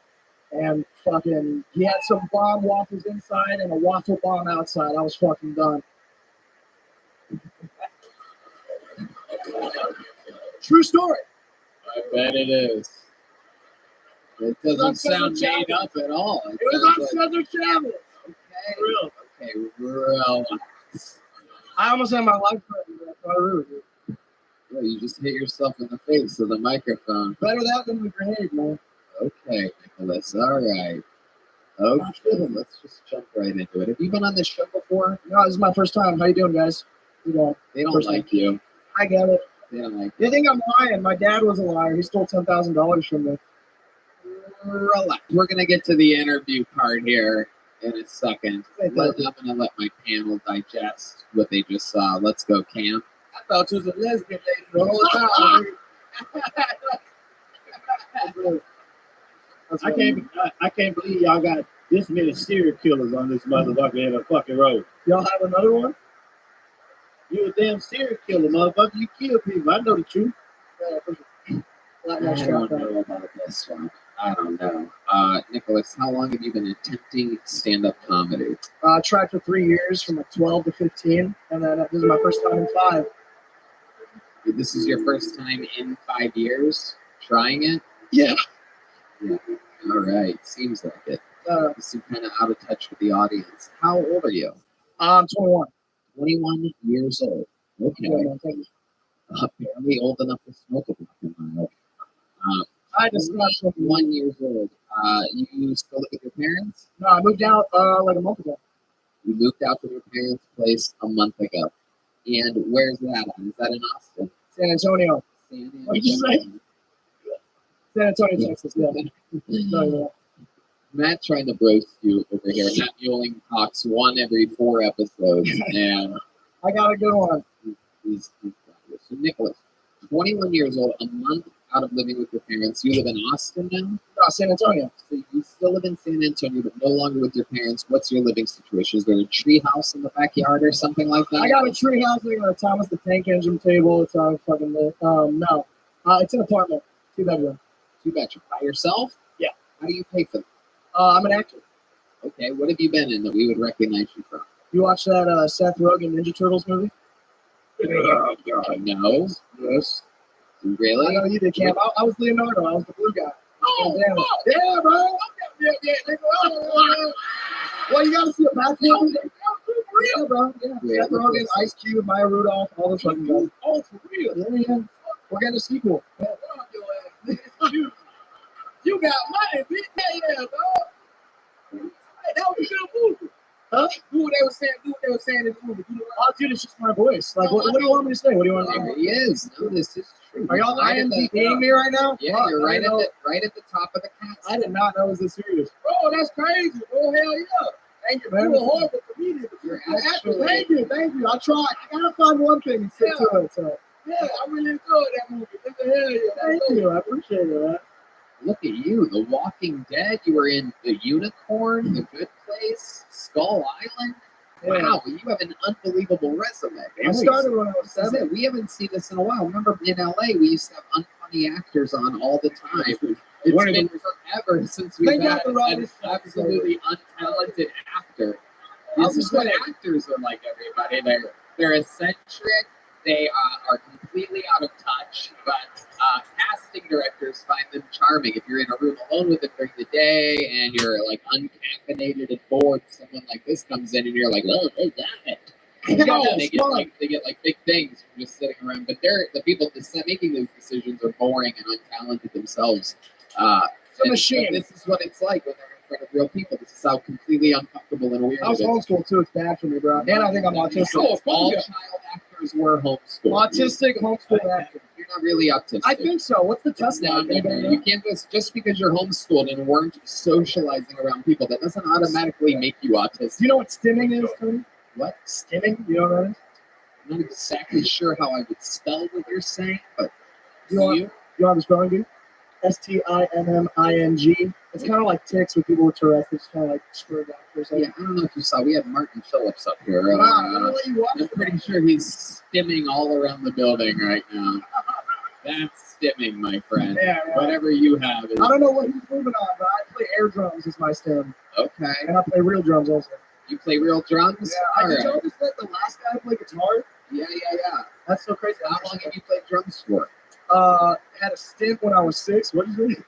When you were 6? When I was 6, I played like one lesson and they tried to teach me Billie Jean, and I couldn't get the timing down, and I quit. And then I started back up again at 15. At 15. And you've been playing since you were 15? Yeah, pretty much consistently. Okay. I don't know if you know this. Are you a fan of the show? Do you know where you're at right now? Because on this show, if someone says they can play drums, we have a historical event called a Mexican drum off. Unfortunately, Michael Gonzalez isn't here tonight. You could be Mexican. Okay, John Dees actually has a great idea because it isn't a true Mexican drum off because it turns out tonight we have a nigga playing the drums.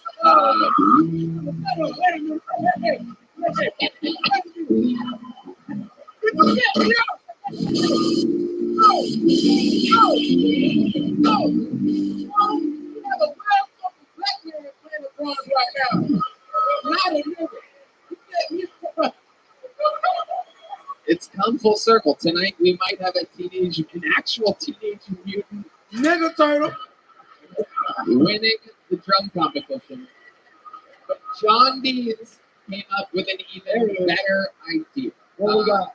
Normally it would be drum solo versus drum solo to become the new drummer of the show. But, I can get hired? like I mentioned earlier, Daniel Watson isn't the full-time drummer of the show, so we cannot give away Michael Gonzalez's job. But John Dees, brilliant band leader that he is, here with us since our first episodes in Austin, Texas. He has actually decided the entire band, and we've gone through a process together of creating the beautiful symphony that happens here. Came up with a great idea, which is instead of you competing in a drum solo battle with the great Daniel Watson, instead, since it was such a challenge to you as a kid, We want to see if you can now do the Billie Jean. Oh, shit. Thing that you Okay. couldn't do before. All right, for sure. So, Daniel, Yes, you don't I mind will. sharing your. No, don't beat him too. We know you can do it, It's a little assholes. It's fun. These Austin musicians are just show offs. We know you can do it, professional musician. We want to see if this fucking little Stranger Things tweaker can do it. I'm geeking hard in the upside down. That's What? what it is. I'm geeking in the upside down. That's the like alternate universe shit they got going on. Wow. I know the Lord. Actors love this shit. Okay, let's let him step in. Make some noise for Daniel Watson. Sharing his drums. Daniel Watson literally has drumsticks tattooed on his arm. I mean, it is unbelievable. Okay, here we go. Trying the Billie Jean. You guys, how does that start? Does it start with drums, or does it starts with you guys? Starts with drums. You ready for this? The tempo's got to be right. Dee's literally just said the tempo has got to be right. Ladies and gentlemen, how old were you when you couldn't do it? 6 years old. That microphone's not on. 6 years old. We got Red Band hitting block pilots over here. All right. Okay. Ladies and gentlemen, this is it. Billie Jean, he couldn't do it when he was 6. He's 21 years old. 15 years almost to the day in which he couldn't play Billie Jean. And here we are, live on the #1 live podcast in the world. All the pressure in the world. Was the last time you attempted this when you were 6? Yes, indeed, was the answer that he said on the unavailable microphone. He still is hoping and praying that it's on. Talks through the band. Test, 1, 2. Ladies and gentlemen, here it is. Billie Jean with Nicholas Cantu. 1, 2, and 1, 2, 3, 4.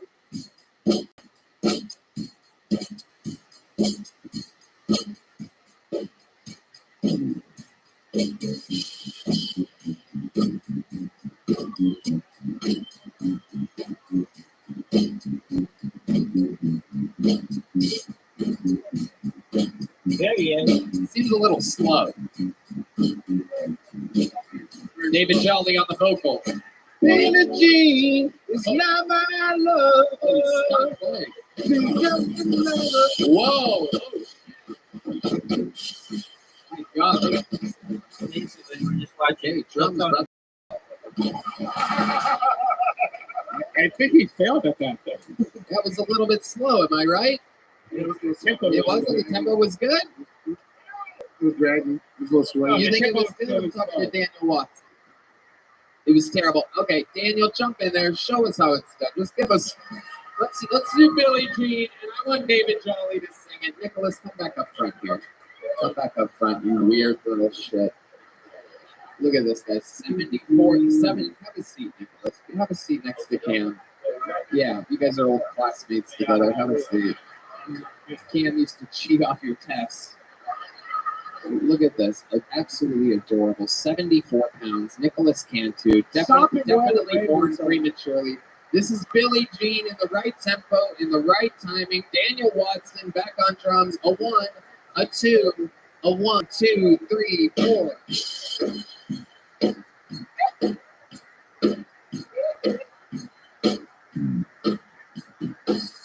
Billie Jean is not my lover. She's just another. I am the one. Right. Billie Jean is not my lover. She's just another. Oh, y'all don't know me. She's not my lover. She's just another. I am the one.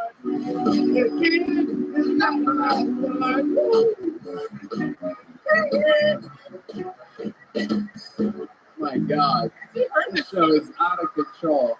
Killed it, man. Killed it. Yeah. It was short, but it was sweet. David was about to pull your hair to get you out of the seat.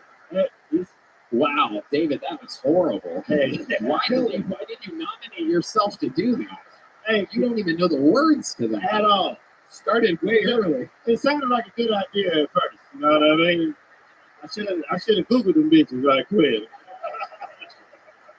Good. If you ever sing like that again, I'm calling your probation officer. I swear to God.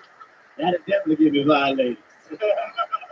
Speaking of getting violated, let's talk to molestation victim Nicholas Cantu again. I missed Weinstein, bro. So Nicholas, are you working on anything else? What else do you have coming? I mean, you literally have a crazy resume. Child actor since what age? Since 7. 7 years old. Are your parents like tough on you? I grew up with a single mom, San Antonio. My dad again just stole $10,000 from me. Right. He also hit me for the first time this summer.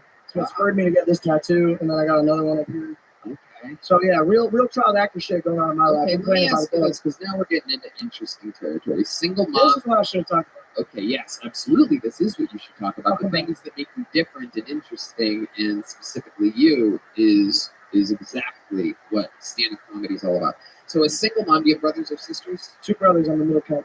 Okay, are they actors as well? Your mom? No, they don't fuck with shit. But acting is something that you wanted to do? Yeah, man, I watched Diary of a Wimpy Kid movie when I was like maybe 6. What was it? The Diary of a Wimpy Kid movie based on those books. Okay. They had a little book that detailed how they made the movie, and I read that shit, and I was like, that looks like something fun. So, see, this all makes you so much more likable and endearing now that you're talking about your real self. So, single mom. Okay, next big question coming at you. Got hit by your dad first time this year. What? How did that? Why did that happen? So he wanted $3,000 to fix the sprinklers in the front of the house. I'm Mexican, so we know that. I was like, you're Mexican too. You and Paul Deaver, secret Mexicans, we're finding out. This is how they're getting over the border nowadays. Yeah.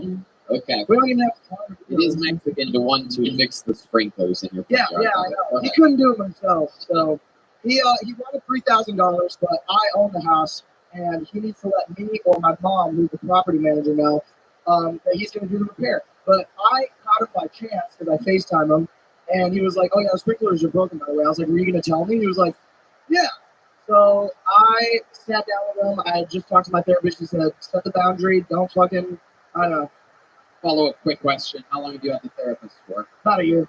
A year. Yeah. Okay. So she said not to fucking like falter on my boundary. Right. And so I stood up to my dad, and it was scary because he had stolen $3,000 from me, forging a check, and then the $10,000 through my credit card. And then it was like I was just so fucked up over that, and I finally had the strength to confront him. And he was acting like a middle schooler. Like if you think I'm 70 pounds, like really fucking little guy, he's 5'6". He dresses like a tech developer. And he is just not, like he said that he would get into fights as a kid. He started the shoving, and I like barely moved. And then he put his hands on my neck, and it was like maybe I had a weighted blanket on, something like that. And then he slapped me twice across the face. Because open hand slap? Backhand. Very interesting. That hurts. It would have hurt if he wasn't 60 pounds sopping wet with rain boots on. Wow, look at that. Look at this. The flyweight division. He just sent me a message today over email. So what did he say? Sorry about that? No. Can I borrow? He said I have an ego. He was like, don't let the ego get in the way of the relationship between you and your dad. Leonard telling you. Yeah. You're like, motherfucker, I'm Leonardo. Yeah, I got Ninja Turtle shit, dude. But yeah, that's what happened. So then I left. I left the house, and then I went to New York and Chicago. I saw my friends, and I was fucking spending that Teenage Mutant Ninja Turtle. Dude, I was actually like going through a manic episode, and I think I spent maybe $20,000 in coke. Yeah, amazing. I love it. David Jolly also has spent $20,000 of your dollars on clothes. That's dope. You got the Apple Biz. Hey, what's your favorite drug? My favorite drug? I don't know the fuck with drugs, man. I just make cigarettes.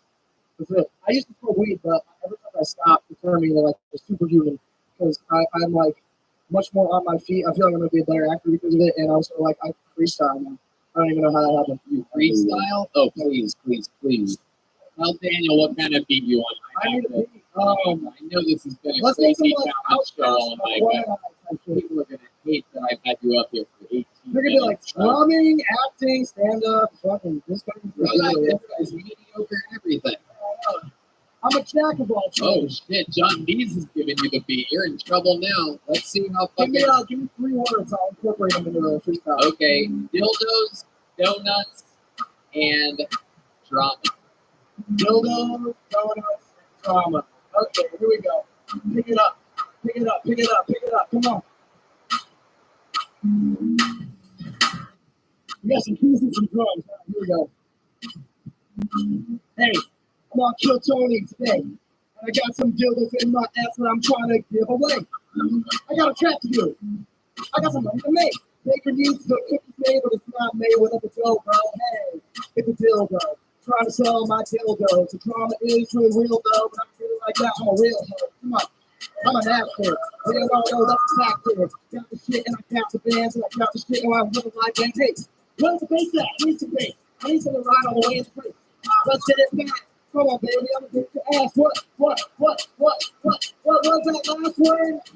I already hit that. Hello, okay.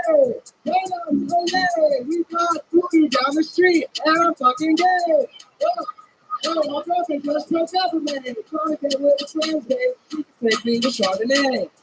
Come on now. Everybody give me the real flow. I'm a real go. I got a real go. I got a go now. They're gonna fit together.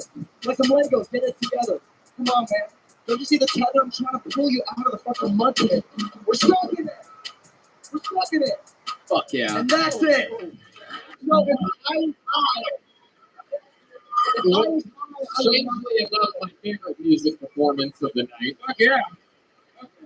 I don't think, and it's taken 20 minutes for it to happen, but very rarely do I go from absolutely, completely disliking somebody to slowly finding them more and more charming. I like it. I like your style, but remember what made it work for you. It's talking about you. That was a big your life. You don't have to. The mistake that so many actors make, and trust me, we did this show in Los Angeles for fucking 7, 8, whatever, 9 years basically. We've done it. So many actors trying to take a shortcut to get famous. You're already a very successful actor. The mistake that the actors make is they try to act like a comedian. It wasn't until you really started telling your story that at least I found you to be interesting. So I appreciate that, Tony. It's been a real pleasure, man. I've been a fan of the show for a while. That's cool. Very cool. I'm very glad that next time you write for stand-up, write that shit. Yeah, write about your dad. Write about being a child actor. People aren't going to be turned off by you saying you're a child actor. It might take a second for you to win them back over, but once they realize that you're being honest and real, it's going to be good for you. For sure. I appreciate that advice. Serious. Did you ever act? Were you ever an actor? I mean, it's easy for me. Just got it like that. You catch me Judd Apatow's HBO's Crashing. Okay. No big deal. No one knows about it. TV's dead. So true. That's why I'm running a YouTube channel now. He's gonna catch it. He's gonna catch it. He's 21. What? I'm nimble. You kidding me? His dad's throwing hands at him. You think he's not gonna catch a fucking joke? He's got this shit. Oh, I know. Oh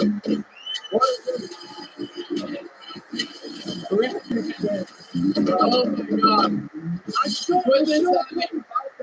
This goes to the highlight reel of Red Man being right about something. For those of you that have been fans of the show for a long time, you know that highlight reel is about 12 seconds long. And this is going to be 18 seconds I'm still long. my flame. God damn, man. With it.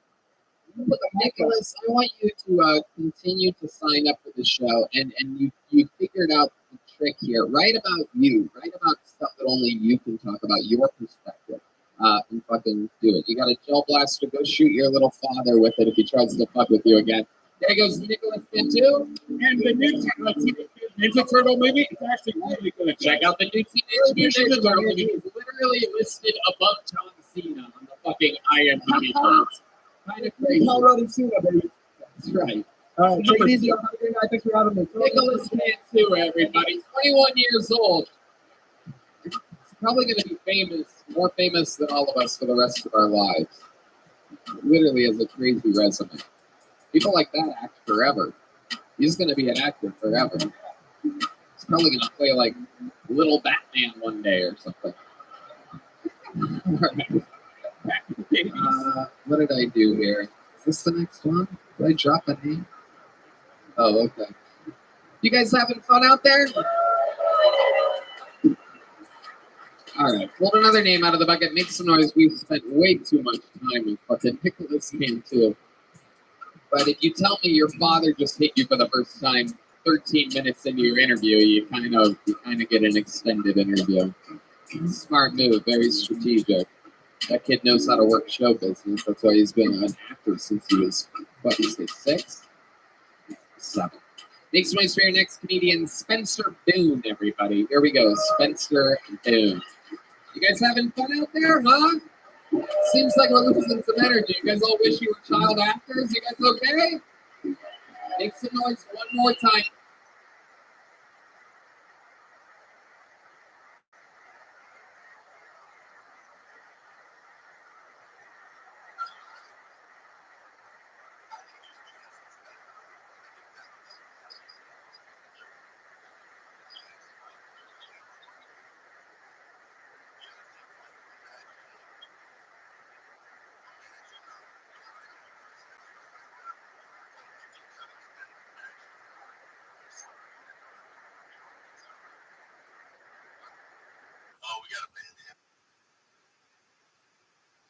Why you been? No, not.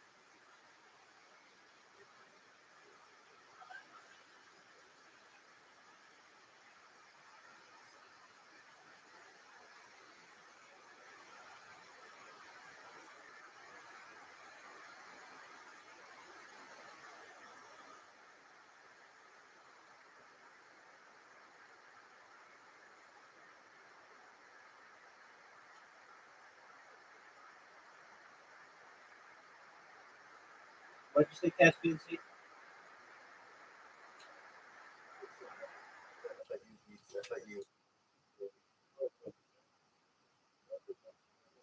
Oh, not you. No, I know you. You guys are.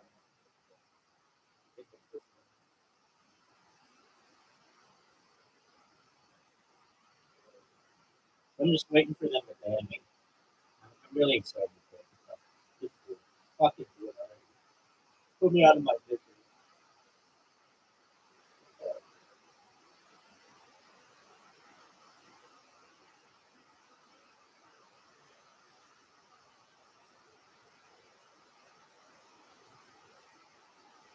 And good and loud for Spencer Boone, everybody.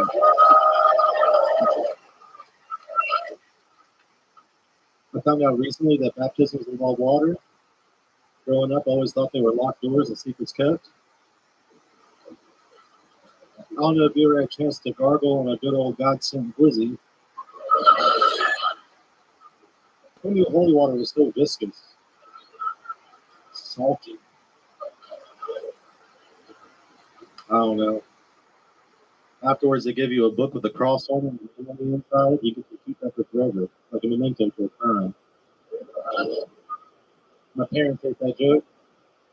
Always have to tell them a grown man to not force himself on me. That shit was totally consensual. Deacon Dave was a looking. $20 is $20. Like, Pokemon cards aren't free, and I'm trying to collect holographics. You know what I'm saying? Like, it makes it hard to go back to saying that Jesus loves little children. You know what I mean? Like, all right, thank you guys. Okay, Spencer Boone.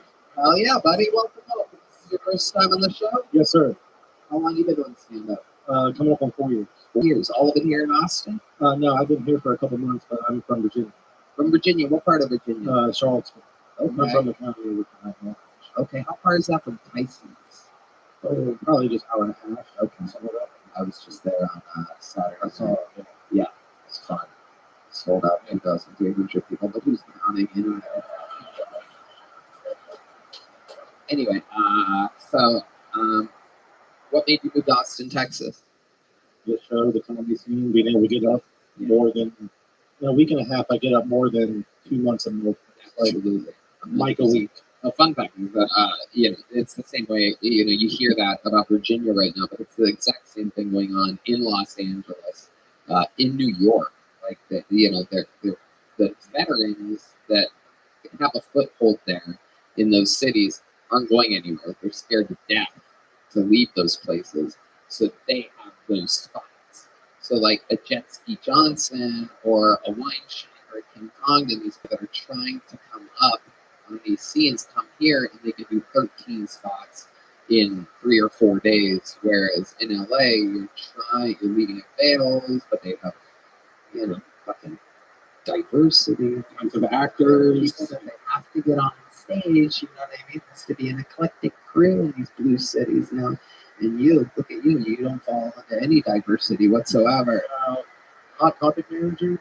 You know what's interesting about you is that you seem like you would be an actual fan of death metal jazz music. 100%. Yeah. What do you do for work, Spencer? Right now, I'm looking for more work. Do little part-time stuff, like part-time gigs on like an app, or I do a thing where I check parking lots, but I don't write tickets. I just try to scan them. You scan what? The license parking lots? I get paid to scan license plates through an app. Oh, interesting. Yeah. Interesting. So, yeah, go ahead. And you want to find niggas? I can if I want to, but most of the time I don't. Fuck you, man. Hey, what? Yeah, they caught mad for 400 in the city. Oh, no, there's nothing like that. There's nothing like that. It's only select parking lots and have like 40 signs that say, hey, pay to park here. So it's kind of on me. Right. Shit. I love your set. Good set. I hate what you do. Oh, I'm sorry. I'm not proud of it. If I see somebody sleeping in their car, I'm not going to write them a fucking ticket. You know what I mean? Like, I'm not a bitch. You hear that, David Jolly? Hey, fuck you, ton. Fuck you, asshole. I got a goddamn residence, motherfucker. Kiss my ass. A residence. That is such the words of someone who fucking doesn't. I don't have a fucking car. I'm sleeping in the motherfucker. You know what I mean? Yes. Describe your residence more to us, David. Come on. It's a four-bedroom. Oh, bedroom. All right, let me shut the fuck up. Civilization. I'm just be quiet, right? That's the best medicine. Oh, God. You fucking crack me up, David Jolly. Just a reminder, David Jolly has the new Gang Violence shirt available at boneside.com. And new podcast called I Know You Fucking Lying. Very long title. And it's the actual title. I Know You Fucking Lying. I said, that's the name of your podcast? He said, IKYFL. I'm like, okay. Everyone's going to totally remember that. I Know You Fucking Lying. And the Gang Violence tour taking place now. Not to be confused with the new Cam Patterson shirt selling out everywhere at killmerch.com. Comes with a free rock. And his new YouTube show, Cam and the Whites.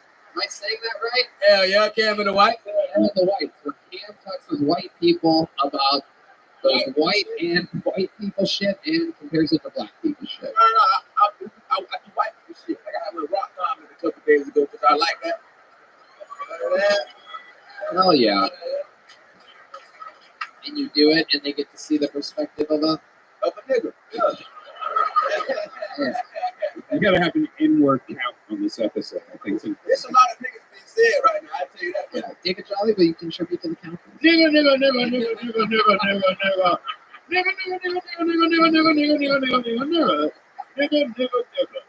That sounds like a hospital after somebody dies for the people on YouTube, by the way. There's just I love it. So, Spencer, tell us something more interesting about your life. Some fun facts about you that make you different or stand out. Pounds. Whoa. Yeah. Which did you got up to 420, and then you're like, I gotta get my life together. The scale stopped at 420. There was a week where I wasn't registered. Yeah. Damn. So what happened? How did you do it? So explain to Red Band how you. How much did you gain? Apparently, I've been dying for a long time.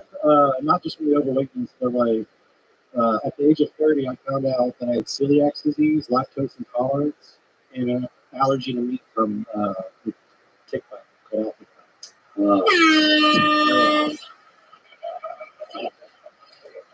The old tick bite. Yeah. About this. So basically, they took away all my bread, meat, and cheese. So like all my daily coping mechanisms, I just wasn't allowed to have them anymore. Oh my goodness, this is Red Band's worst nightmare. Yeah, it's not great. It's not great. So wait, they took away your what can you not eat right now? Gluten, dairy, or mammal meat. Nothing sort. So I can have like chicken and stuff. Breaking news: God hates you. So that was Cam Patterson on the assist there. That was written by Cam Patterson at the moment of the show. It's okay. Very good. So what do you eat now? Chicken, seafood, fruits, vegetables, stuff like that. So you're black now.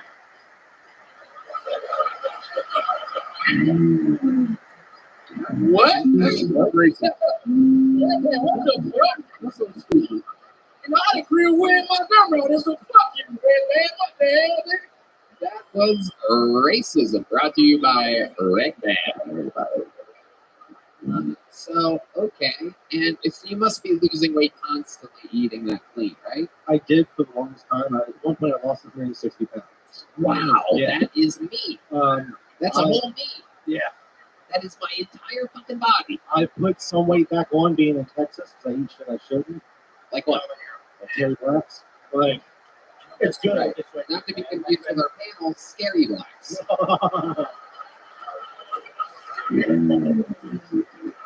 Thank you.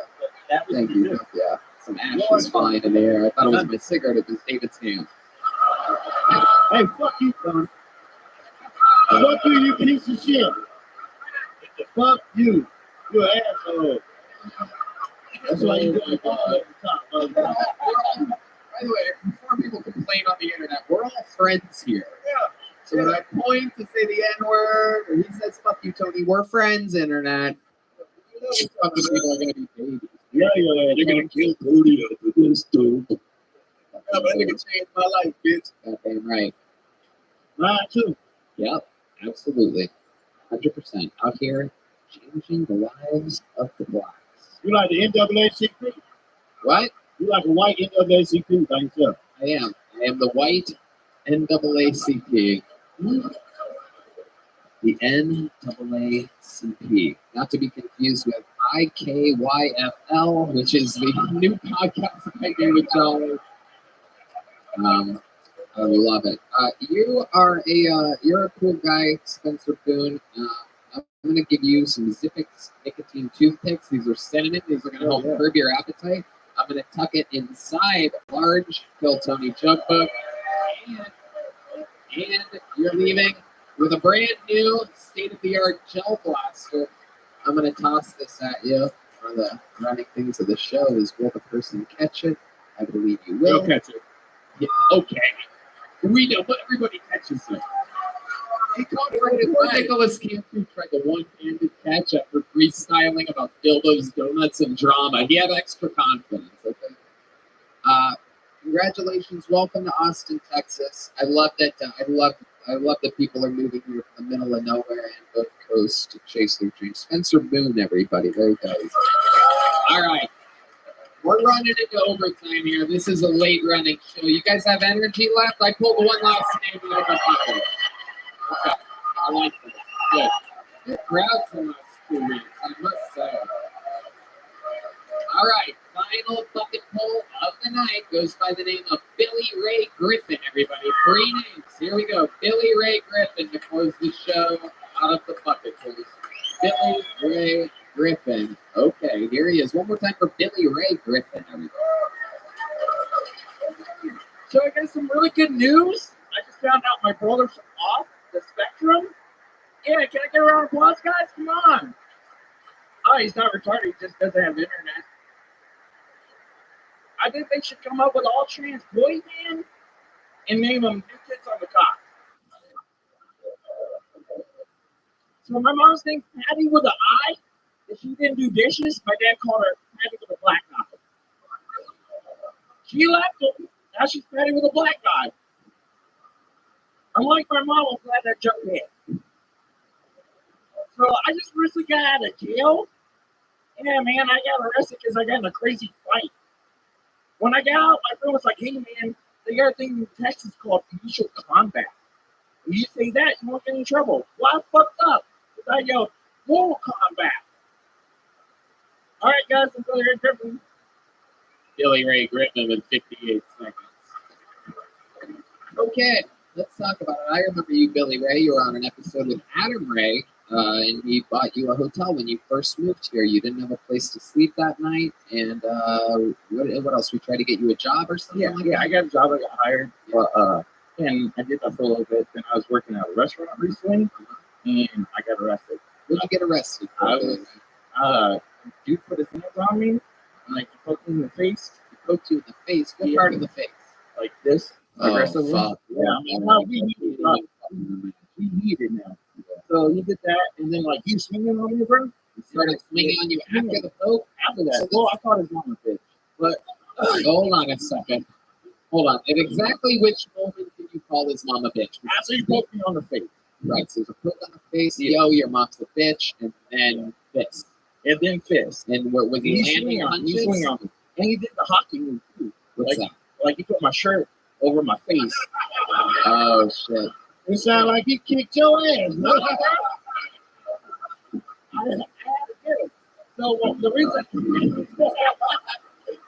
hey, once that hair goes and the bitch is over, really? So I was afraid.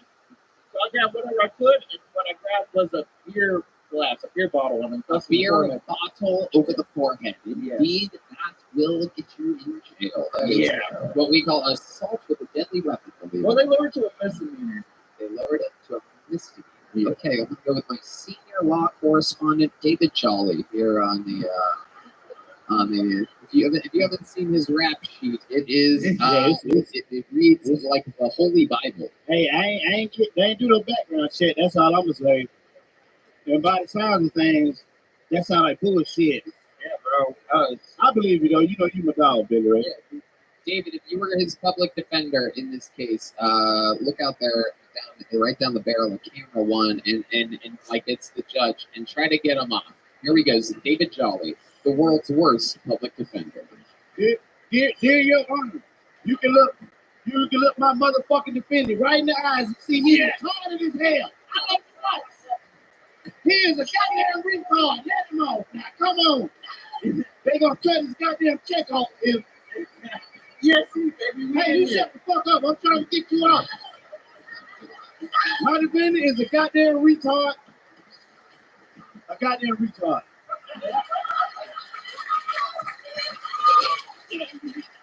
This is the greatest show on planet Earth. Doesn't make any sense. That nigga killed him. He did the shit. Shit. And it was a black dude. They let him go, but they arrested me. It was a black guy? Yeah. Oh my God. How was it mad to let him go? I don't know. It's surprised. How many times you What? I just think I'll take it back. I love you. You should have got arrested. Bro, it was getting violent. Hey, what? You just man, he get you with that shirt move. You want to He got me good. I know that. Did he fuck you up bad? A little bit. That sound like a motherfucking lie, bitch. No, I swear to God, Google it. You on Google? You on Google. You can get it on the TV. I'm gonna die. You on the Google? How black was this guy on a scale from Mars Martian to David Jolly? What are we talking about here? Are you pointing at the bucket? Holy shit. Oh my God. Wait, is that just because your shirt was over your head? It was complete darkness. Oh my goodness. D-Madness just said, imagine that on my complete darkness line. The little things you guys miss out there, it's incredible. Yeah, I was pissed off. I missed 4 Kill Tony episodes. Yeah, my birthday's New Year's. I was about to be mad if I missed New Year's because that's my birthday is New Year's Day. Okay, so I'm planning on going to the Sold Out HEB Center show and signing up. You bought tickets. You're on the inside. Yep. And I'm going to sign up for it. So yep, absolutely. That would be a New Year's Eve treat. You in an arena. That bitch gonna be silent as hell, but We're going to hear the popcorn popping during your set. It's going to be exciting. So, Billy Ray, you've been working hard. It said, how long were you in jail for? 22 days. 22 days. So, explain to us some highlights and some lowlights to jail. What surprised you? I got to do comedy in jail. What? I did stand up in jail. I did comedy. I told jokes. You did? Yeah. Okay. I got to do a so lot you of fucked yourself in the ass. That's incredible. How did that go? David Jolly, how do you think? Hey, when you bombed in jail, did they beat your ass? I didn't bomb in jail. Oh, you ain't bombed in jail. They liked it? There's nothing else for them to be entertained by, so there's like, that is the best thing in the world. Yeah. Did you get a standing ovation? Yeah, they was saying. Okay, so that was the highlight. What was your least enjoyable moment at jail before we get you off the hook? The food sucked. Right. It was bad. Can you explain to us your least favorite meal in jail? Cornbread. Like stale cornbread.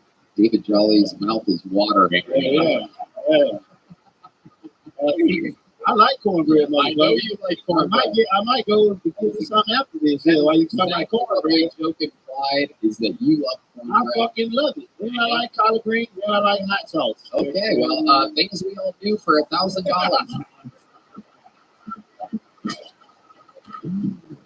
Let me guess. You like the Wu-Tang Clan? I don't. I'm from the South, man. Fuck Wu-Tang. Okay. Whoa, my bad. I didn't know what the fuck. Yeah, that fucked up there. All right, I love Wu-Tang. I don't think Wu-Tang is the clan you need to be worried about, David Jolly. All right, Billy Ray Griffin, there you go. You get a joke book before? I got a little one. You got a little one, and that is how it will remain. We are going to give you some Zippix toothpicks, though. Congratulations. There you go, Billy Ray Griffin. Uh-oh. There he goes, everybody. Billy Ray Griffin. And I do believe, oh shit, look at this guy squeezing his way through to the restroom. Someone's about to take a massive shit. That is incredible. Unbelievable. How did he get through there like that? That was amazing. I didn't know that was even possible. I've heard of a walkway. That was a waddleway. Okay. Well, it appears to be that that's it. We thank you guys. Oh, but wait. Indeed, there's only one way to end the show like this. Ladies and gentlemen, I present to you the reigning, defending, Hilton Hall of Fame record holder for everything he's ever done. Most sets, most minutes, most interviews, everything. Playing in theaters all around the country, opening for me. Ladies and gentlemen, the Vanilla Gorilla, the Memphis Strangler, the Big Red Machine. This is William Montgomery, everybody.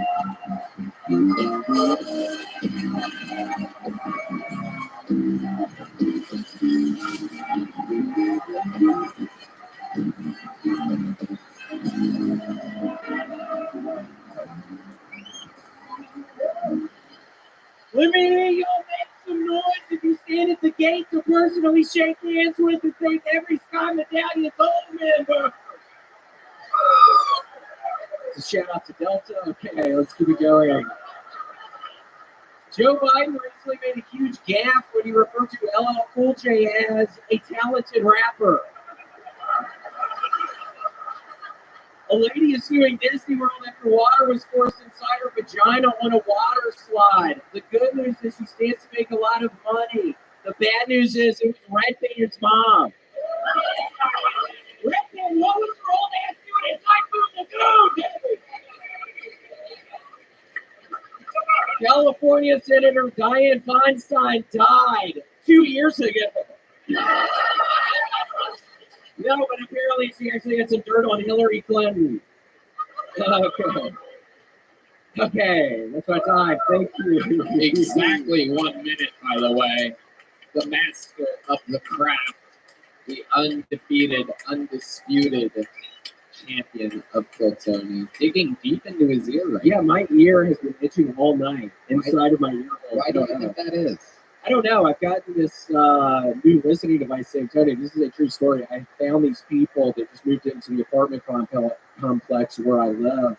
And I'm pretty sure they're drug dealers. I have been looking out of my window literally 8 hours at a time during the day. And I confronted one of the girls the other morning. She had these horrible sores all over her legs. And I go up and I'm like, oh, what, you just moved here? What's going on? And she said, yeah, my ex-boyfriend is really abusive. And I was like, oh, are you sure you fucking live here? And she said, you need to leave. Why are you acting so animated talking to me? So it kind of pissed me off that a literal crazy person called my fucking ass out for being crazy. I'm not fucking crazy. It took a hit to my confidence when that happened. But other than that, I've been doing.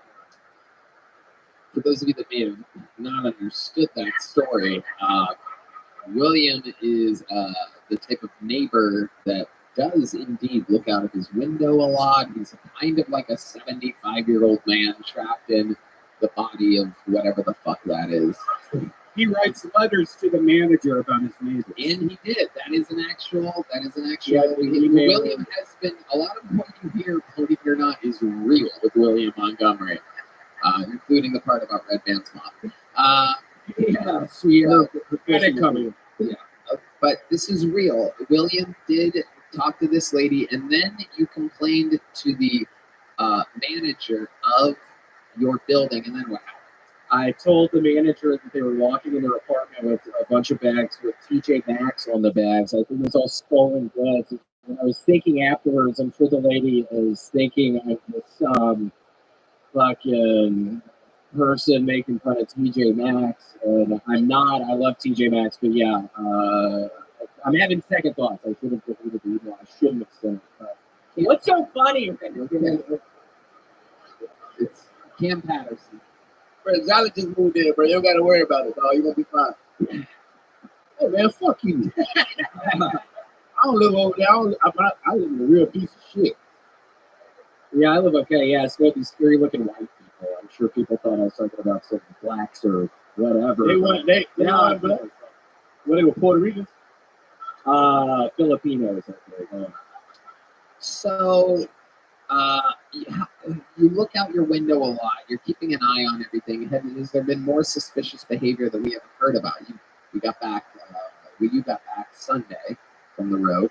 Yeah, there's this anorexic girl. I'm always watching her walking around. She is horribly skinny, and the ambulance came to her apartment a couple days ago before we left to go to Virginia. So I think she might have died. I don't know. I was looking at them, and they rolled her out with a sheet over her head. So I do think she died. She was really skinny. Very rarely do they. Very rarely do paramedics put a sheet over a living person's head. So I think extremely rare. Unless the person's just very sleepy. Yeah, it could have been. But I think she died. She bothered with the bright lights of the outside. Okay. What else is going on? Somebody died, the drug dealers, what else is going on? I finally have some shows, Tony, where I'm doing some rare headlining stuff. Whoa, headlining. And I think I'm now saying it too late. Some's coming up in Vegas and then San Diego and Memphis before that. So we'll see how it goes. Can you name the dates of these shows? I should have written it down on my note card. Honestly, fucking. Do you have any idea what month they're in? Yeah, October. I think the San Diego one is the last weekend of October, and the fucking Vegas one is the week before that. So we'll see. We'll see if I can do more than 20 minutes. William Montgomery. Yeah, we'll see if I can do over 20 minutes. That's all I've been doing. What's funny? You're doing the same 20-minute set 3 times in a row in Vegas, and I'll have a lot of fun. You'll have a lot of fun. And if you show up, I'm probably just doing 20 minutes. So people need to get ready for a 20-minute headlining set. Can you give them a little taste of, can you do one joke that you do in your 20-minute set? Hell no! I ain't getting all that damn phone! It's a book I'm working on about the black lady on the Titanic. See? Yeah. That shit crushes in theaters. We're having a lot of fun. I kick them out there first to get the party started in these theaters. And Did a lot of fun. Yeah. Somebody died during David Lucas's set, or all those who were having a heart attack. There was a guy during David Lucas's performance at the Capital One Hall that in the front row who was having a heart attack during David Lucas's set, a literal heart attack during David's set. Someone had a heart attack, and it wasn't David Lucas. It is unbelievably incredible. What do you think, David Jolly? That's real gang violence right there, boy. Lucas out here killing them with jokes. That guy's okay, by the way. William, let me ask you a question. What would you do if two people moved into your apartment building that looked like my esteemed panel here? I'd come over there with some cookies that I had freshly baked and try to just make friends. Because I might, if I'm being very honest with you, I'd probably be a little bit nervous. It's been nice being around y'all and around y'all. I'm not normally around a bunch of black people, but it's been a pleasure. So I'd probably go over there and try to make friends. And is there anything that you're passionate about this week?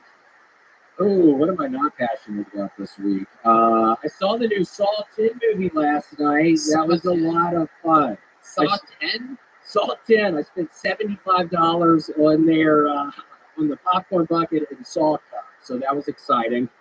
And the popcorn really wasn't all that good. It's a giant bucket, but I forced myself to eat it. And Tony, I'm really excited actually about the fucking bidet up in the green room bathroom right now. Shit. There is a new bidet. There's a new bidet out there, and I feel sorry for the motherfucker that has to clean it because I pissed all over it. And I'm not going to stop pissing all over the fucking bidet. I don't know why I clean that shit up every night, but I'm going to be peeing on it every fucking night. You're going to pee on the bidet? Yes, just on the seat and the bidet. It's just all parts of it. It's kind of, I don't know if you noticed, it's coming out a long ways. It seems like a weird construction on that thing. I don't know. It is a little misshapen. I'm not exactly sure who is in charge of lining up the bidet with the toilet here in the green room. It's also a different color than the toilet. The toilet is black. The bidet is white. What is a bidet? A bidet is... That's the booty hole cleaner. They shoot water in your booty hole. That is exactly how a doctor. Hey, I love gay people. Cam Pat is charming as hell. You should do a show called Cam and the Gays. Oh shit! You are, yeah. Oh shit! I know. What was that? What was that? What was that supposed to be? The beginning of the Cam and the Gays theme song. Oh. Here we go. Here it is. The theme song, the Cam and the Gays.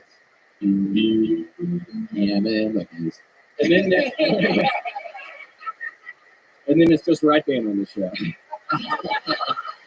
William, we love you. You did it again, William Montgomery, everybody. Cam Patterson, the shirt, available at millmerch.com. Cam and the Whites and Cam Patterson on YouTube. Gang Violence shirts from David Jolly at Boneseye.com. Boneseye books also available at millmerch.com, selling like crazy. The drawing of the great Ryan J. Email is in, featuring David Jolly and Cam Patterson. And it is cool as hell. They don't normally see drawings of them unless it's a police sketch. So this is very exciting.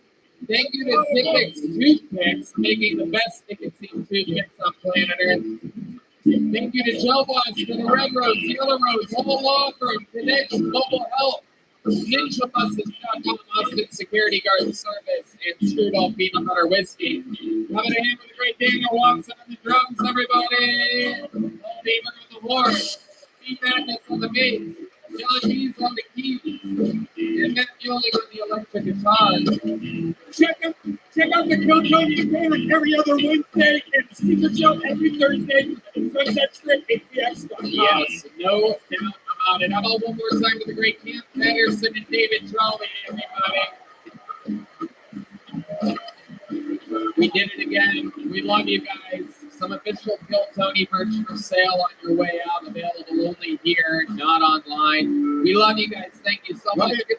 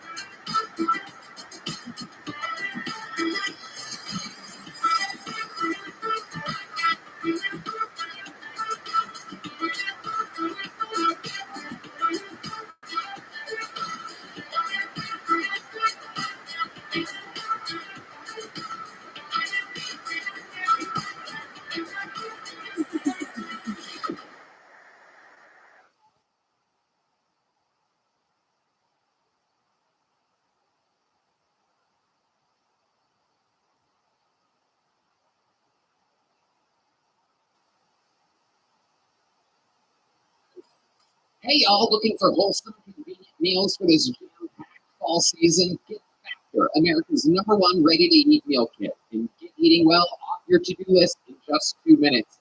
Get 50% off Factor with the code KILLTONY50 at factormeals.com/KILLTONY50. That's code KILLTONY50 at factormeals.com/KILLTONY50 to get 50% off. Hey everybody, Kill Tony live from the HEB Center in Austin, Texas. Saturday, December 30th at 7 p.m. Just went on sale, and you have to trust me, tickets are going lightning fast. It's absolutely unbelievable. These will be the first podcast of Kill Tony ever in an arena. This is 2.5, 3 times as big as the ACL Live Theater we did for the 10-year anniversary. We've become an arena, so check it out. It's going to be crazy. A lot of surprises, a lot of fun, unbelievable guests. It's a big production. This is our version of WrestleMania. Go to Ticketmaster.com. Tell Tony it's the one with tickets available. We're going back-to-back nights, the 30th and the 31st. HEB.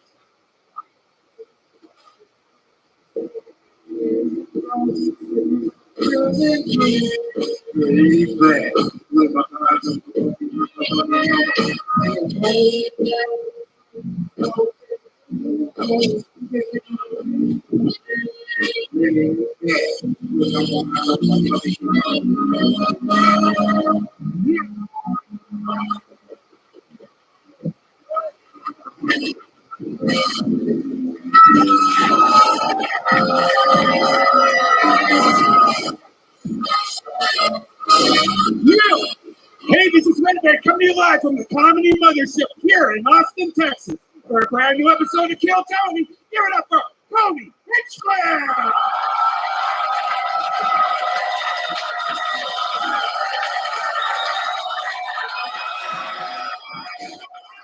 You guys ready for the best fucking night of your lives tonight or what?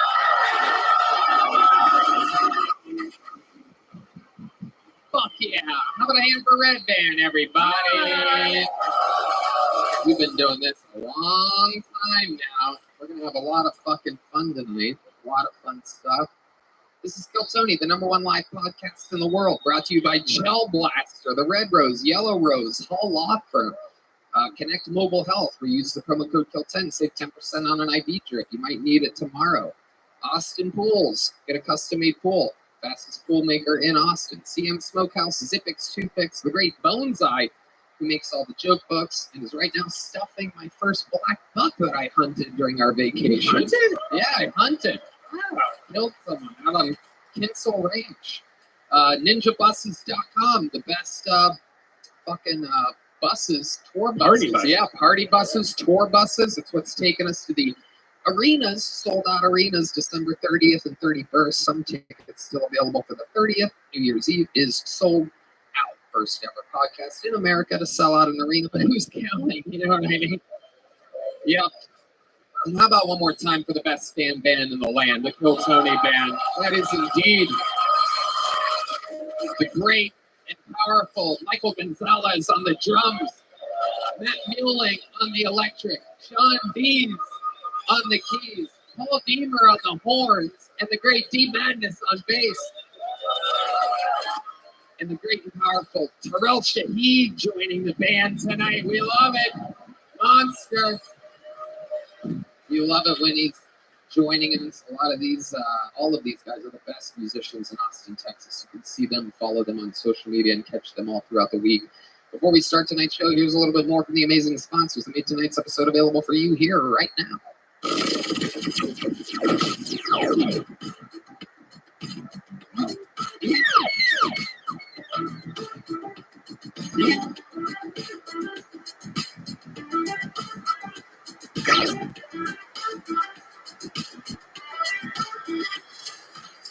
Hey y'all, if you want to upgrade your home the easy way, you need to check out Displate. Displate creates awesome metal posters that take just 20 seconds to install and will not damage your walls. They look awesome, they won't break the bank, and they come in tons of cool designs.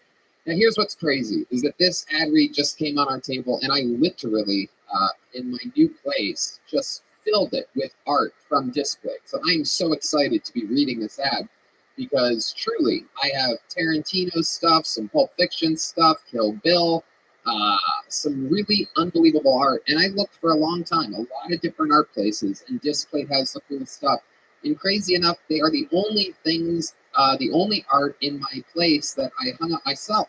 I read the instructions, I saw how easy it was, and I couldn't wait to see what they looked like on my walls. I literally did it myself. Me, a helpless beta boy, was able to figure it out. Red Band? I love it. And they have awesome designs from companies and brands like Star Wars, Marvel, League of Legends. You truly can't go wrong. And it's so much better than a regular poster. It lasts forever. Not only will displays look cool in your home, they also make great gifts. You can even submit your own artwork to be turned into a display for something totally personalized. Your poster comes with everything you'll need to hang it immediately. Just pop the included magnet on your wall, stick your display to it, and you're all set. I got the magic space separator thing, so it's a couple inches off the wall. Oh, so it floats. Again, floating artwork. It was so easy to do that I did it myself. Not my right-hand man Yoni, not my handyman Jack, me, all the way, which should tell you how easy and cool it is. Thank you to Display for sponsoring the show. Love having sponsors that we actually love and use. Use the code Tony or click the link in our description to get yourself and your friends Displays up to 30% off. I'm telling you, this stuff is awesome. Check out their website. This is our special discount that's only available for a limited time. Your discount will be automatically applied to your cart. That is Display. Go to displate.com and use the code Tony to get Displays for up to 30% off now. Hey y'all, when you get down, it can affect your entire life. Talking with a therapist can help you to become your best self. And finding a therapist has never been easier with TalkSpace. We have a lot of friends in comedy that use this, It has been very effective for them because it's easy. They sign up online at Talkspace.com and get a personalized match with a provider, typically within 48 hours. Right, Dan? Have virtual sessions with your licensed therapist from the comfort of your home. You can even send a message to your therapist so you don't have to wait for your next session. Talkspace is the #1 online therapy platform with licensed therapists in over 40 specialties, including anxiety, depression, substance abuse, and more. Talkspace is secure and private, using the latest end-to-end bank-grade encryption technology to store client information and complying with the latest HIPAA regulations. Talkspace is affordable and in-network with most major insurers. Bill Tony listeners get $80 off your first month with Talkspace when you go to Talkspace.com/Tony. To match with a licensed therapist today, go to Talkspace.com/Tony to get $80 off your first month and support the show. That's Talkspace.com/Tony. Hey y'all, it's starting to get chilly outside. Have you ever wished that you could have a little jacket for your junk? You're in luck. Chic Underwear has 2 pouches, one for what you pack and one for that little sack. If you keep things separated, you can get on with your life without having everything mashed together down there. I only wear sheath underwear. I brought it up to my buddy last night who said he hates his underwear. I said, I gotta get you some sheets. It's the best. And then he said, how do I get the sheets? I said, you go to sheathunderwear.com. No doubt about it. You use the code Tony to get 20% off your first order. He said, Tony, we're best friends. I go fuck yourself. Go get sheath. Right, man? Sheath underwear is so comfortable and breathable, you're never going to want to wear anything else. If you don't have a little Tony, Sheath still has something for you. Check out their sports bralettes, boxer briefs, and boy shorts for the ultimate in comfort and style. You know I can be a real you-know-what. So put me in a package in the front of your underwear. Go to sheathunderwear.com and use code Tony to get 20% off your first order. Plus Sheath's Underwear, 100% money-back guarantee. That's sheathunderwear.com, promo code Tony. Get Sheath Underwear. Support the show. Support your balls. Go to Sheath Underwear. Use the code Tony. 20% off. Right now. Hey, y'all. I have to tell you about the super blend I'm loving called Kachava. It's hands down the best thing I've found to feed my body the nutrients it craves. Kachava is an all-in-one plant-based super blend made up of superfoods, greens, plant proteins, antioxidants, adaptogens, probiotic. In other words, everything your body craves to feel your best. And I know what you're thinking. Something that's good for me can't possibly taste delicious. That's where Kachava really earns their thousands of 5-star reviews. It tastes amazing. It's creamy, smooth, and comes in 5 delicious flavors. I'll tell you right now, the vanilla and the coconut acai are my favorite, but it also comes in chocolate, chai, and matcha. Red Band? Some folks like to drink it as part of their healthy breakfast or lunch, and others love it as a protein-packed snack before or after a workout. It's perfect for this because it has 25 grams of plant protein per serving. Personally, I like to drink Kachava just laying around on the couch. It feels great because I don't like eating too much, so it's great to just have a nice meal real quick that's delicious and gives me all the protein and nutrients I need. No doubt about it. And Kachava is offering our listeners 10% off for a limited time. Just go to kachava.com/Tony, spelled Kachava, and get 10% off your first order. That's Kachava.com/Tony. Are you guys ready to start tonight's fucking episode or what? Austin, you gotta do better than that. Are you guys ready to start the show? 3 guests tonight. 3 of the best in the world. 3 of my favorites. Make some fucking noise for Giannis Pappas, Ryan Sickler, and Mike Feeney, everybody. Oh yeah. Back to our roots. 3 comedians. 2 New Yorkers and LA's finest. Ryan Sickler.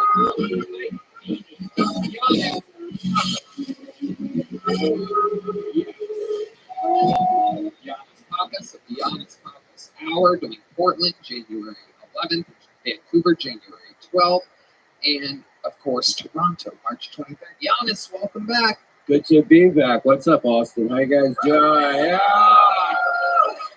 Giannis just had a wildly successful weekend here at the Comedy Mothership. And this is Mike Feeney's first time at the club. How about a hand for Mike Feeney, everybody? Beautiful. Me, if I didn't smoke 2 packs of cigarettes a day. Good-looking boy. How are you, Mike? great, man. This is exciting. Happy to be back doing the show again. I love it. I love it. Welcome back. And first time at the mothership. First time for Ryan, too, right? No. Oh, that's right. You had a fucking bad back last time. This is the first place I performed after I almost died in January. Yeah, that's right. It was. He's alive and well. Alive and motherfucking well, y'all. Mike Yeah, Feeney's Tony in special. Austin, Texas, the mothership. Mike Feeney's special comes out Friday. It's available now. If you're watching now, it's at youtube.com/Mike Feeney. Ryan Sickler's special is on YouTube, YouTube/Ryan Sickler, Lefty's son. He also, of course, has the hit podcast Honeydew, which I've had a few of my favorite ever appearances on. I've really, thanks to my father, the one gift he gave me were unbelievably ridiculous stories to tell on your podcast. Thank you for abandoning me, Dad. I don't know why I look up there. He's still alive. That's just sad. And yes, like I said, Mike Feeney's huge new special comes out this Friday, A Night at the Comedy Cellar, where he shot in all 4 rooms, self-produced, self-directed, self-edited. We're going to have a lot of fun tonight. You guys have all done the show before. You know how it works. An absolute buttload of people signed up for the chance to do 60 seconds on this stage. We're only going to get through hopefully as many as we can. But they get 60 seconds of uninterrupted stand-up comedy time. You know the time is up and you know the sound of a kitten. That means they have to wrap it up then, or else they bring out the Angry West Hollywood Bear. And then I interview them, and we find out more about them, more stuff that they could possibly talk about. Since it's a little bit of a walk from the bar next door, we are going to pre-select our first bucket pull so that they could get ready and behind the curtain. But first, I think we should start the show with, I think the guy that's the greatest show starter in the history of the show. You guys know anything about the show that you're at? Well, you might know the words. You guys know the words to this guy's intro song? All right, sing it if you know it. Make some noise for Hans Tim, everybody!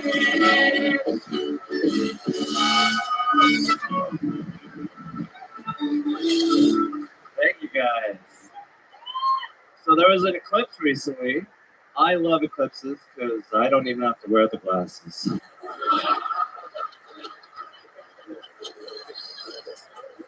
My eyes are always in eclipse mode.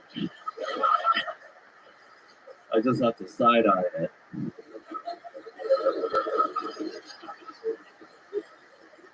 Israel is fighting Palestine again. Winner has to fight Russia. Loser has to marry Jada Pinkett Smith.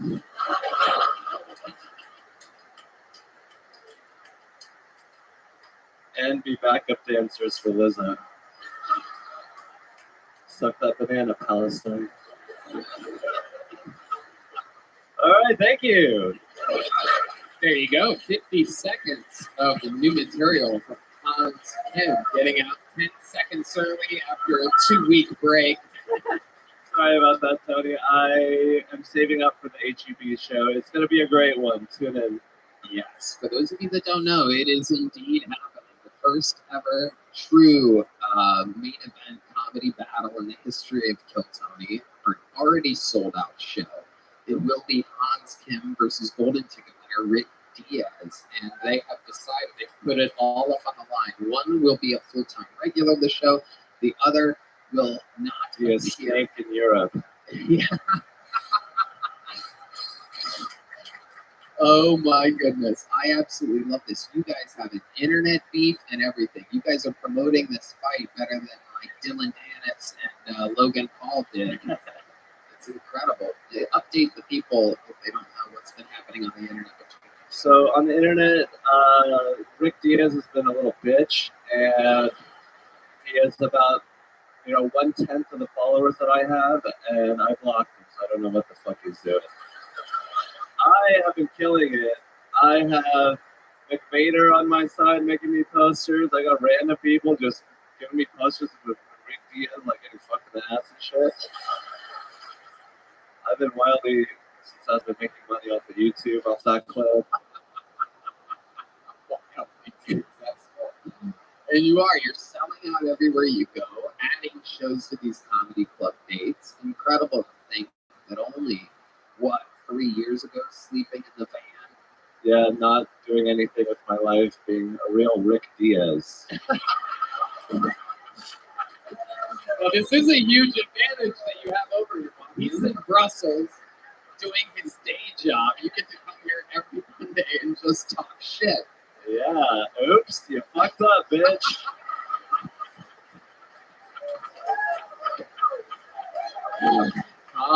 Oh my goodness. Repping the fucking KT Friends and Family 10-year anniversary jacket. You busted it out a little bit early on a 78-degree day.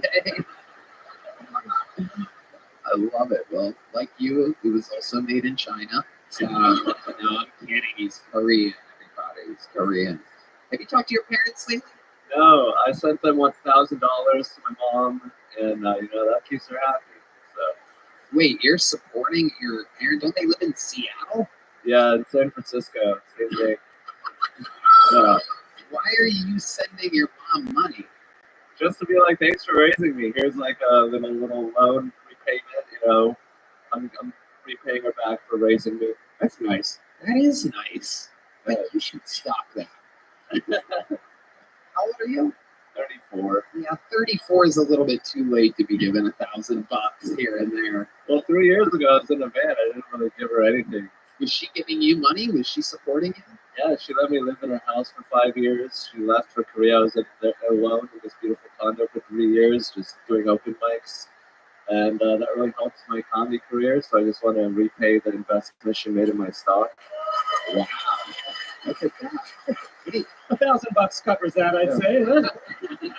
Free living for 3 years. Right, here's $1,000. Where are you? Send another $1,000 to San Francisco. They need it right now. Yeah, they really do. And what's their situation? Are they rich? Yeah, my sisters live together. My mom lives with them. She lives in Oakland, California. She recently had a bag stolen from her at a Costco. And Can I just mind? Because I thought you said, "Are you rich?" And then I heard him say, "Yeah." Then I heard him say, "My sisters live together." And I don't know any rich motherfucking sisters that live together. You know what I'm saying? You said their mom lives with them too? Yeah. That ain't rich. That sounds like, communal. Yeah. I got to send a portion back to North Korea. You know what I mean? So your sisters live together. What's your dad like? My dad is kind of like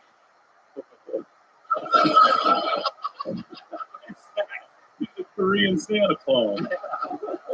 What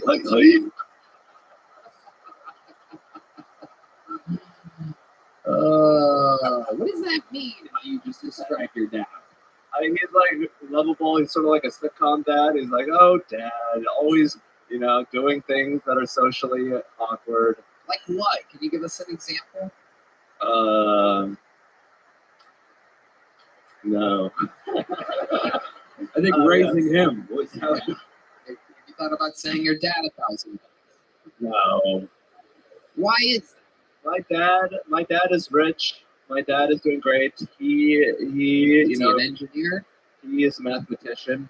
Oh God. On the nose. Yeah. Those guys are always the life of the party. Yeah. He's always like farting like bubbly farts. Wait a second. What does that mean?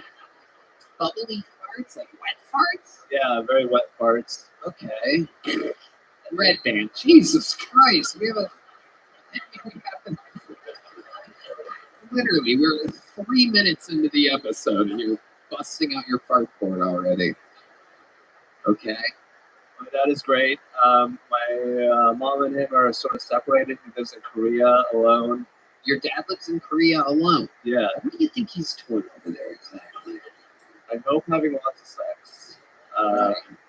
I don't know what he's doing. He has a 3-bedroom apartment to himself.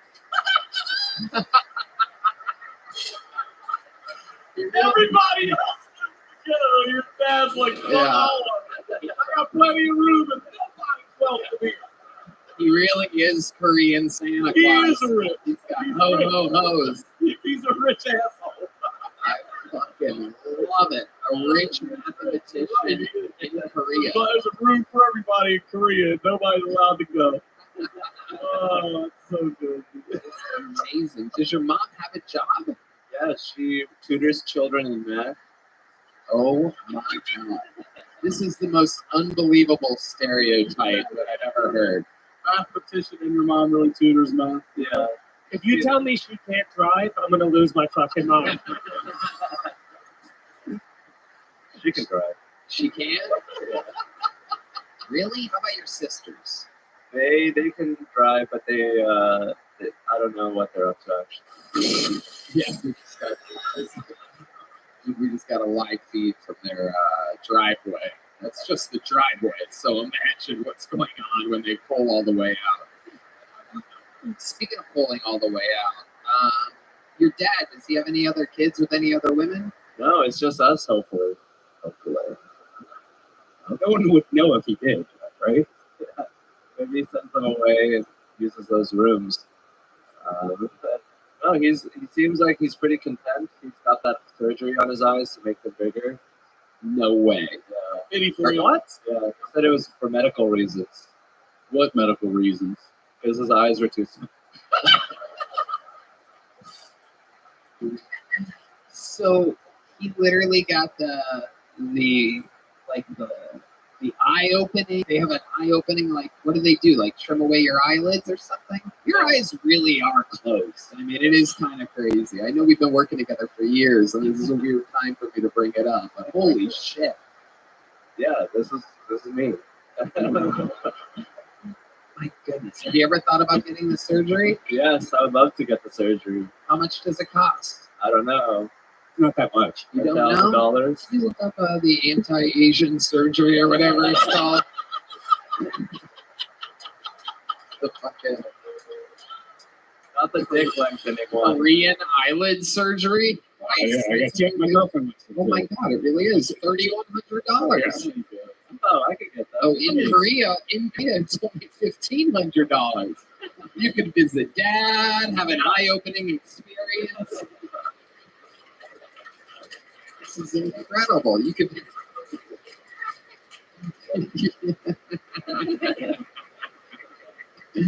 He's got room for you. He's got 2 rooms for you. Amazing, Hans. Well, so much fun. Way to start the episode. You did it again. You're so much fun. Living legend. The great, the powerful Hans. He makes it look easy. I know. That was Hans Kim. That was Hans Kim. That was Hans Kim. All right, your first bucket full of the night, ladies and gentlemen. Now, if you don't know, this is where stuff, maybe this is your first time at the show. Maybe you have orange hair and glasses, this is the part where things can get a little weird because we don't know these people. We meet them all together, they get a minute, and then we try to figure out what the fuck is going on with their lives. So make some noise for your first bucket full of the night. Michael Hines, everybody. Michael Hines. And I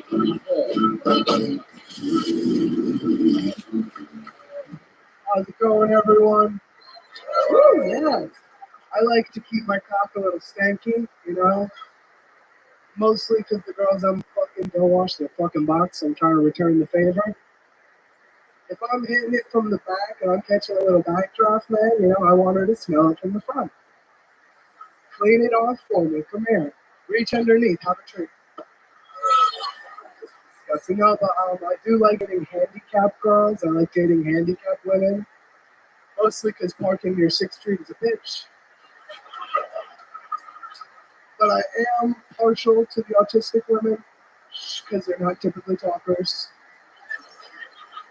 But I will peruse the terminal ward for the occasional babe, You don't get that awkward phone call like, how come you didn't call me back? It just sort of takes care of itself.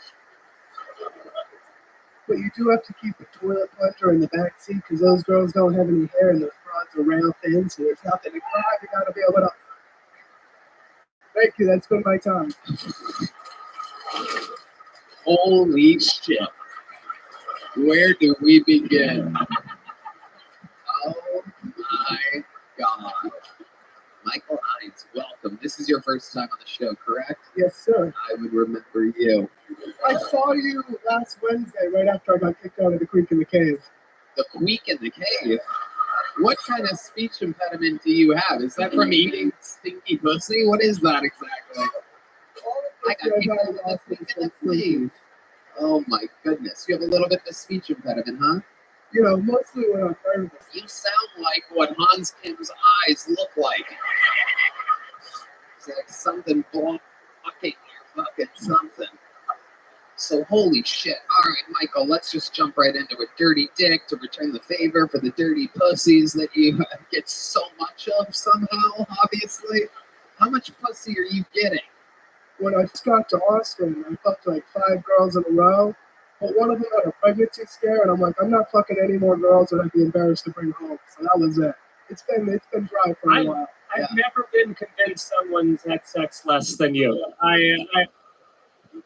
It's the lack of sideburns is what's making me feel like no sideburns, no pussy. That's kind of the rule. It is interesting. It is interesting. There's a lot at the top, nothing on the sides. It is. I got a haircut yesterday. It was down to here up until like yesterday. Okay. And you're like, clean it up, but not really. Leave something weird at the top. Well, I had a comic cut it. So. You what? I had a comic cut it. Oh, okay. Brilliant. Giannis? That's his credit. He had a comic cut his hair. You look like Dexter. When my hair was longer, I used to get Jeffrey Dahmer a lot, so I had to change the glasses out. I had the same ones. Okay. I don't think you'd be confused with a killer. Yeah. Yeah. According to you, you've dealt with more stinky body parts than him. Let's talk about this again. 5 girls in a row, Michael Hines. I find that just absolutely impossible to believe. So let's talk about it for a second. Where did you find these 5 girls? How did that happen? When I moved to Austin, I had sex with 5 girls in a row, you said. So let's just jump right into it. I want to know where you're finding these fucking absolute, chicks with no fucking standards. Thank you. Yes, not mewling. Yeah, we took a couple weeks off. I'm a little bit slow right now, a little dusty. Go ahead. Well, I met them all on Tinder, and I'm a veteran, so I wanted to go out and take. You're a veteran? Really? Yeah, well, I needed someone to take with me to IHOP and Applebee's to get all the free meals for Veterans Day, so I had to hop on Tinder. And, she was a dog, but you got to take what you can get. Beggars can't be choosers. Hold on. Keep telling him to stop. So, if you're a veteran, you get a free meal at IHOP and Applebee's? On Veterans Day. On Veterans Day. Not Memorial Day. We're the ones that fucking dog shack shit, dude. They don't honor us on Memorial Day. Okay, what branch of the military? The Marine Corps. You were in the Marines? What exactly did you do? I was air crew. You were what? Air crew. Air crew. So I worked on the helicopters. I was supposed to be a door gunner, but I was in California the whole time, so I never really did anything all that cool. You worked on the helicopters? Yeah. Oh my God. They make it pretty idiot-proof. They have like computers. It's like Lego pieces. You see the screw go in, and it's like 2-sentence summaries of what you have to do. They make it pretty easy.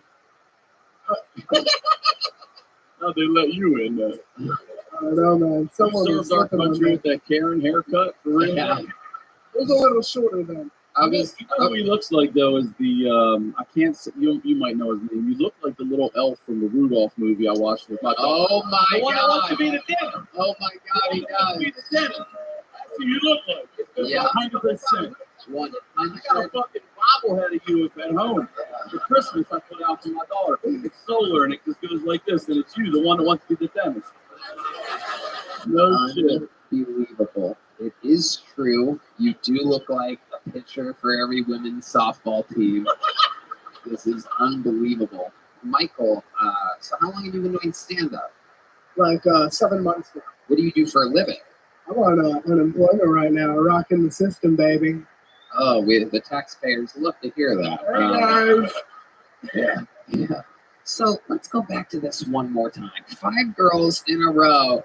But meanwhile, the day that you get Applebee's and IHOP, that's only one day. So you're saying that you went on Tinder to to take these girls out for your free meals, but that's only one day. Did you go to like IHOP for lunch and Applebee's dinner? Well, most of them I didn't really want to take out. The first girl kind of looked like the Buc-ee's mascot.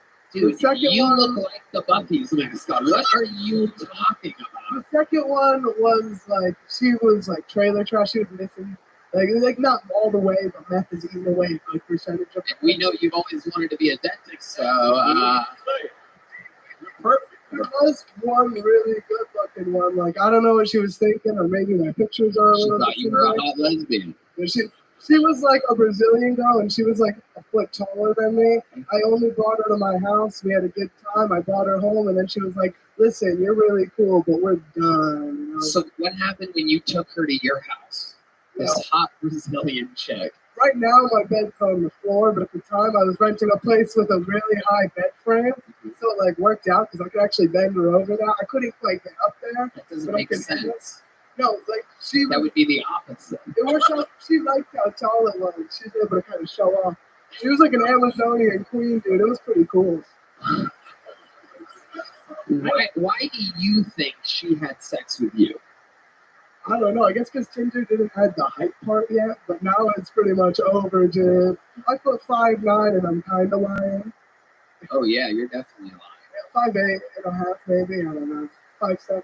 5'7". Yeah, you're getting closer. I'm sticking with 5'8". I'm gonna take it to the Shut up. What do you do for fun?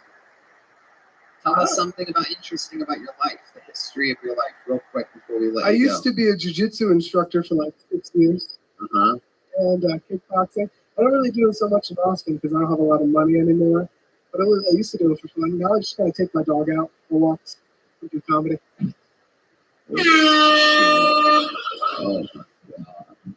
There isn't a single thing that you've said that matches your face and body and personality and voice and hair. But almost everything you've said matches those shorts. My mom got them for me. I had to take a family photo, and I didn't have any nice khakis. Oh my God. Well, Michael, congratulations. I believe him. We have people of all different shapes and sizes on the show, and congratulations. You got pulled out of the bucket first, Michael. Here's a little joke book for you. There goes Michael Hines, everybody. He's leaving here with a gel block. Yeah, great people over at gel block. So. Your next bucket wall looks like another new name. Let's see what happens here. Make some noise for Halima Afshir, everybody. Halima Afshir. We're going to meet them straight out. Here's Halima, everybody. Guys, my name is Halima. I look like a transitioning boy all the time. I have a resting political discussion face.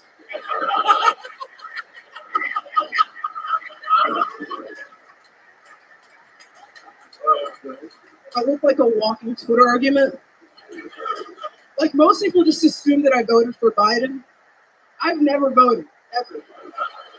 You know what I did in the last primary? I just watched Steve Harvey. Yeah, I just laid on my couch going, what yo ass say? Yo ass is going to hell. I love Steve. I think he should be our next president, Vice President Herschel Walker. You're not with me? President Trump, Vice President Herschel Walker. That's the American that I was Secretary of State, Kanye. All right, is that 50 minutes? 52 seconds. Okay, I guess she is done. Halima Afshir, everybody. Oh yeah, welcome. Very funny. Resting political face, hilarious. How long have you been doing stand-up? 4.5 years. 4.5 years. Where at? Columbus. Columbus, Ohio. Yeah. Beautiful. That is the town of Brian Redband, and indeed where we all went to college. Yeah. You were born and raised there? Yeah. Ethiopian? Somali. Oh, Somali. Yeah. Okay. Yeah. Very cool. Yeah. You guys I was on the show back in 2019. In Columbus? Yeah. Okay. And it was like you were really young. It was like your first or second time or something. I was like 8 months old. I was like 20. Yeah. Awesome. I do remember. Yeah. Redband always remembers the young ladies, no matter what. Yeah, Yeah, I was heavy back then too. I was like 220. Wow, how'd you Yeah. lose the weight? Just calories in, calories out. There you go. That's how you do it, Red Band. There you go. Yeah, you learned. Yeah, man, I ate 2 chocolate croissants yesterday. I don't give What? a fuck. I ate 2 chocolate croissants yesterday. Oh shit! It's all about math, baby. Absolutely, absolutely. Okay. Have you ever had any other kind of croissants, or do you stick with your own kind? What do you do for a living? I'm a barista. I was fired yesterday. Whoa, very cool. Yeah, I was overqualified for the job. I worked in like specialty coffee for like 4 years as a stand-up, and then got fired yesterday. Okay. And that's why you took the croissants. Yeah, well, I was very glad I did when I got the call. I was like, man, I really deserve this one. Yeah. When they fired you, were you like, Sam, I'll leave? That's a good pun. I'll leave? That's a good pun. All right. I liked it. Thank you. And you're Somali, so your vote is the one that counts. So what did you do to get fired exactly? Giving discounts to regulars. Ooh. Yeah, which is a part of the purpose of the building. It's one of those Berkshire Hathaway type things. Okay. They're just like, oh, they paid us to like open up a coffee shop here, and everyone that lives here gets 15% off. I was going to ask you, what were you given? 15%? Or you given like 65? Well, I was given 15. And they fired you for that? Yeah. Oh, fuck them, then. Yeah. That's okay. That's a lot for you to take in. Other good pun. No shot in. Runs for the win. Runs for the win.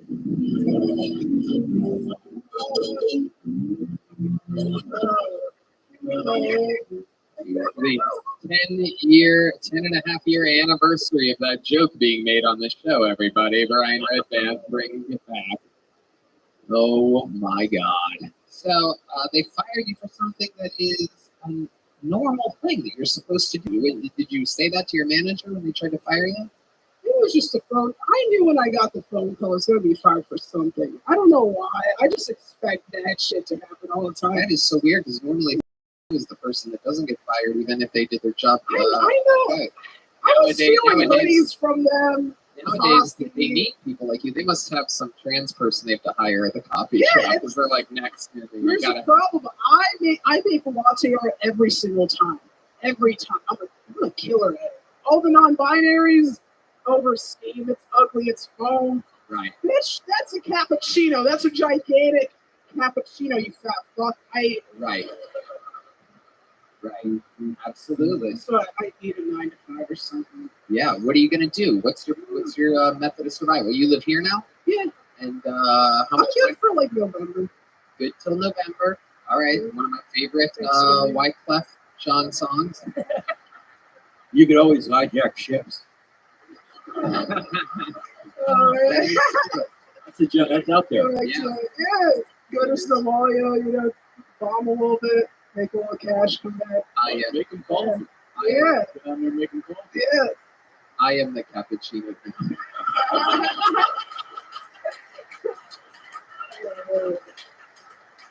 So, what are your skills? What could we possibly hire you for? Because there's a lot of, the economy here in Austin's booming. How long have you lived here? Like 2 months. Okay. I'm a people person. I can small talk. I bake bread. I can cook well. Okay. Like I'll cook the shit out of vegetables. I mean, any which way. Beurre blanc, all types of sauces. Dark, light roux, whatever you want. Why'd you say the dark one first? Because I don't. It's a real theme here with you. Chocolate croissants. It's Austin. I'm black trying. coffee. I don't see a lot of black people anymore, so I have to think of black people to feel like I'm black. Now you know how D Madness feels. Yeah. You're welcome, D. Oh. Okay. What else other than cooking? Give us another skill. Trying to figure out. I was getting like $500 a month from stand-up before I moved here. That was a skill. How were you doing that? Gigs, just in like Columbus? Thursday. No, all over Ohio, Kentucky, Indiana. Okay. You know, driving. Yeah, that's probably not going to happen. Yeah, it's not. I don't. Yeah. Is there anybody hiring out there? Any business owners hiring? Clap your hands. Come on, who if you needs are. vegetables cooked? I've done God damn it. sales. I've Who done needs the sales. shit cooked out of their vegetables? Somebody out there needs it. I've tutored math. Not right now. What you do? All right, Hans's mom. Let's see what's going on over here. I did go to Kumon for like 10 years. You do what? Kumon. What's that? It's like some math learning place. It's just extra homework. Right. That's just what it is. It's a lot of Asian people gathering to make their kids do more homework. Wow. Yeah, some people know what it is. Yeah, they didn't have that in Youngstown. Right. Yeah, definitely not. Correct. Quite the opposite. Okay. Well, I guess we're not going to find you a job. One more time, any business owners out there? Clap your hands. Wow, no one looking for a Somali barista. It gives away discounts to people that should get them. Yeah, this is real. That's a real glimpse of Texas, everybody. For those of you watching on the internet, there are guaranteed so many business owners here right now. What do you do for a living, sir? You just lied. Did you hear that pause? I don't have any employees. It started with the most alphabetical fake job you can come up with. I am in Harvard. I need an accountant. Holy shit. That's what I love about Texas. You don't get extra points for affirmative action. That is true. Shit. We don't need you guys. That is true. Love it. Looking at our sponsors here, you can't work for Connect Mobile Health because they're nurses. You can't work for Out Pools because you can't swim.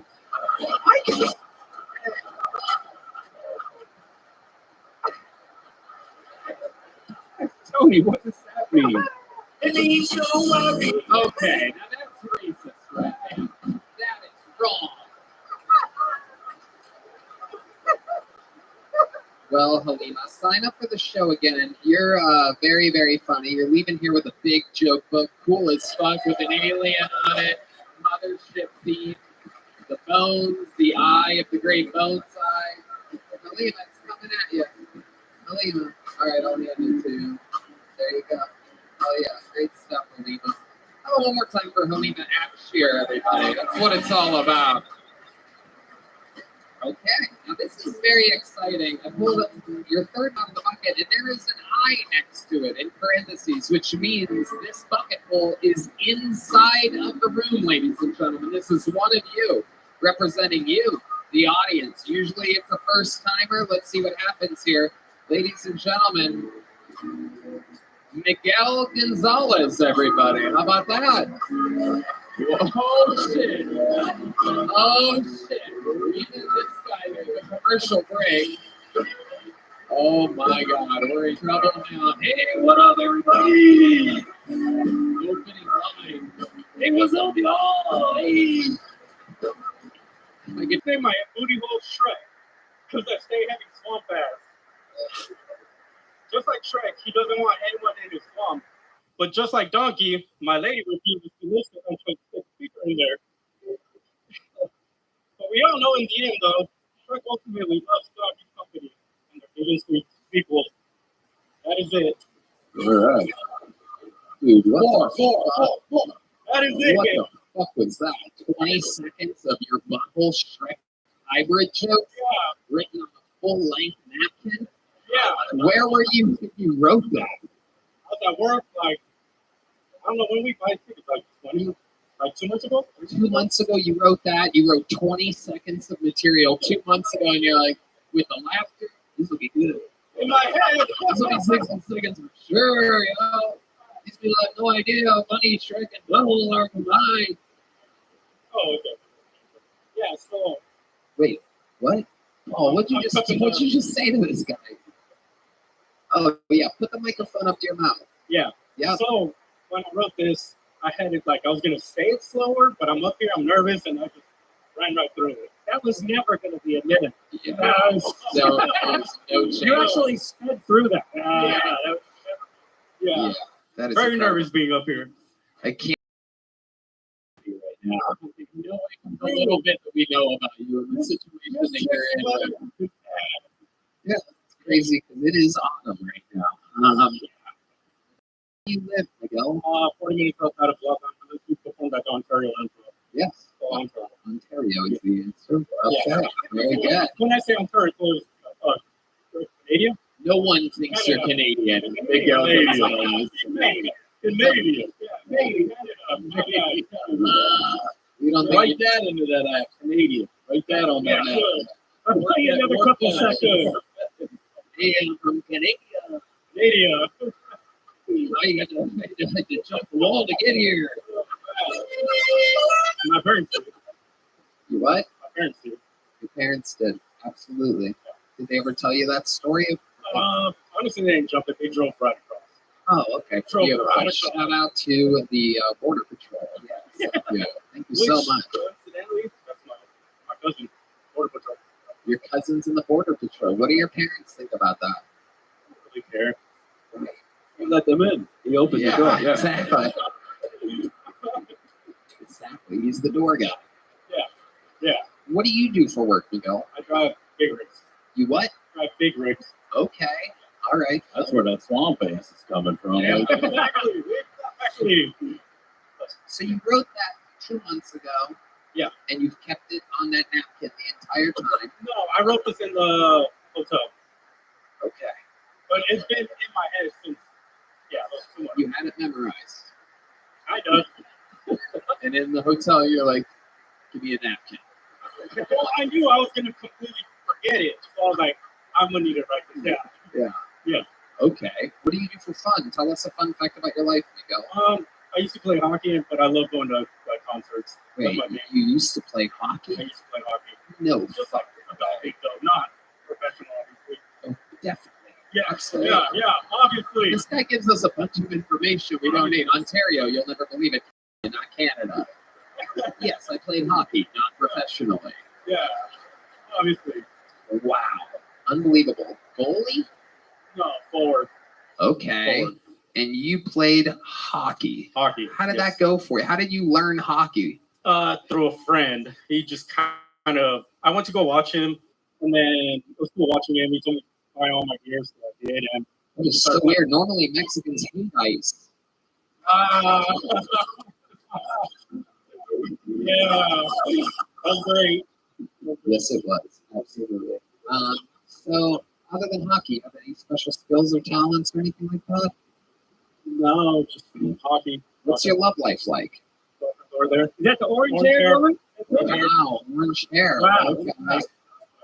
Very interesting. Did she prepare material for this? No chance. Absolutely not. No. So did you run that direct material by her?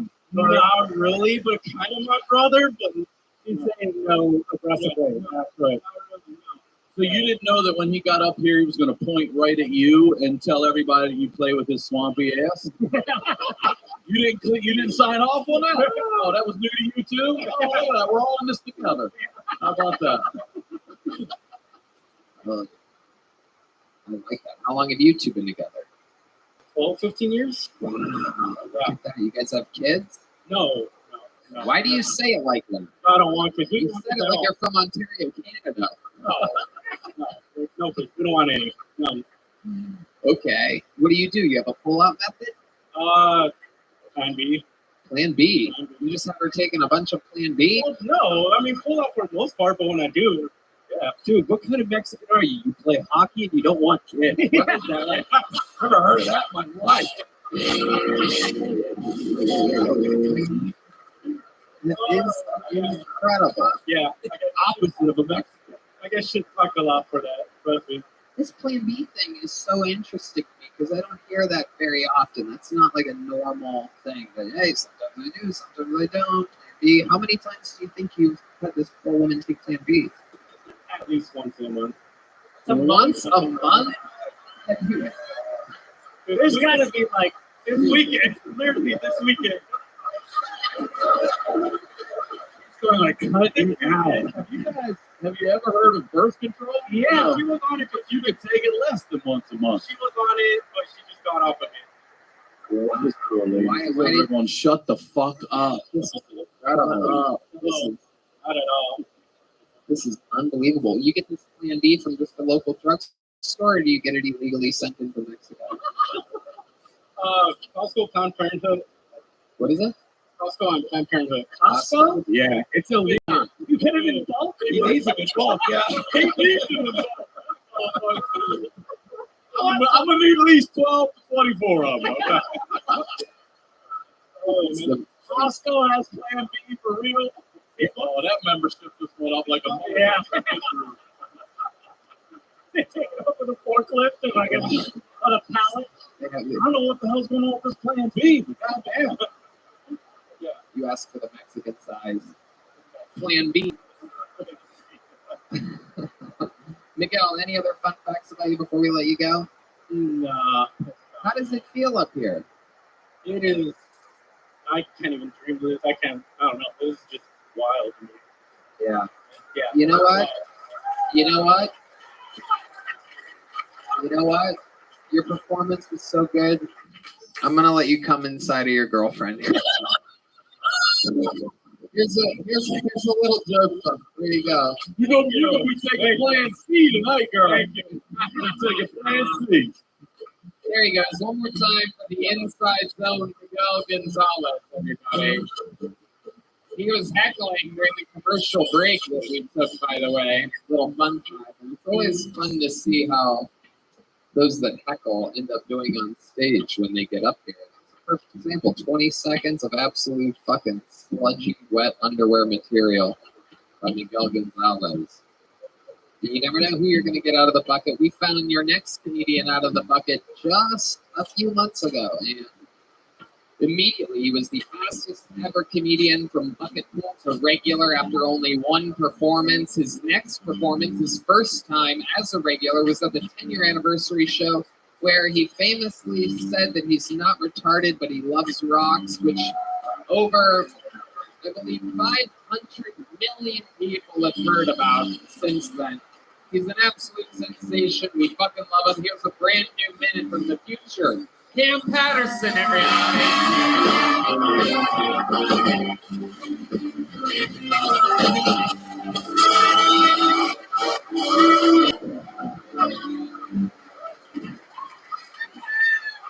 I love you too, bitch.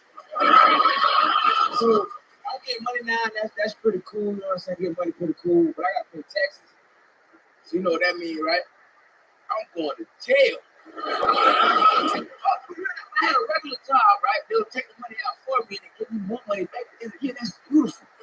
Now that I'm a comedian, they give me all the money. Tell Uncle Sam, come get that shit back in blood, nigga. Fuck you. What's crazy about my life right now is that like I gotta start reading YouTube comments because I get a lot of good ones. I think I was great, but some of the mean ones that just hurt, dog. I had a really good comment, and right under was really good comment. So I think Kevin Patterson, a young star, is gonna be great in comedy. He also said, I also think he's gonna be a great father. Really, I also think he's gonna be a great father when he has kids. And the comment right under it said, I completely disagree. Amazing.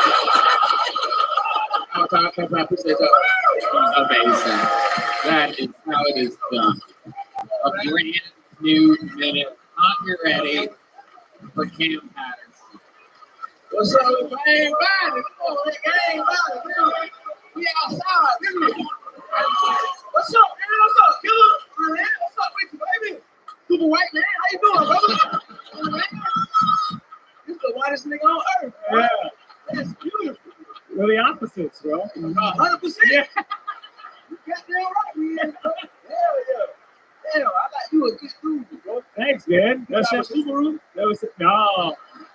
No, he can help you with those taxes. Oh, yeah. He can help you with those taxes. Oh, my God. You got an accountant over here too, right there. Done owning the business, though. Done owning it. You don't own the business? My dog needs your help. Fuck, nigga, where was you at? I was listening. I love it. So you don't have an accountant yet? No. What's the name of your firm, Mr. Real Accountant Guy? Oh, you don't have a firm. Ah, who would have guessed? What the fuck? You got a girl? He does drive a Subaru. His friend just threw him under the bus. He shit himself. Oh no! Oh shit! Oh god!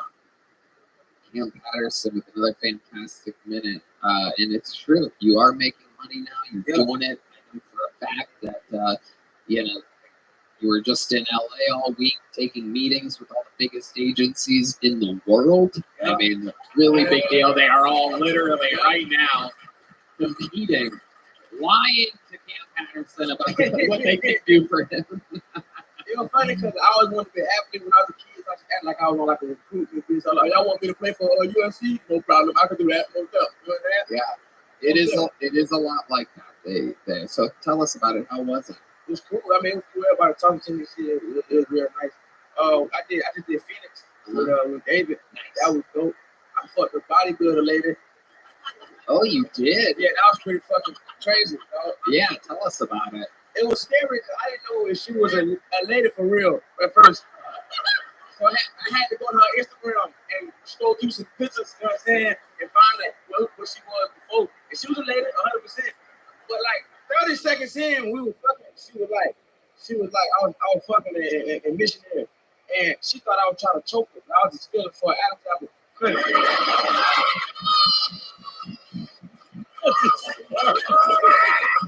It's a smart move. Yeah.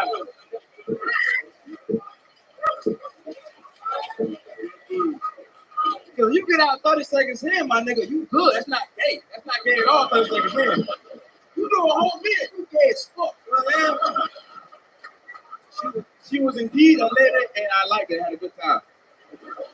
Wow. Shout out to you, man. You a dope lady. You know what I'm saying? So she was very strong. Did she was strong as fuck, dog. Did she use any of that strength in the bed with you? She picked me up. She picked me up, so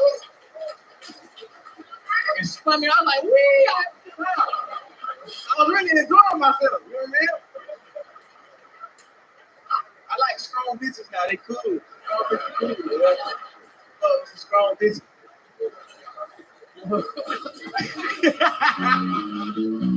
Oh my God. I forgot how much I love hosting the show. You weren't even going to mention the fact that she picked you up, but I not asked that question. I want to say that shit. No, I said embarrassing. What part was it? Were you like? We were in missionary, dog. She was on her fucking back. She was on her fucking back, dog. She's bench pressing. On her back. Bench pressing. I'm trying to see it. I'm trying to see it.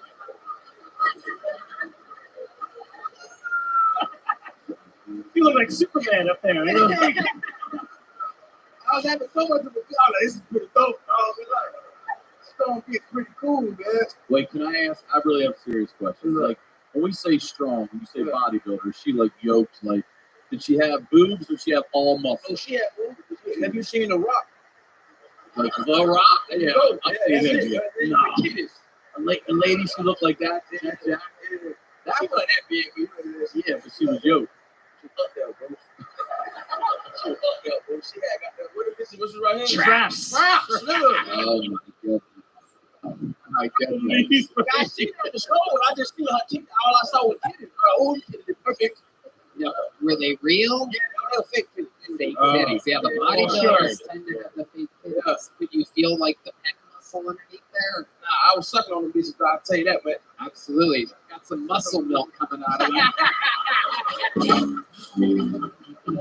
Getting that protein for the day. Little baby Cam getting big. 24 grams, dude. I love it. So did she spend the night at your hotel? No, I forgot that shit. You know what? Right. So the game plan, what shit? I fuck with her though. Shout out to you, you know what I mean? Did it feel different? Oh, it was pushing. It was different. Just right. Was it tighter? Was it muscular? Like pussy. I know pussy. Yeah. I know pussy. Yeah. Did you go down on her at all? She would have killed me, nigga. What the fuck?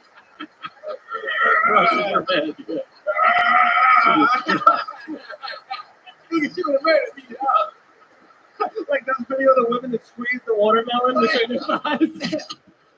She would have done. Oh, it came out with brain damage. Hell no. Oh my goodness, unbelievable! So you and David Lucas did Phoenix together. Yeah, we sold it out. You guys went up black to black.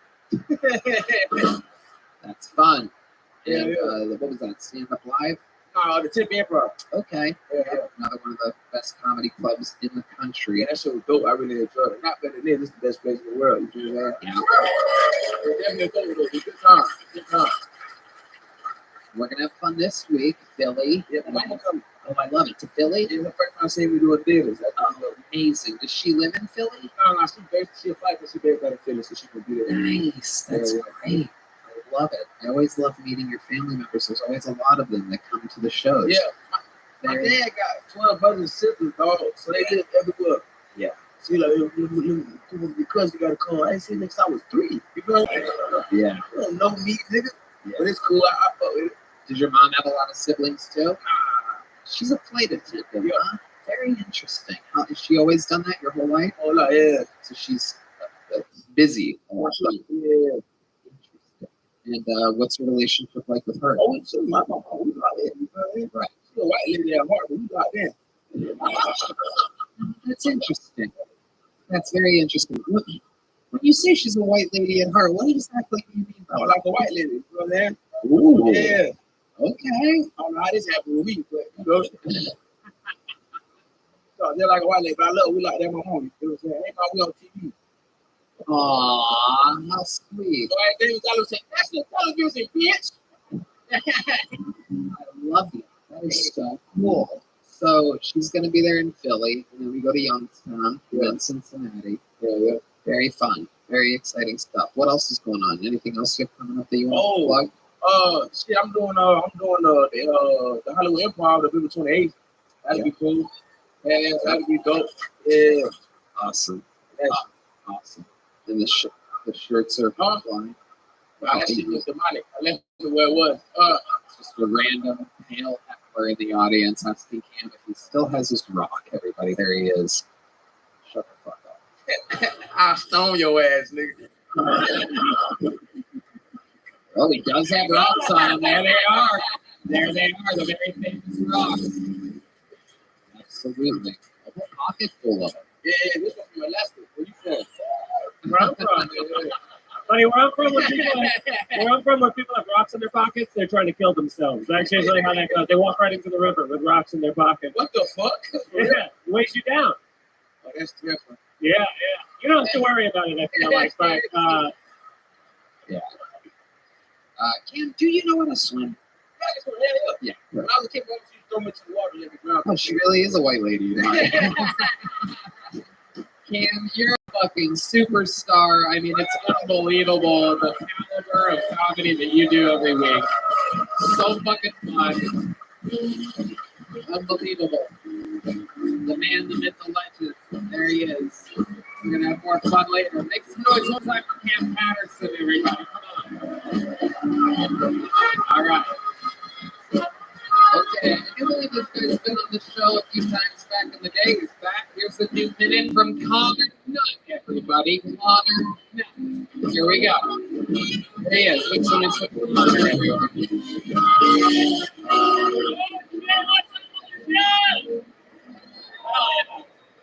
I'm in a good mood. I had a one-night stand this weekend, and I got the awesome compliment. I woke up in bed the next morning. She was like, "Connor, I gotta be honest with you. Last night that was really impressive. You're the first man to make me have an orgasm from missionary position, and y'all, I gotta be honest. That shit fixed 90% of my mental health issues. Guys, it's all sunshine and rainbows up here, dude. Ladies, if your man's going through a hard time, just say that. You know, even if you're lying, we're not gonna follow up. You're good." Yeah. I was so happy. I left her place. First thing I did when I got home is I took the toaster out of my bathtub. And then I called my therapist and told him he was fired. He never told me shit half that dope, dude. It's just good to have a nice, positive hookup. One-night stands are always a bad idea. A few weeks ago, I tried the same thing. Took home this girl from Raspy Voice. Thought it'd be all right. No, it felt like I was fucking Steve-O from Jackass. right, that's my time. I'll think of it. Why? Why did you feel like you were pseudo for the podcast? He just had a really raspy voice. Like I kind of joke ends up like I was trying to be sexy with her. Like I was hitting from behind. I was like, "Hey, you like that?" She just turned around and went, "Yeah, Jesus!" Like kind of felt like fucking her. All right, I guess that's a Steve-O impression. All right, Connor, welcome to the show. How are you? I'm good. How are you doing? Good. How long have you been with stand-up for? 2.5 years. 2.5 years. All of it here in Austin. Yes, sir. How's it been going for you? Been going great, man. Yeah. What's going on with it? Tell us.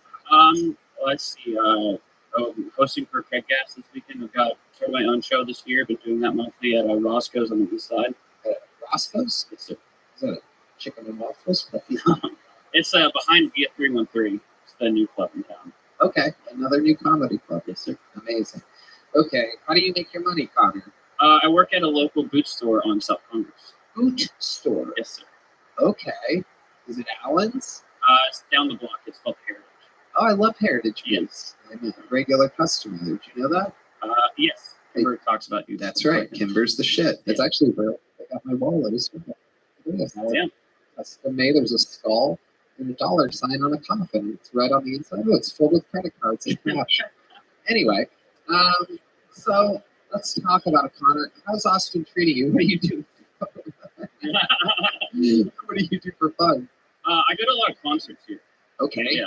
Right. Just saw Avenged Sevenfold. I had a lot of metal and rock shows. So I saw Avenged Sevenfold. Yeah. I have Avenged Sevenfold fans that have wet asses. Yeah. Yeah. Like the coolest thing is they like I've gotten from like working. I used to work at Vulcan, if you remember. Yeah. Yeah. I was got to see Kiss there a year ago for Formula One. It was like a private show, so I got paid to see that. Amazing.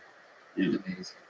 Okay, so tell us something exciting about your life. You still have all the energy of a glass of water. So we're trying to figure out. Yeah. I don't know. I just do a lot of fun. Go to a lot of fun events. Like I just went to like the Stros game in Houston. Yeah.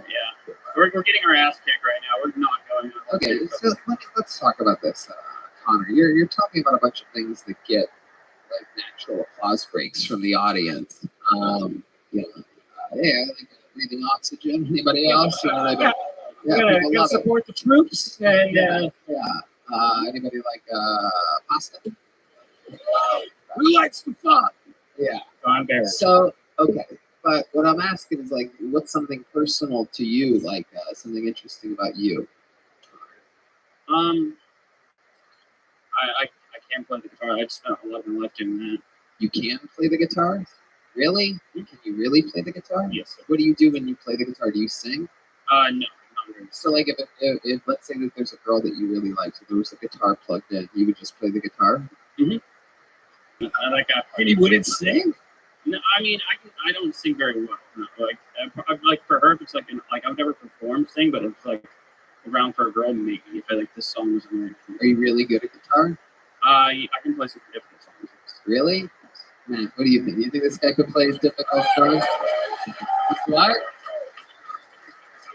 Okay, all right. Matt says Connor's a homie. How many of you want to hear Connor play guitar here in the live music capital of the world? Let's see what happens here. It can't be less interesting. Right, you know? Exactly. Anything is better than him answering questions. So, one-word answer. Yeah, it's got 6 strings to deal with here. So let's see what happens here.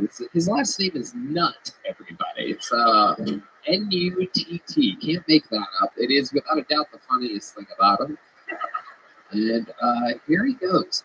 He has the hair of a guy that can play guitar. He has the build of a guy that can play guitar. I'm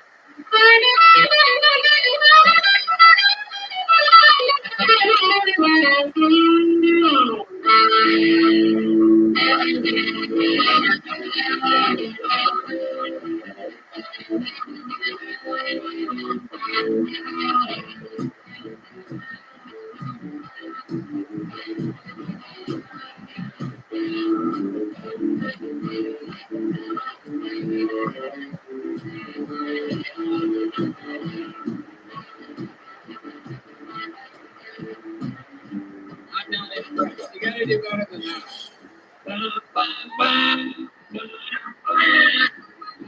Okay, there you go. Finger it. It seems like finger it, you faggot. It seems like he was losing at Guitar Hero.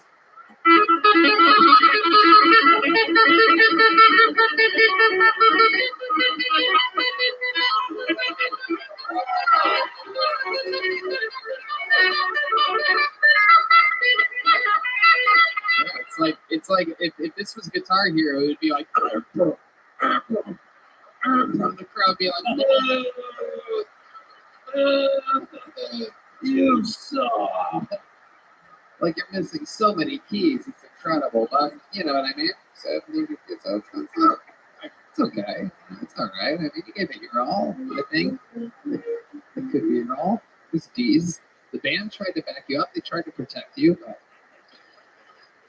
So Connor, here we are. We're finding out all the things that you're not good at. Is there anything else that you think you're good at that you're not good at? Let's go through the whole rigmarole here. Can you kind of jump rope? Let's start jumping this mic stand. What do you think your third biggest talent is? Almost comedy. What's first, then? That's a good question. Shit. Selling boots. Selling boots, man. Yeah. Indeed. Well, I think what we learned here is that those boots are made for walking. There he goes. Connor, now you've gotten a joke hook before, right? Never? All right. There you go, my friend. Boom. Connor, not everybody. And the beat goes on. Did you get them yet? Oh, there it is. Sweet. All right. This looks like an interesting name. Let's see what happens. Are you guys still having fun out there, huh? Anything can happen, you know? Our next regular golden single winner could be right around the corner. Or you end up with a Connor nut. You know what I mean? Anything can happen. All right, your next comedian top of the bucket. 60 seconds uninterrupted. Going to Jen Jones, everyone. Jen Jones. Here we go. The beat goes on. With Jen Jones. Yeah.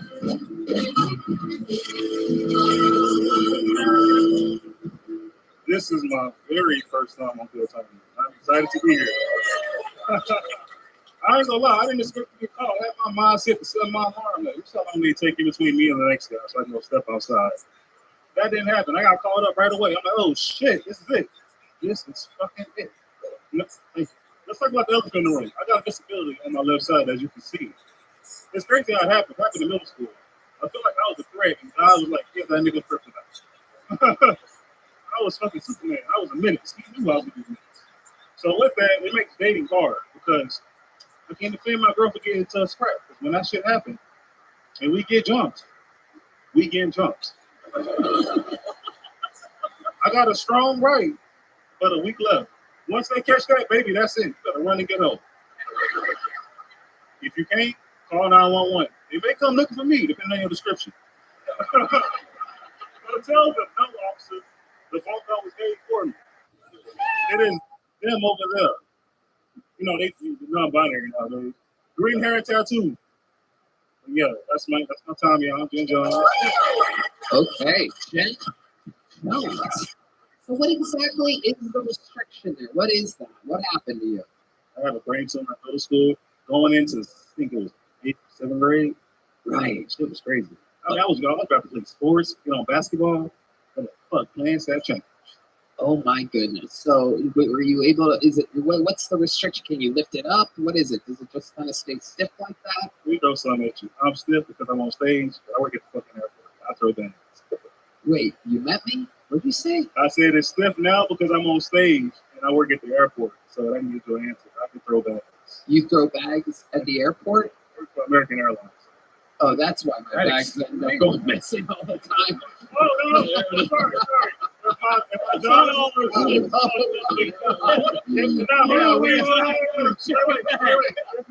is watching, I place your bags until the plane will care. Oh my goodness. That is incredible. Every other bag. Oh yeah, every other bag in this.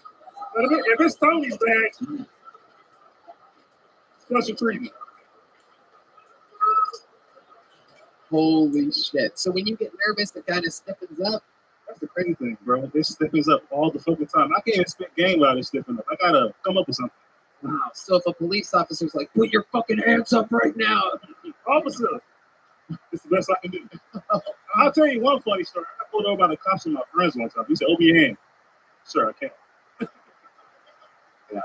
You try to explain it as fast as you can. I had a brain tumor when I was 7. Please don't fucking shoot me. Oh, every time. They don't want to hear it. Right. While I'm talking, they stay in the car. I'm like, all right, good story. Yeah, unbelievable. So wow. Because you look like Chappelle Lacey with MS. That's what you look like. That would be funny if I knew who that was.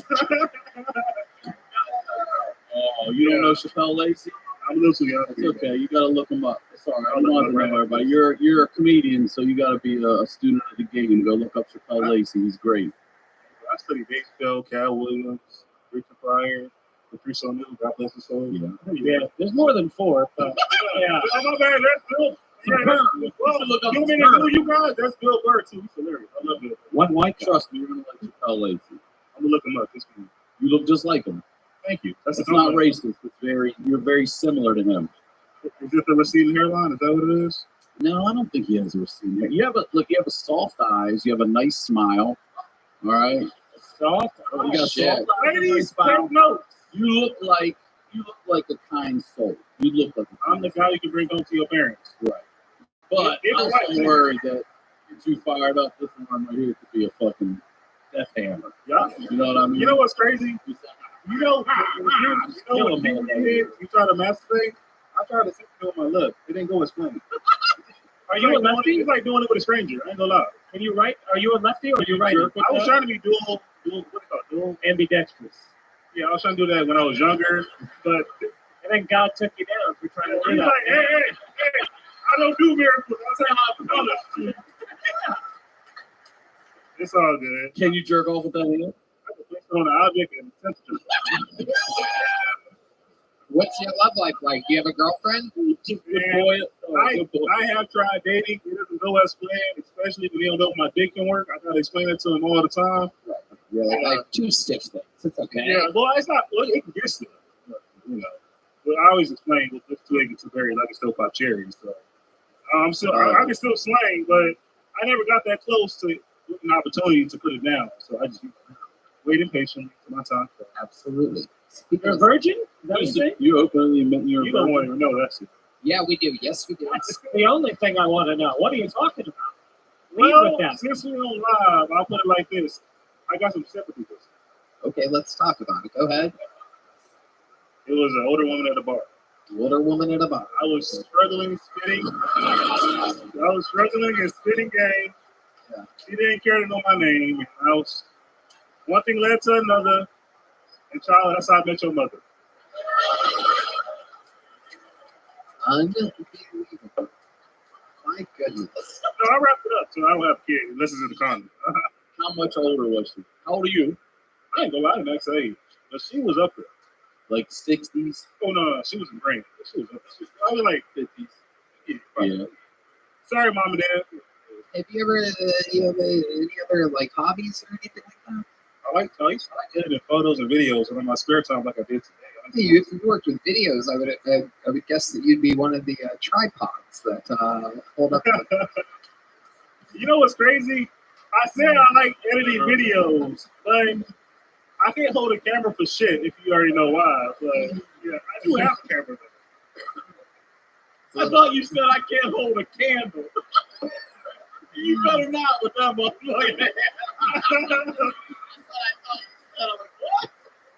Oh, that's right. I can blow it out. I do make birthday wishes. Thank goodness. What else are you into? What else do you do for fun? I like to go on walks all the time. Like 3 miles. Oh, yes. 3-mile walks if possible. I'm trying to lose weight. This is my come up. It's my winter arc, as we call it on TikTok. Okay. I'm trying to get my body in shape. So when summer hit, I can sling that day. Right. I don't think that's the only thing you need a sling for. I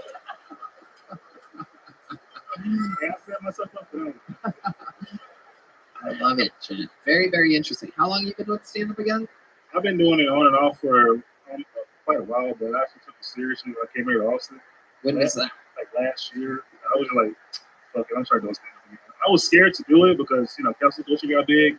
Everybody getting attacked left and right. Twitter was fucking huge. Well, if anybody's going to attack, it's not the left and the right. It's the right that they would attack. The right and the right. I will tell you, the moment Elon Musk took over Twitter, I'm like, oh shit, it's my chance. I went for it. Yep. Because no one knows about hating the left wing more than you. They never had my back. Jen Jones, welcome to Kill Tony. Honestly, normally I give you a little joke book, but I just want to see if you can catch it. You guys ready? Jen Jones. Yeah. This goes wild, dude. The energy here is amazing. One more time for Jen Jones, everybody. Give him a hand. That's the left hand. He needs one really badly. Yeah, of course. Jen Jones, everybody. Come on. One more time for Jen, everyone. All right, we're getting through it here. This is an interesting name. I bet this person's funny. I could totally be wrong, but it's a funny name I've never heard of before. I would know it if I've seen it. Make some noise. Let's all watch for the first time together. 60 seconds from Dewey Rice.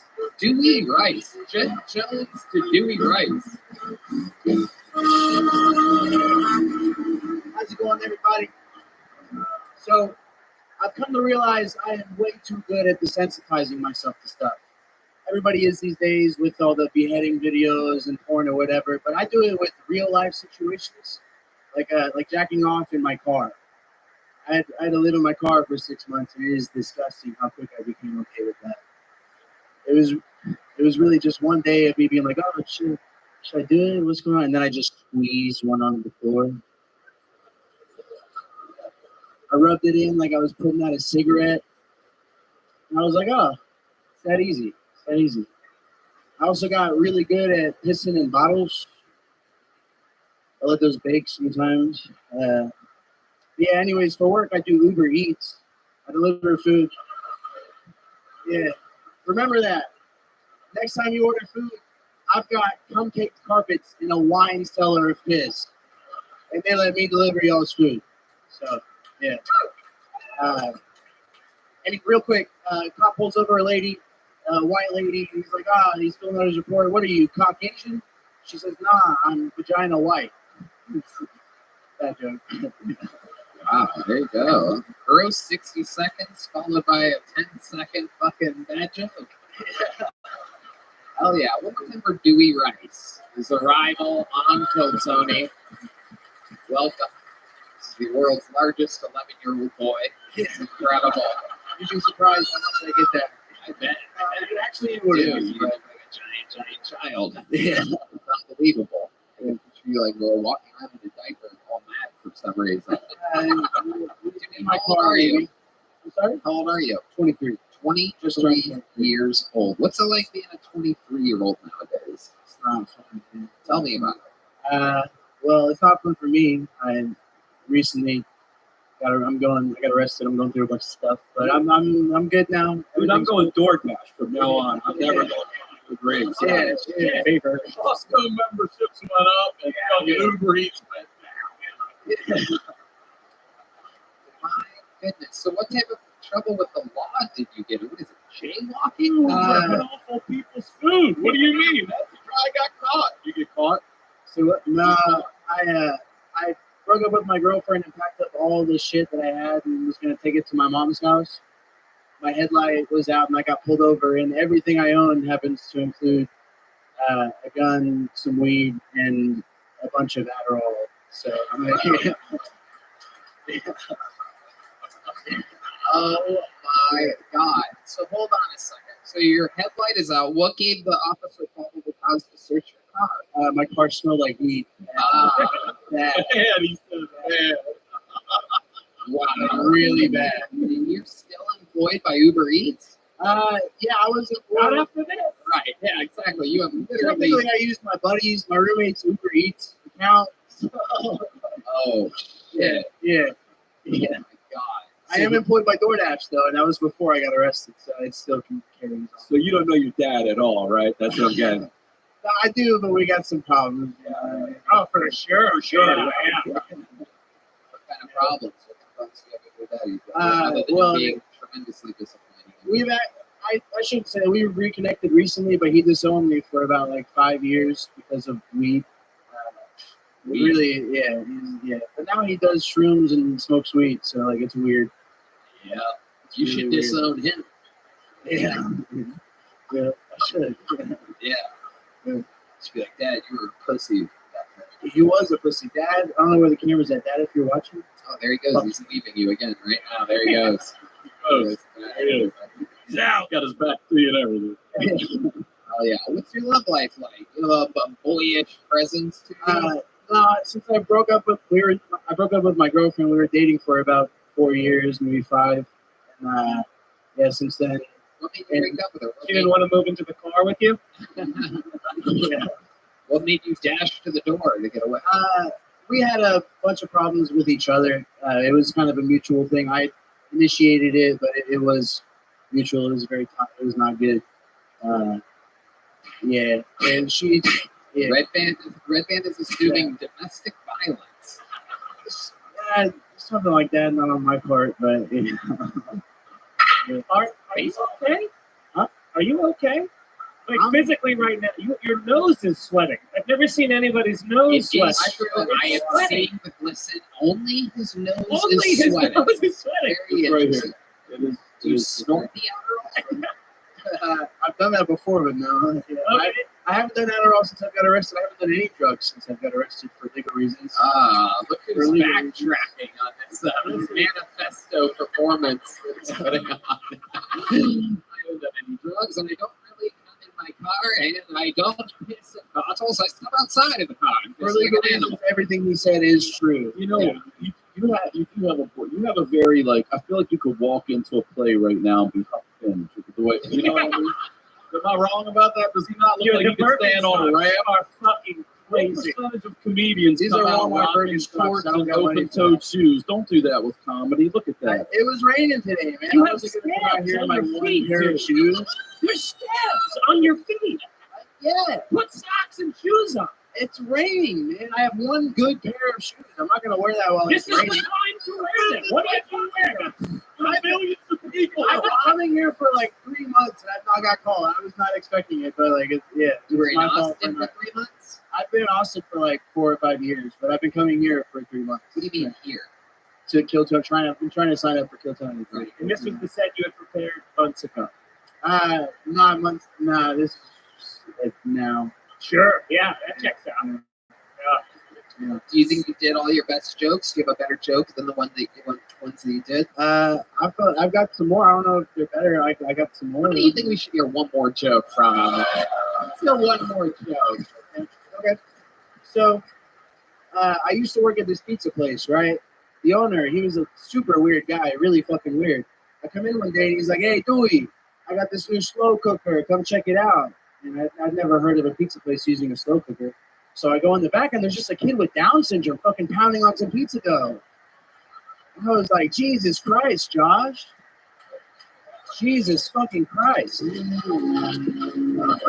Oh, some people like it. I mean, Jude Law loves it. Look at Jude Law in the audience, just hanging out. Just notice that right now. Absolutely. Okay. Wow. How about That's a sentence, all right. You know. slow cooker, and the person that was slow, very slow. His name is Josh. He gave him a name. That wasn't actually his name. Wow.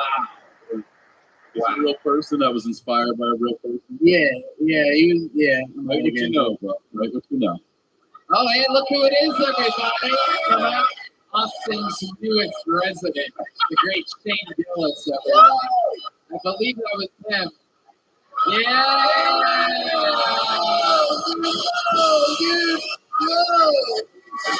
There he is. He ate your freaking sauce, dude. Yeah, that's what happened. You say Down syndrome 3 times. Down syndrome Beetlejuice knocks out of nowhere.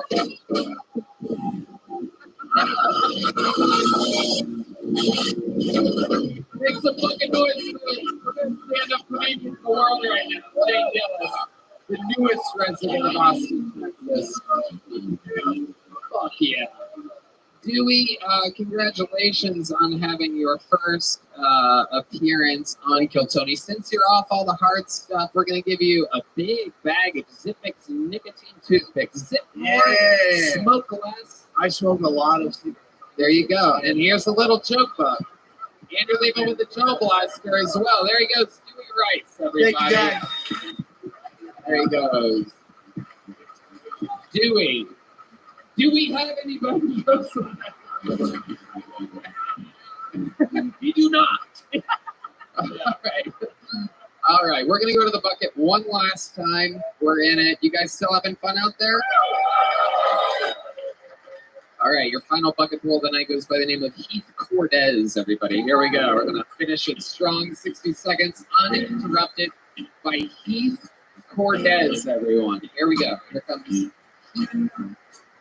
Oh, shit. Okay. Fuck yes. Make some fucking noise for Heath Cortez.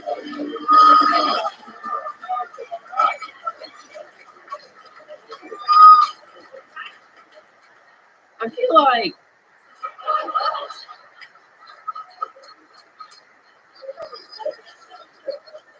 like I'm the opposite of a pedophile.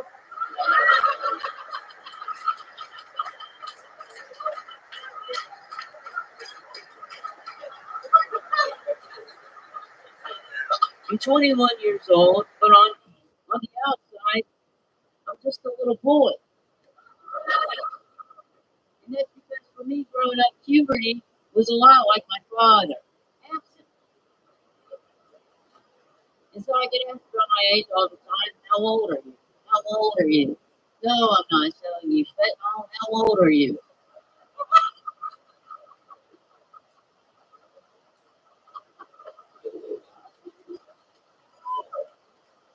And it gets annoying having to answer this question all the time. So over the years, I've started to have fun with it. And I sometimes tell people that I was never born.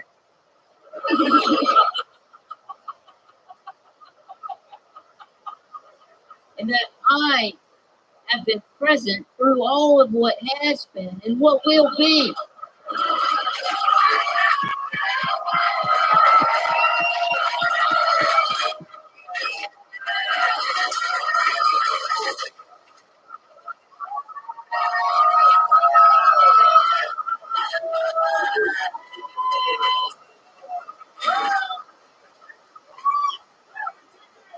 See, I came into existence before the earth and stars, and I will be here on the day they fall because I am ageless.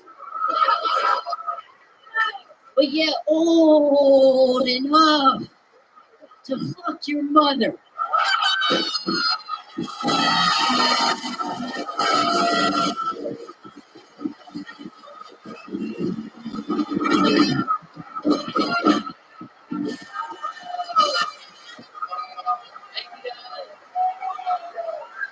Holy shit.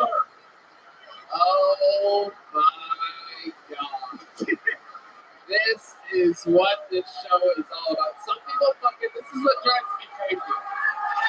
People say, I hear this rumor all the time that this bucket is rigged. And then I go, one last bucket, let's see what happens, and this fucking monster comes out. This is unbelievable. Holy shit, you are built for this. You are the fucking Lamborghini of comedians. I mean, holy shit. Wow, you're a star. There's nothing that's gonna possibly stop you. Holy shit. You're really 21? Yes, sir. How long I have you am. been doing stand-up comedy? 2 years. 2 years in October. My God. Oh, fuck. This is crazy. Wow. All right. Where do we begin? You live here in Austin? I did. I just moved here a couple months ago. And you did it for stand-up comedy? Yeah, To be at the epicenter of Yes, stand-up. sir. Oh my God! Wow.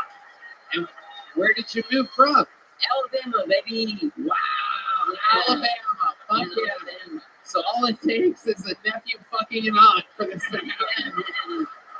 Oh my God! Well, this is wild.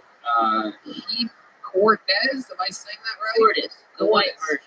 version. Yeah, love it. I'll never say it wrong again. Heath Cortez. Absolutely incredible. Everything is bigger in Texas except for you. Except for me, man. Oh my God. How much material do you think you have 2 years in like that? I mean, obviously that's your best minute. We let you go extra long. Red Band had his finger over the bear. I told him to grow a fucking set of balls. We're going to let you do whatever you want.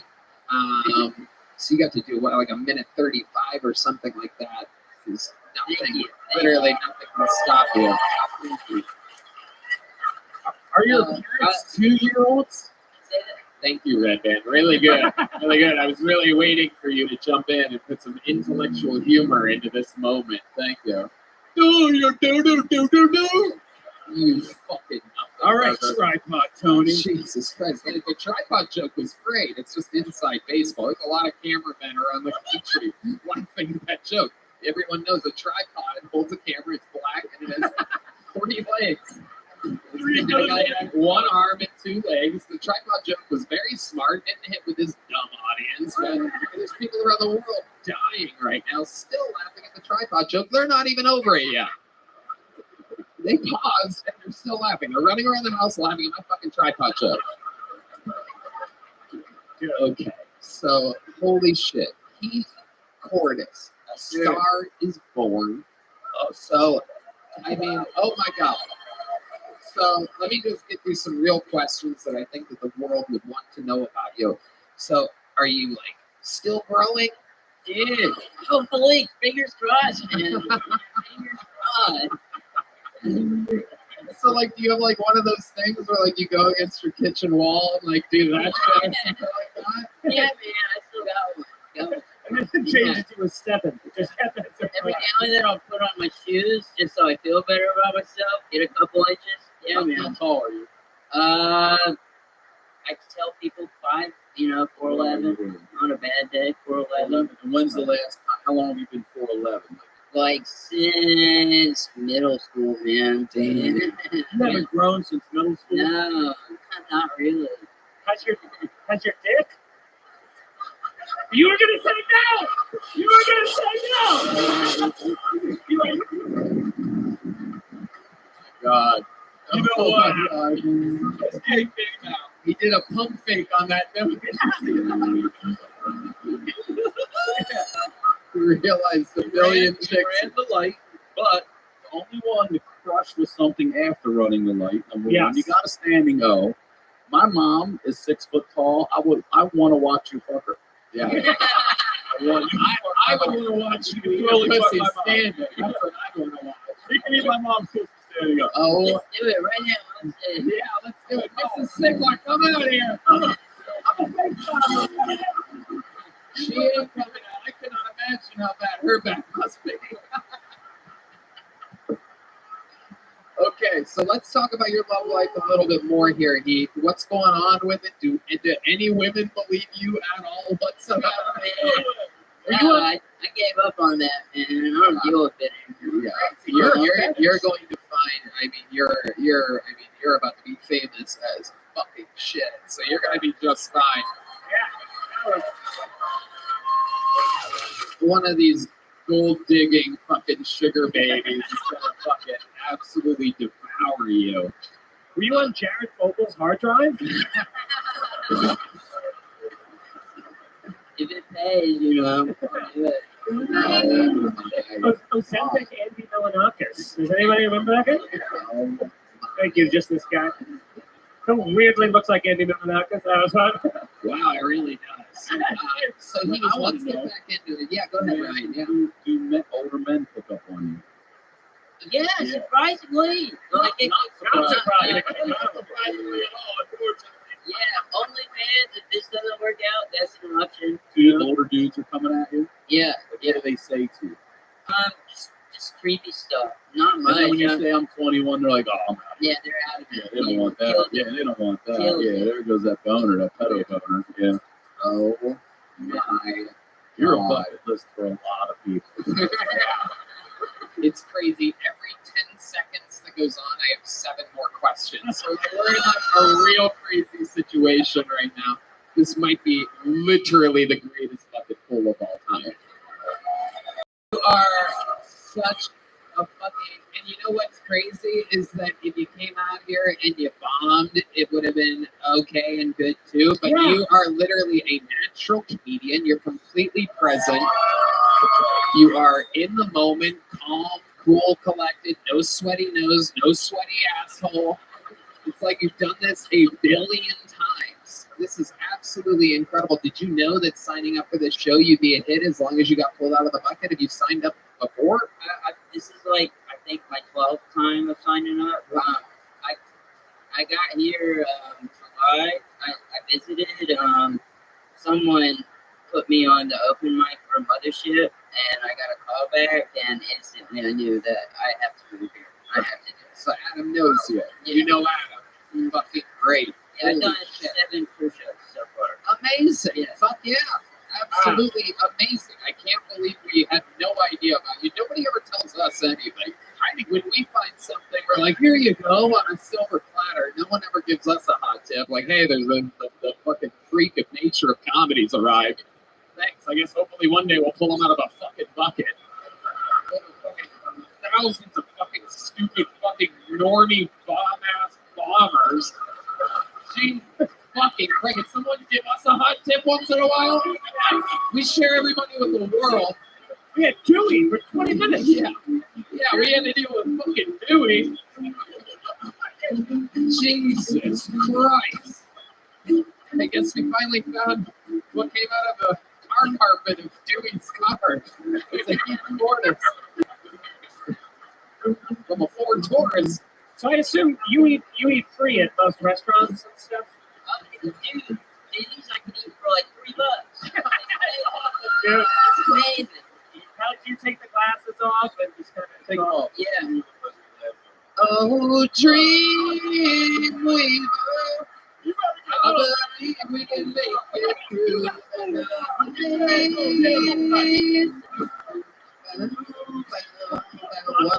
This guy's a fucking stud. There you go.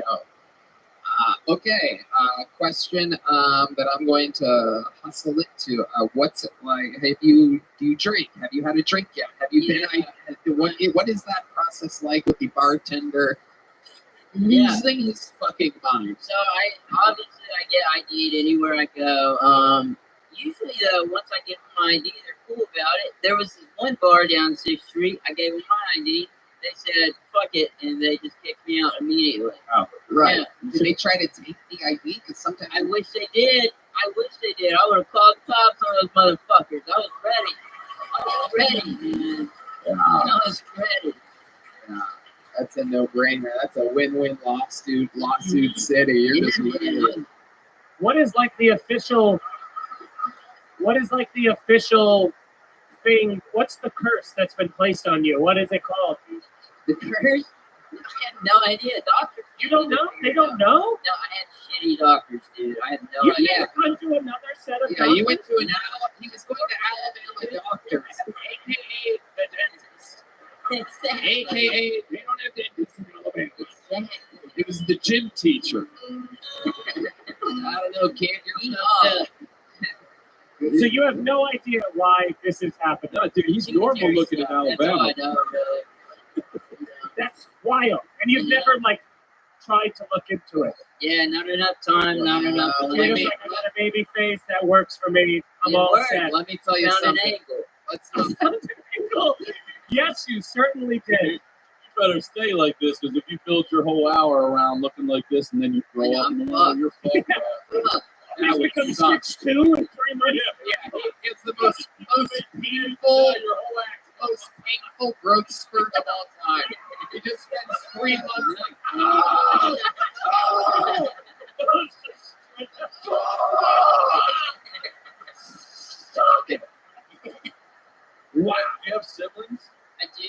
the only one with the pituitary issues? Yeah, they're all normal.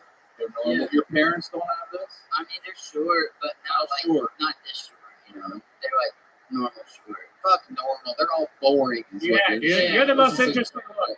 Yeah.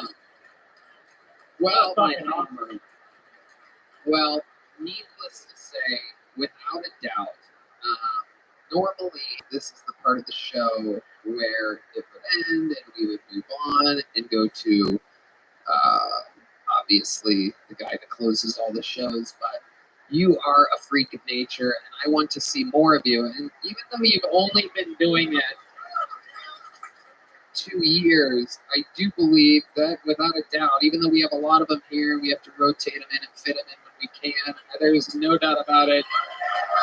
Keith Portis is and has to be the newest Golden Ticket winner on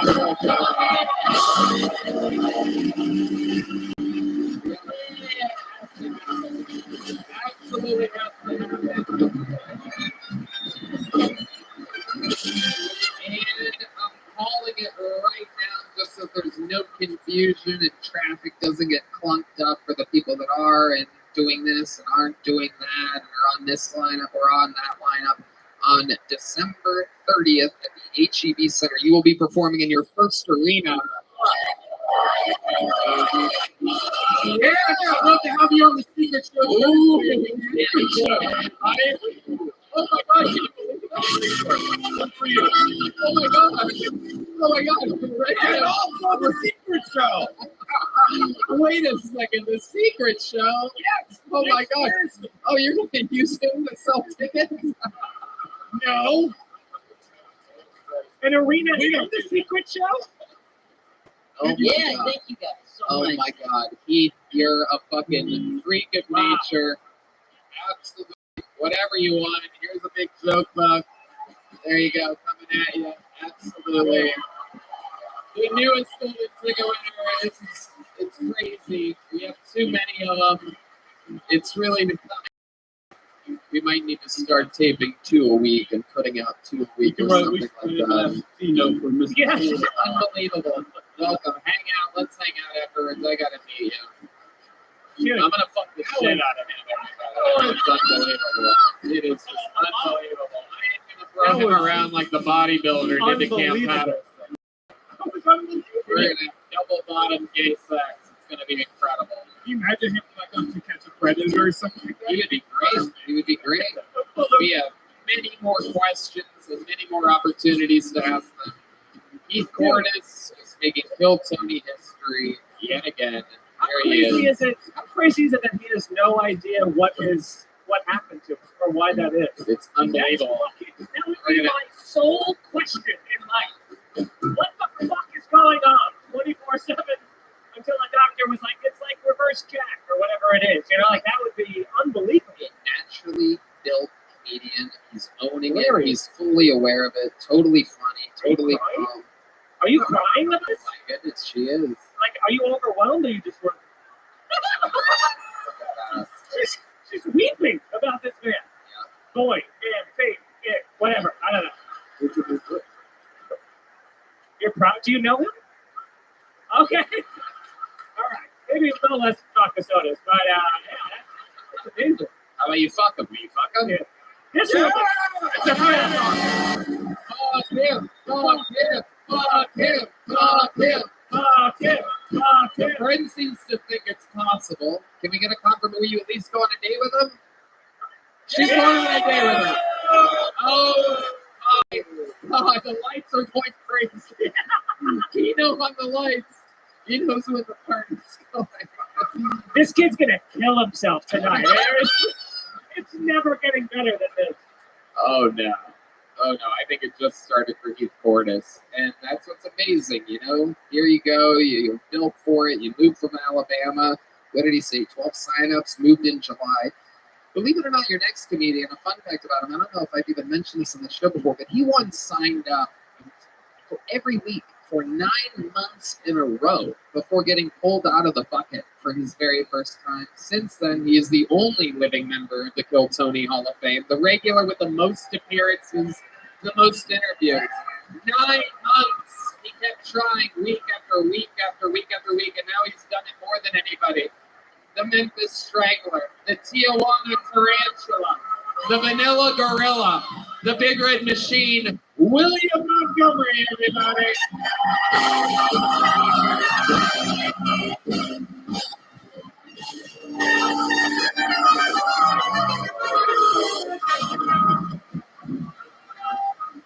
Shit, last night in the hotel room with him, I was with him, he told me he was 14. So that kind of, I feel a little ripped off about that. Yeah, he said he was fucking 14. I believed it, and he looks 14. Okay. So I just finished another installment of Where's Waldo, and I'm starting to think he doesn't exist.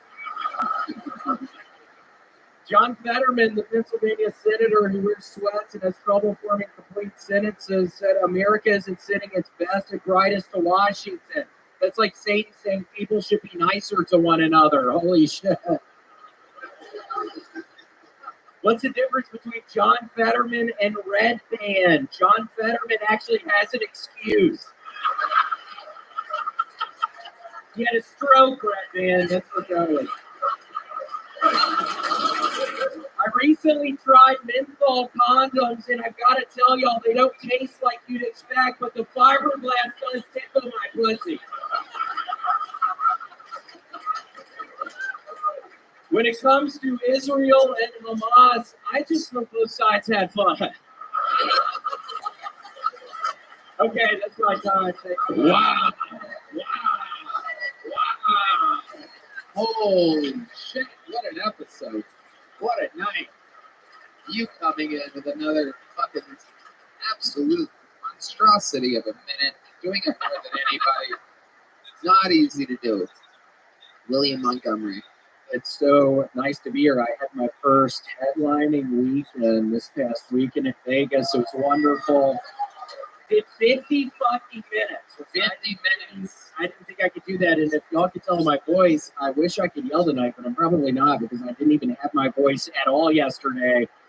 So I'm going to have to figure that one out, Tony. I think doing 3 hours worth of comedy is not going to work with my voice. So I don't know what I'm going to fucking do. And then we'll see. And then, Tony, I swear to God, I want to read a text message. So on Saturday night, the next two shows, literally at 8, when I'm walking into the club, I received this text message from my father, Larry.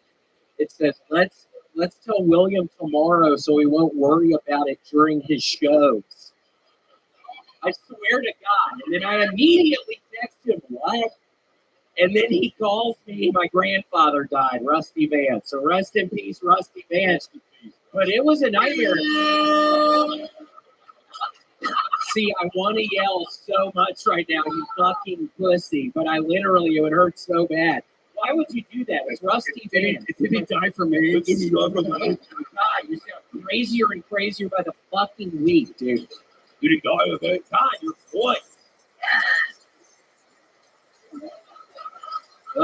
But yeah, no, it was fun. And then I get up there and I have to have my notebook for these longer sets, and I immediately spill a cup of water on my notebook. So you've done that before. You actually did that at the world famous Chicago Theater. You went up before me, and there was fucking water all over the floor. Yeah, spilled the water. Why did you just say wow and fucking clap? You look like a slut. It's holy shit. Hey, she's got a date with a 15-year-old later, okay? A 14-year-old. Yeah. We hope she's a slut. We hope. We're going to get a follow-up to that date, and you'll be a legend. If you fuck him, I will tell you this. If you fuck him, and I'm serious, if you fuck him, you have a ticket to kill Tony for the rest of your life. I'm a genius. If you don't, she will. So and I want to be there. I want to be allowed to watch. That has to be a part of the contract. I have to watch him fuck your fucking nasty looking ass, bitch. Oh my goodness, William, you're being I'm sorry, my band pissed me off earlier. It's my fucking dead grandfather, and let me try out some of the crowd work I did with using that information. Rusty Vance, my grandfather died. Can anybody guess how old he was?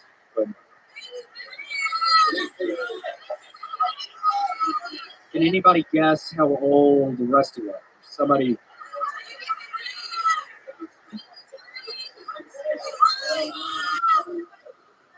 Somebody guesses that we could say when I hear the right. Shit, I don't know how old this old ass was. So that guy. That was about 10 minutes worth of crowd work doing that. That's how you did 50 minutes. Yes, I did 15 to 20 of that, just standing, staring forward, hearing all these numbers. That is so funny. For those of you that don't know, a little fun fact about William is that, a little behind the scenes, which I think is good for the people that are following you for half a decade on the show.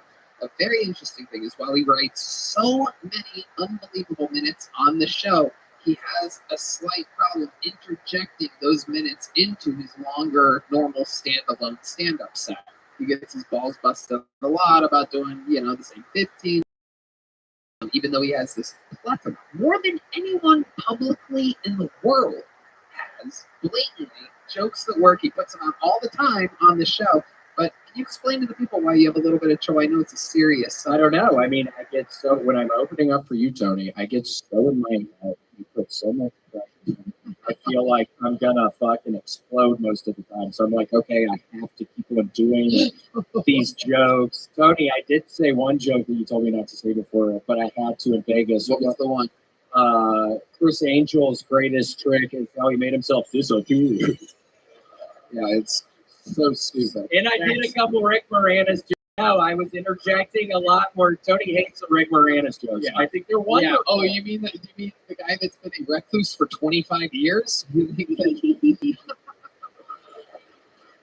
I don't know what it is. There's like, and I've seen you for years now, man. There's just like a darkness that around you that like it makes me truly uncomfortable. Like I feel like you have. Well, at least there's something around my fucking ass. I don't even know what to think when I look at your fucking ass. You have. Come at me.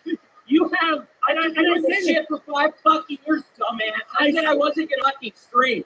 Don't come at me like that. You got. I want you to scream. Stupid fucking ass. I want you to say you have like energy. You have a screaming.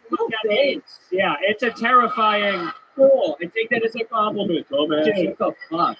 When it eventually Don't come comes at me out, like that, you fucking idiot. when it eventually comes out that this guy has murdered a lot of people, we are all not going to be surprised. All right. not surprised. Shut the fuck up, dumbass. I promised I wouldn't fucking yell tonight. I can't help it when I look at your stupid fucking eyes. My eyes? I have a dark energy. This is dark. Dumbass. Very dark. I don't what? This is dark. This is dark. This is dark. Don't come at me, motherfucker. What do you mean I got a dark energy? My fucking grandfather died a couple days ago, dumbass. And I've been playing with the Ouija board, so maybe that's why my energy's dark. There you go. Like 4 spirits in my apartment, so sorry for coming after your ass. I can't hurt. I haven't slept in 3 months. You hooked me before this. Huh? You hooked me before this. Yeah, I put a curse on your dumbass. You can't hug somebody. You hugged me in the dark. You hugged me. Yeah, well, good luck trying to pee later. I don't understand you, man. Well, I don't understand you either, so we're in the same boat, then. Should we hug? Yeah, you want to. Wow, this is a very special moment, ladies and gentlemen.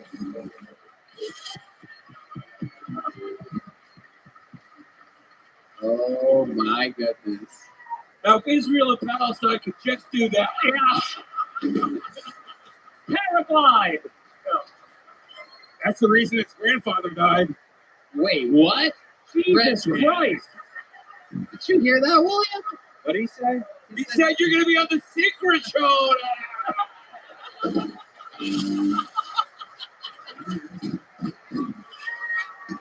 You and the big rock right down the street. The ceiling's too high. Everyone doesn't do well there.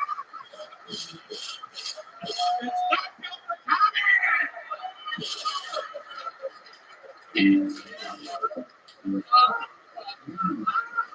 Lucky you and my Webster.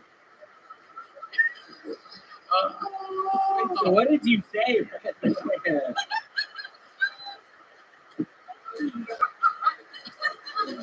I said you want a spot on the secret show. Congratulations. No, he said the hug thing, and then he goes, for no reason, he goes, that's the reason your grandfather died. What's the reason, Rabbi? AIDS! See, it doesn't work out how you think it's going to work out sometimes, doesn't it? You were thinking people are going to laugh at AIDS. Nobody fucking laughs, dumbass. My fucking grandfather. Why do you fucking... I'm sorry about your grandfather, honestly. Thank you. Like with the medicine recently in the AIDS community that would help him. And yeah. Keep doubling down on the AIDS shit, you dumbass.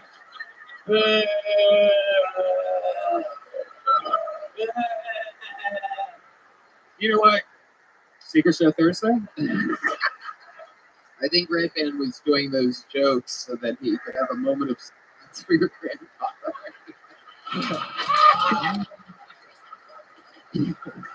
William, you know, I mean, it's fucking crazy, but I'll say it, a lot of these times, and I mentioned this to Redman after Heath Cortis's performance, I go, it's so weird how so often, I mean, statistically, because I remember specifically, oh God, who the fuck was it? It was, Aaron Belial. We kept pulling out of the bucket all night long, and then the final bucket pull, I go, the final bucket pull of the night, we have enough time for one more. It was him. And all these times, you have to go up after fucking... Yeah, I'm horrified. It's so interesting. And meanwhile, you blast through, you make it look easy, and you've done it more than anybody, and you fucking did it again tonight. Fresh off of the death of your grandfather. Let's see how loud this place can get for literally the goat of the show. William Montgomery, everybody. And we did it again. Did you guys have fucking fun tonight, huh? How about one more time for the great Giannis Pappas, everybody? Portland, January 11th. Vancouver, January 12th. Toronto, March 23rd. The Giannis Pappas Hour, available everywhere. One more time for the great Mike Feeney. His huge special is out right now. YouTube.com/Mike Feeney. That's Feeney. And it is called A Night at the Comedy Cellar. He performs in all 4 rooms, and that is amazing. One more time for the great Ryan Sickler, everybody, of the Honeydew Podcast. YouTube/Ryan Sickler. His special lefty son is right there. Shout out to Gel Blaster, Red Rose, Yellow Rose, Hall Law Firm, Connect Mobile Health, Austin Security Guard Service, Austin Pool, CM Smokehouse, Zippix, Bonsai, and NinjaBuses.com. How about one more time for the best damn band in the land? Michael Gonzalez on the drums, Tarek Heat on the horns, Paul Deemer on the horns, the great D Madness on the bass guitar, John Bees on the keys, and Matt Neoling on the electric guitar. The drawing from Ryan J. Ebelt is in, and it is unbelievably awesome. Some exclusive Kill Tony merch available on your way out. SunsetStripATX.com. Love you. Yes, indeed. And we love you guys. So good to be back. So good to be home. We love you. Good night, everybody. Thank you. Rock and roll. Good night.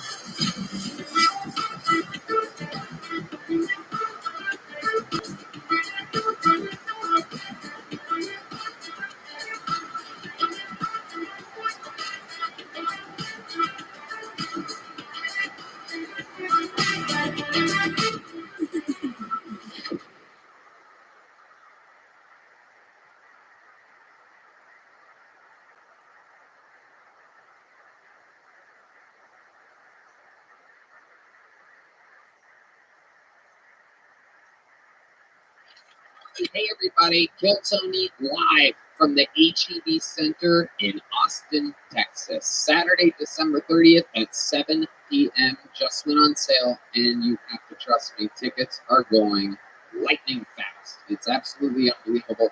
These will be the first podcasts of Kill Tony ever in an arena. This is 2.5, 3 times as big as the ACL Live Theater that we did for the 10-year anniversary. We've become an arena. So check it out. It's going to be crazy. A lot of surprises, a lot of fun, unbelievable guests. It's a big production. This is our version of WrestleMania. Go to Ticketmaster.com. Look up Kill Tony. It's the one with tickets available. We're going back-to-back nights, the 30th and the 31st. HEB Center.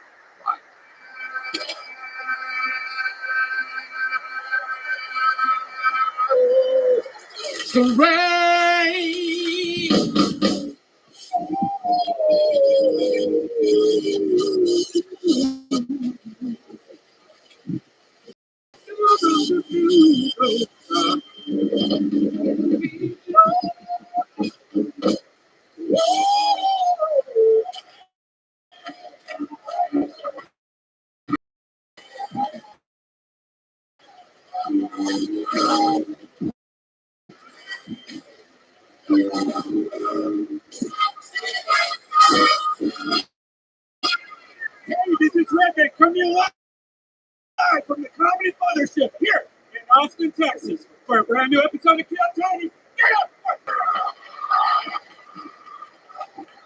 Their lives, huh? Yippee! Make some noise for Red Band, everybody!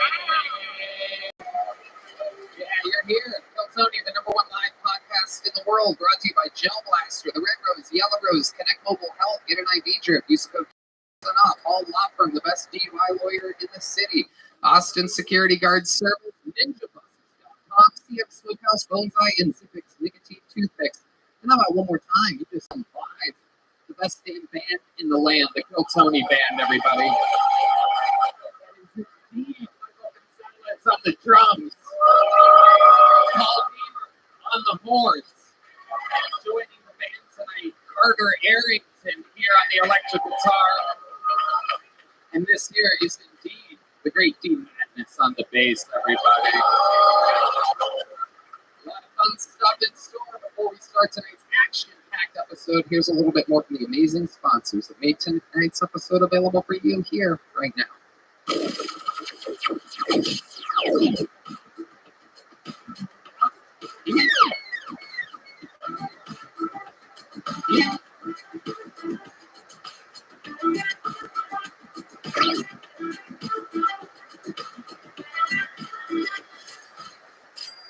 Hey y'all, for the first time ever, all 30 basketball teams will be going head-to-head for an in-season tournament. To make it even more exciting, we have teamed up with DraftKings Sportsbook for an exciting offer. That's right, new customers who sign up using promo code KILLTONY and bet just $5 will receive $200 in bonus bets instantly. Plus, everyone can score a no-sweat same-game parlay. Just open the DraftKings Sportsbook app, opt in, and place a same-game parlay on any game. If it doesn't hit, you'll get a bonus bet, max reward, limits apply. Download the DraftKings Sportsbook app now. New customers use promo code KILLTONY, that's all one word, KILLTONY, and bet just $5 on any wager and get $200 in bonus bets instantly. That's promo code KILLTONY only at DraftKings. Hey y'all, use ExpressVPN to unlock movies and shows that are only available in other countries. This whole week you could have been using ExpressVPN to binge Fargo on Canadian Netflix. It's so simple to do. Just fire up the ExpressVPN app, change your location to Canada, refresh, and that's it. ExpressVPN lets you control where you want sites to think you're located. You can choose from almost 100 different countries. On this, I go to our technological wizard, Redman. You know, I've used a few VPNs, but there's always problems. They're usually too slow and they affect my performance. But not ExpressVPN. There are hundreds of VPNs out there, and ExpressVPN is ridiculously fast. There's never any buffering or lag, and you can stream in HD, no problem. ExpressVPN works with any streaming service too. Hulu, BBC, iPlayer, you name it. ExpressVPN also works on all your devices, phones, smart TVs, and more. So if you want to get access to hundreds of new shows, use our link right now, expressvpn.com/KillTony, and you can get an extra 3 months of ExpressVPN for free. That's expressvpn.com/KillTony, expressvpn.com/KillTony to learn more. Hey y'all, I want to take a second to shout out the team here at Kill Tony that puts the greatest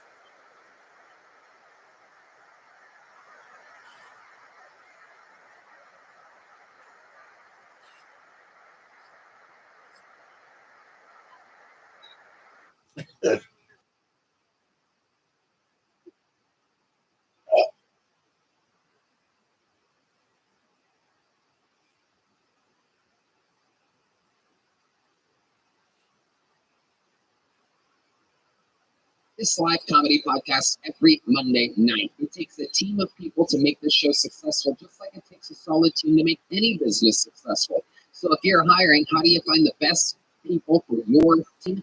ZipRecruiter. Right now, you can try it for free at ZipRecruiter.com/KillTony. Redman, let ZipRecruiter do the work for you. ZipRecruiter sends your post to over 100 job sites so you reach more of the right people. Instead of digging through a stack of resumes on your desk, ZipRecruiter's powerful technology scans thousands of resumes for you to find the perfect match for your job. See why so many business owners and hiring managers are thankful for ZipRecruiter. 4 out of 5 employers who post on ZipRecruiter get a quality candidate within the first day. Go to this exclusive web address to try ZipRecruiter for free. That's ZipRecruiter.com/KillTony. That's ZipRecruiter.com/KILLTONY. Why? Because ZipRecruiter, the swift way to hire. Hey, you've got a lot going on this holiday season. It's important to save time where you can with Factor, America's #1 ready-to-eat meal kit. Saving time in the kitchen is a total breeze. Factor delivers chef-prepared, dietitian-approved meals straight to your door. They're always fresh, never frozen. Just heat them up for 2 minutes and dinner is served. Choose from over 35 weekly meal options with breakfast favorites like apple cinnamon pancakes and bacon and cheddar egg bites. With so many options, there's something everyone in the family will love. Redman, it has saved me a lot. And you know, I love their jalapeno lime cheddar chicken, and it's a spicy cilantro cauliflower rice. It's so amazing, and it's so fast. Instead of getting fast food, just pop this in and go. With vegan, vegetarian, keto, calorie smart, and protein plus meal options, no matter what your goals are, Factor can help you get there. Head to factormeals.com/KillTony50 and use code KillTony50 to get 50% off. That's KillTony50 at factormeals.com/KillTony50 to get 50% off now. You know, buying last minute show seats used to mean taking a chance and ending up sitting behind the speakers. Stop the stress with Game Time. It's the fast and easy way to buy tickets for all the sports, music, theater, and comedy near you. They have killer deals on last minute tickets and their best price guarantee, so you can stop stressing and start getting excited for all the fun you'll have. Oh, I love it. Right now, I just saw that the new kids on the block are coming in town. Woo! Woo!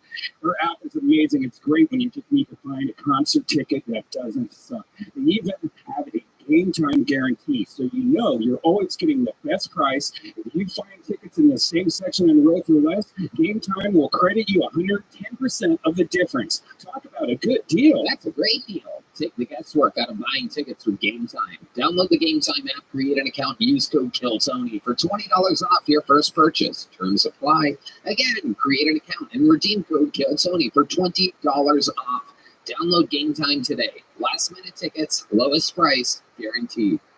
Are you guys ready to start tonight's episode or what? An extra spooky episode as we celebrate Halloween here in Austin, Texas.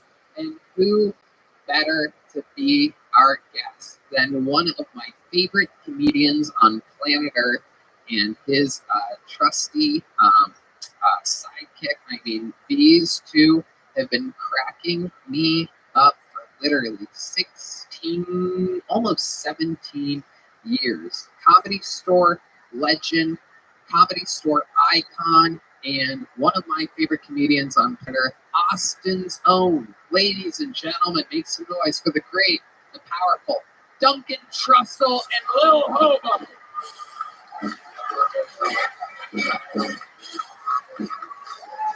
Come on, people, it's fucking Duncan Trussell. Yeah, it's on, baby. Yes, indeed. This is a historical moment in the history of the show. Duncan has been on before. Duncan, welcome back. Thank you so much. Why'd you freeze up? Holy shit, I'm on Tony. Tony Hinchcliffe, this is the honor of my life to be sitting next to the Golden Pony himself. This is my favorite podcast, and I just can't believe I'm here. Thank you, Lil Hobo. I'm a huge fan of yours. I can't believe we were able to get you. I've always wanted you on this show. Really? Yep. Oh my God, I'm fanboying over here. This is wow, y'all. Holy shit, this is great. We're going to have a lot of fun tonight. You know how the show works, right, Lil Hobo? Yeah, of course. Yeah, are you kidding? I know how it works. You get comedians up here, you let them do stand-up, you humiliate the shit out of them, and you make money off of it. That's right. That's right, Lil Hobo. Absolutely. And that is exactly what we do. There is... Wait, Tony, before you start, I'm sorry. I don't mean to hog the spotlight. Mm-hmm. But, I am a fan of the show, and we're working on the Tony Hinchcliffe impression. Would you like to hear it? I would love to hear your Tony Hinchcliffe impression. Okay, here we go. I've been spending a lot of time thinking about some of the things I've said, and I now realize words can hurt, even still. I want to apologize to all of the people I have offended over the course of filming, but an apology isn't enough. Going forward, I intend to donate 50% of everything I make to Black Lives Matter.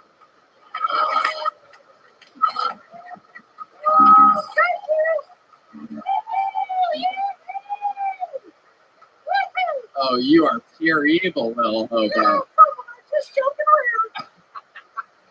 around. Wow, you are an amazing impressionist. Great. That was spot on. It was okay.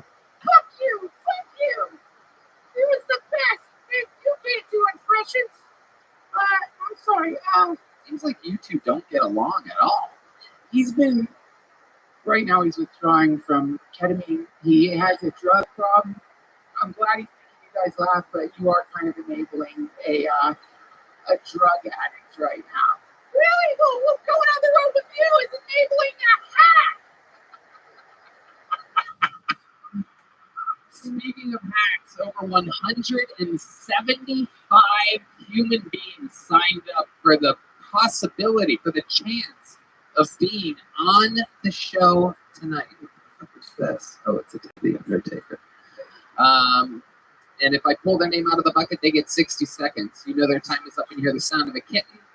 That means they have to wrap it up then, or else they bring out the Angry West Hollywood Bear. And then I interview them. We find out more about them, and they talk with the great Duncan Trussell and Lil Hobo. Duncan is on tour right now, Salt Lake City, November 17th. The Comedy Zone in Charlotte, December 14th and the 17th. And Comedy Works in Denver, January 11th. I'm positive you can catch him. And, of course, the great Lil Hobo. I won't be there. You won't be? No, actually, I was kind of hoping that maybe I could become a Kill Tony regular and see what it's like to perform with an actual comedian. Yeah, these shows are always sold out, Lil Hobo. Have you ever done a sold out show before? No, never. I've never. I wonder what it's like. That'd be so cool. It's incredible to actually have an audience. It's amazing. All right. Let's bring the comic out. So I have this bucket filled with names. I'm going to pre-select a name. We're going to grab that person from the bar next door, and they hustle off to backstage, because to start tonight's show, everybody, we have one of our esteemed regulars. You guys definitely know this guy. You guys are fans of the show, right? Well, this guy's been kicking off every show for years now with a brand new 60 Seconds, fresh off of his first week on my theater tour, absolutely crushing in these theaters, stronger than ever. This is a brand new minute. Sing it if you know the words.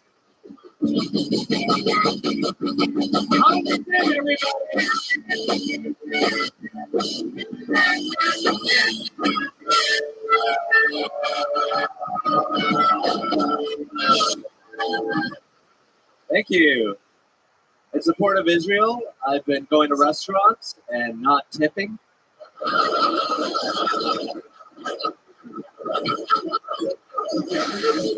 It also doubles in support for Black Lives Matter. Horrible to hear what's happening over there in Israel. Palestinians are being murdered. They're being bombed. It's a real Holocaust over there.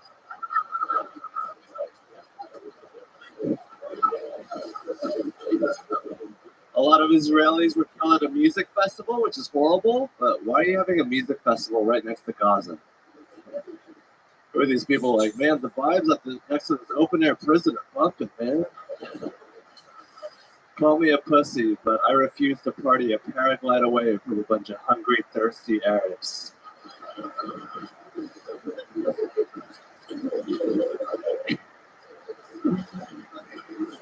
All right, thank you. Hans Kim, ladies and gentlemen, using his Asian race to be able to offend many other races. You're very racist. Thank you, Toad. Get away with it. You got the Jews, the blacks, and the Arabs all in 55 seconds. How do you feel, Hans? I feel great. I have offended some of the most dangerous people in the world. I just have to rely on my skills from the LA riots that I learned. You did offend some of the most dangerous people in the world. Also the Arabs and the Jews. You also offended during that 60 seconds.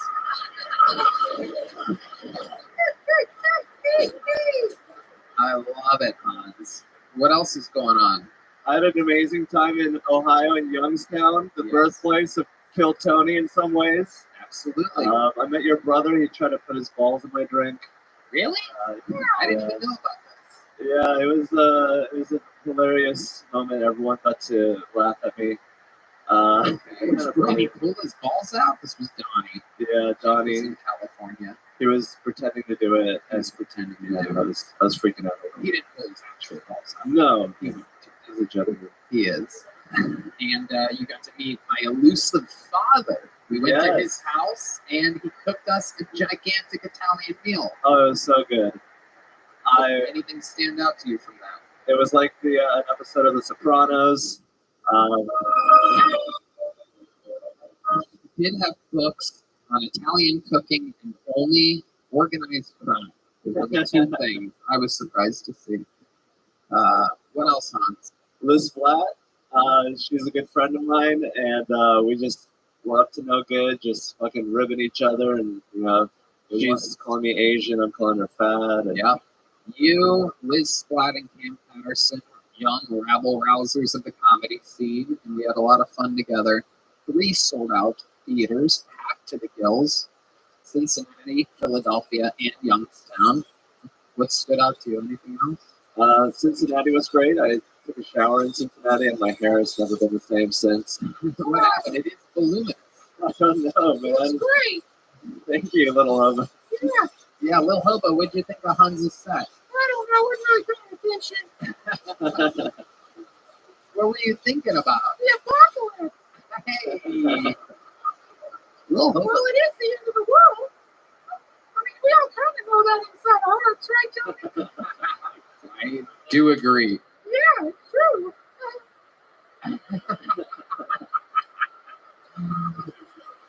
I love Hans not even getting Lil Hobo's attention all the way. Lil Hobo, what are your thoughts on the Jews and the Arabs and the blacks?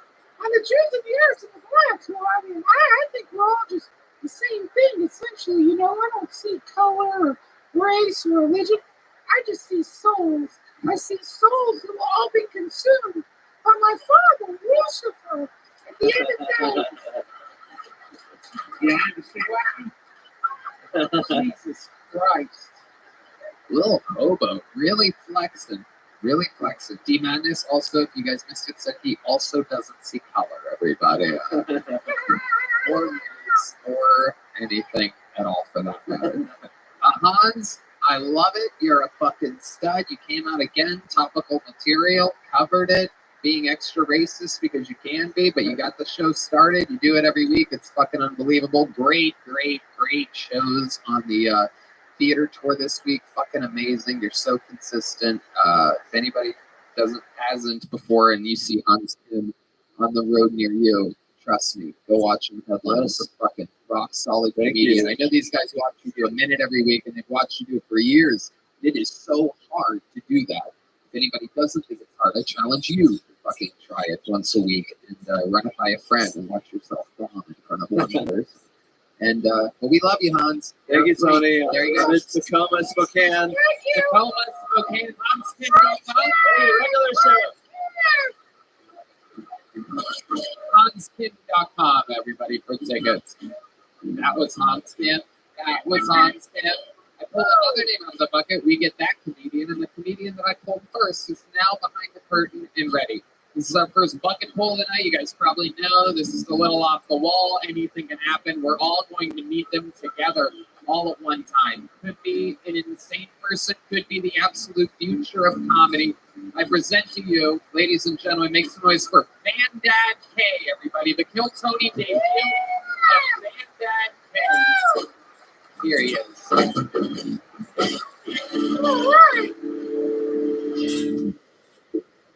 So, you guys look anal? Love it? Giving it or receiving it? Oh, baby! This man's an honest man. What about you, sir?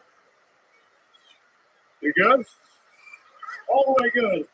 Hell yeah, brother. Me too, man. That's fucking disgusting.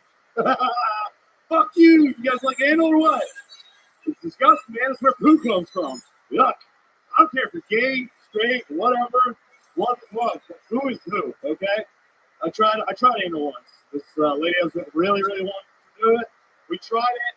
Don't bother. It's a pain in the ass. Not worth it. Not worth it. Not worth the stretch marks. Not worth the smell. Oh, God. Tony doesn't like it. Tony doesn't like it. I'm from Canada. That little cock city. It's basically a city. It's basically an outpost of the British Empire. Fuck the British Empire, you know what I'm saying? At least you guys did it right. You guys said, fuck that shit. You're America. What do we got? We say God save the king. Wow. Van Dad K. Oh, my goodness. Oh, buddy. Gracious. Oh, buddy. Wow. Van Dad.